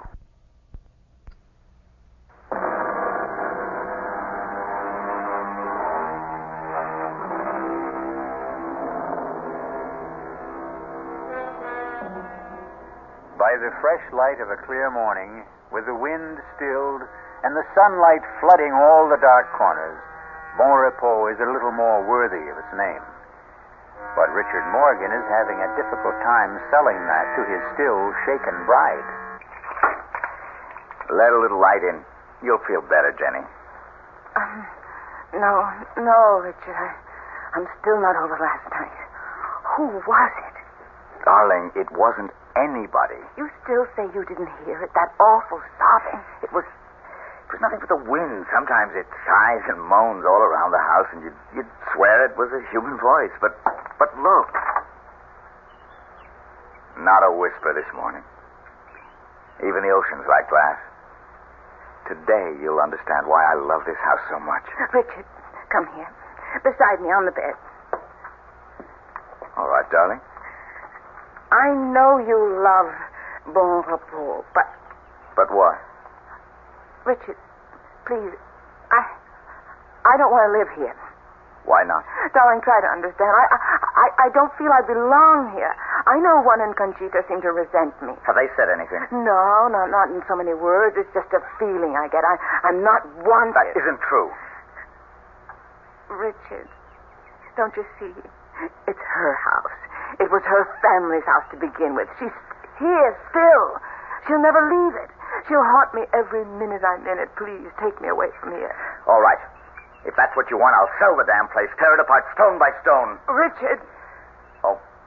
Oh, Jenny, my darling, look, it's just the time lag, the long flight from Japan. Days and nights turned upside down. I'm going to have Conchita bring us a breakfast up to the room. We'll have it out on the veranda. Give you a chance to get a good look at Juan's landscaping, all that riot of color, bougainvillea, poinsettia, camellia against the green.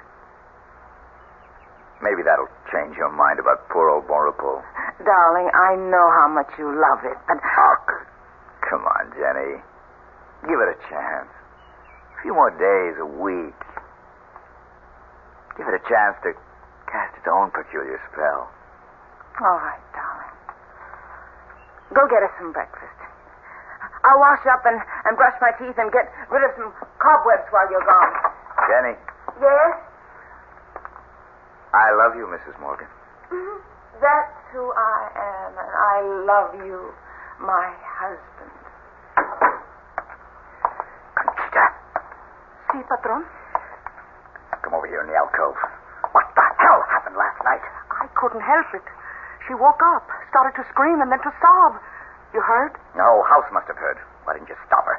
I did as soon as I could. You know I don't want my wife to know about her being here. I know. Then keep her quiet. You've got sedatives. That's your job. And I want my new wife made welcome. That is not my job. Then I'll find someone else for it. You would drive Juan and me from this house? We'll talk about this later. For now, bring breakfast to the veranda for the senor and me. Si, senor. Where's my sister? In her room, I think. Muy bien. Come in. It's open. Richard, I didn't expect to see you this morning. Why not? Well, after all, brother mine, a new bridegroom. I'm an old bridegroom by now. Yes, maybe she is a touch young for you. Damn you, I didn't mean that.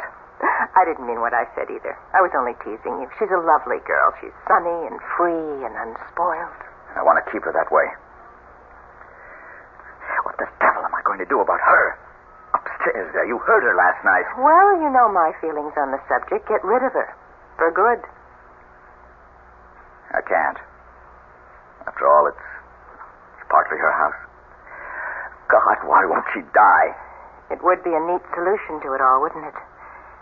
But it seems she just won't. I'm afraid you're stuck with her as long as your conscience holds you back.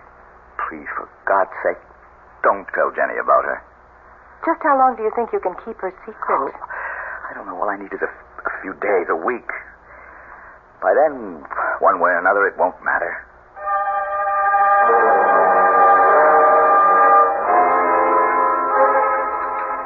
Are you going to start country hopping again, or are you going to stay home and make some nice, solid American movies? Well, that depends on my negotiations in the next week or 10 days. Jenny, you're not eating your steak. Want it on the fire a little more? No, thanks.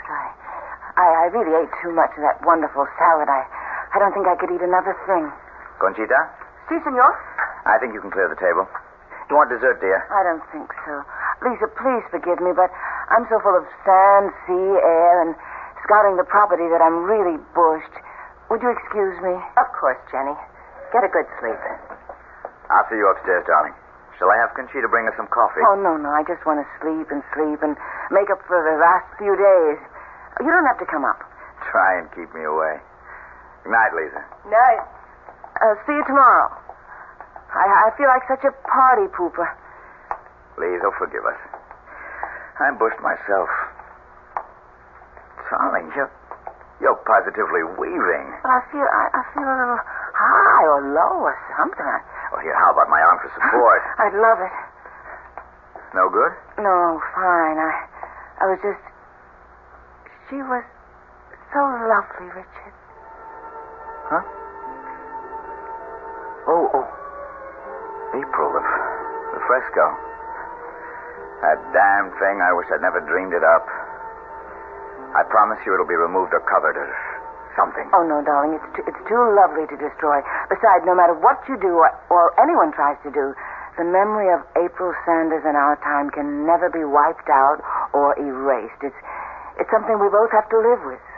She was like Jean Harlow, Marilyn Monroe, Elizabeth Taylor. She belonged to the public.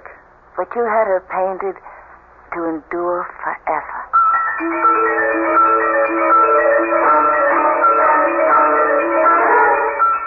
But are you sure the dog was poisoned? That's enough, you two. Silencio! What was all that arguing about? Nothing. Trouble with one of the dogs. Come on, Jenny. Let's have some morning coffee and juice and get back to normal. Well, what's the matter with the dog? Here's your juice. Oh, it's what I've been trying to steel myself to weed out. He's a maverick, or was. What do you mean? Well, some dogs take to training, some don't. This one, well, just never did. He's unpredictable, a natural-born scavenger. He picked up something from the garbage with a botulism, I guess.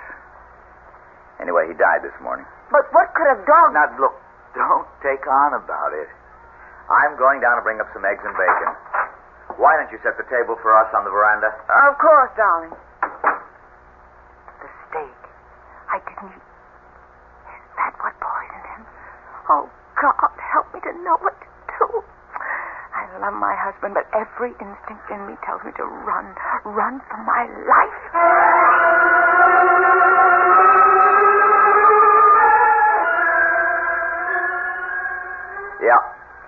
Yep, sure, JB. No, I don't like it, but if it's the only way, I'll be there. Yes, right away.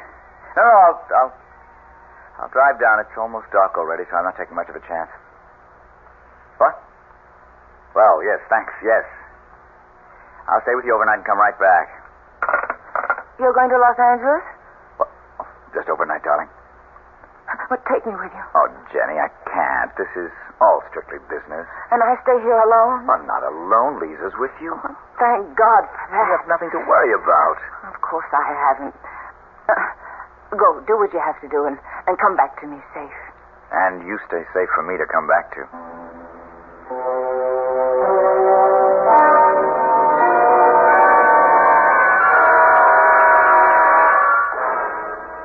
Well, wouldn't you know, the moment my brother cuts out, the local electricity has to fail. Here's your candle, Jenny. Want me to come in with you? No, I'm fine. Oh, there are plenty of others in the candelabra. They can burn all night. I won't need them. That good night drink we had has curdled my brain. No, me too. I don't know about you, but I'm sailing. Maybe there was something in Conchita's Horas Compolia, but I'm positively lightheaded. Well, whatever it was, thank God for small favors. I'll sleep sound tonight. If I can just find the bed. Whew, I'm really high as a kite. And no reason for it. Whatever it is, don't let Conchita see me like this. See me to bed, Lisa.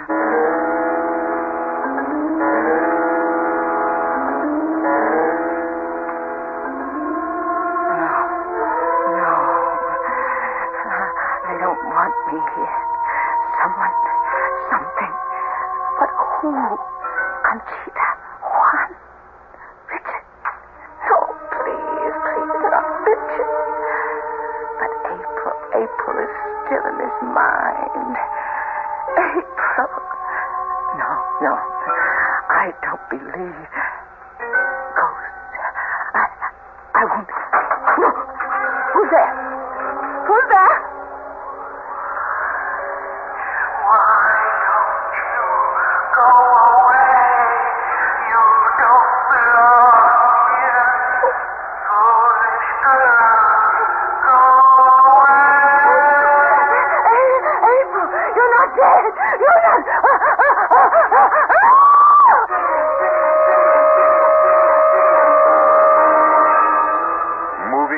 The bed was the dead woman, April Morgan. But what a travesty of that beautiful woman. A face gaunt and haggard, the eyes staring blankly from the desiccated skin, a hellish ghoul raised from the year-old grave. No wonder Jenny mercifully passed out. We'll return shortly with Act 3.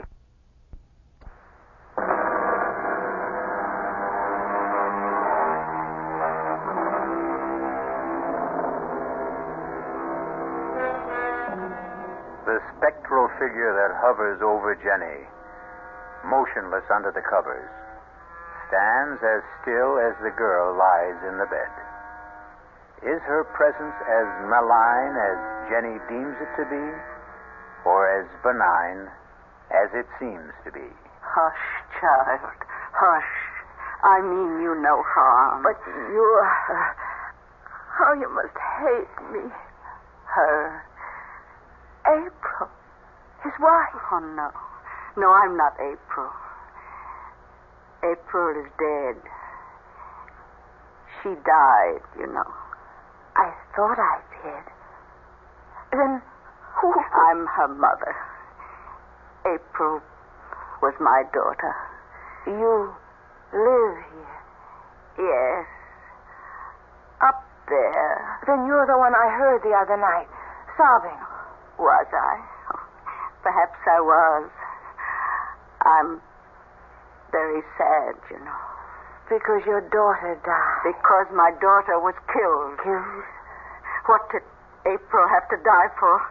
She had everything to live for. She'd never commit suicide. But it was an accident, wasn't it? Oh, April was as graceful as a fawn. She was a dancer, you know. She had an incredible sense of balance. She could never have lost it. Are you suggesting she was pushed? Why do you think I'm locked up there in my room on the 3rd floor? with Conchita as my jailer? The housekeeper. Conchita is a practical nurse. And I am a prisoner, half the time under sedation, living in limbo, the shut-in to end all shut-in. But why? To keep me from crying it to the skies. To keep the truth buried like me and my daughter. Except that I am on the 3rd floor and April is 6 feet deep. Oh, he was jealous of her. He couldn't stand the fact that she was the talent. She held it all together. She made the legends. And when the truth was coming out that he meant nothing, that she was the star, he had to drag her out of the skies, destroy her, kill her. Who? Your new husband, Richard Morgan. That's why I came to warn you. Get out while you can. Senora, have you all right? What is it he wants to take from you? Senora Morgan, open the door. I'm coming, Juan. What do you want? Are you rich? Yes. Are you coming, Senora? Then run like the wind. He will kill you. Just as he did April.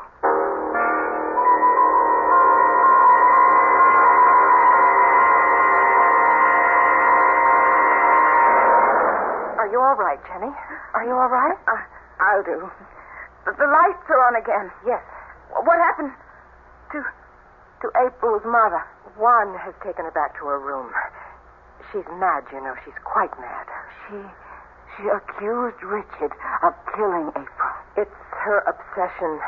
She should be institutionalized, but Richie, well, he could never hurt a fly. But I don't understand why. Now what? Headlights coming up the drive. Must be Richie. I better go down and let him in.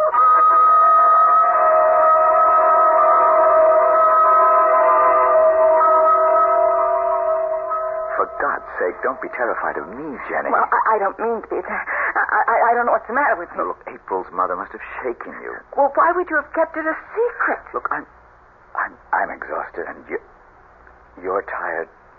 Must we go through it tonight?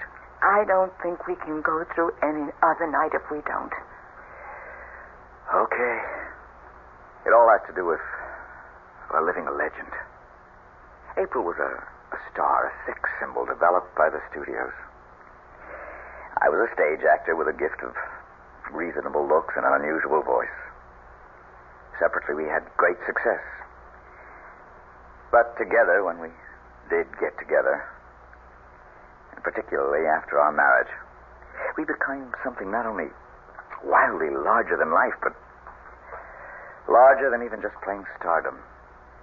Our own lives disappeared, replaced by a storybook romance that our careers had to conform to, despite the fact that we had learned, not to hate each other, but that we had no love left. You didn't love April? Jenny,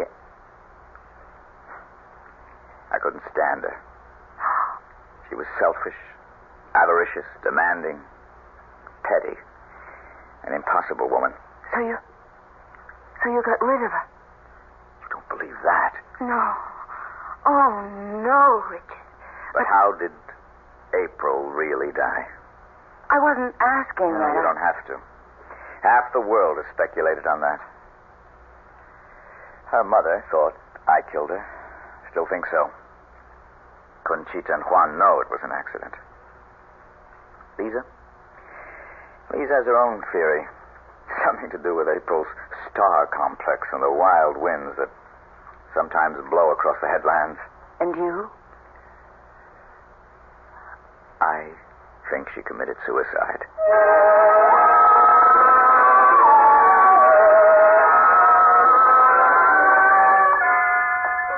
Buenos días, Conchita. Buenos días, senor. You can serve breakfast for all of us, and... Where's Juan? In the south garden. Will you tell my wife when she comes down where I am? Si, senor. Patron, Yes? will you close up the house? If I'm going to save my new marriage, I think I must.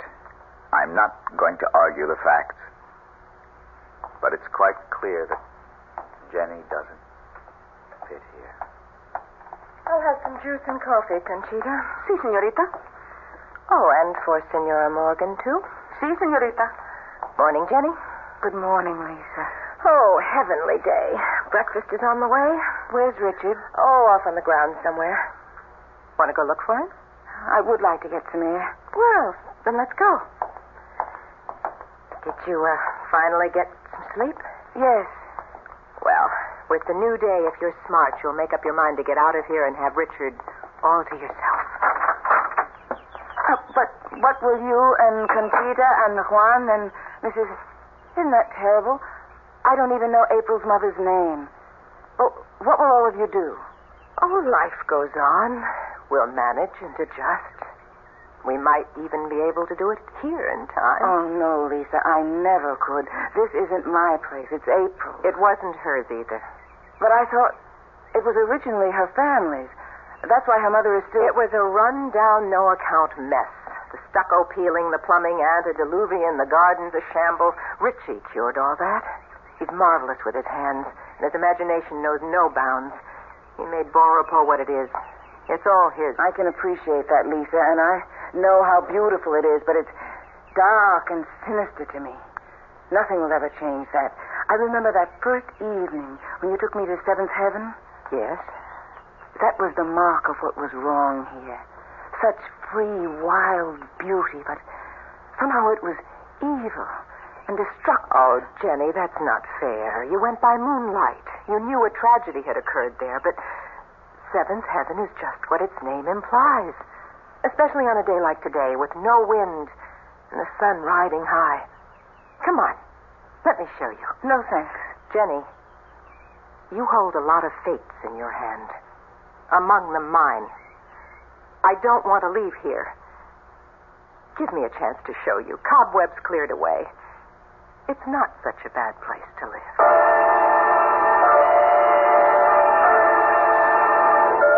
Conchita? Si, senor. Where is the senorita? They went out in the garden towards the water. They? Your sister and your wife. Didn't they know breakfast was ready? I think...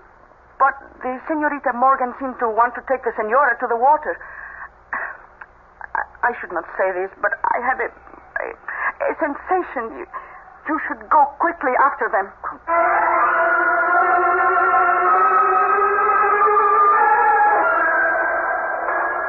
I really don't know why you insisted on me coming up here. I won't change my mind, Lisa. Even now, looking out here at that incredible view?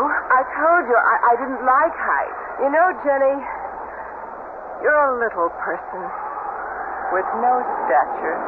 Well, I wouldn't quite agree. Like April, really, for all her cheap beauty. She just couldn't measure up. And I had to sit by and take the fact that she had cheated and stolen Richie away from me. What? My brother? Oh, does that shock you? I've loved Richie longer and deeper than all of you. How much have I gotten in return? Do you have any notion how I hated that smug, superior, superadulated April?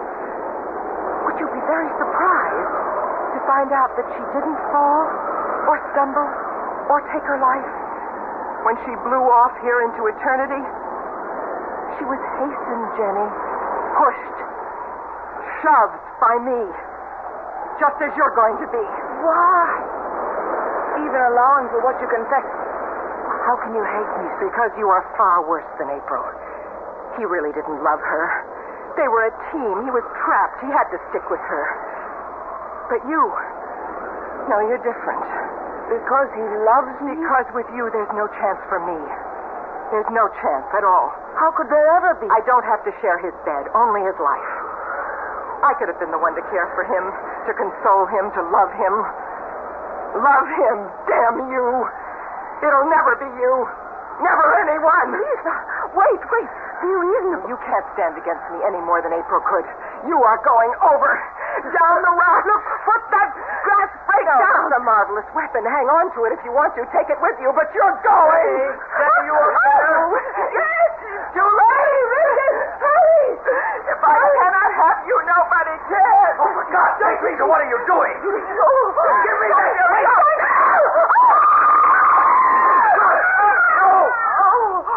Oh, my God. What can I say? Nothing.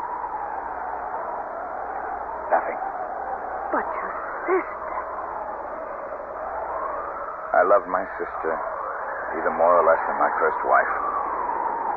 I can't mourn either one of them. Jenny, it's too important to celebrate you. It'll take some time to straighten out my affairs, but once we do, you and I are going to enjoy our private life. You'll still be public property. No. My new deal as a director. I'll never act again. Not even for me? For you. For you, I'll be whatever you desire. This affair is finally beginning. It will end only the same way. Finally. Which is forever. I love you forever. That's what I just said.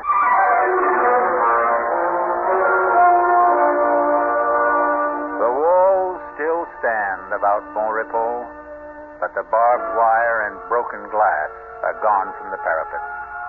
The gates stand invitingly open, and the dogs are gone. In the bright sunshine, the dark memories, too, are fading, and the clean winds from the sea have washed away the cobwebs. Once again, the old house lives up to its name. I'll be back shortly.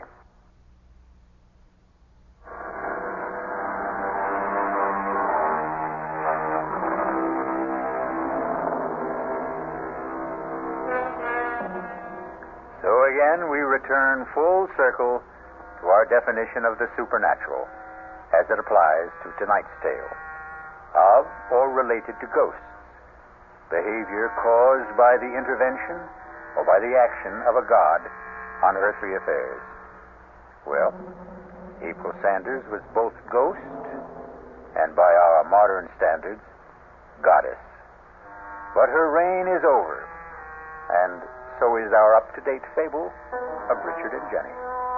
Our cast included Ruby Dee, Michael Wager, Terry Keane, Bryna Rayburn, and Ian Martin.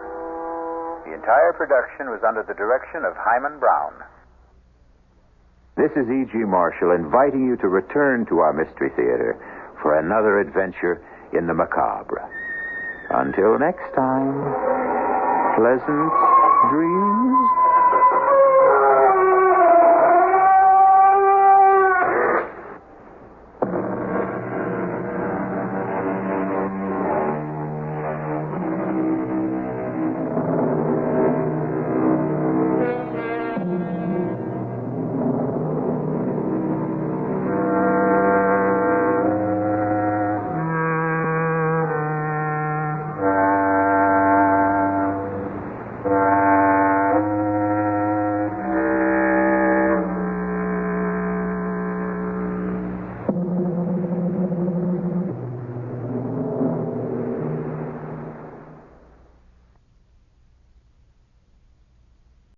WDAF, Kansas City. Dan Henry, WDAF Local News at 11. The outlook for Kansas City, a chance for thunder showers. Kansas City, Missouri police have one suspect in custody in connection with a shooting on the street at 33rd and Troost.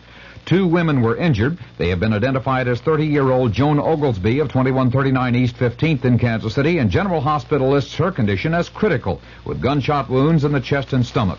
The other is identified as Kay Sue Hammond of 5814 Olive in Kansas City. Hospital authorities say she is in fair condition with gunshot wounds in the pelvic area and right leg. The identity of the suspect in custody in connection with the incident is not known. Police are still investigating. A class action suit against the Kansas City, Missouri Board of Education and the Kansas City Teachers Union has been filed on the docket of U.S. District Court Judge Elmo Hunter. The suit was filed on behalf of his sons by the father of 2 boys who attend Southwest High School, asking the judge to order schools opened and teachers to halt the strike. A hearing was set for April 25th. Norman Hudson, president of the Kansas City Teachers Union, sits in jail tonight his first in a 10-day contempt of court sentence, and all negotiations between teachers and the board are being handled by a federal mediator. In Kansas City, Kansas, teacher talks are to resume immediately, according to Superintendent of Schools Dr. O.L. Plucker. But negotiations between the NEA, representing Shawnee Mission teachers, and that district's school board appear to have been stalemated, with teachers apparently demanding more than the 10.5% increase reportedly offered by the board. WDAF News Time, 11 o'clock.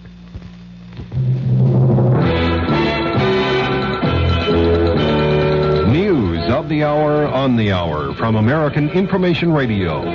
This is Richard Wall from Los Angeles, and at this hour, some black police officers in San Francisco have joined the protest against the stop and search policy in the Operation Zebra hunt for the killer of 12 whites. A member of the group, Officer Jesse Bird, announced, "We are just as much concerned about the apprehension of this individual or individuals as anyone else. But we do not approve of the Gestapo-type tactics that are being used. We do not approve of people being stopped and frisked at random. We can only view this as another type of harassment." Officer Bird's objection came as 5 black civic leaders filed a class action suit saying the tactics of searching blacks who match the zebra killer's description in San Francisco are unconstitutional. A Statue of Liberty takeover. That story coming up.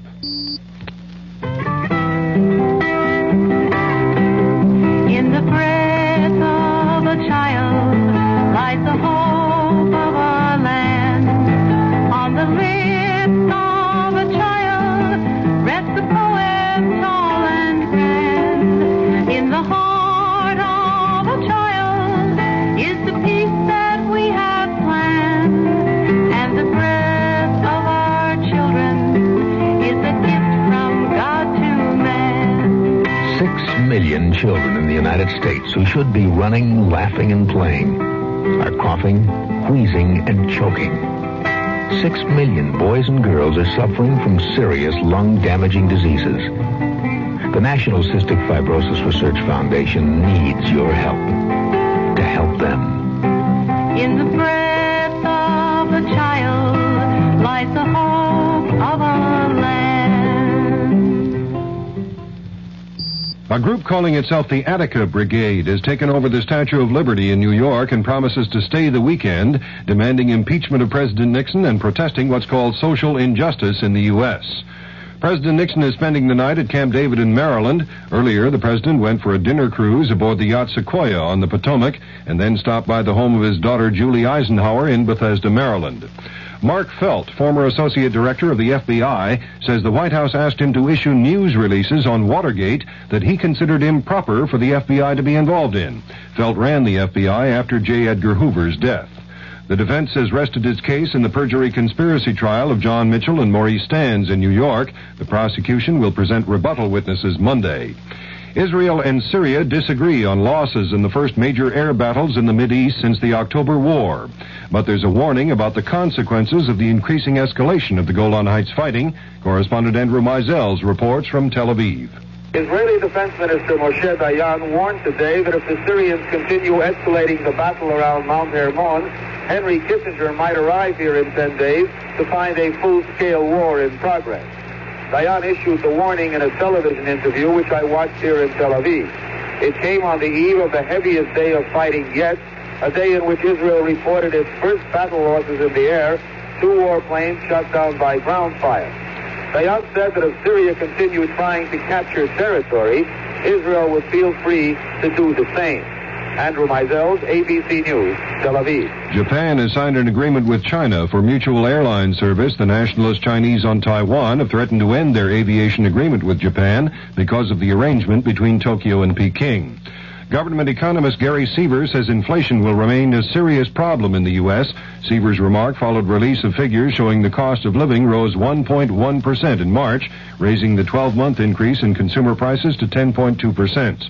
The Chicago Tribune has an announcement of interest to nostalgia buffs. The Tribune says it will bring back the original Orphan Annie cartoon strip starting Monday. The first episode will show Annie and her dog Sandy in 1936. This is Information Radio News. From the Kurt Mears Sports Desk, the Kansas City Royals play the Chicago White Sox 2 more games in this series, tomorrow and Sunday, then move to Boston. A temporary restraining order has been issued against the Cincinnati Bengals linebacker Bill Bergey and the World Football League that keeps all WFL owners from negotiating with any member of the Cincinnati squad. Peter Oosterhouse holds the lead in the Monsanto Open Golf Tournament with a 36-hole total of 133, and the KU Relays will be wrapped up tomorrow. Kansas City's forecast partly cloudy and mild with a chance for showers or thunder showers through tomorrow. After an overnight low around 60, the high tomorrow will be in the upper 70s. Dan Henry, WDAF News. The CBS Radio Mystery Theater presents...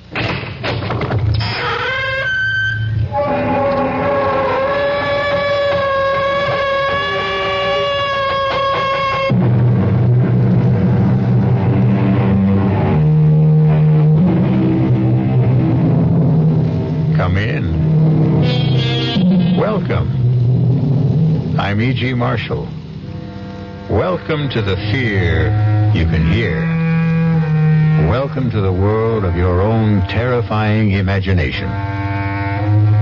The art of the double cross, unfortunately, has become part of the fabric of our lives. In espionage, however, it is almost a lifestyle. In the world of spies, for the left hand ever to know what the right is doing is unthinkable. For the next hour, imagine that you are Larry Fielding, a 32-year-old newspaper man caught in a dizzying web of circumstances seemingly beyond his control. Larry, please change your mind and come with me. Not until you tell me who you are and why you sneaked into my hotel room. You're a fool, Larry. You must know that the police are looking for you, and they'll be here any minute. Oh, well, you're here now, and I still want to know who you are. If that's so important, my name is Carol Johnson. And when I tell you I know all about the murder of Dave Wilson, maybe you'll believe that I'm here to help you.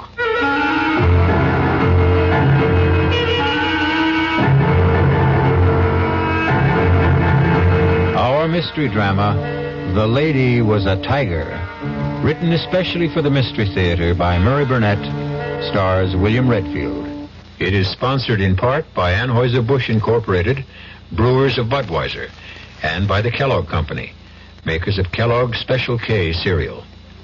I'll be back shortly with Act One.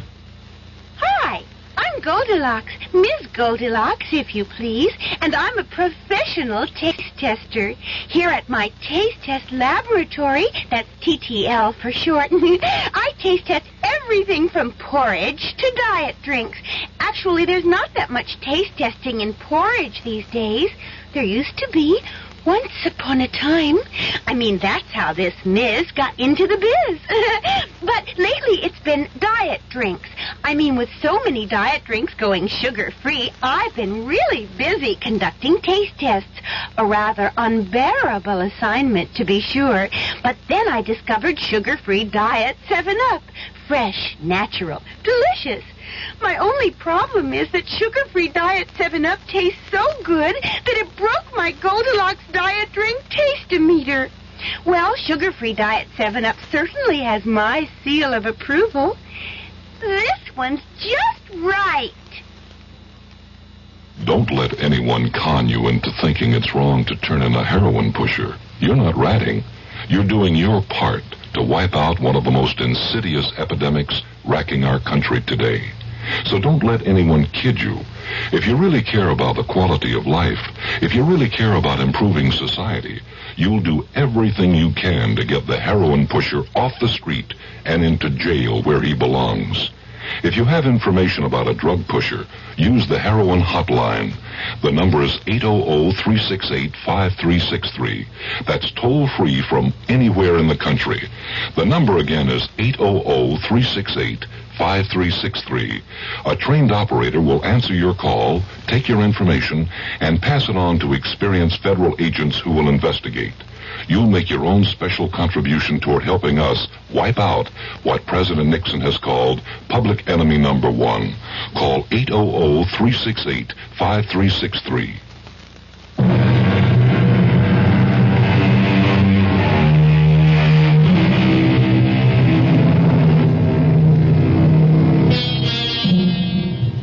Walking is great exercise, and with good weather can also be great fun. But not when you've just been fired by the editor of the newspaper for which you've worked happily for 5 years. Larry Fielding has been walking aimlessly for 2 hours, trying to figure out why Horace Finley, the editor and his boss, had refused to give him any reason for his dismissal. Tormented by his frustrating thoughts and tired, Larry sits down on a park bench to think. He is so deep in thought, he is unaware of 3 men who suddenly surround him. Larry has only to look at them to know that he is in trouble. He tries to get up, but is pushed back down, and the men start to beat him up. No, take my money and leave me alone, will you? Look, if you want money, I told you can have it. Help!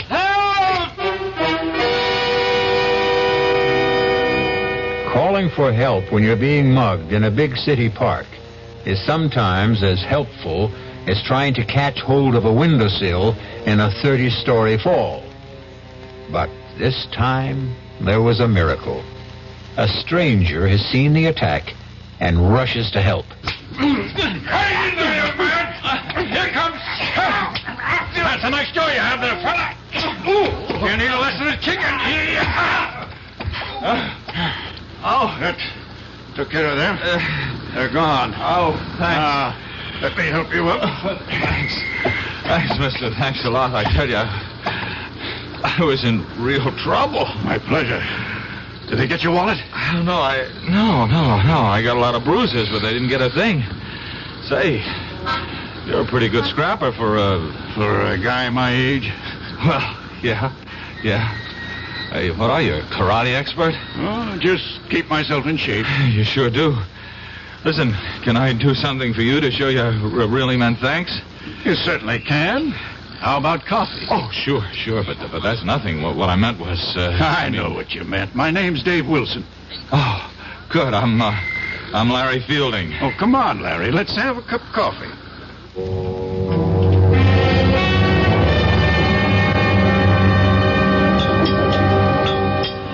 You know, I still can't get over the way you tore into those guys. I was a commando in World War II. World War II? Did you think I was in the Civil War? No, I didn't mean that. It's just... Well, to a young fellow like you, World War II might as well have been in the last century. It was only 30-some-odd years ago, you know. Oh, I know. After all, I was in the newspaper business. Yeah, that's tough what you told me about losing your job. What are you going to do? Oh, I don't know. Look around for another one.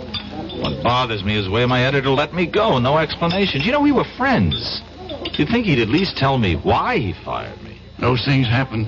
Stop torturing yourself and begin making plans. No, not until I get this thing straightened out in my own mind. I think I'll call my editor at home tonight and... I've got a better idea.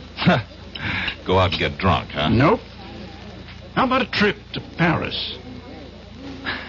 Are you putting me on? I'm serious. Well, what are you? A scout for contestants for some kind of TV quiz show? No, I am a man sitting on $200,000. What? And I need a guy just like you. Now, look, I'm a newspaper man.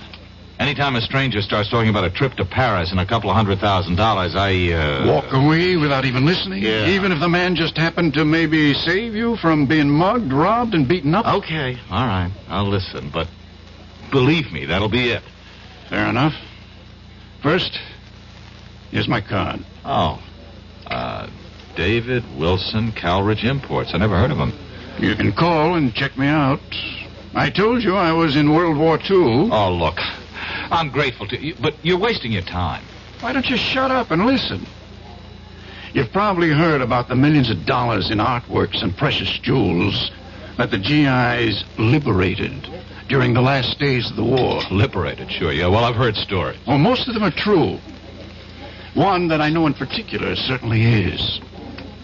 Did you ever hear of the Lancer collection? Lancer. The Comte de Lancer came from an old French family. And the Lancer collection is a fabulous assortment of diamonds, rubies, emeralds, and other precious stones, which were seized by the Nazis when they swept through France in 1940. A pal of mine, not a commando, happened to come upon the collection when the Americans were driving the Germans back in 44. Wait a minute. And he liberated it? Exactly. He and a distinguished Frenchman named Henri Thiel. Oh. Professor Henri Thiel? The archaeologist? That's the man. Oh, come on. He wouldn't, You were saying something? No, nothing. You were about to say he wouldn't get involved in anything crooked, weren't you? Yeah, something like that. You're right, he wouldn't. But he was younger. The world was quite different then. And my GI pal was a most persuasive guy. They decided to bury the Lancer collection. They did. They drew a map. And today, Professor Thiel is the only possessor of that map. Uh-huh. And, what happened to your nameless friend? He's dead. Professor Thiel wants to return the jewels. But that's easy, isn't it? Not if the professor doesn't want embarrassing questions asked about how he came by that map in the first place. Oh. What about you? Calridge Imports is a highly respected and reputable importing firm. I want to keep it that way. Oh, so do I, even though I've just been fired. You haven't heard what I'm asking you to do. Well, what? Come with me to Paris. You're writing a story on Professor Thiel. He's good material. You'll grant me that? Yes. You'll interview him, naturally. During the course of that interview, he'll give you a slip of paper, which is a map showing the location of the jewels. You'll later deliver it to me. And that's all you have to do. You, mentioned something about sitting on hundreds of thousands of dollars. That's right. The Lancer collection is worth that and more. I'm sitting on it. I intend to return the jewels and collect a reward. If you want a share in that, you deserve it. Mrs. Wilson, the report is positive. Fielding has agreed to go to Paris with me. He bought the story about picking up a map showing the location of the Lancer collection. Operation successful.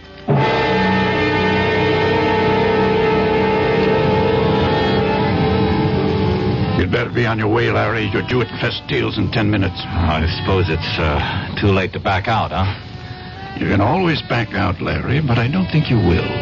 There's really nothing to it. Make it look like a normal interview. Take notes. The professor will give you the map. Slip it in with your notes. Bring it back to me here. I'll be waiting.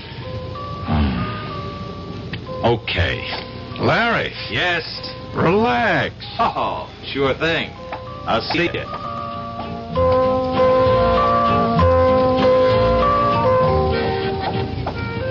Would Monsieur mind if I join him? I wouldn't mind at all, but I don't think I'm what you're looking for. Oh, but Monsieur is exactly what I seek. Exactly. And just what is it you're seeking? To warn you that you are in grave danger. Why don't you come off it with that phony accent? If you've got something to say to me, say it. Would Monsieur buy me a Pernod? Sure. Garçon, Pernod, please. Monsieur, it is very difficult for me. I do play a role, as you have guessed. And I am not here by chance. You must leave, and quickly. Your Pernod, monsieur. Not for me, it's for the lady. And for you, I have a knife. Oh. Go, mademoiselle, go. But he's going to die. Do as I say. There'll be no problem. Simply put his head down gently on the table. So. And people will see another drunken tourist.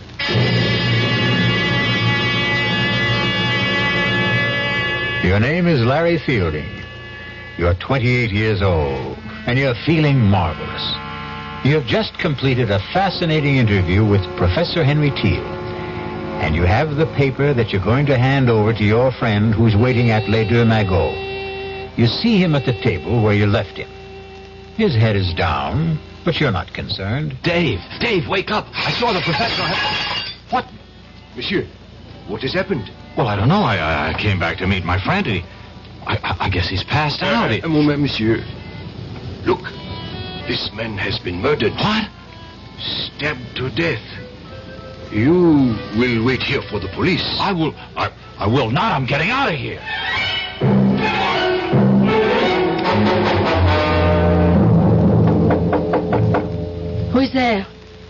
inside. Open up. What's the matter? What happened? The other American. The young one. He got away. You let him go? He panicked. Ran. Now what? He'll probably go back to his room at the Dauphine. You will check. But aren't the police looking for him? I hope so. I gave them a complete description. And what do I say to them if they find me in his room? Calm, a beautiful young lady like yourself. Get to him and find out where the paper is.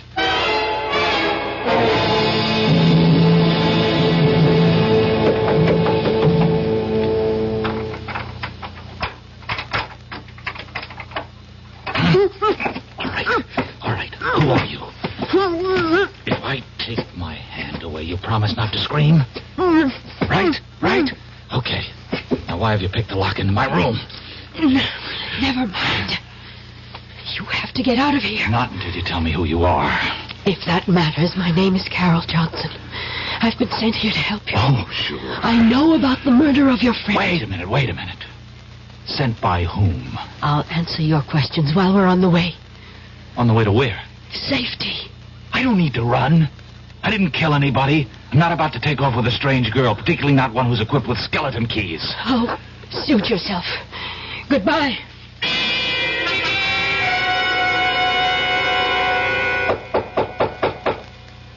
Come in. Monsieur de Ransfielding. Yes? Inspector Victor Roux, Sûreté. Oh. You will please come with me. What for? Suspicion of murder of another American? Monsieur David Wilson. Inspector, listen. Why would I kill Dave? I've already told you I had an appointment to meet Dave at the cafe. He was waiting for me. Would I have walked up to a man I just killed and shake him so that he'd fall down and make a big scene? That is your explanation? There is nothing to support it. Well, there's nothing against it either. There is the word of Louis Goret. Who's he? The waiter who attended the table at which Monsieur Wilson and you sat. The only reason that you are not, as of this moment, charged with murder is because you did return. That much the waiter's testimony supports. Only he says that Monsieur Wilson might very well have been dead shortly after you returned, and that you had time to kill him. That's a lie. So you say. Oh, just check with Professor Teal.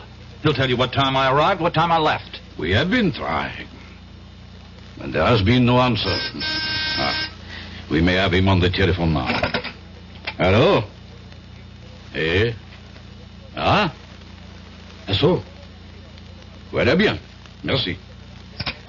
All right, well, what'd he say? That was not Professor Teal. That was his apartment. And his servant. His servant? There was nobody there when I saw him. Don't you mean if you saw him, monsieur? Oh. According to the servant, Professor Teal left for an extended holiday early this morning, and it is not known when he is expected back.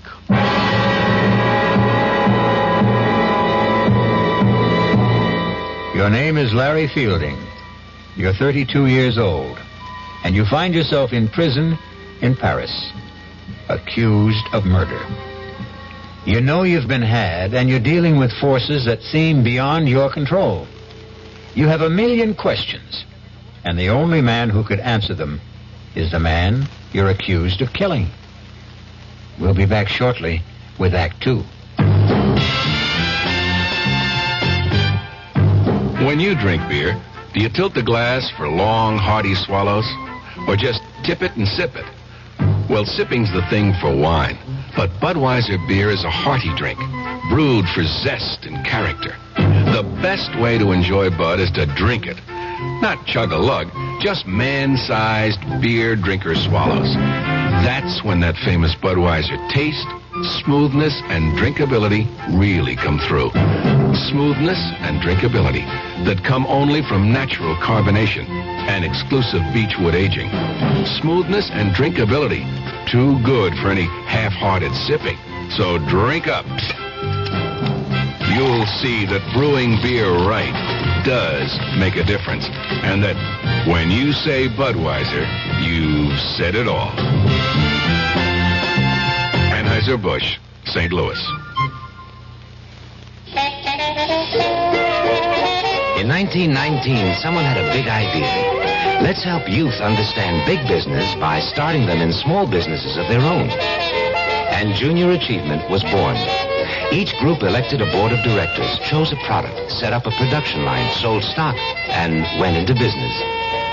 That year, 314 students made and sold products and learned the business of business.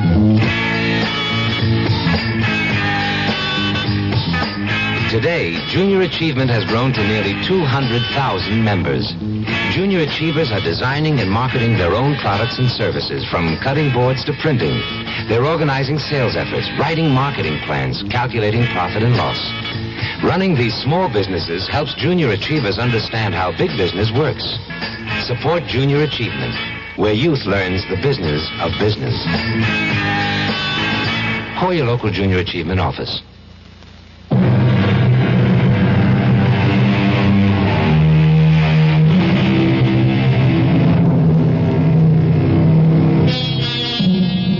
To many Americans, Paris means visits to the Louvre, strolls along the Seine, or fine food. But to Larry Fielding, it means the inside of a prison cell, where he sits accused of a murder he didn't commit. Fielding knows he's been caught up in something that involves more than the recovery of some stolen jewels. However, what he doesn't realize is that he's the key pawn in a deadly game, and the players are about to make some moves. Come. I don't think it's smart to have me come here so often. I would not have sent for you if it were not necessary. Do you still believe that Fielding knows nothing about the operation? I do. Then where's the document? Well, we don't know he ever had it, do we? We know he visited Thiel. We know that Wilson waited for him at Les Dumagots. We know he came back there. I think it is safe to assume that he was carrying the plans. And he didn't have it on him when he was arrested. Roger arranged to be there when Fielding was brought in and searched. He says there was nothing on him. But he wasn't picked up right away. Exactly. He eventually went back to his hotel room, as you know. I believe he has the paper and that he has somehow managed to hide it. Oh. It does us no good in prison. We shall have to arrange to have him released. And how do we do that? We don't. You do.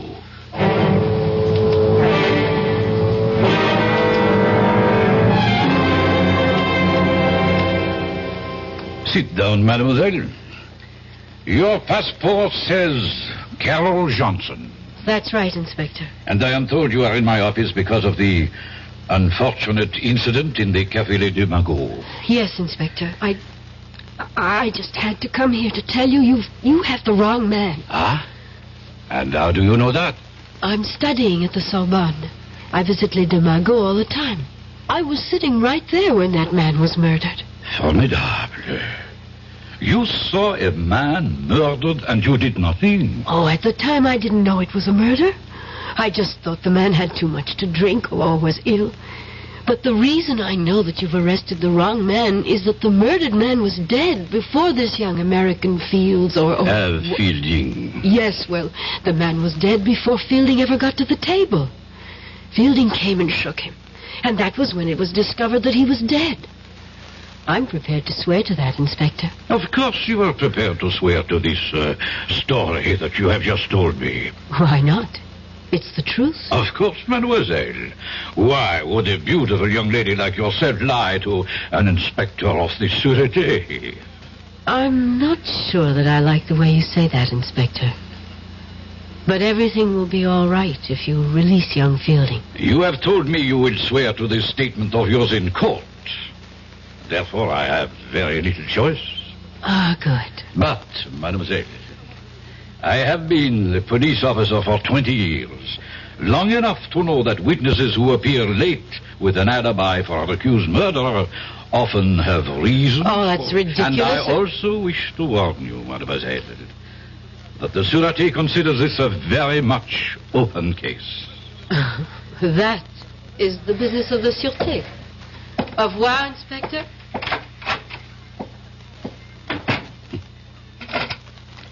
Gérard, You would follow the young lady who just left my office? And do not lose her.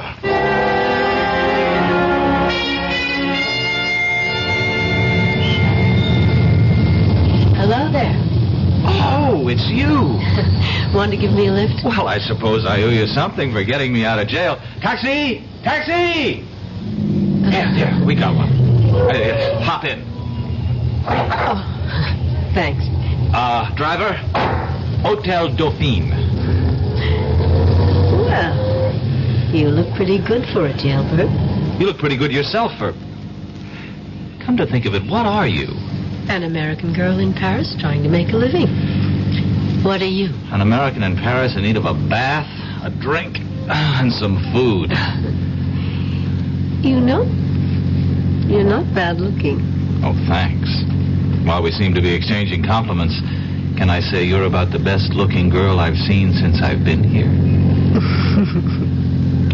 Thank you. Now that we like each other so much, don't you think it's time we started telling each other the truth? Yes, I'll buy that.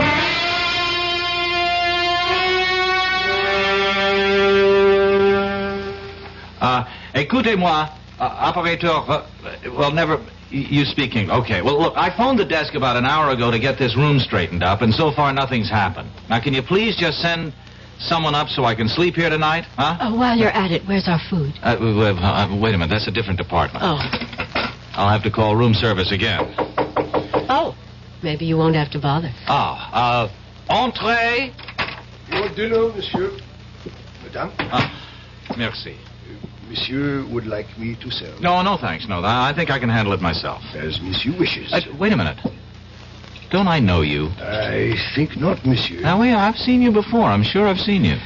Paris is a large city, monsieur. One passes people on the streets and... The streets. The streets, that's it. You're the same guy who was at the Café Les Deux Magots. Monsieur is mistaken. What? Hey, wait a minute. Come back here. I want to talk to you. Oh, now don't go chasing him down the hall. Why not? Listen, Carol, I'm positive he's the same waiter. You just deny it and you can't prove it. But... Even if you could. What do you think it means? Well, it means... Well, I don't know. But if I get him to talk, maybe I'd find out something. I thought you were going to clue me in. Oh, yeah. Listen, have you ever heard of the Lancer collection? Of course. It's in the Louvre. Oh. The family of Comte de Lancer gave it to the museum after it was recovered when the Nazis fled Paris. What? Well, why does that shake you up so much? Because it can't be true. Come with me to the Louvre and I'll show it to you. Well, that changes everything. Come on. Where are we going? To the American consul.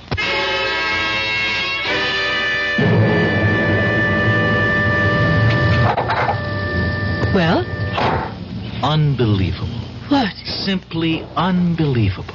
Do you know what the consul told me? I predicted it, didn't I? Yeah, that's right. Mm-hmm. He didn't want to hear about it at all. Just advised me to fork up the whole thing and leave France. Incredible. Well, not really when you understand that he doesn't know what you're talking about. But you do. Some of it. Okay, take me back to the hotel. Any reason? I'm taking the consul's advice. If nobody's interested, I'll go back to the States. Oh, now that they've cleaned up the room so nicely, you're leaving. Well, do you have a better idea? More than one. I think I'll take them one at a time. Number one. Give me the paper Professor Thiel gave you. Well, it looks like we're finally going to level. Where is it? Well, first you tell me something. What is it? I don't know. End of conversation. Larry, listen to me.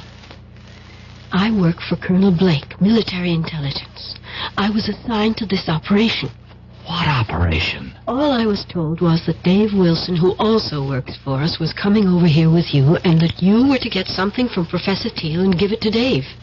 Thiel worked with you, too? He did. But now his cover is blown, and I don't know where he is. Who killed Wilson? I don't know. It could have been any one of 3 or 4 foreign powers. And the only reason I'm alive is because somebody wants the paper. That's right. And if I give it to you, then there's really no reason not to kill me. Oh, Give it to me. I'll get it to Colonel Blake, and we'll get you safely out of the country. No, hold on. I got a better idea. I'll go with you to Colonel Blake, and we'll give it to him together. No, that would be too dangerous. To whom? Will you please trust me? Give me a reason. Please, where's the paper? I burned it.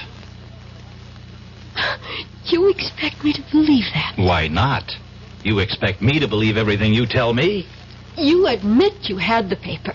And somehow, between the time you ran from Les Deux Magots, you managed to hide it in a place where experts have been unable to find it. I told you I burned it. And you know that's a fairy tale that no one will believe. I don't care whether you believe it or not. Now, are you coming with me? Where? To talk to your Colonel Blake. He won't see you. Oh, I think he will. Goodbye, Carol. It was nice knowing you. I think. You will kindly step back into your room, Monsieur Feeling. Now, wait a minute. Move. Let me introduce myself. I am Major Simonovich. Oh, of the GPU or the NKVD? Does not really matter. What matters is that you and I have something to discuss. I warned you. Yeah, sure you did. Just like a rattlesnake does. I do so dislike dealing with amateurs. This is strictly a business. You mean you want to make a deal with me? Correction. I mean you would find it wise if you wanted to make a deal with us. For the paper? Exactly. Where is it? No, not so fast. Not so fast. You spoke about a deal? You give us the paper, we give you your life. You must really believe I'm an idiot. You people murdered Wilson. That paper is the only thing that's keeping me alive. You have my word. No deal. Do you really believe you have a choice? Carol, call Rodjansky. Make the usual arrangements. We will wait here. Donnez-moi 80-36, s'il vous plaît. C'est ça. Merci. Carol. Yes. Tell me something. Will I like Rodzansky?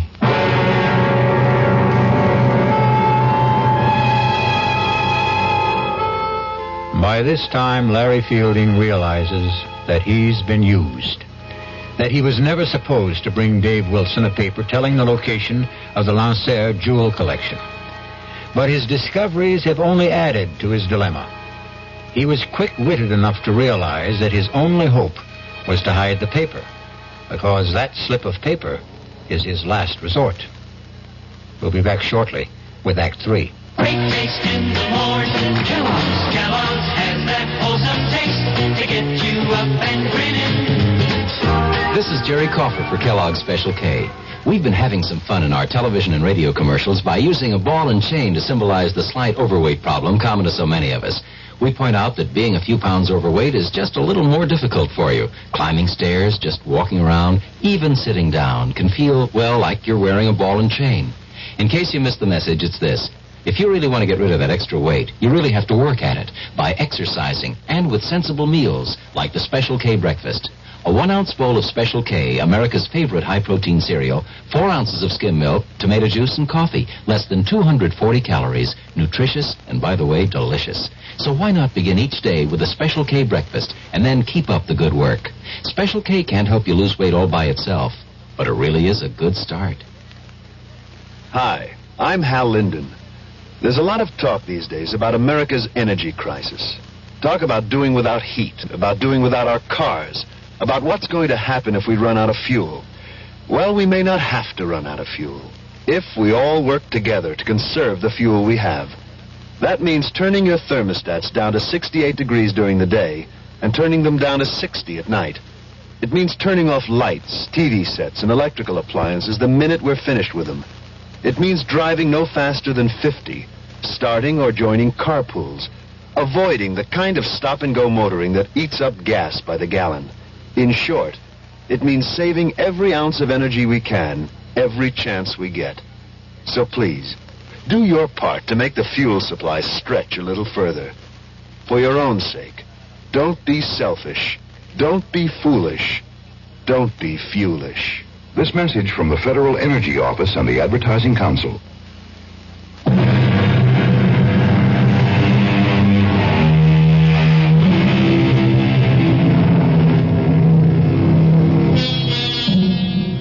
Newspaperman Larry Fielding sits waiting in his Paris hotel room, closely guarded by 3 members of the Russian secret police and the beautiful American girl, Carol Johnson. They are waiting for a man named Rozansky, who might very well be, for all Fielding knows, his executioner. You know we mean to obtain the paper. Rojansky is a doctor and a chemist. He'll be here shortly. You will be put to sleep painlessly. You'll be taken from here in an ambulance to a safe place, and there you will be injected with sodium pentothal, Fielding. You will tell us. Look, I don't suppose you'll tell me what's so important about this piece of paper? You have heard of the SAM-6 missiles, the surface-to-air weapons with deadly accuracy that we have developed and which were used so successfully in minor wars in Asia and the Middle East? Yes, I've heard of them. Good. We learned that someone whose identity we still seek has invented a jamming device which would render the SAM-6 almost worthless. We don't believe that any such system can be invented, but we do not take chances. We have reason to believe that the piece of paper that you carried away from Professor Teals has the information for building such a device. That will be Rojansky. Carol, admit him. Of course. Come in, Doctor. This is the patient. Now, look, I really don't think this is necessary. It will be easier if you don't fuss, young man. I don't intend to make... Hold it. Now, his arm. Hold it still. Good. You brought a stretcher? Of course. There. He'll be under in a moment, so we can leave.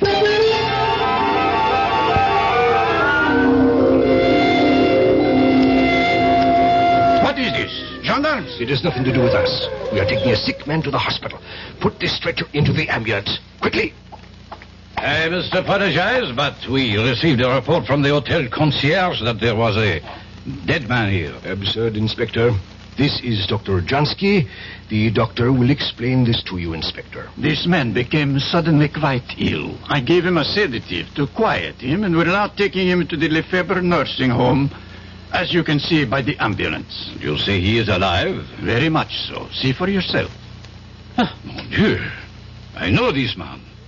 Inspector, he must receive medical attention. Of course. But I suggest that instead of taking him to the nursing home, he go instead to the police hospital. Well, that's ridiculous. He's my patient. I am afraid I must insist. This young man has most recently been released from jail, where we were holding him on a charge of murder. If he has been released, then Released, yes. But he has not been completely cleared, so... Laurent, be gone.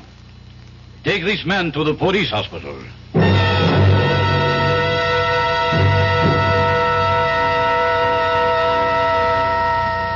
Did you get a report? Yes. And? He'll be conscious in an hour. And he will talk. I'm sure of that. He will scream to see Colonel Blake, and then your cover is blown, and the whole operation goes fooey. What do we do? Silence him. But what about the papers? We will be faulted for that, of course, but if we do not have it, neither do the Americans. Who do we have in the police hospital? Only Leclerc. A weakling, but he can admit Rojansky. Rojansky's a doctor. He doesn't need Leclerc to admit him.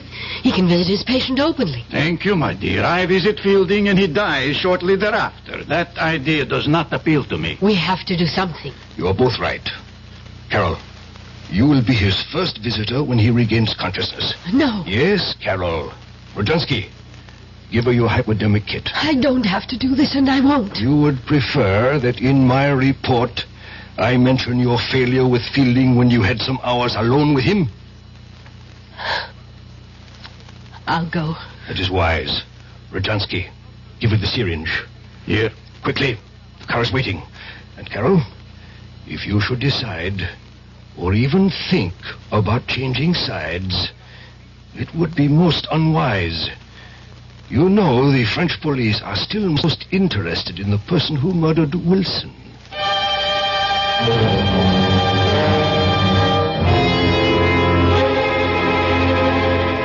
You awake now, Larry? Oh, no. Wake up and listen to me, Larry. What? You've got to listen. Try to understand me. Wait a minute. What kind of a place is this? You're safe. It's a police hospital. All right, but how did you get in here? Where's, Rodzansky? Look, I can understand how you feel and why you don't trust me, but the truth really is that I am a double agent. Oh. Do you understand what a double agent is? As near as I can figure out, a double agent is somebody working for two different sides. Yes. And neither side trusts them. Oh. You know, that fits you to a T. You might just be telling the truth. I am. I really work for Colonel Blake, as I told you. The Russians know it. They think I've infiltrated the U.S. military intelligence. But in fact... Yes, I know. You've really done just the opposite. Yes. Worked your way into the Russian apparatus. Exactly. Oh, Larry, how can I make you believe me? You can't. Listen, you were deliberately recruited. The reason you lost your job was because we got in touch with your boss. He agreed to go along. The men who jumped you were part of the setup so that Wilson could save you. Hey, now, wait a minute. But that doesn't prove a thing. You could have learned all that working for Blake and still be with the other side and... Oh... And wait, now, speaking of Wilson, how about getting him killed? I tried to warn him, but there wasn't enough time. It was either go along with that or blow my cover and endanger the whole operation. And when I wanted to give the plans to Blake, you objected. Same problem if I went with you to Blake or you went to him after we had talked. My cover was blown. Now, and suppose I had given you the plans. How would that have changed the situation? We would have had a phony copy that I would have delivered to Igor and everything would have been fine. And there's still time for me to do that. If you will just believe me and tell me where the plans are. I'd like to believe you. I really would. Please. Where are they, Larry? Get me to Blake. It's too dangerous. Look, you see this. Yeah, it's a hypodermic. It's death. Igor sent me here with this to kill you. Now, do you believe me? Wait a minute. If you don't kill me, and I guess you don't intend to, what will Igor and his friends think? Isn't your cover blown then anyway? Could be, but if I come back with the plans and say that I got them out of you without having to kill you, there's a chance they'll believe me. Well? I'm thinking. Who are you? One of the hospital guards, monsieur. Oh. Mademoiselle, you have been here some time. How is the patient? Guard. Yes, monsieur? Call Colonel Blake at U.S. Military Intelligence. Tell him I've got to see him right away on a matter of the utmost urgency. Colonel Blake? Colonel Blake. I will inform my superior. Now, you don't have to inform anyone. Just call him. Yes, monsieur. The Major will be disappointed you have not followed instructions. You are a fool. I would have had the information if you hadn't come in when you did. I know what you were ordered to do. What? What's this? A moment of truth, I'm afraid, Larry. Oh, I know how highly the Major regards you, mademoiselle. But I also know what he thinks of me. Tonight will change that. Give me that syringe. Here, right in your arm. Oh, you traitor. I knew. Carol, you were telling me the truth. Yes. Yes, I was. And I had to kill him. To make you see it. Where is the paper, please? In my hotel room. Oh, aren't you ever going to stop playing games? You know your room was searched. Let me get dressed and I'll show you.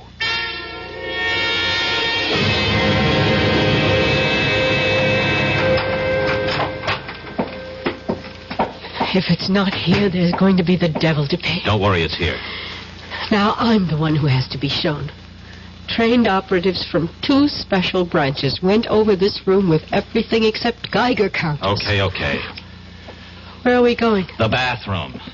That was searched, too. Oh, I don't doubt it. Oh, we went through that cabinet. Did you now? What do you see? Towels, paper tissues, some of your toilet articles. We took your razor apart. And what else? A roll of toilet tissue, unopened. And as the French say, mademoiselle, voila. Oh. And now we unroll this toilet tissue and keep unrolling it, and... Oh, my God. Where did you learn to open a package and reseal it like that? When I was a kid, I was the best clerk in Roscoe's shipping department. Oh, thanks. It was nice knowing you. I really mean that, Larry. Hey, wait a minute. Surely I've earned the right to buy you dinner. I'd like to. Well, you'd better, or I'll start doing some talking. Blackmail? You said it. All right. I'll meet you at Les Deux Magots at 10:30. No way. Let's try the right bank, La Rotonde. That's a date. I'll see you. You better be there. Shirts, ties. Yes, I think that's everything. Come. Oh, it's you, Rojansky. Are you coming with me? I am staying. And we shall say goodbye. I do not have much time. The plane from Moscow leaves at... I do not think you'll be taking the plane. Are you insane? You know I've been recalled. Not precisely. What do you mean, not precisely? Moscow feels you have bungled badly. So, it's not the first time that an operation has been... First, you were duped by the American girl. You know she was a double agent? I know now. Did you know before she killed Leclerc? I was not in charge at that time. At that time? Now there are 2 murders that cannot be hushed up. The French police must have a murderer to satisfy the public. Then give them Carol. I only wish that we could. They want you. You have been chosen to be the murderer. I am replacing you as the head of this section. Ridiculous. I won't remain quiet. I have a lot I could and will say to the authorities if Moscow abandons me. Now you listen to me, Rojansky. I have no time to listen. Rojansky, wait. That hypodermic. Don't... Igor, you should be pleased to know that your dying will serve a good cause.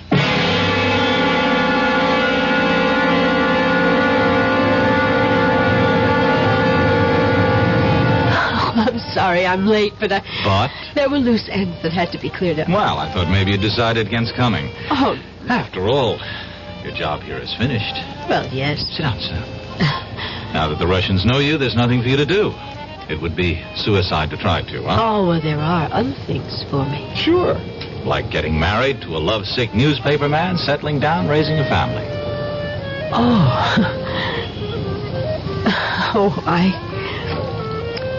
I take it I'm your first Matahari. Mm-hmm. First and only. Well, Larry, we're very different from other women. In our business, you pay dues. And they're heavy payments. I don't get it. I'm talking about sitting at another cafe on the left bank. Sitting and knowing that an agent named Wilson was going to be killed. Clumsily trying to warn him, and finally deciding that his death was the way it had to be. Larry, that's a big payment. But you can forget about it now. It wasn't your fault. No, forget about that and forget about Leclerc. Well, you had to... You see, it's even hard for you to say. I had to kill him. No, Larry, I have to keep on to justify those things. But, Carol, listen... Bye, Larry. Thanks for the champagne. But our dinner, I've ordered dinner. At least have dinner with me. Oh, we both know what I have to do. If I ever change my mind, I promise I'll come running.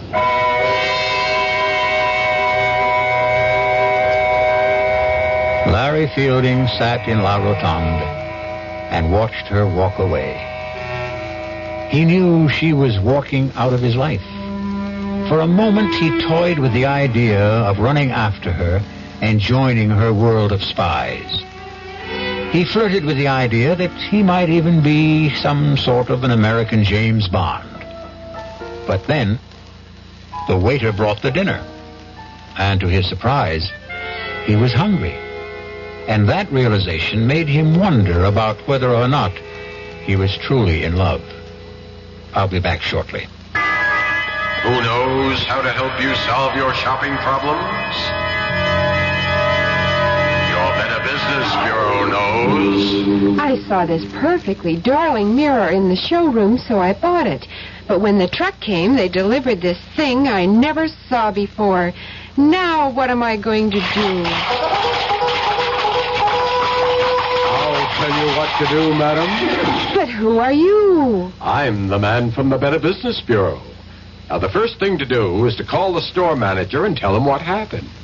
But in the future, when your merchandise is delivered, you should examine the item before the delivery truck leaves. And if it's to be delivered from a warehouse, have a clear understanding with the dealer that unless it is the same as the sample shown to you, you will not accept it or pay for it. Oh, thank you.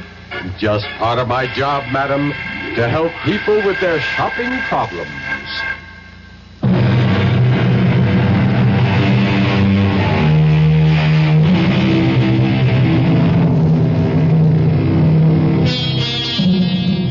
Back in New York, Larry Fielding returned to his old job. An old friend and boss, Horace Finley, who was curious about what had happened in Paris. Finley kept pressing Larry to tell him about his Parisian adventure. Finally, Larry said, "I'll tell you, Horace. In Paris, the food was good." Our cast included William Redfield, Joan Loring, Roger DeKoven, Ian Martin, and Chris Gampel. The entire production was under the direction of Hyman Brown. And now, a preview of our next tale. I really killed that boy, you know? What did you say? I killed him, Mr. Murray. I waited for him in the hallway the next day, and I grabbed him. He was a scrawny kid. It was like wringing in the neck of a chicken. I'd do the same thing again, Mr. Murray, to the next guy who bothers my wife. They gotta learn. You lied to me. Every stinking word you told me was a lie. Don't be sore, Mr. Murray. I couldn't tell you the truth, could I? I mean, you wouldn't have taken the case, would you? Yes! I would have taken the case and told you to plead guilty with cause. No, I wanted you to get me off, and that's what you did. Look, I've got to go now, Mr. Murray. I just want to say thanks again. Oh, you think it's that simple? You think you can just walk out of here? Melanie's waiting for me. She likes to eat dinner early. The girl's always hungry. So long, Mr. Murray. Radio Mystery Theater was sponsored in part by new sugar-free Diet 7-Up. This is E.G. Marshall inviting you to return to our Radio Mystery Theater for another adventure in the macabre. Until next time, pleasant dreams.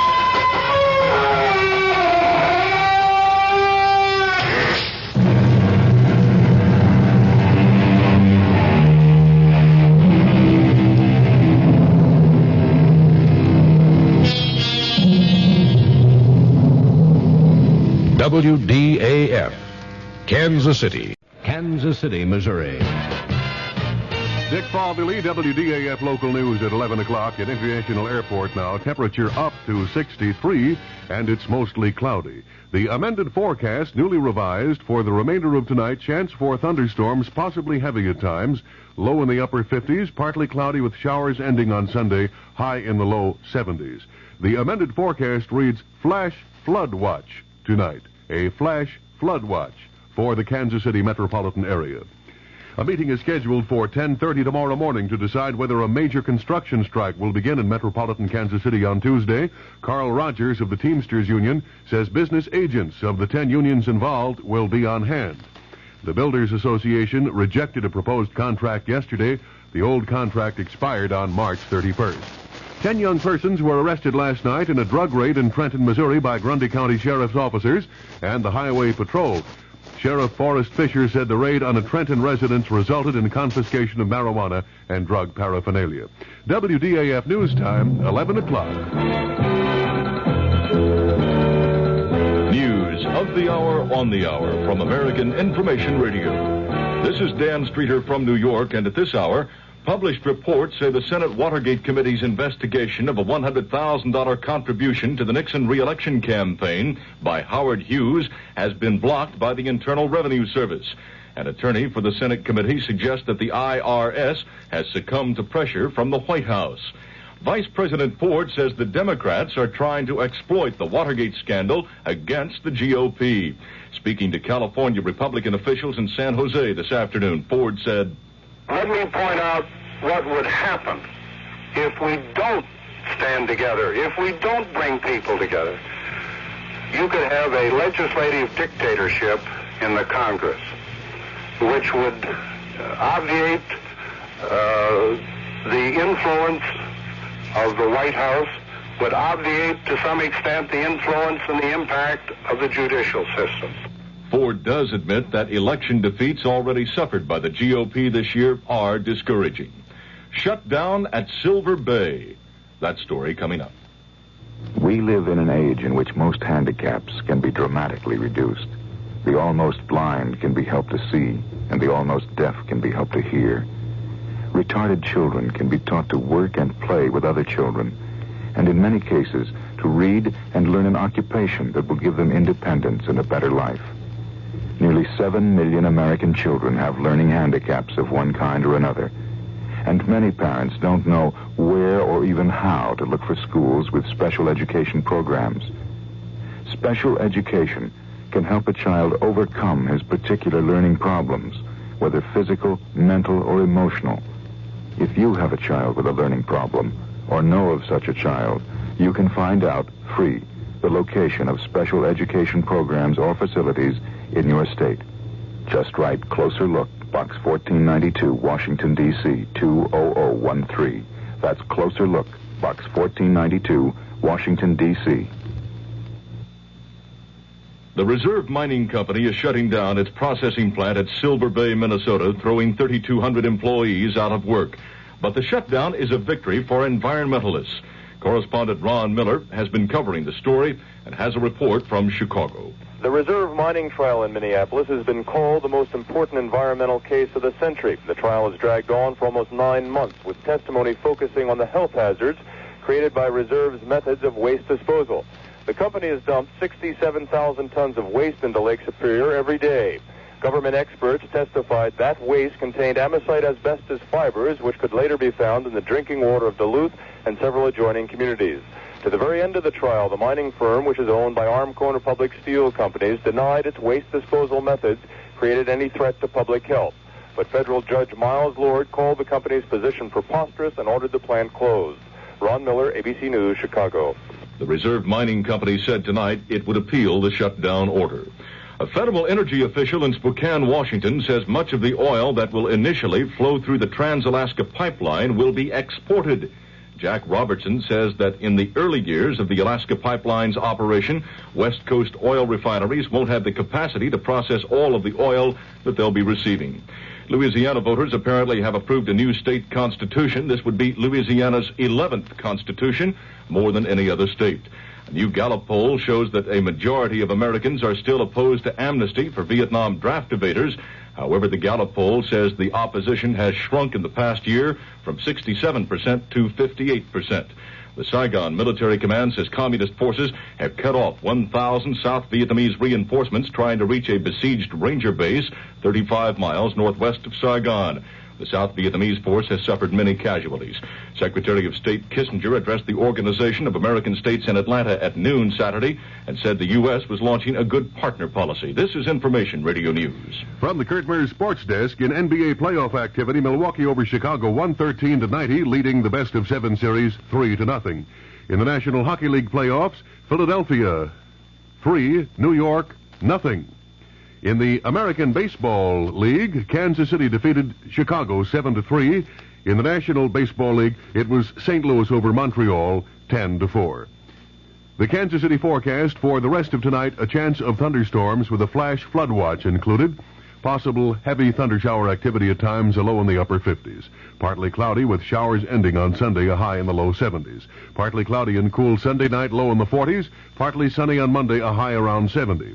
Now at International Airport, it's up to 63 degrees and mostly cloudy. Dick Fatherly, WDAF News. Join the fun tomorrow, 1 to 6 at North Hills Bank, grand opening of the Parvin Park facility at 4300 Northeast Parvin Road. Free Frisbees, balloons, and more. Don't miss it. Member FDIC. The CBS Radio Mystery Theater presents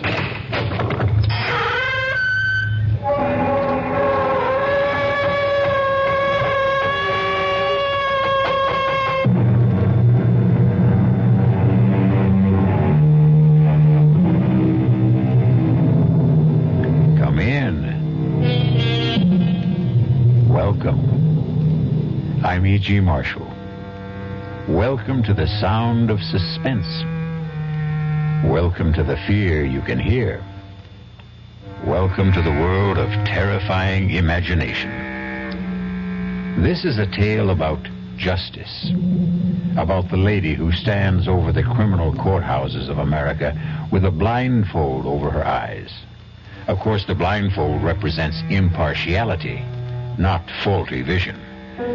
But yet, there are occasions when justice seems to be looking the other way. And that's something which bothers Attorney Ned Murray very much indeed. He's getting away with murder, Tony. And maybe he'll get away with another one. Maybe there's an answer. What? I've been waiting a long time to figure out what I could do for you, Ned. What kind of favor might be important to you? Now I know. Tony, you're thinking about killing Rydell.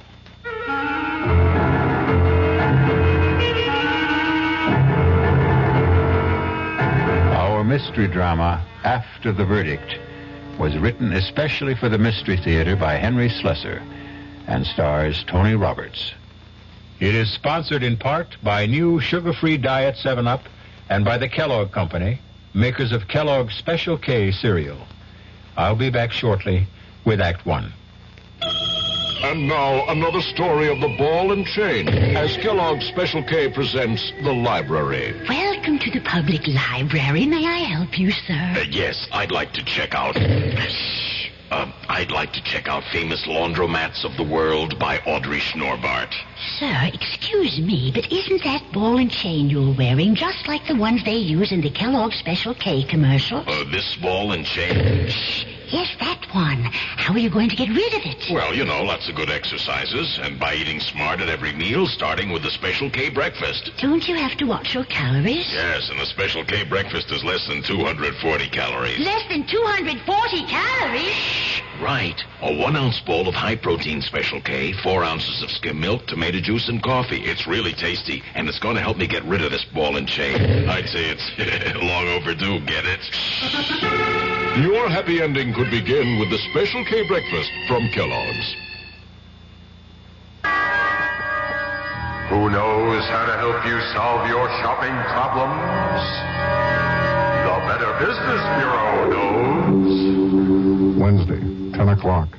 I'm back at the office working on a case when my secretary brings me the mail. Thanks, kid.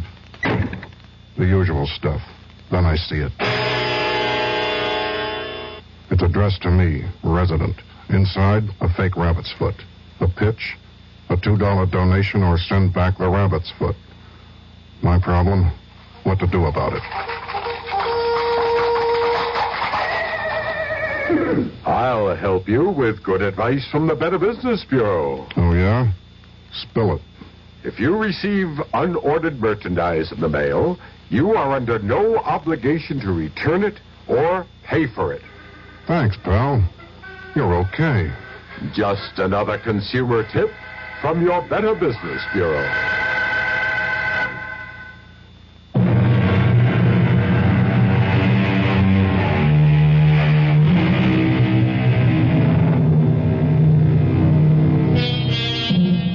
What better place to begin a story about justice than in a courtroom? This one is packed today, because it's the day the jury is going to return its verdict in the case of the People versus Louis Rydell. That's Rydell over there, the thin man with the burning eyes. See the way he searches the face of every juror who takes his or her place in the jury box? It's only natural, of course, because Louis Rydell had been charged with murder. Shh, quiet now. Presiding Judge Lincoln Arthur is about to speak. The foreman of the jury will please rise. Has the jury reached a verdict in this case? We have, Your Honor. Please read your verdict to the court. We find the defendant, Louis Rydell, not guilty. Mr. Murray. Congratulations, Lou. I'm very happy. You're happy. how do you think I feel? Hey, come on, let's get out of this place. Let's celebrate, huh? Let's pick up my wife and have a ball. Well, I don't think I can. I promised my boss that I'd go down You don't care about your boss. You want to see that daughter of his. Okay, we'll make it a foursome. I can't, Lou. I'm sorry. Come on, Counselor. Melanie's got a cab waiting outside.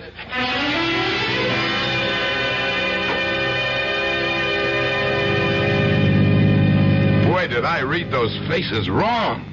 I thought, that's a hanging jury if ever I saw one. The only one I was worried about was that little old lady with the blue hair. You just can't tell about a jury from their faces. My last case, well, I thought they all looked friendly, but I lost. You won this one, Mr. Murray. I bet that boss of yours is real pleased. I mean, all this publicity that you got. Well, you're a regular Clarence Darrow.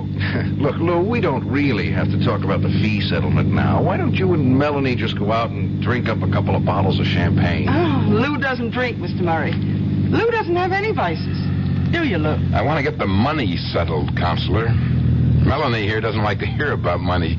She just likes to spend it. We'll drop her off at home. Hey, you promised to take me someplace. Wait for me at home, Pumpkin. Oh. Daddy will be there just as soon as he settles things with his lawyer. Okay? What choice do I have? I'll be home in an hour or two, and we'll go out to dinner. Just stay in the apartment, and don't open the door to anyone.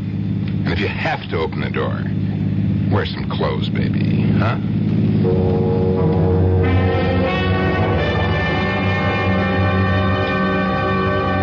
Yeah, this is a nice little office you got here, Mr. Murray. Only, strikes me as kind of small, isn't it? It's big enough, Lou. I mean, compared to that big office down the hall, Mr. Ostrow's. Mr. Ostrow is the senior partner of this firm, Lou. Well, maybe when you marry his daughter. You are going to marry that chick, aren't you? Let's get down to business, okay? I mean, the way she was hanging around that courtroom every day of the trial, I figured she was pretty stuck on you. Lou, this meeting was your idea. You said you could manage to pay about $150 a month, and that's perfectly fine with me. Sure, Mr. Murray. Anything you say. We could have settled this in the taxi. I guess I just didn't want to face Melanie for a couple of hours. I needed an excuse. You understand? I suppose so.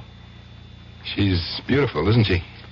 Mrs. Rydell? No, yes, she's very lovely. She can't help herself, you know. The way men bother her all the time. They look at her, and right away they get ideas. It's not her fault. No. She's not smart about it, though. She doesn't know the way men think. Like the way she answers the door sometimes in that sloppy housecoat. She gives people ideas. Like that kid Yost. I feel sorry for that kid, you know? I know you do.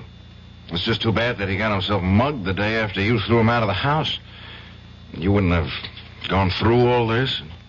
You wouldn't be owing me $150 a month. Yeah, I feel sorry for him. Kid delivers the groceries every day, gets the same eyeful every day.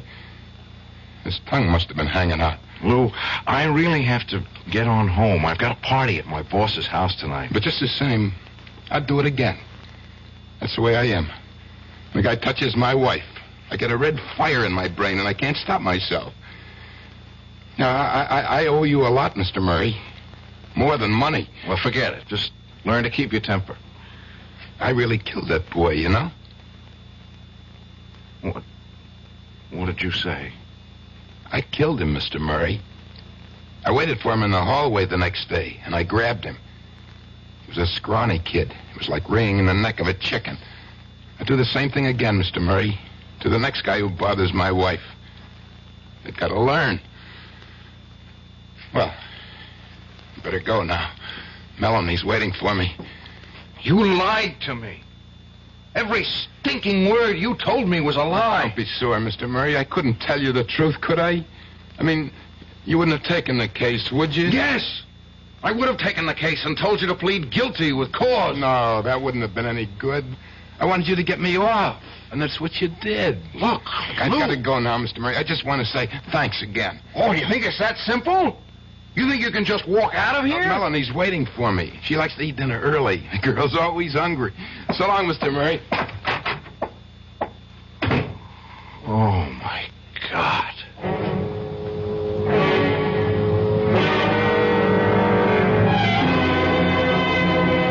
Light on the line, more on the... Ned, for the love of Mike, where you been? Sorry I'm so late, Mr. Ostrom. Who do you think this party's for, anyway? Well, come in. Karen's going out of her brain waiting for you to get here. This one looks like quite a crowd. Well, they're all in your pocket tonight now, Ned. All right, everybody, hold it. Here's the man we've all been waiting for. Ned Murray, folks. Greatest trial lawyer since since Harry Ostra. All right, come on, Ned. Karen's over here. Ned! Hi, darling. Where in the world have you been? The party started 2 hours ago. I just lost track of the time, that's all. Must be love, if you ask me. All right, I'll see you kids later. Ned, come into the kitchen for a minute. No, it's full of servants. Come into the bedroom. Now, that's an offer I can't refuse. Well, what did you have in mind? Give you one guess. Oh, darling, I'm so proud of you. You were so wonderful. That kiss was pretty wonderful. Father says that you are everything he used to be in the courtroom, and there's no higher praise he can give than that. Look, let's forget about the trial. It's over. Oh, no, I don't want to forget about it, Ned. I'm just so thrilled with the way you handled the case. That man Rydell seems so guilty. But there's too much fuss about all this, Karen. Father said that if you could win this case, you could do anything. That it would mean a lot of business to the firm. Do you know what I think? He's not going to wait on that promise about the junior partnership. I think he's going to do something about it right now. Are you serious? Don't tell him what I said, but I'm sure of it. Ned, you'll have to stop making excuses pretty soon, lover. You'll have to name the day. Oh, for heaven's sake. It's probably your father wanting me to join the party. Hiya, Ned. Ostrow told me you were here. Tony, for the love of Mike, I haven't seen you in ages. Yeah, that's right. Oh, hey, I am sorry I didn't know you had somebody with you. It's all right, Mr. Igo. I was just going to fix my makeup. See you later, darling. Yes, sure. Tony, I don't think I ever saw you at Ostrow's before. Yeah, you know me, Ned. I don't like to mix with all these big shots. Hey, you still talk to ordinary people? Big celebrity like you, huh? I'll talk to you anytime, Tony. Listen, I was in court today. I've been there the last 4 days. Bet you didn't even notice, huh? Well, that was nice of you. Busy man like you. Well, I got a personal interest. You know that. Sure. Tony... I was real glad you won, kid. Reminded me all over again what you did for me 2 years ago. Getting me off that murder rap. It was like seeing the whole thing again. It wasn't the same, Tony. For one thing, you didn't kill it. I mean, come on, let's go out and get a drink. Not for me. Since I seen you last, I got me an ulcer. That's the price of success, you know, in my business, just like yours. That's too bad. You know something, Ned? You don't look so healthy yourself. I'm okay. You look great in that courtroom, only now... Yeah, you don't look like a guy who won a case. You look like a loser. I'm just tired. Let down, you know. Yeah, sure. Hey, look, Ned, you remember what I told you once, huh? You got any troubles you can't handle, I want to hear about them. You got a favor coming from me, and it bothers me not to pay off. That was a long time ago. You don't owe me anything. I keep good books. Don't tell me who I owe. Hey, go on, Ned. Find that girl of yours. Maybe she can cheer you up, huh? Tell you the truth, Tony, I need a couple of minutes all by myself. You know how it is. Huh? Yeah, sure. I know how it is. Sometimes too much is too much. Yeah, that's right. See you around later, kid. Okay? Yeah, later. Sometimes too much is too much. I really killed that boy, you know. He killed him. He killed him, and I let him get away with it. I killed him, Mr. Murray. Oh, God. I'll do the same thing again to the next guy who bothers my wife. I'll do the same thing, Mr. Murray. The same thing.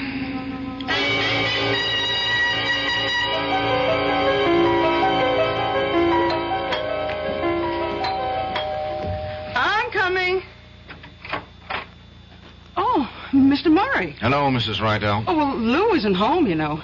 Oh, he went to see Mr. Fleming about going back to the company. I knew he wasn't home. May I come in anyway? Oh, yeah, sure. Look, do you think Lou will have any trouble? I mean, getting his old job back? You know, he was their best salesman before the trouble happened. They won't hold it against him, will they? I don't know. I want to ask you a few things. Yeah? Oh, well, sure. Mrs. Rydell, before the trial, you told me your husband was the jealous type. Yeah, that's right. But you said there was never any reason for his jealousy. But do we have to go through that again? The trial's over, isn't it? Please, it's more important than you think. Why? This delivery boy, Yost. I tried to underplay Lou's anger about him in court, but he was really pretty sore about the pass he made at you, wasn't he? But I told you all that. Yes, Lou was sore. Sore. He was crazy. I didn't even want to tell him about the kid because I was afraid he'd... Well, you know... Mrs. Rydell, the trial is over, just as you said. Nobody can charge Lou with the same crime again. That's the law in this state. So you've got nothing to lose by telling me the absolute truth. About what? Lou did kill that boy, didn't he? Hey! He waited for him the next day and choked him to death. That's a dirty lie. How could you, of all people... All right. Maybe you didn't know the truth. Maybe you believed your husband the way I did. You get out of here, mister. Please, I'm not through. The reason I know this is because Lou told me himself yesterday in my office. Lou isn't going to change because of the trial. He's an insanely jealous man, and he might very well do the same thing again. Oh, you're awful. I thought you were so nice, Mr. Murray, but you're terrible. I had to let you know how things are with Lou. He got away with murder, and that makes me sick to my stomach. There's not much I can do about it, but maybe you can do something, Mrs. Rydell. Me? You can be careful. Do you understand? No. You've got to make sure he never has any reason to be jealous. Listen, if you think I play around... Even if he misunderstands your behavior, somebody else might get Lou's hands around his throat. It might even be easier for him the next time. He got away with it once. Please, Mrs. Rydell, for his sake. All right, for mine. Don't make your husband kill again.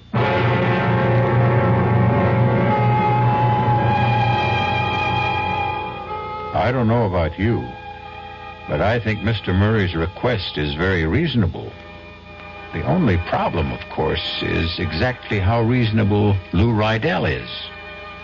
There's something about the man's eyes, the way his hands twitch. Personally, I don't think it would be a very good idea to wink at Mrs. Rydell. I'll return shortly with Act 2. Oh, somebody's been drinking my sugar-free Diet 7-Up, and it's all gone. Oh, actually, I saved a little. Oh, a bear! Hiya, Goldie. What's brewing? That's Miss Goldilocks to you. Oh, come on, kid. You mean you don't remember me? The cottage, the 3 chairs, the porridge? Baby bear! In the fur. Been a long time, Goldie. But Baby bear... Just call me BB. You drank all the sugar-free Diet 7-Up, and I have to conduct another diet drink taste test today. Well, yeah, I saw the sign on the door, a professional taste tester, huh? But how can I conduct my taste test now? Why bother? I tried those other diet drinks, too. You'll notice there's still plenty of them around. Why not ask me? Well, okay, BB.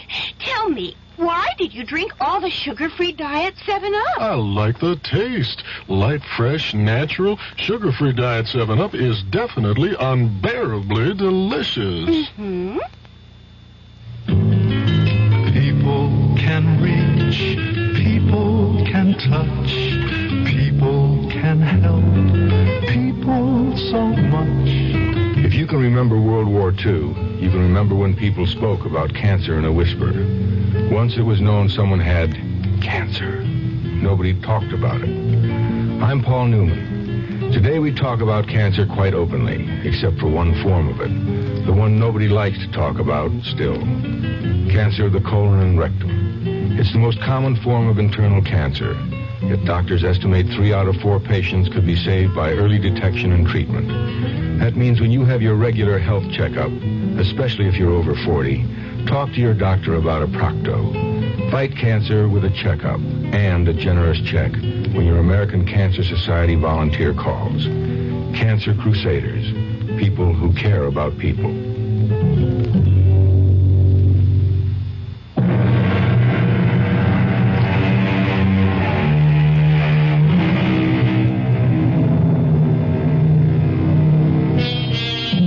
And now here's Act Two of After the Verdict. It's a bright, sunny morning. The kind of morning that fills promising young men like Ned Murray with enthusiasm for life. After all, he has everything going for him. A fine career ahead, marriage to a lovely young lady who also happens to be the boss's daughter. And even if his recent triumph has turned a bit sour, it was still a triumph, wasn't it? But as Ned Murray goes to see Harry Ostrow, he finds the sun isn't shining in the big corner office. The shades are drawn.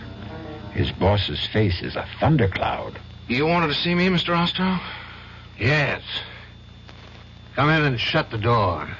Hello, Mr. Murray. Nice to see you again. Hello, Lou. What are you doing here?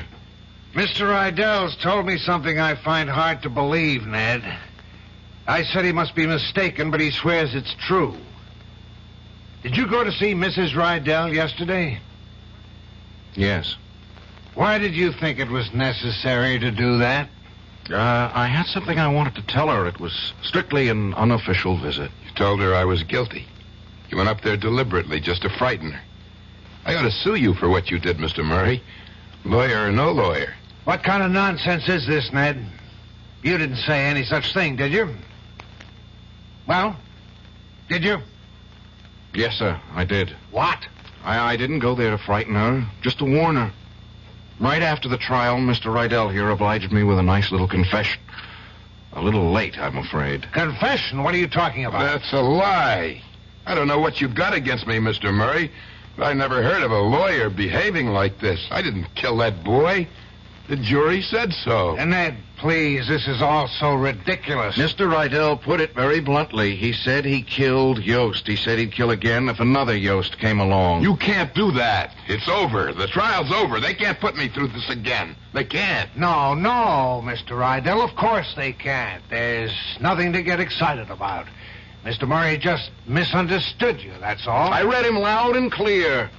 I knew I couldn't get him back in a courtroom because of double jeopardy, but I thought if I went to the DA, he'd be a lot more careful with his hands the next time. I'll sue you.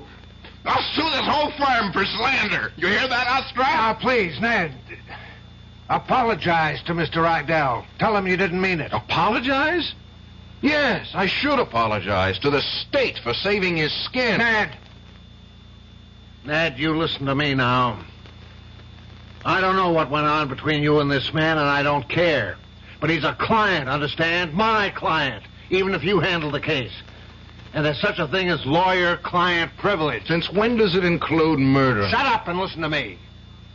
Anything you do reflects on me, on the way I run this firm. Mr. Rydell got a fair trial under law. Better than fair. Yes. And the jury acquitted him. That's all we have to know. You don't have any right to violate any confidences he made to you. Didn't they teach you that in law school? They taught me something else. They taught me that a lawyer's main concern was for justice. You talk about justice, huh? Go talk to that hoodlum buddy of yours, Tony Igo. If there was justice, you think that crook would be walking around loose? Tony was innocent of that murder charge. Because the jury said so. And they said the same thing about Mr. Rydell here. And that's that, my boy. Understand?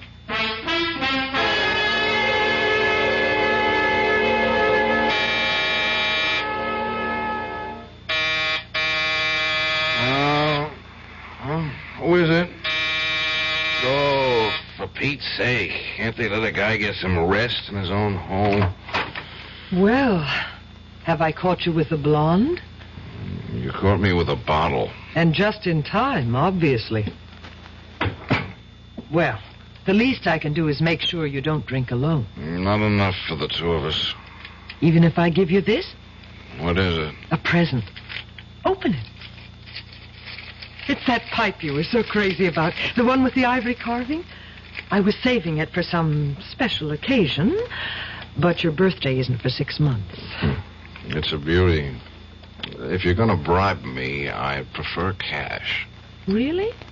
And I thought I'd use sex appeal. I understand that's surefire. Excuse me, it's time for another drink. What's so funny? The whole thing. You, Father. He told me about that scene in his office this morning. I wish I could have been there. Clarence Darrow versus William Jennings Bryan. It wasn't. It was stupid versus childish, and all because of that... All because of that silly man with the funny eyes. Honestly, Ned, I hope you won't make any more fuss about him. I thought it was Daddy who was making the fuss. Believe me, I think he feels just awful about the whole silly quarrel. Yeah, I'll bet he does. Oh, for heaven's sake, Ned, why would you want to spoil things now?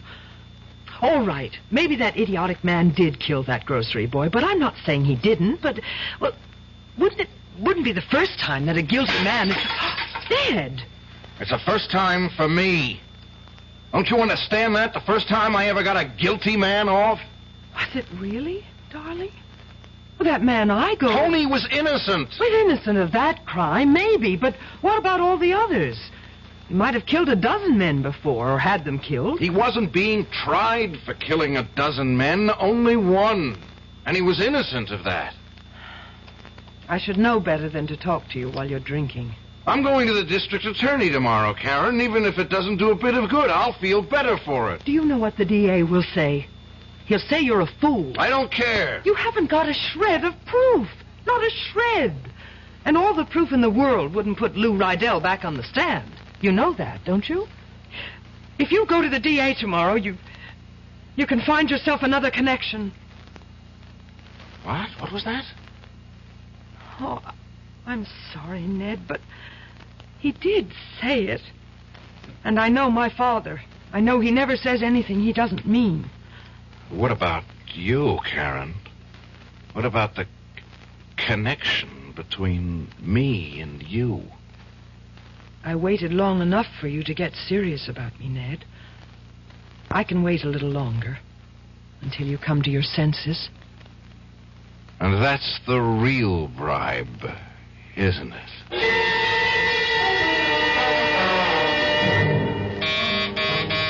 Hey, Ned! Open up, it's Tony! Hey! What? What is that? What's all the racket about? Come on, open up! All right, take it easy, will you? Give a guy a chance. Tony, what the heck are you doing here? Boy, you've really been working at it, kid. Huh? I'm an invited guest, remember? No, I guess you don't. About an hour ago, you called me up, told me to come have a drink with you. Well, here I am. Want to change your mind? No. Come on in. I told you, make mine ginger ale or something. I'll drink with you. No, it's a good thing. It's a good thing, Tony. That's about all I've got left. Just one more drink. Hey. What is this, kid? This celebration going on a long time, ain't it? I'm not celebrating now, Tony. Commiserating. That's the word, isn't it? Doesn't sound right. Commiserating. Don't ask me. I never heard it before. It means I'm feeling sorry for somebody. For who? For a dumb kid named of Yost. Dumb kid from the grocery. You mean a kid that got killed? Yeah, that's right. That got killed. Yeah. And you know who killed him? How should I know? Where's that drink? Oh, there it is. Here's the crime, Tony. Put it down, Ned.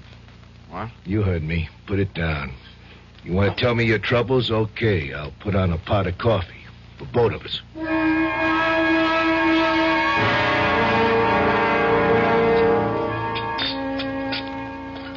That make you feel any better? No. Well, give it time. Tony, were you listening to me? Did you hear what I told you?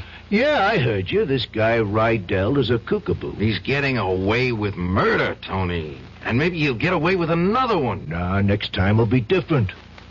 You'll know different from one thing. Meantime, somebody gets killed. Well, what's that to you?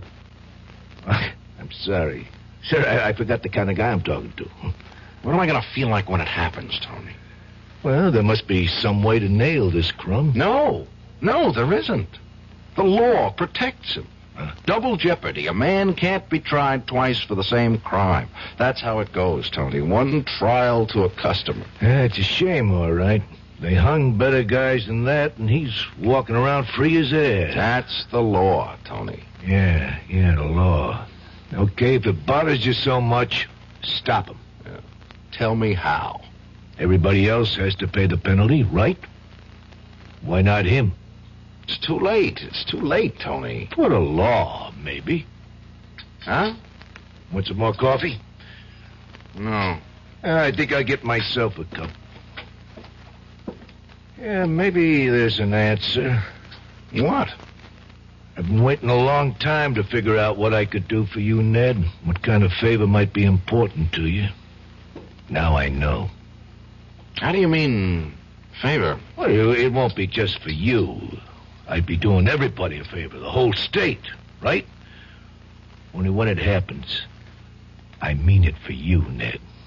Remember that. Hey, it's good coffee. Well, see you around. Tony, wait a minute. Oh, it's getting late, kid. I have to go. What was that you just said? What's in your mind? Nothing. Come on, I did my good deed for day. Let me out of here now, huh? I want to know what you meant by a favor. You know what the word means. You're thinking of killing Rydell. Oh, you see too many movies. Tony, don't be crazy. I don't want that kind of favor, understand? Yeah, sure. Just let him loose, huh? So what if he gets away with murder, huh? Killing him is no answer. Sure, so let some other slobs get knocked off, huh? That's better. I didn't mean all those things I said, Tony. You got the wrong idea. This guy didn't kill a grocery boy. He's killing you too, buddy, and that's what I care about. But you got nothing to be afraid of. Nothing's gonna rub off on you. I know my business, just like you know yours. So long, kid. Tony! Usually it's a very good thing to have friends. Loyal friends who are always willing to do you a favor. But it looks as if Tony Igoe is going to do a good deed by committing a very bad deed. The question is, can one murder avenge another? We'll find out shortly when we return with Act 3. You've seen the Budweiser commercials on television, and maybe you've wondered how long people have been putting that famous Bud label on things. Well, not as long as the brewers of Bud have been putting things on the label. Things like a list of Bud's most important ingredients. Quote, brewed by our original process from the choicest hops, rice, and best barley malt. And things like the following statement. This is the famous Budweiser beer. We know of no brand produced by any other brewer which costs so much to brew and age. Our exclusive Beechwood aging produces a taste, a smoothness, and a drinkability you'll find in no other beer at any price. Unquote. Yes, brewing beer right does make a difference. Read the Bud label. Taste the king of beers, and you'll agree, when you say Budweiser, you've said it all. Anheuser-Busch, St. Louis. You're 17. Well, that's plenty old. Old enough to know about things like grass and speed and acid and smack. We probably can't tell you anything about the stuff you haven't already heard, or maybe even found out for yourself. So we don't intend to give you any advice. You wouldn't listen. But the trouble is, neither will your kid brother. He doesn't know half of what you know. He doesn't know how dope can affect your body. He's never spent a violent night hugging a friend who was on a bad trip, or watch a guy nod off in class and fall to the floor. He's just a kid, and a real setup for anybody out there selling the stuff. We'd like to warn your little brother. Too bad he doesn't trust us. We can't get to him. But maybe you can. An Advertising Council campaign.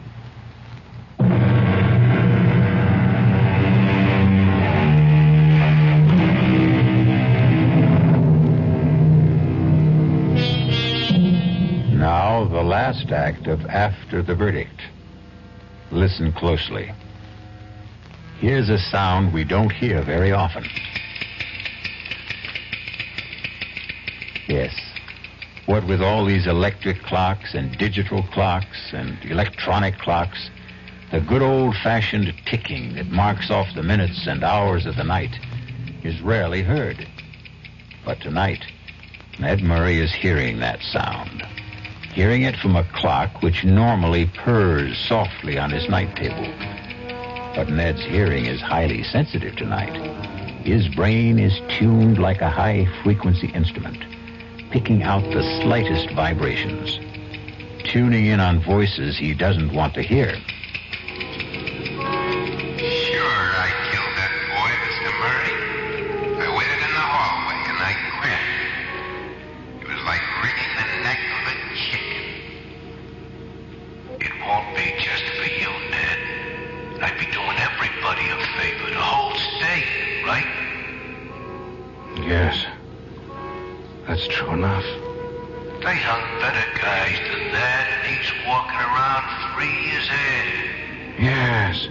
Everybody has to pay the penalty, right? Why not him? Yes. It's true. Why shouldn't he pay? A man is murdered. A murderer has to pay. Tony is right. He's right. Hello? How are you, darling? I'm all right. I'm in bed. Oh, I'm sorry. Did I wake you up? No, I was just lying here. You're not sick, are you? No. Well, it's only 10:30. I didn't think you went to bed so early. I did tonight. You're angry with me, aren't you? No, Karen, I'm just tired. I drank too much. Oh, I knew you'd do that. Ned, I'm so mixed up. Well, what's there to be mixed up about? The choices are pretty clear, aren't they? Are they? Not to me, they aren't. I don't think things are ever that simple, especially when it comes to law. Just ask your father. He knows all about the law. He knows how to make money at it. That proves it. That isn't fair, Ned. No, I suppose it isn't. Don't you remember what he used to say? That if the time ever comes when right and wrong are absolutely clear, there won't be any need for lawyers. Your father didn't say that, Karen. He was quoting someone. Who? Judge Lincoln Arthur, as a matter of fact, the judge at Rydell's trial. Well, it makes very good sense to me. Yeah. Judge Arthur always made sense to me, too. Karen, do you mind if I hang up now? Then you are angry. No. It's just that I have to make a call. A very important call. All right, Ned, but will you call me tomorrow? Yes. If there is one. Good night, Karen.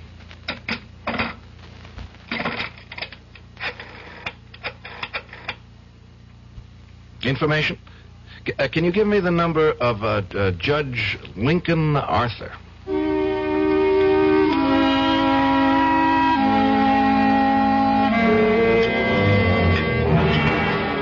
Sure you don't want any wine, Ned?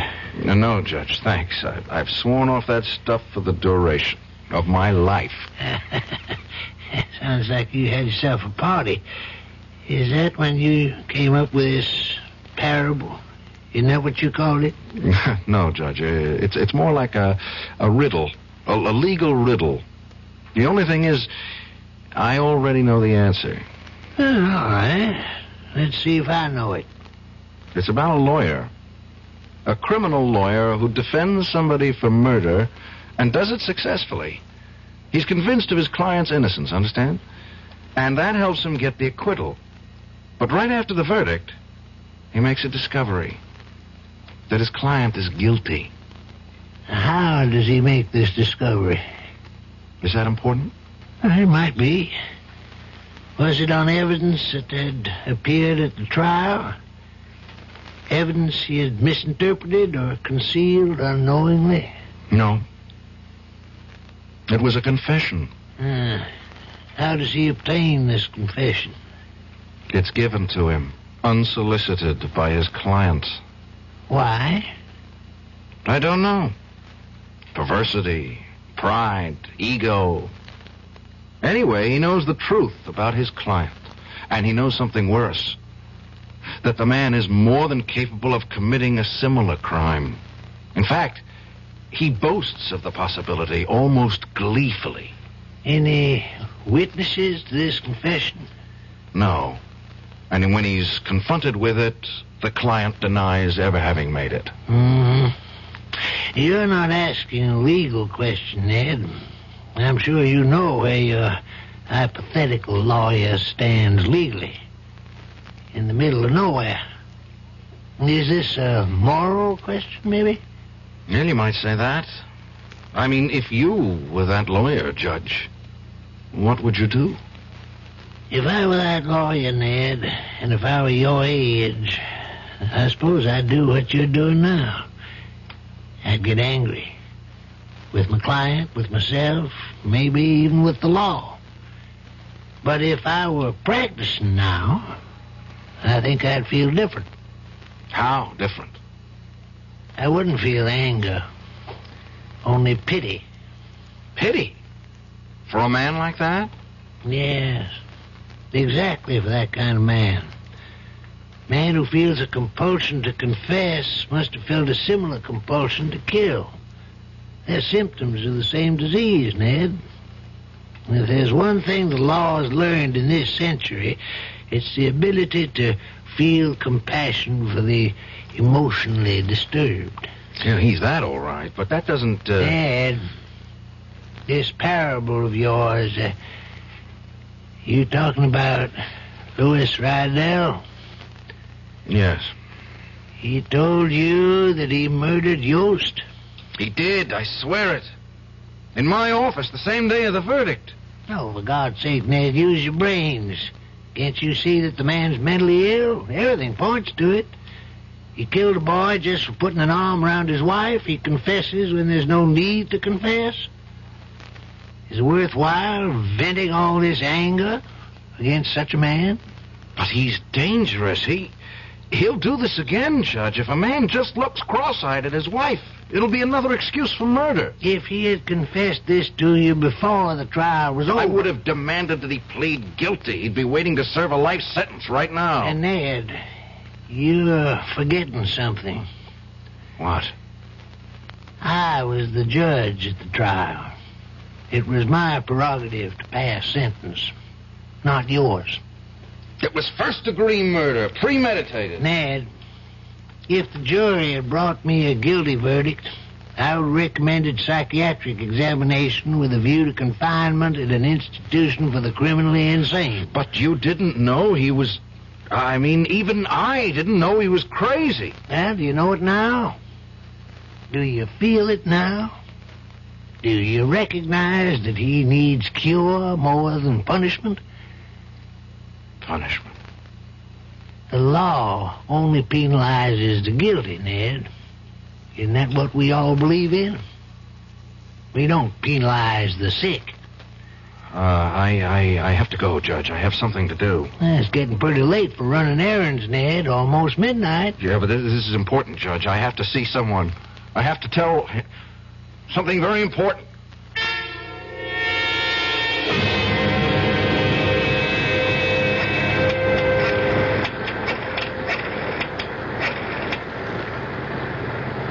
Hello? Is this Lucerne Dispatching? My name's Ned Murray. I'm a friend of Tony Igoe. No, Murray. That's the last name, not the first. Look, it's very important that I reach Tony as soon as possible, only this is the only number he ever gave me to reach him. But he's got to have a home phone, right? So help me, it's important. It's a matter of... Look, who am I speaking to? Lady, please, I'm in a phone booth and it's pouring like hell and I'm getting soaked. No, I'm sorry. I didn't mean to talk to you that way. Yes, I realize that, but if you could make this one exception. Well, how do you know he isn't home? For God's sakes, it's after midnight. Yes, all right. He couldn't have gone there tonight. He couldn't. Taxi! me!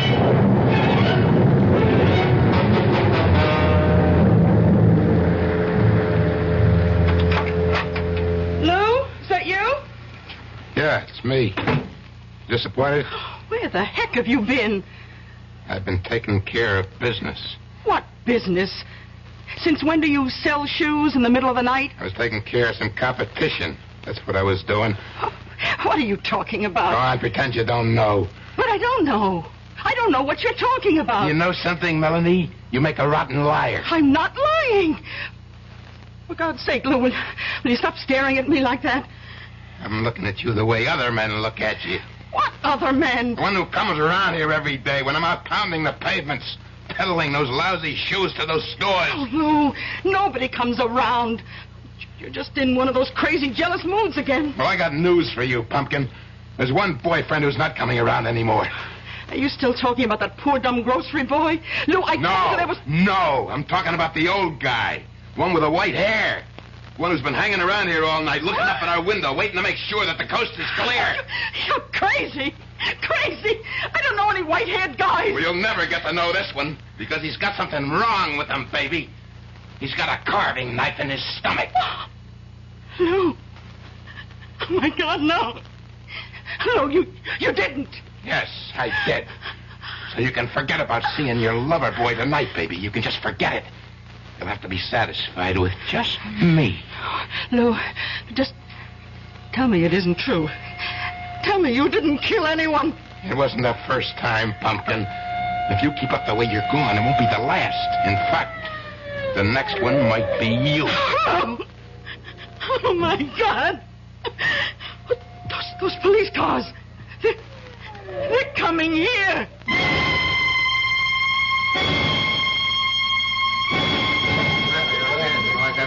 Just look right down the block here. Lieutenant Gerhardt. Oh, hi, Ned. What are you doing here? What's going on? What's all the crowd about? Oh, wait a minute. You know the victim, don't you? Is that why you're here? You get a tip or something? Victim? Who? Tony Igo. Tony? Somebody used a knife on him. Oh, God. Ironic, isn't it? Probably a dozen guys wanted Tony Igo knocked off, and how does he get it? From a jealous husband. Is he dead? Yeah, he's dead. And it was your ex-client who did it, that guy Rydell. He caught Tony hanging around the building watching the place. Rydell claims he was after his wife. You know about this, Ned? It's not true. It's not true, Lieutenant. He didn't even know the woman. Then what was he doing here? A favor. He was doing somebody a favor. What are you talking about? Look, where is Rydell now? Upstairs, answering questions. He won't get away. Not like the last time, Counselor. Yes, it won't be like the last time. Excuse me. Hey, where do you think you're going? I want to see him. He's entitled to talk to a lawyer, isn't he? You must be nuts yourself. Half a dozen witnesses saw him do it. Can I go up, Lieutenant? You mean you'll defend that screwball again? He's out of his mind. Don't you know that? Yes, I know. And that's what I'll try to prove. Now, will you please let me see my client?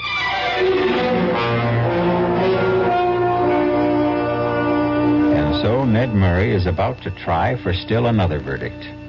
This time a verdict which will carry a punishment more befitting to the crime. And something tells me that he'll be very successful.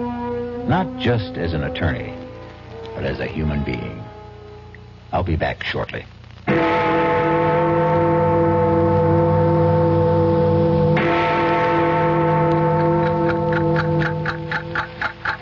The time has come for action. Birth defects are forever unless you help. A time to be born, a time to die. die. The March of Dimes fights birth A defects. time to heal. Through medical service programs, scientific research, a time to and public education. These are the times that try men's to souls. protect the bodies and minds of our children today and That's why tomorrow. it's time for a change. So much to do. So little time. We must see to it that every child is born healthy, whole, Now is perfect. the time for all good men to come to the aid of the March of Dimes in its drive to prevent birth Make defects. time stand still. Wake up. It's later than you think. Remember, birth defects are forever unless you The help. time has come for The time has come for action. Give to the March of Dimes.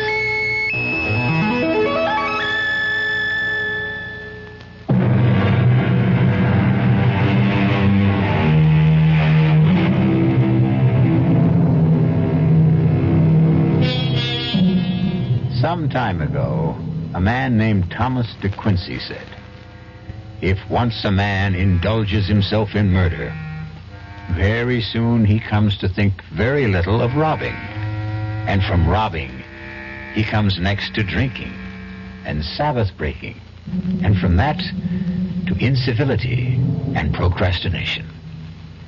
Let that be a lesson to all of you. This quotation and this story have come to you through the courtesy of our Radio Mystery Theater. Our cast included Tony Roberts, Joseph Julian, Bryna Rayburn, Barbara Caruso, Robert Dryden, and Sam Gray. The entire production was under the direction of Hyman Brown. And now, a preview of our next tale. I take it you are referring to Miss Helene Friend? Where is she? Back at her hotel.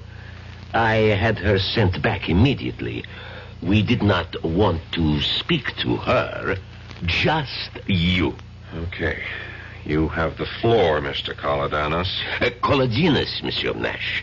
It is an old name. In my country, a revered name. I'll do my best to remember. Well, continue. A question, monsieur. Why are you in France? As we say at home, none of your business. I like you, Monsieur Nash. You are refreshingly candid. You are working for FNB. You are a trusted, intelligent worker, well thought of. Thanks for the information. When I get back, I'll put in for a raise. If you get back, monsieur. If you get back. Radio Mystery Theater was sponsored in part by Anheuser-Busch Incorporated, brewers of Budweiser. This is E.G. Marshall inviting you to return to our Mystery Theater for another adventure in the macabre. Until next time, pleasant dreams.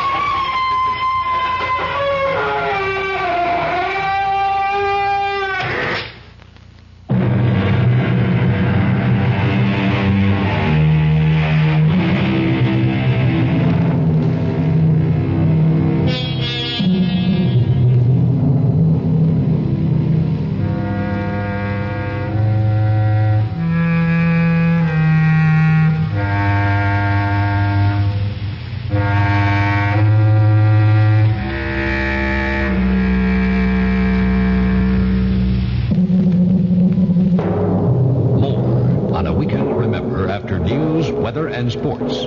This is WDAF, Kansas City, Missouri. Pat Ross, WDAF local news at 11 o'clock. The outlook for Kansas City, sunny and mild. Floodwaters from the rising Big Arkansas River swept into rural and urban areas north and south of Wichita Sunday, causing the evacuation of many families. At Mulvane, Kansas, south of Wichita, at least 25 families were evacuated from their homes as the water continued to rise. Affected were from 75 to 100 residents. It's been a relatively safe weekend this far on Kansas roads. Just one highway death reported in Kansas since the weekend counting period began at 6 o'clock Friday night. In Missouri, 9 persons have been killed so far this weekend. 5 of the deaths involved motorcycles. Missouri legislators return to work tomorrow, anxious to resolve a deadlock on the state's $2 billion budget. For some senators, it could be the last time they return to Jefferson City for a while. WDAF News Time, 11 o'clock.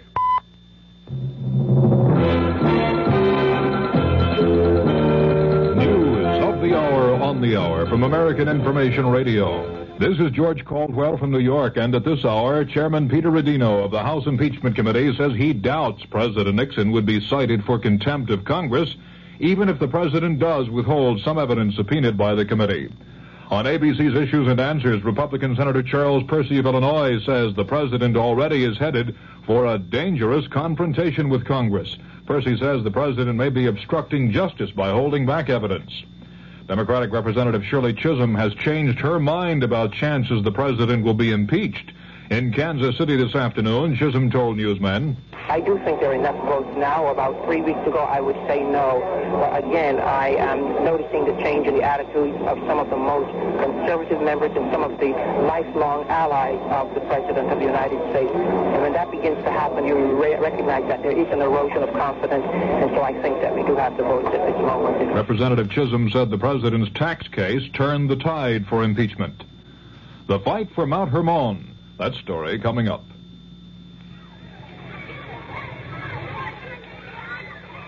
pollution, crime, substandard housing, energy crisis, corruption, inequality, vandalism.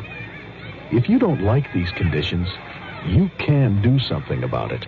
Law Day, May 1st, reminds us that the great thing about our system is that people can have a voice in improving it if they understand it and if they use that voice in the many ways possible. Through involvement, like helping to register voters, campaigning for candidates, voting. People of all ages can work to bring about change lawfully. But with almost half the population under 25, youth can make the difference. Learning what can be done and how should begin at an early age. Law Day urges young America to lead the way. Help preserve good laws. Help change bad laws. Help make better laws. A public service message of the American Bar Association and your state and local bar associations. Military officials in Tel Aviv say they don't have any information to support reports that Israeli soldiers moved into Lebanon today. Arab newsmen on the scene say an Israeli force took positions on the edge of Mount Hermon in southern Lebanon.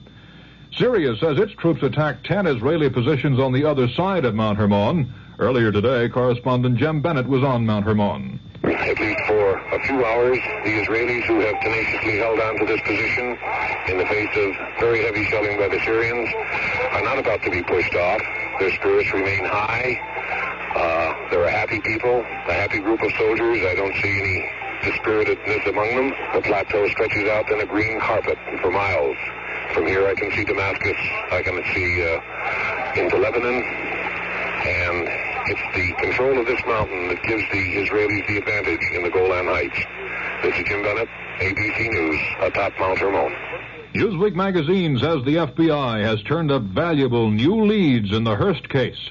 Newsweek says numerous undercover agents have infiltrated the neighborhood where the Symbionese Liberation Army was headquartered and may actually have found the house where Patricia Hearst was taken. Tornadoes hit 3 counties of eastern Wisconsin this afternoon, killing 2 people and injuring at least 36. Police Captain Don Utak tells what a twister did in Oshkosh, Wisconsin. Oh, it did quite a bit of damage. There was some areas that are residential and some are commercial areas. Broke windows, tore roofs off. Some of the homes were torn apart completely. And it seemed to touch down, then raise up and skip an area, and then touch down again. Utak said there were about 20 injuries in Oshkosh. One man is reported dead because of flooding along the Souris River in the southern part of North Dakota. About 3,000 people have been evacuated from their homes in the North Dakota flooding.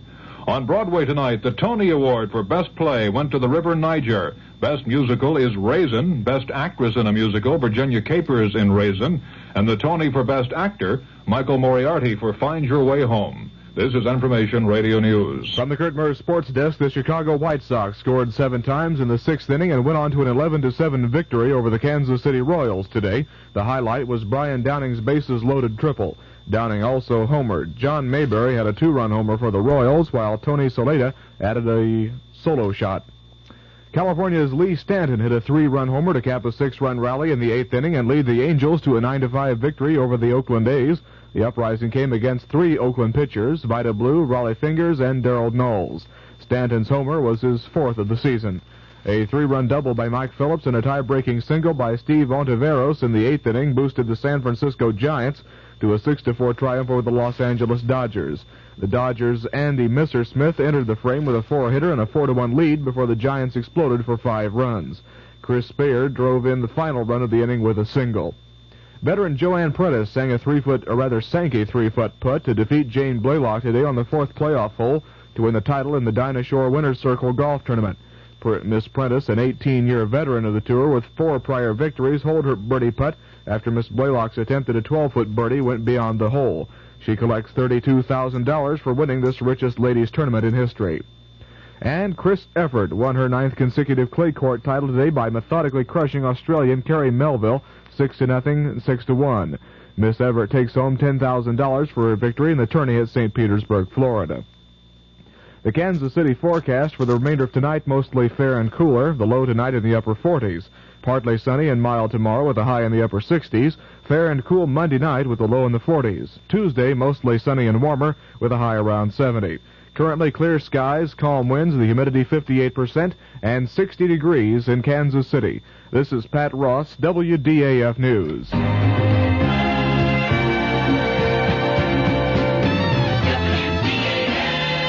The CBS Radio Mystery Theater presents... Come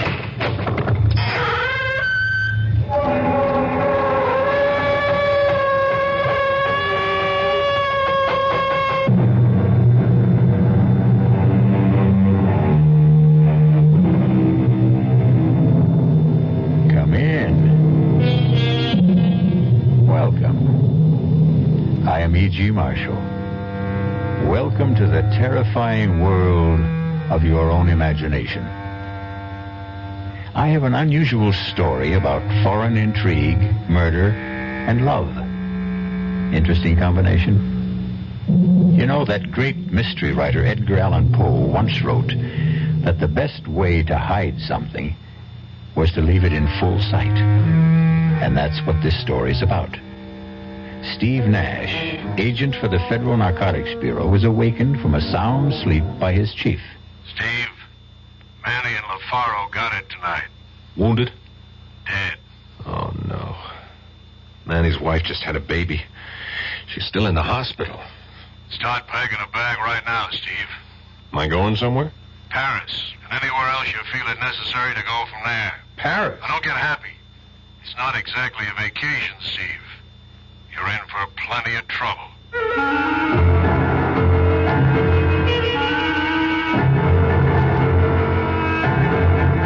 Our mystery drama, Conspiracy to Defraud, was written especially for the Mystery Theater by Sidney Sloan and stars Paul Hecht.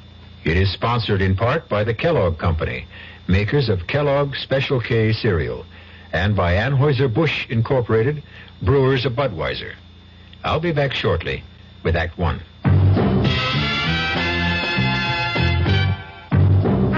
Ever had a tall, frosty glass of Amplitude?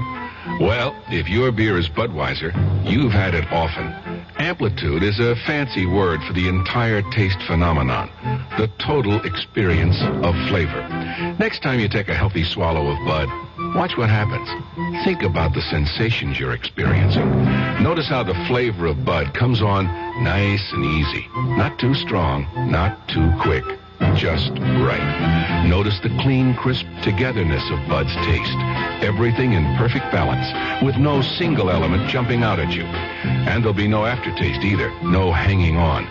And you'll be refreshed and ready for another glassful. Actually, Bud drinkers have been experiencing Amplitude for years, but they never phrase it that way. They just say Budweiser, and that says it all. Anheuser-Busch, St. Louis. Hello, this is Steve Allen. You are? Then I must be Jane Meadows. I hope so. Now, do you want to tell them, darling, or shall I? Ladies first, sweetheart. The microphone's all yours. Okay. Well, we have some good news. Steve and I are the honorary chairman of National Goodwill Week. That's May 5th through the 12th. Mm-hmm. And we're very pleased to be associated with this organization. Yes. Because it's the #1 rehabilitation facility in the country.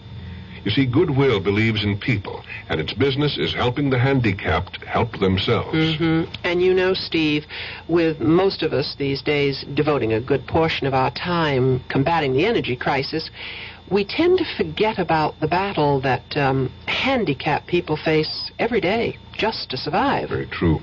But that's where Goodwill Industries comes in.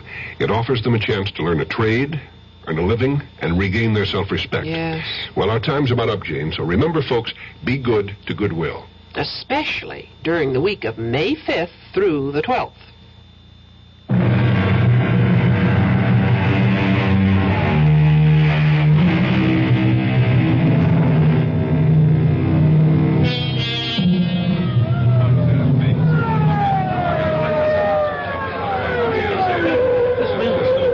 What the police and the Federal Narcotics Bureau believe to be a well-planned and secret bust of a big narcotics ring is taking place in a warehouse district of New York City. Stand by, Sergeant. I'm going to talk to them on a bullhorn.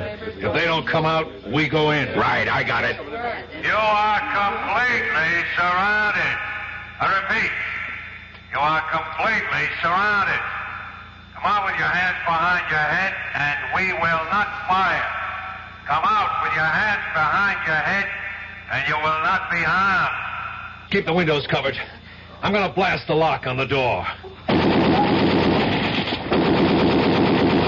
That's got the door. Let's go. Looks like there's nobody here. Careful, it might be a trap. This is your last chance. Come out with your hands behind your head. Cover me. Hit the lights. Well, there's a body. Careful, careful. Chief, it's Manny. He's dead. Manny. The Faro may be here, too. He's here, Chief. Still alive? No. Dead. They got him, too.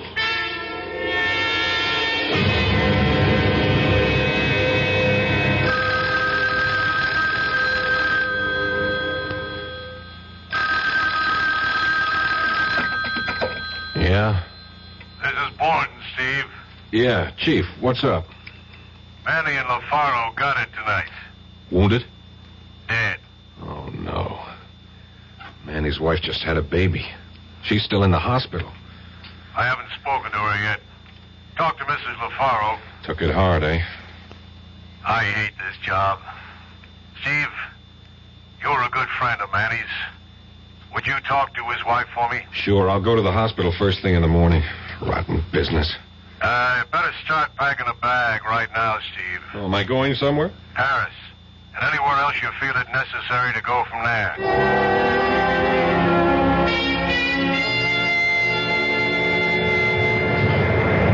I beg your pardon. Yeah. What? This seat. Seat? Oh, I'm sorry. Am I in the wrong seat? No, I am. Oh. You see, I was sitting forward, the second row on the outside. Yeah? And I asked the stewardess to change my seat. This was the only unoccupied seat in first class. Oh, sure. Sit down. I don't mind. I thought this was going to be a dull flight. My name is Helene Frayne. Oh, I'm Steve Nash. Pleased to have you as a traveling companion. I'm pleased, too. Are you going to be in Paris long, Mr.? Nash. Call me Steve. So seldom I get called Mr. I'm not sure whether I'm the one. Steve, then. Are you going to be in Paris long? Well, it all depends on business. Are you? No, I was rushing back to... Well, you see, my aunt and my brother are in Paris, and I was with them until last Thursday when I had to fly back to New York. Up and back across the Atlantic. I'm impressed. This is my first time over. I'm as excited as a kid. Your first time? Well, that must be exciting. You must let us show you the sights. Nothing I'd like better, Helene.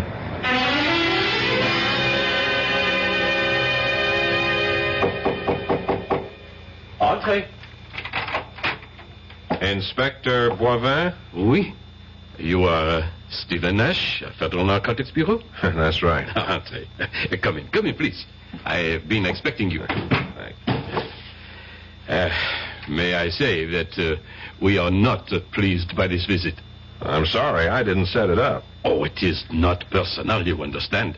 But we feel that France is, how shall I say it, is being insulted by the charges that we are the center of the illicit narcotics trade in Europe. Inspector, a lot of heroin is getting into the States. We know it's coming from France. Well, that is doubtful.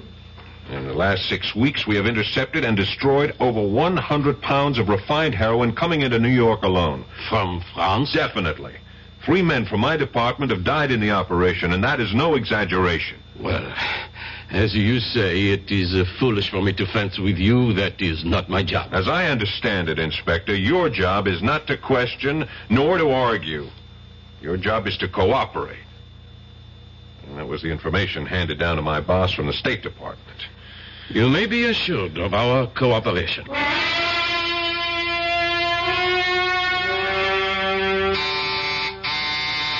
Entree. The door is open. Oh, hello. You must be the chap Helene picked up on the plane. Picked up? Oh, that's just a figure of speech, of course. I'm Harrington Frayne, Helene's brother. Oh, hi, I'm Steve Nash. Yes, well, hello. Sit down. Helene should be back in a minute. Just stepped out to do a bit of last-minute shopping. That you, Helene? Oh, Auntie. This is that chap that Helene met on her flight back, Mr. Stephen Nash. This is our Aunt Phyllis, Mrs. Starrow. Oh, how do you do, Mr. Nash? How do you do, Mrs. Starrow? Oh, please, call me Phyllis. Mrs. Starrows reminds me of that I'm an old widow woman. You going to be in Paris long, Stephen? 2, 3 weeks, perhaps longer. Auntie thinks of herself as an unofficial tourist bureau, feels she must take her fellow countrymen under her wing and show them her Paris. Oh, you be quiet, Howard. I just want to be pleasant. Don't you like people who are pleasant, Steve? Yeah, of course. I don't suppose that Harrington or Helene has told you of our trouble. Oh, good Lord, Phyllis, must you tell everyone you meet? Mr. Nash has only been here a few minutes, and you want to burden him with the story. Well, I must say it's rather a traumatic experience, wouldn't you say, Stephen? To lose emeralds worth $150,000. $150,000? Oh, that must be Helene. Let her in, Harrington. Phyllis is angry with me. She always calls me Harrington when she's annoyed. Oh, Helene. Mr. Nash here yet? Oh, indeed, yes. Phyllis and I have been staging a little domestic spat to keep him amused. Well, I wasn't amused, and I'm sure that this nice Mr. Nash wasn't amused either. I'm certain he wasn't. Hello, Steve. Helene.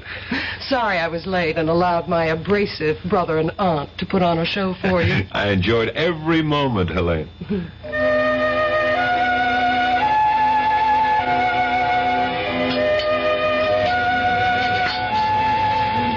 Penny for your thoughts, Steve. Oh, I'm sorry. I shouldn't have let the maitre d' seat us here in the window with a view of Notre Dame and the river. It is beautiful, isn't it? I was worried that perhaps you might feel that I'd steered you to a tourist trap. This place is frightfully expensive, you know. It's great. I'm on an expense account. Stop worrying. All right, I shall. And speaking of worry, you seem to have something bothering you. Is it something personal? Well, it's about my aunt and Harrington. Yeah? Well, you see, my aunt has lost a very valuable piece of jewelry. The emeralds. You know. One of the first things she told me when I called, worth $100,000 or more. They're insured for $120,000. Why should she worry? She's not worrying. I am. The emeralds are not lost, strayed, or stolen. What? It's just a stunt to bilk the insurance company. She's being very foolish. She's desperate. She's completely without money. For that matter, both Harrington and I are, too. If they go through with this insurance swindle, they're going to be in big trouble. Even a professional crook would have serious problems, and they're... rank amateurs. When I went back to New York to see if I could raise some money... no good, eh? Aunt Phyllis has been to the well too often. No credit. Well, why doesn't she sell the emeralds, honestly? Well, I believe it's Harrington's idea, but he wants her to sell them to some... Fence? Yes. And also collect the insurance. He's made several tentative moves in that direction. He's spoken to several mysterious callers. I don't know how far the transaction has gone.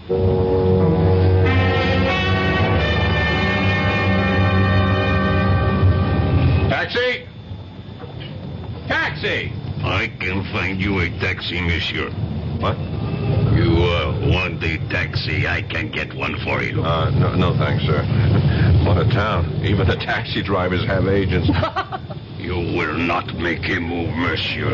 It is a revolver that is pressing into your back.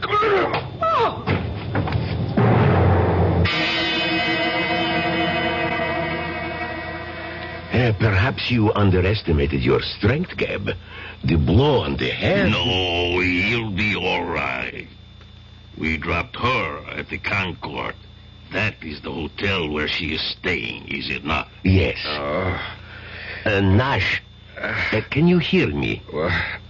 You are opening your eyes. That is better. Oh, my head. Unfortunately, Geb found it necessary to persuade you to come with him. Yeah. It's a neat little persuader he used. Right in the back of my head. Thanks. Don't try to move yet, Mr. Nash. Who are you? I? You do not know me? I am quite well known. I am Orestes Kolodinos. Rings no bells.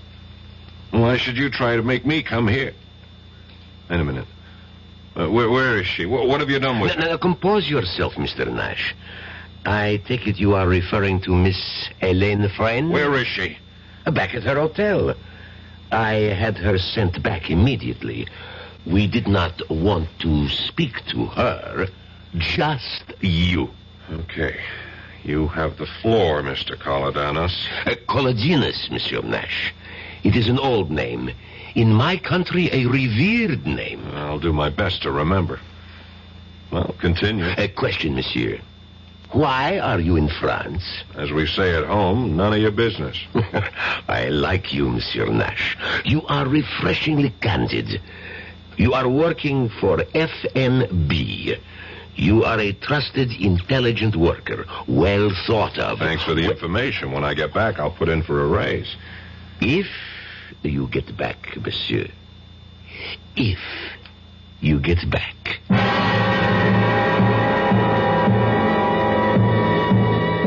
There is no doubt in Steve's mind that Kolodinos would and could carry out his threat. 3 men had already been permanently silenced, and it was not likely that Kolodinos would hesitate at the 4th.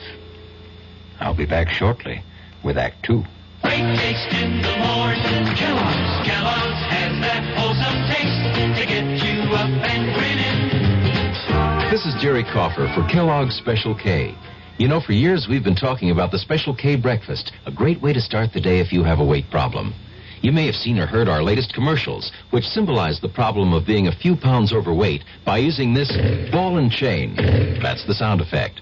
But so many people have come to know the Special K breakfast that can help solve weight problems, they sometimes forget that Special K is America's favorite high-protein cereal. It has 8 essential vitamins and iron, and so delicious that lots of folks, kids as well as adults, eat Special K just for the sheer good taste of it.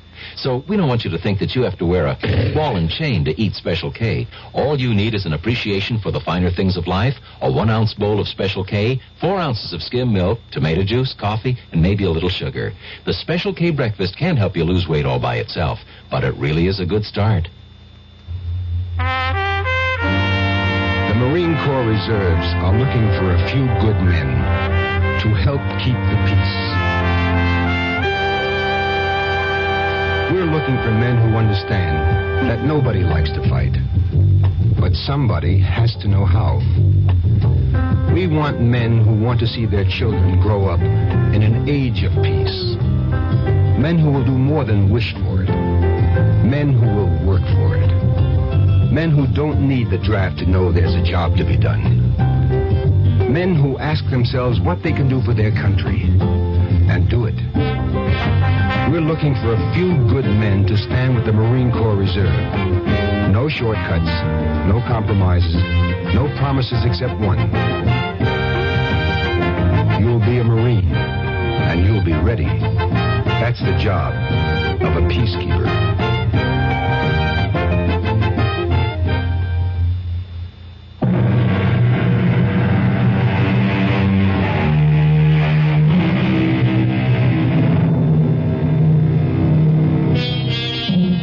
After his meeting with Kolodinos, Steve was taken back to his hotel. It was too late to do anything but call Elaine to reassure himself of her safety.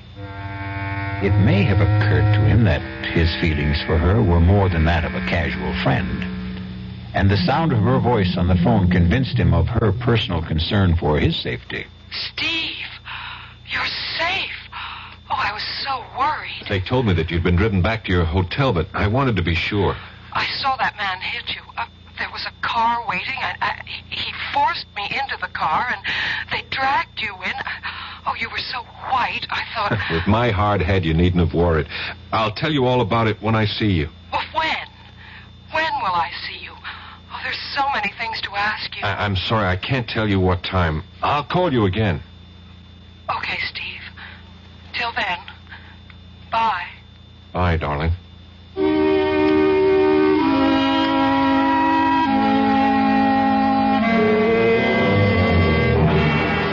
Ridiculous. Incroyable, monsieur. It could not have occurred. I tell you, he told me that his name was Coladinos. It could not be he. It is imagination, hallucination. This lump on my head is not the result of a vivid imagination, Inspector. And also, I have a witness. I was with a Miss Helene Frayne when the incident occurred. Frayne? Frayne is an English name? Possibly English in origin, but she's an American. She has a husband by name Harrington Frayne? No, that's her brother. This is a most interesting development. Monsieur Frayne was here not 20 minutes before you to report that his aunt, Madame Phyllis Darrow, had been robbed of a valuable collection of emeralds. I believe he estimated the jewels to be worth, I have the report here. Yes, 700,000 francs. In dollars, 150,000. Look, Inspector, let's stay with my problem. Now, what are you going to do about Coladinos? Do? But you are jesting, monsieur. Monsieur Coladinos is a very rich, very powerful man. And so he can get away with hitting a man over the head and forcibly detaining him, kidnapping him, threatening him? Monsieur Coladinos could not have been involved in this matter. What do you mean? I spoke to him. He introduced himself. He insisted that I pronounce his name correct. It was not Coladinos, monsieur. Who was it then? What was this man's purpose in posing as Coladinos? That, monsieur, I cannot answer. But I know that it could not have been Coladinos. He is just at this time, 1900 hours, arriving in France at Orly Airport in his own plane.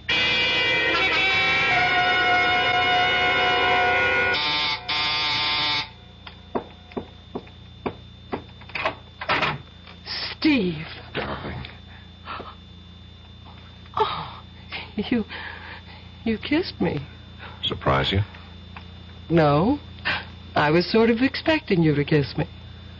Don't you think we ought to shut the door? I wanted to take you in my arms 20 minutes after we met on the plane. I wanted you to 13 minutes after we...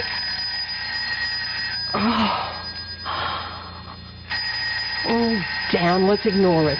You better answer it. Oh, dear. Yes? Yes, he's here. Steve, it's for you. New York calling. Oh, yeah, I left word at my hotel where I was going to be. Here, darling. Oh, thanks. Hello? Steve, this is Hal Borden in New York. Oh, right, Chief. You get my cable? Yeah, and I have all the info you requested, but I can't give it to you where you are. Incidentally, where are you? Oh, Suite 1013 at the Concord Hotel. It's all right, it's a friend. All right, now go to the railroad station. Gare du Nord. Near the ticket window on the south side of the station, you'll see a line of 10 telephone booths. Counting from left to right, you go to booth 3 at 3 o'clock your time. You better get to it 15 minutes early to be sure it's available. Now, wait a minute, Chief. Let me see if I got it all. Gare du Nord, 3 o'clock, third booth on the south side of the station, counting from the left. Correct. Why all these precautions, Chief? Steve, you are being watched, followed, bugged 24 hours of the day. Don't trust anyone. I'll talk to you later. Bye. Bye, Chief. Well, what was that all about? Oh, it's nothing. It's the business I'm in, Helene. Oh, it sounds very mysterious. Rushing off to the Gare du Nord to receive a phone call at 3 o'clock in booth 3. Oh, I almost forgot. What? When I came into the hotel just now, the clerk at the desk, he gave me a message for you. Hang on, I got it here someplace. For me? I think it's for your brother. What did I do with it? Ah, darn it. Well, don't be upset. It's probably nothing important. Hang on. I can remember it. It was very short. Just call El Morey. What? Yeah, it was, sounds sort of Arabic. El Morey. E-L-M-O-R-E-Y.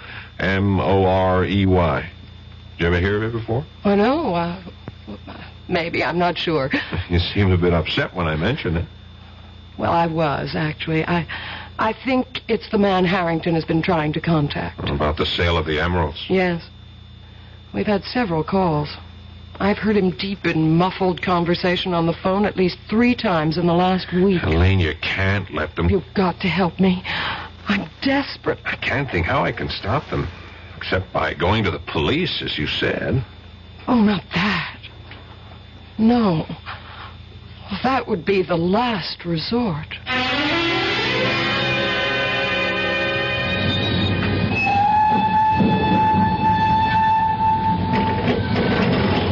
should have brought a book along. Hello? Hello? Hello?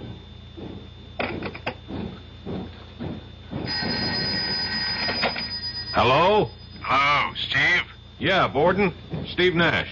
Steve, is that you? Yeah. Good. I'm glad you got to the booth early. I'm 7 minutes and 35 seconds early. Now, Exactly. listen.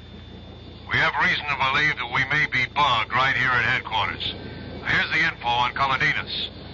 He's a rich exporter of olives and olive oil. He's dabbled in other things, art, petroleum, some shipping. But mainly olives and olive oil, eh? Clean?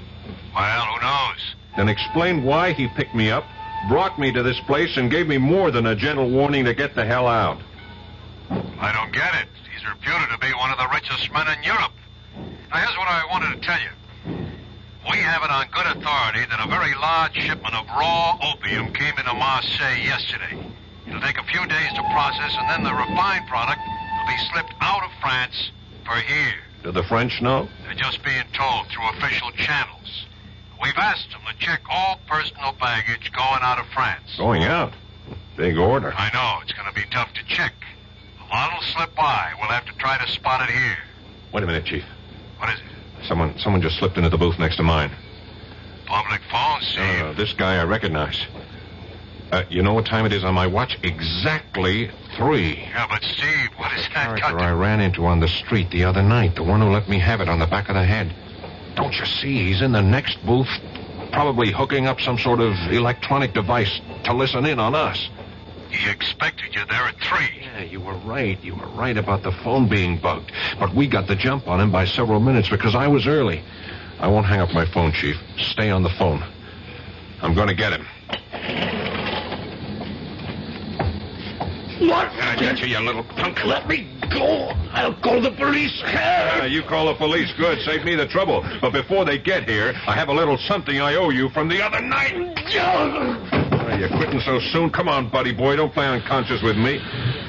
Uh-oh. Looks like we're going to have some company. Hello. Chief, are you still there? Yes, Steve. What's going on? I just nailed our eavesdropper, and I was right. He is one of Cardenas' boys. Now, you better get in touch with the French police and point the finger at Cardenas. And while you're getting Cardenas into trouble with the police, you might tell them that they got me locked up. I don't think I'll be able to explain. Locked up? What are you talking about? You're not locked up. No, but by that time I will be. Here comes the gendarme now. Bye, Chief.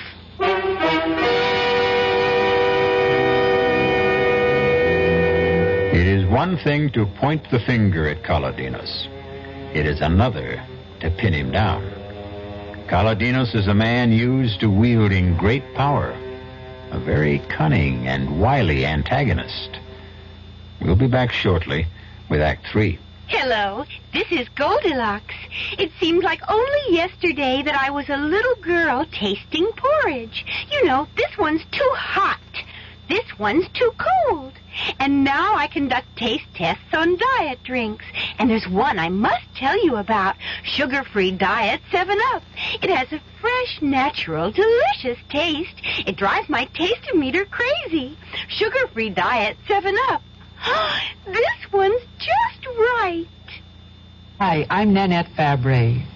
11 million Americans have an untreated hearing problem, including 3 million school-age kids. I was one of those kids, but I got help.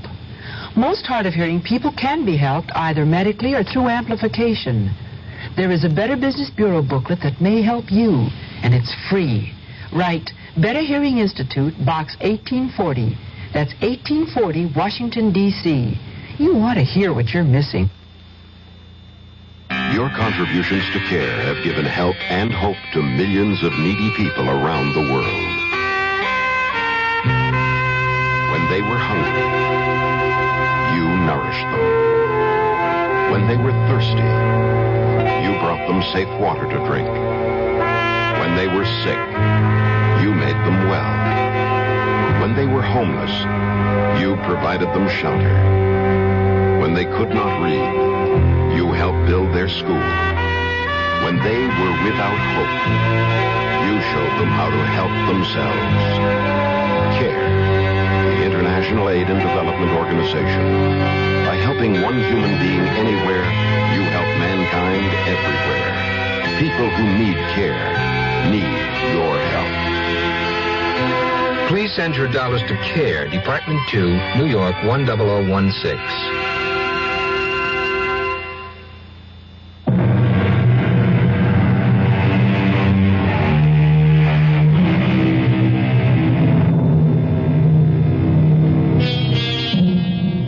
At times, Steve Nash's assignment has him feeling as though he's chasing phantoms. He keeps reaching out to grab something tangible and ends up with empty hands. After 10 days in Paris, he is as much in the dark about the narcotics racket as he was before he came. Kaladinos is probably deeply involved. But Kaladinos is untouchable. You can close the cell door, guard. Thank you. Thanks for being so prompt, Inspector. I didn't think I could stand your Bastille for another 10 minutes. Monsieur Nash, we have received a call from your bureau in New York asking us to come here and release you. How they knew you had been arrested is a mystery. I told them on the phone.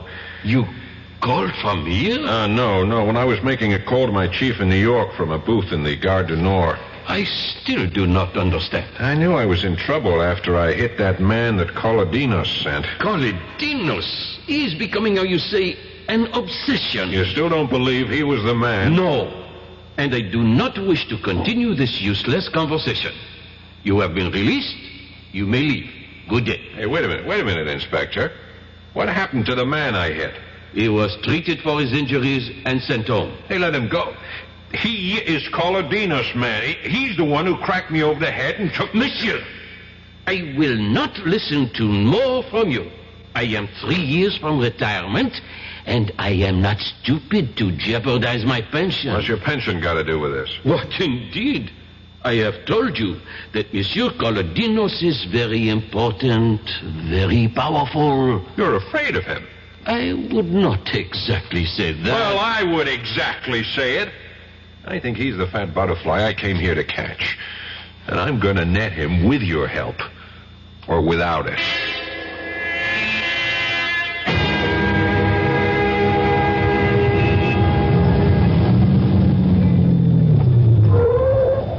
Monsieur Nash.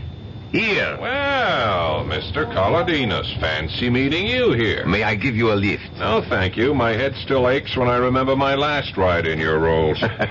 Get in. We're tying up traffic parking here. Come on, you're perfectly safe. Okay. Good. Drive on, Andre. As a matter of fact, I was anxious to see you, Kaladinos. Really? I am flattered.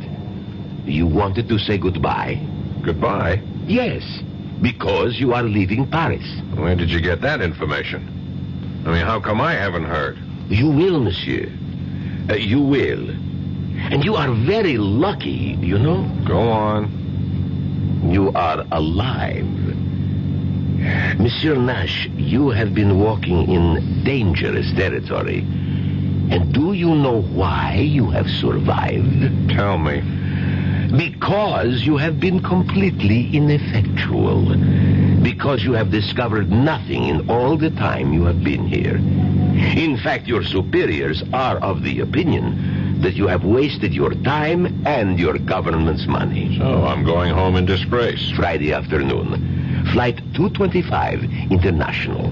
Suppose I decide to stay on until I've nailed you. That would be a very unfortunate decision. Learn to quit when you're ahead. You are ahead right now. Well, I want to thank you for everything. All the arrangements. Very neat. Very efficient. Thank you. And now I should like to drop you at your destination. My hotel? I was thinking perhaps that you would be going to the American Embassy. There to call your superior in New York. Chief Borden and verify the information that I have given you.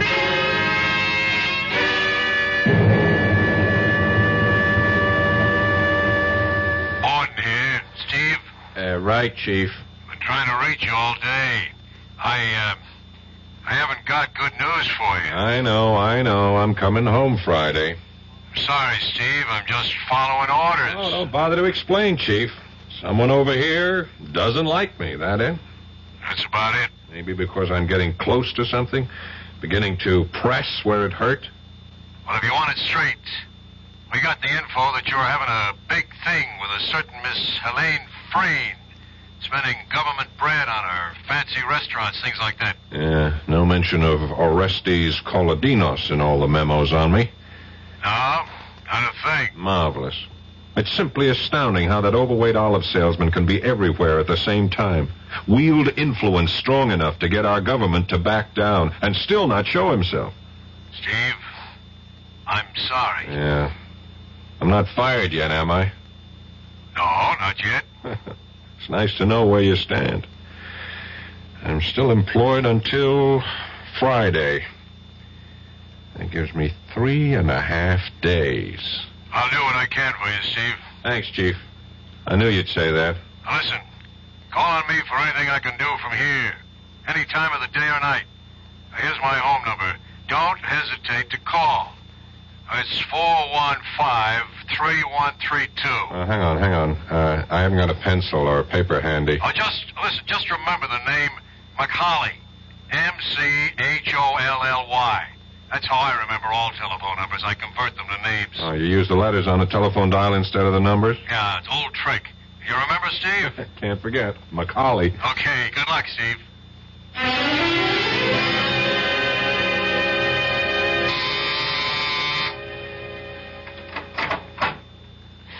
Steve, darling. Hi, Helene. Oh, come in. Come in, let's shut the door.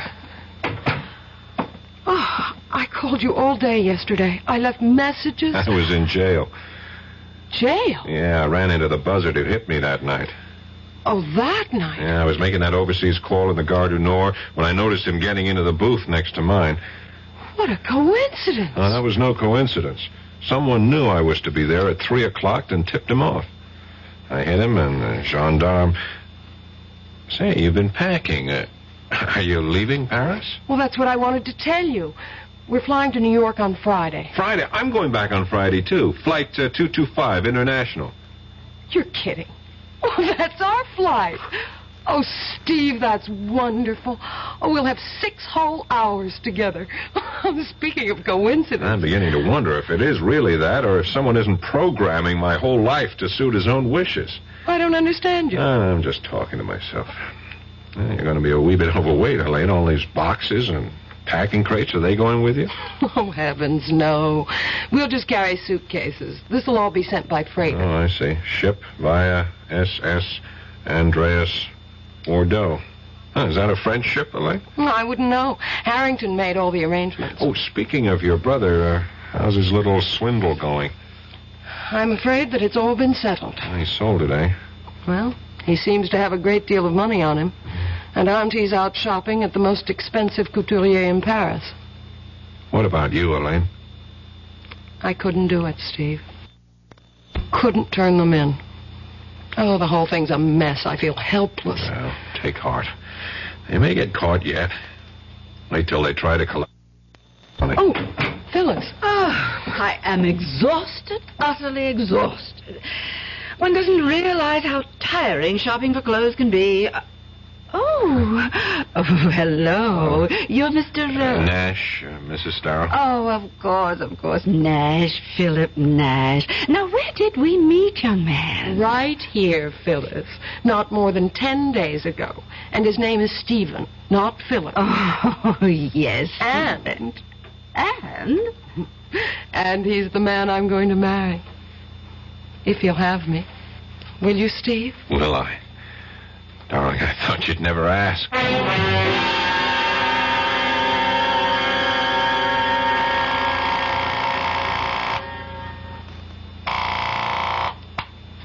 Hello? Chief, Steve. You know what time Yes, 8 o'clock in the morning. Where you are, here it's just 2 o'clock in the morning. I just got to sleep an hour ago. I'm sorry, Chief. I had to call. It's urgent. Chief, I'm in Bordeaux. What the hell are you doing in Bordeaux? I'll explain it to you later. Just tell me this. You mentioned that Colodinos had varied business interests. One you mentioned in passing, shipping? Yes, he has. He owns 2 ships, both under Liberian registry. He uses them mainly for his olive oil company. Would the name of one of them be the SS Andreas? Can't remember the names. The files are at the office. Well, I'll be in Paris in a few hours. Would you check and call me? You sound like you've latched onto something, Steve. I may have. I'll tell you about it when I see you. I'm flying home this afternoon, remember? Yeah. If I have anything, I'll have you to thank. Thanks for the tip, Macaulay.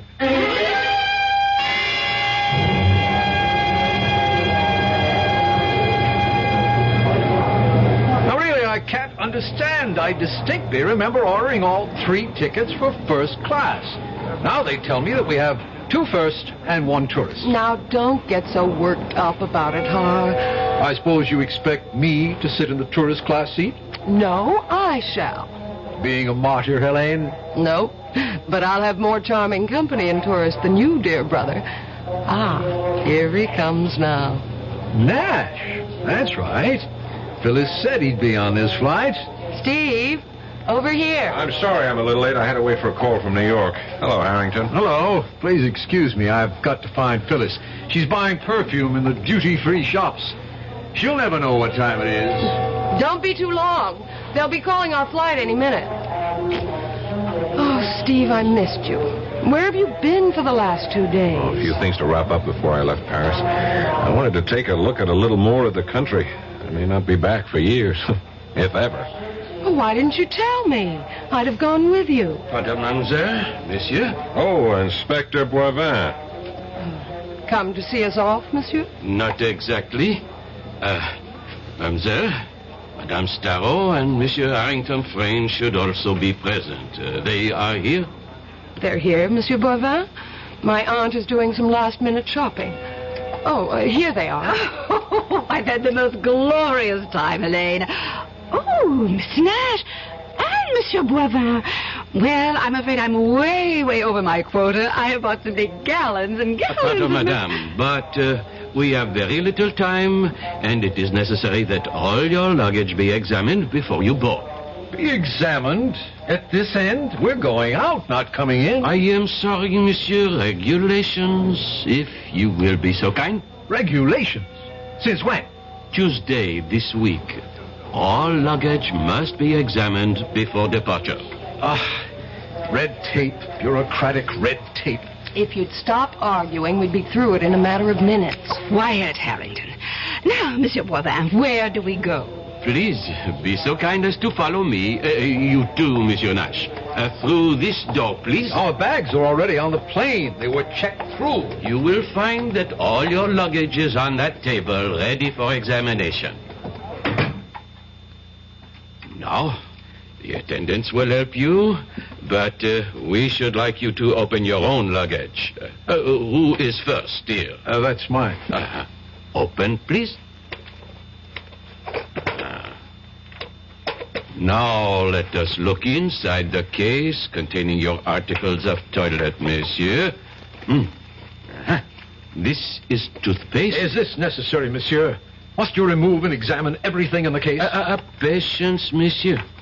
I know what I am looking for. This tube is most interesting. Regard, it has been opened at the bottom and sealed again.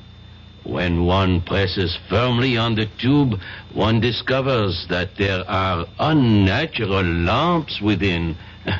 We shall see what they are. I take my pocket knife and... there. These are emeralds, wouldn't you say, madame? Yes, they are my emeralds.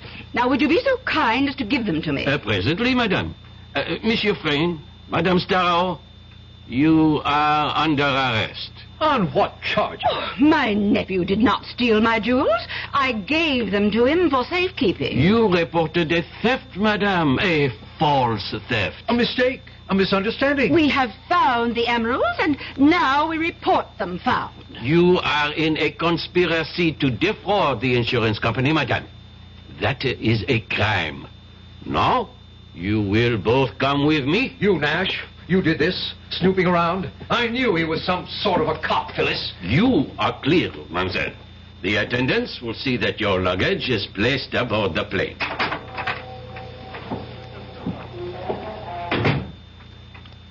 So you finally decided to do it, eh, Elaine? Yes. I discovered that the emeralds hadn't been sold yet. Also, that Phyllis hadn't reported the loss to the insurance company. I knew the charges couldn't be too severe and would probably be dismissed. Of course, they'll probably never forgive you. Oh, I think they will in time. And I'll have you to console me, Steve. They'll be calling our plane now. Too bad Phyllis and Harrington's tickets won't be used. Oh, look, there's Boivin. Huh, he's alone. I guess he sent them off to the Bastille. I don't envy them their visit. My experience was pretty bad. Will Mademoiselle Gillette come to information, please? Oh, you're being paged, Elaine. I can't imagine what it is. Come to information, Let's please. find out. Come on. You have a message for me? Oui, madame. Hélène Frey? Yes? Ah, oui. I have it here. Thank you. Merci. Oh, what is it, Elaine? You look worried. Nothing. Nothing, Steve. I just got to make a telephone call that I neglected to.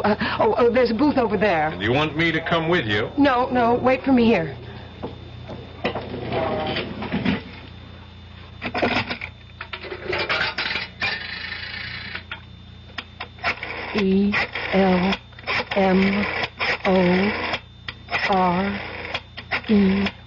ELMOREY.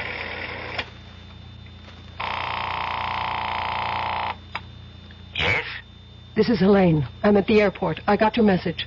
What message? The message of information. I was paged. What message? The usual. Call El Morey. You fool.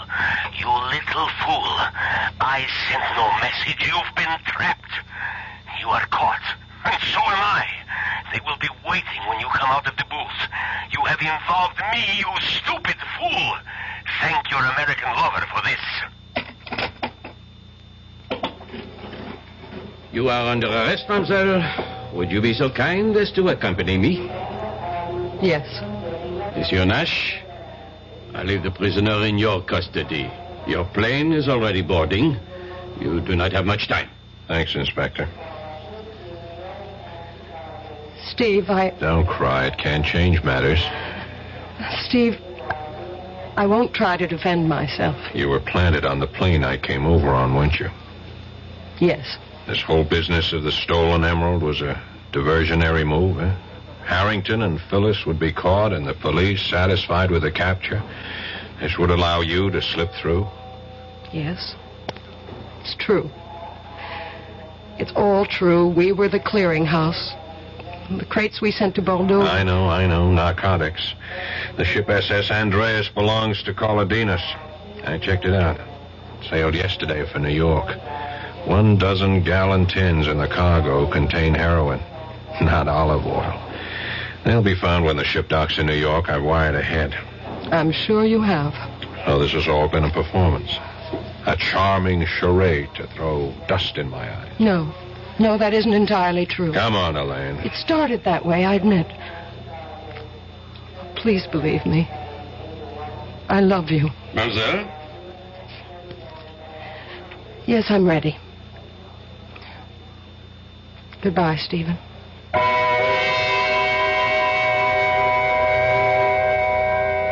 Steve stood there and silently watched the woman he had just begun to love being led away by the French police.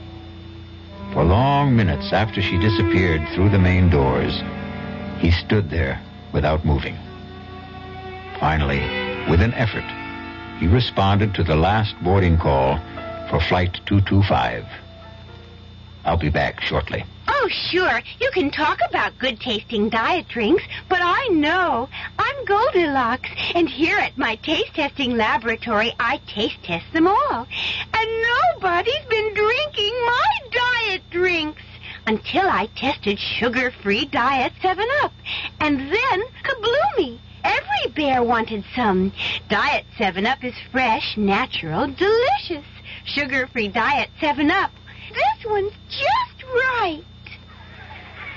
Pollution, crime, substandard housing. Law Day, May 1st, reminds us that if we don't like these conditions, our system allows us to do something about it. Through involvement like helping to register voters, campaigning, and voting, we all can help bring about change lawfully. With nearly half the population under 25, Law Day urges young America to lead the way. A public service message of the American Bar Association and your state and local bar associations.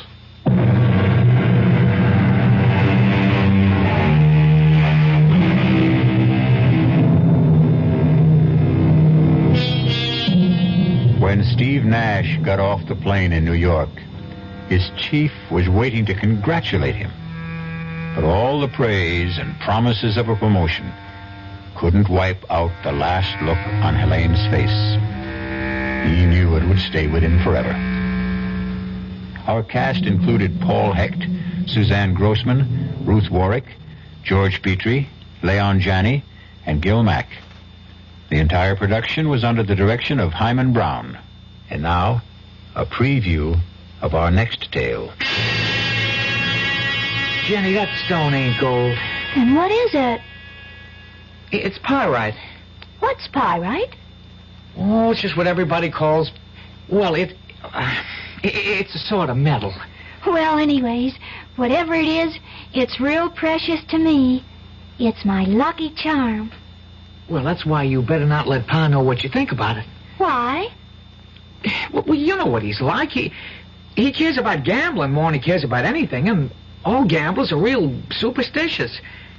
Now, if he knew you had a lucky piece, especially if he heard the crazy story about you and the school burning down, he'd have it offer you so fast that it'd set your head to spinning. It isn't crazy. You heard me wish on the stone for no school, and now there is no school. That was just happenstance. You don't think it happened just 'cause I wished it? Of course it didn't. Then I'm going to prove it to you. Radio Mystery Theater was sponsored in part by new sugar-free Diet 7-Up. This is E.G. Marshall inviting you to return to our Mystery Theater for another adventure in the macabre. Until next time, pleasant dreams.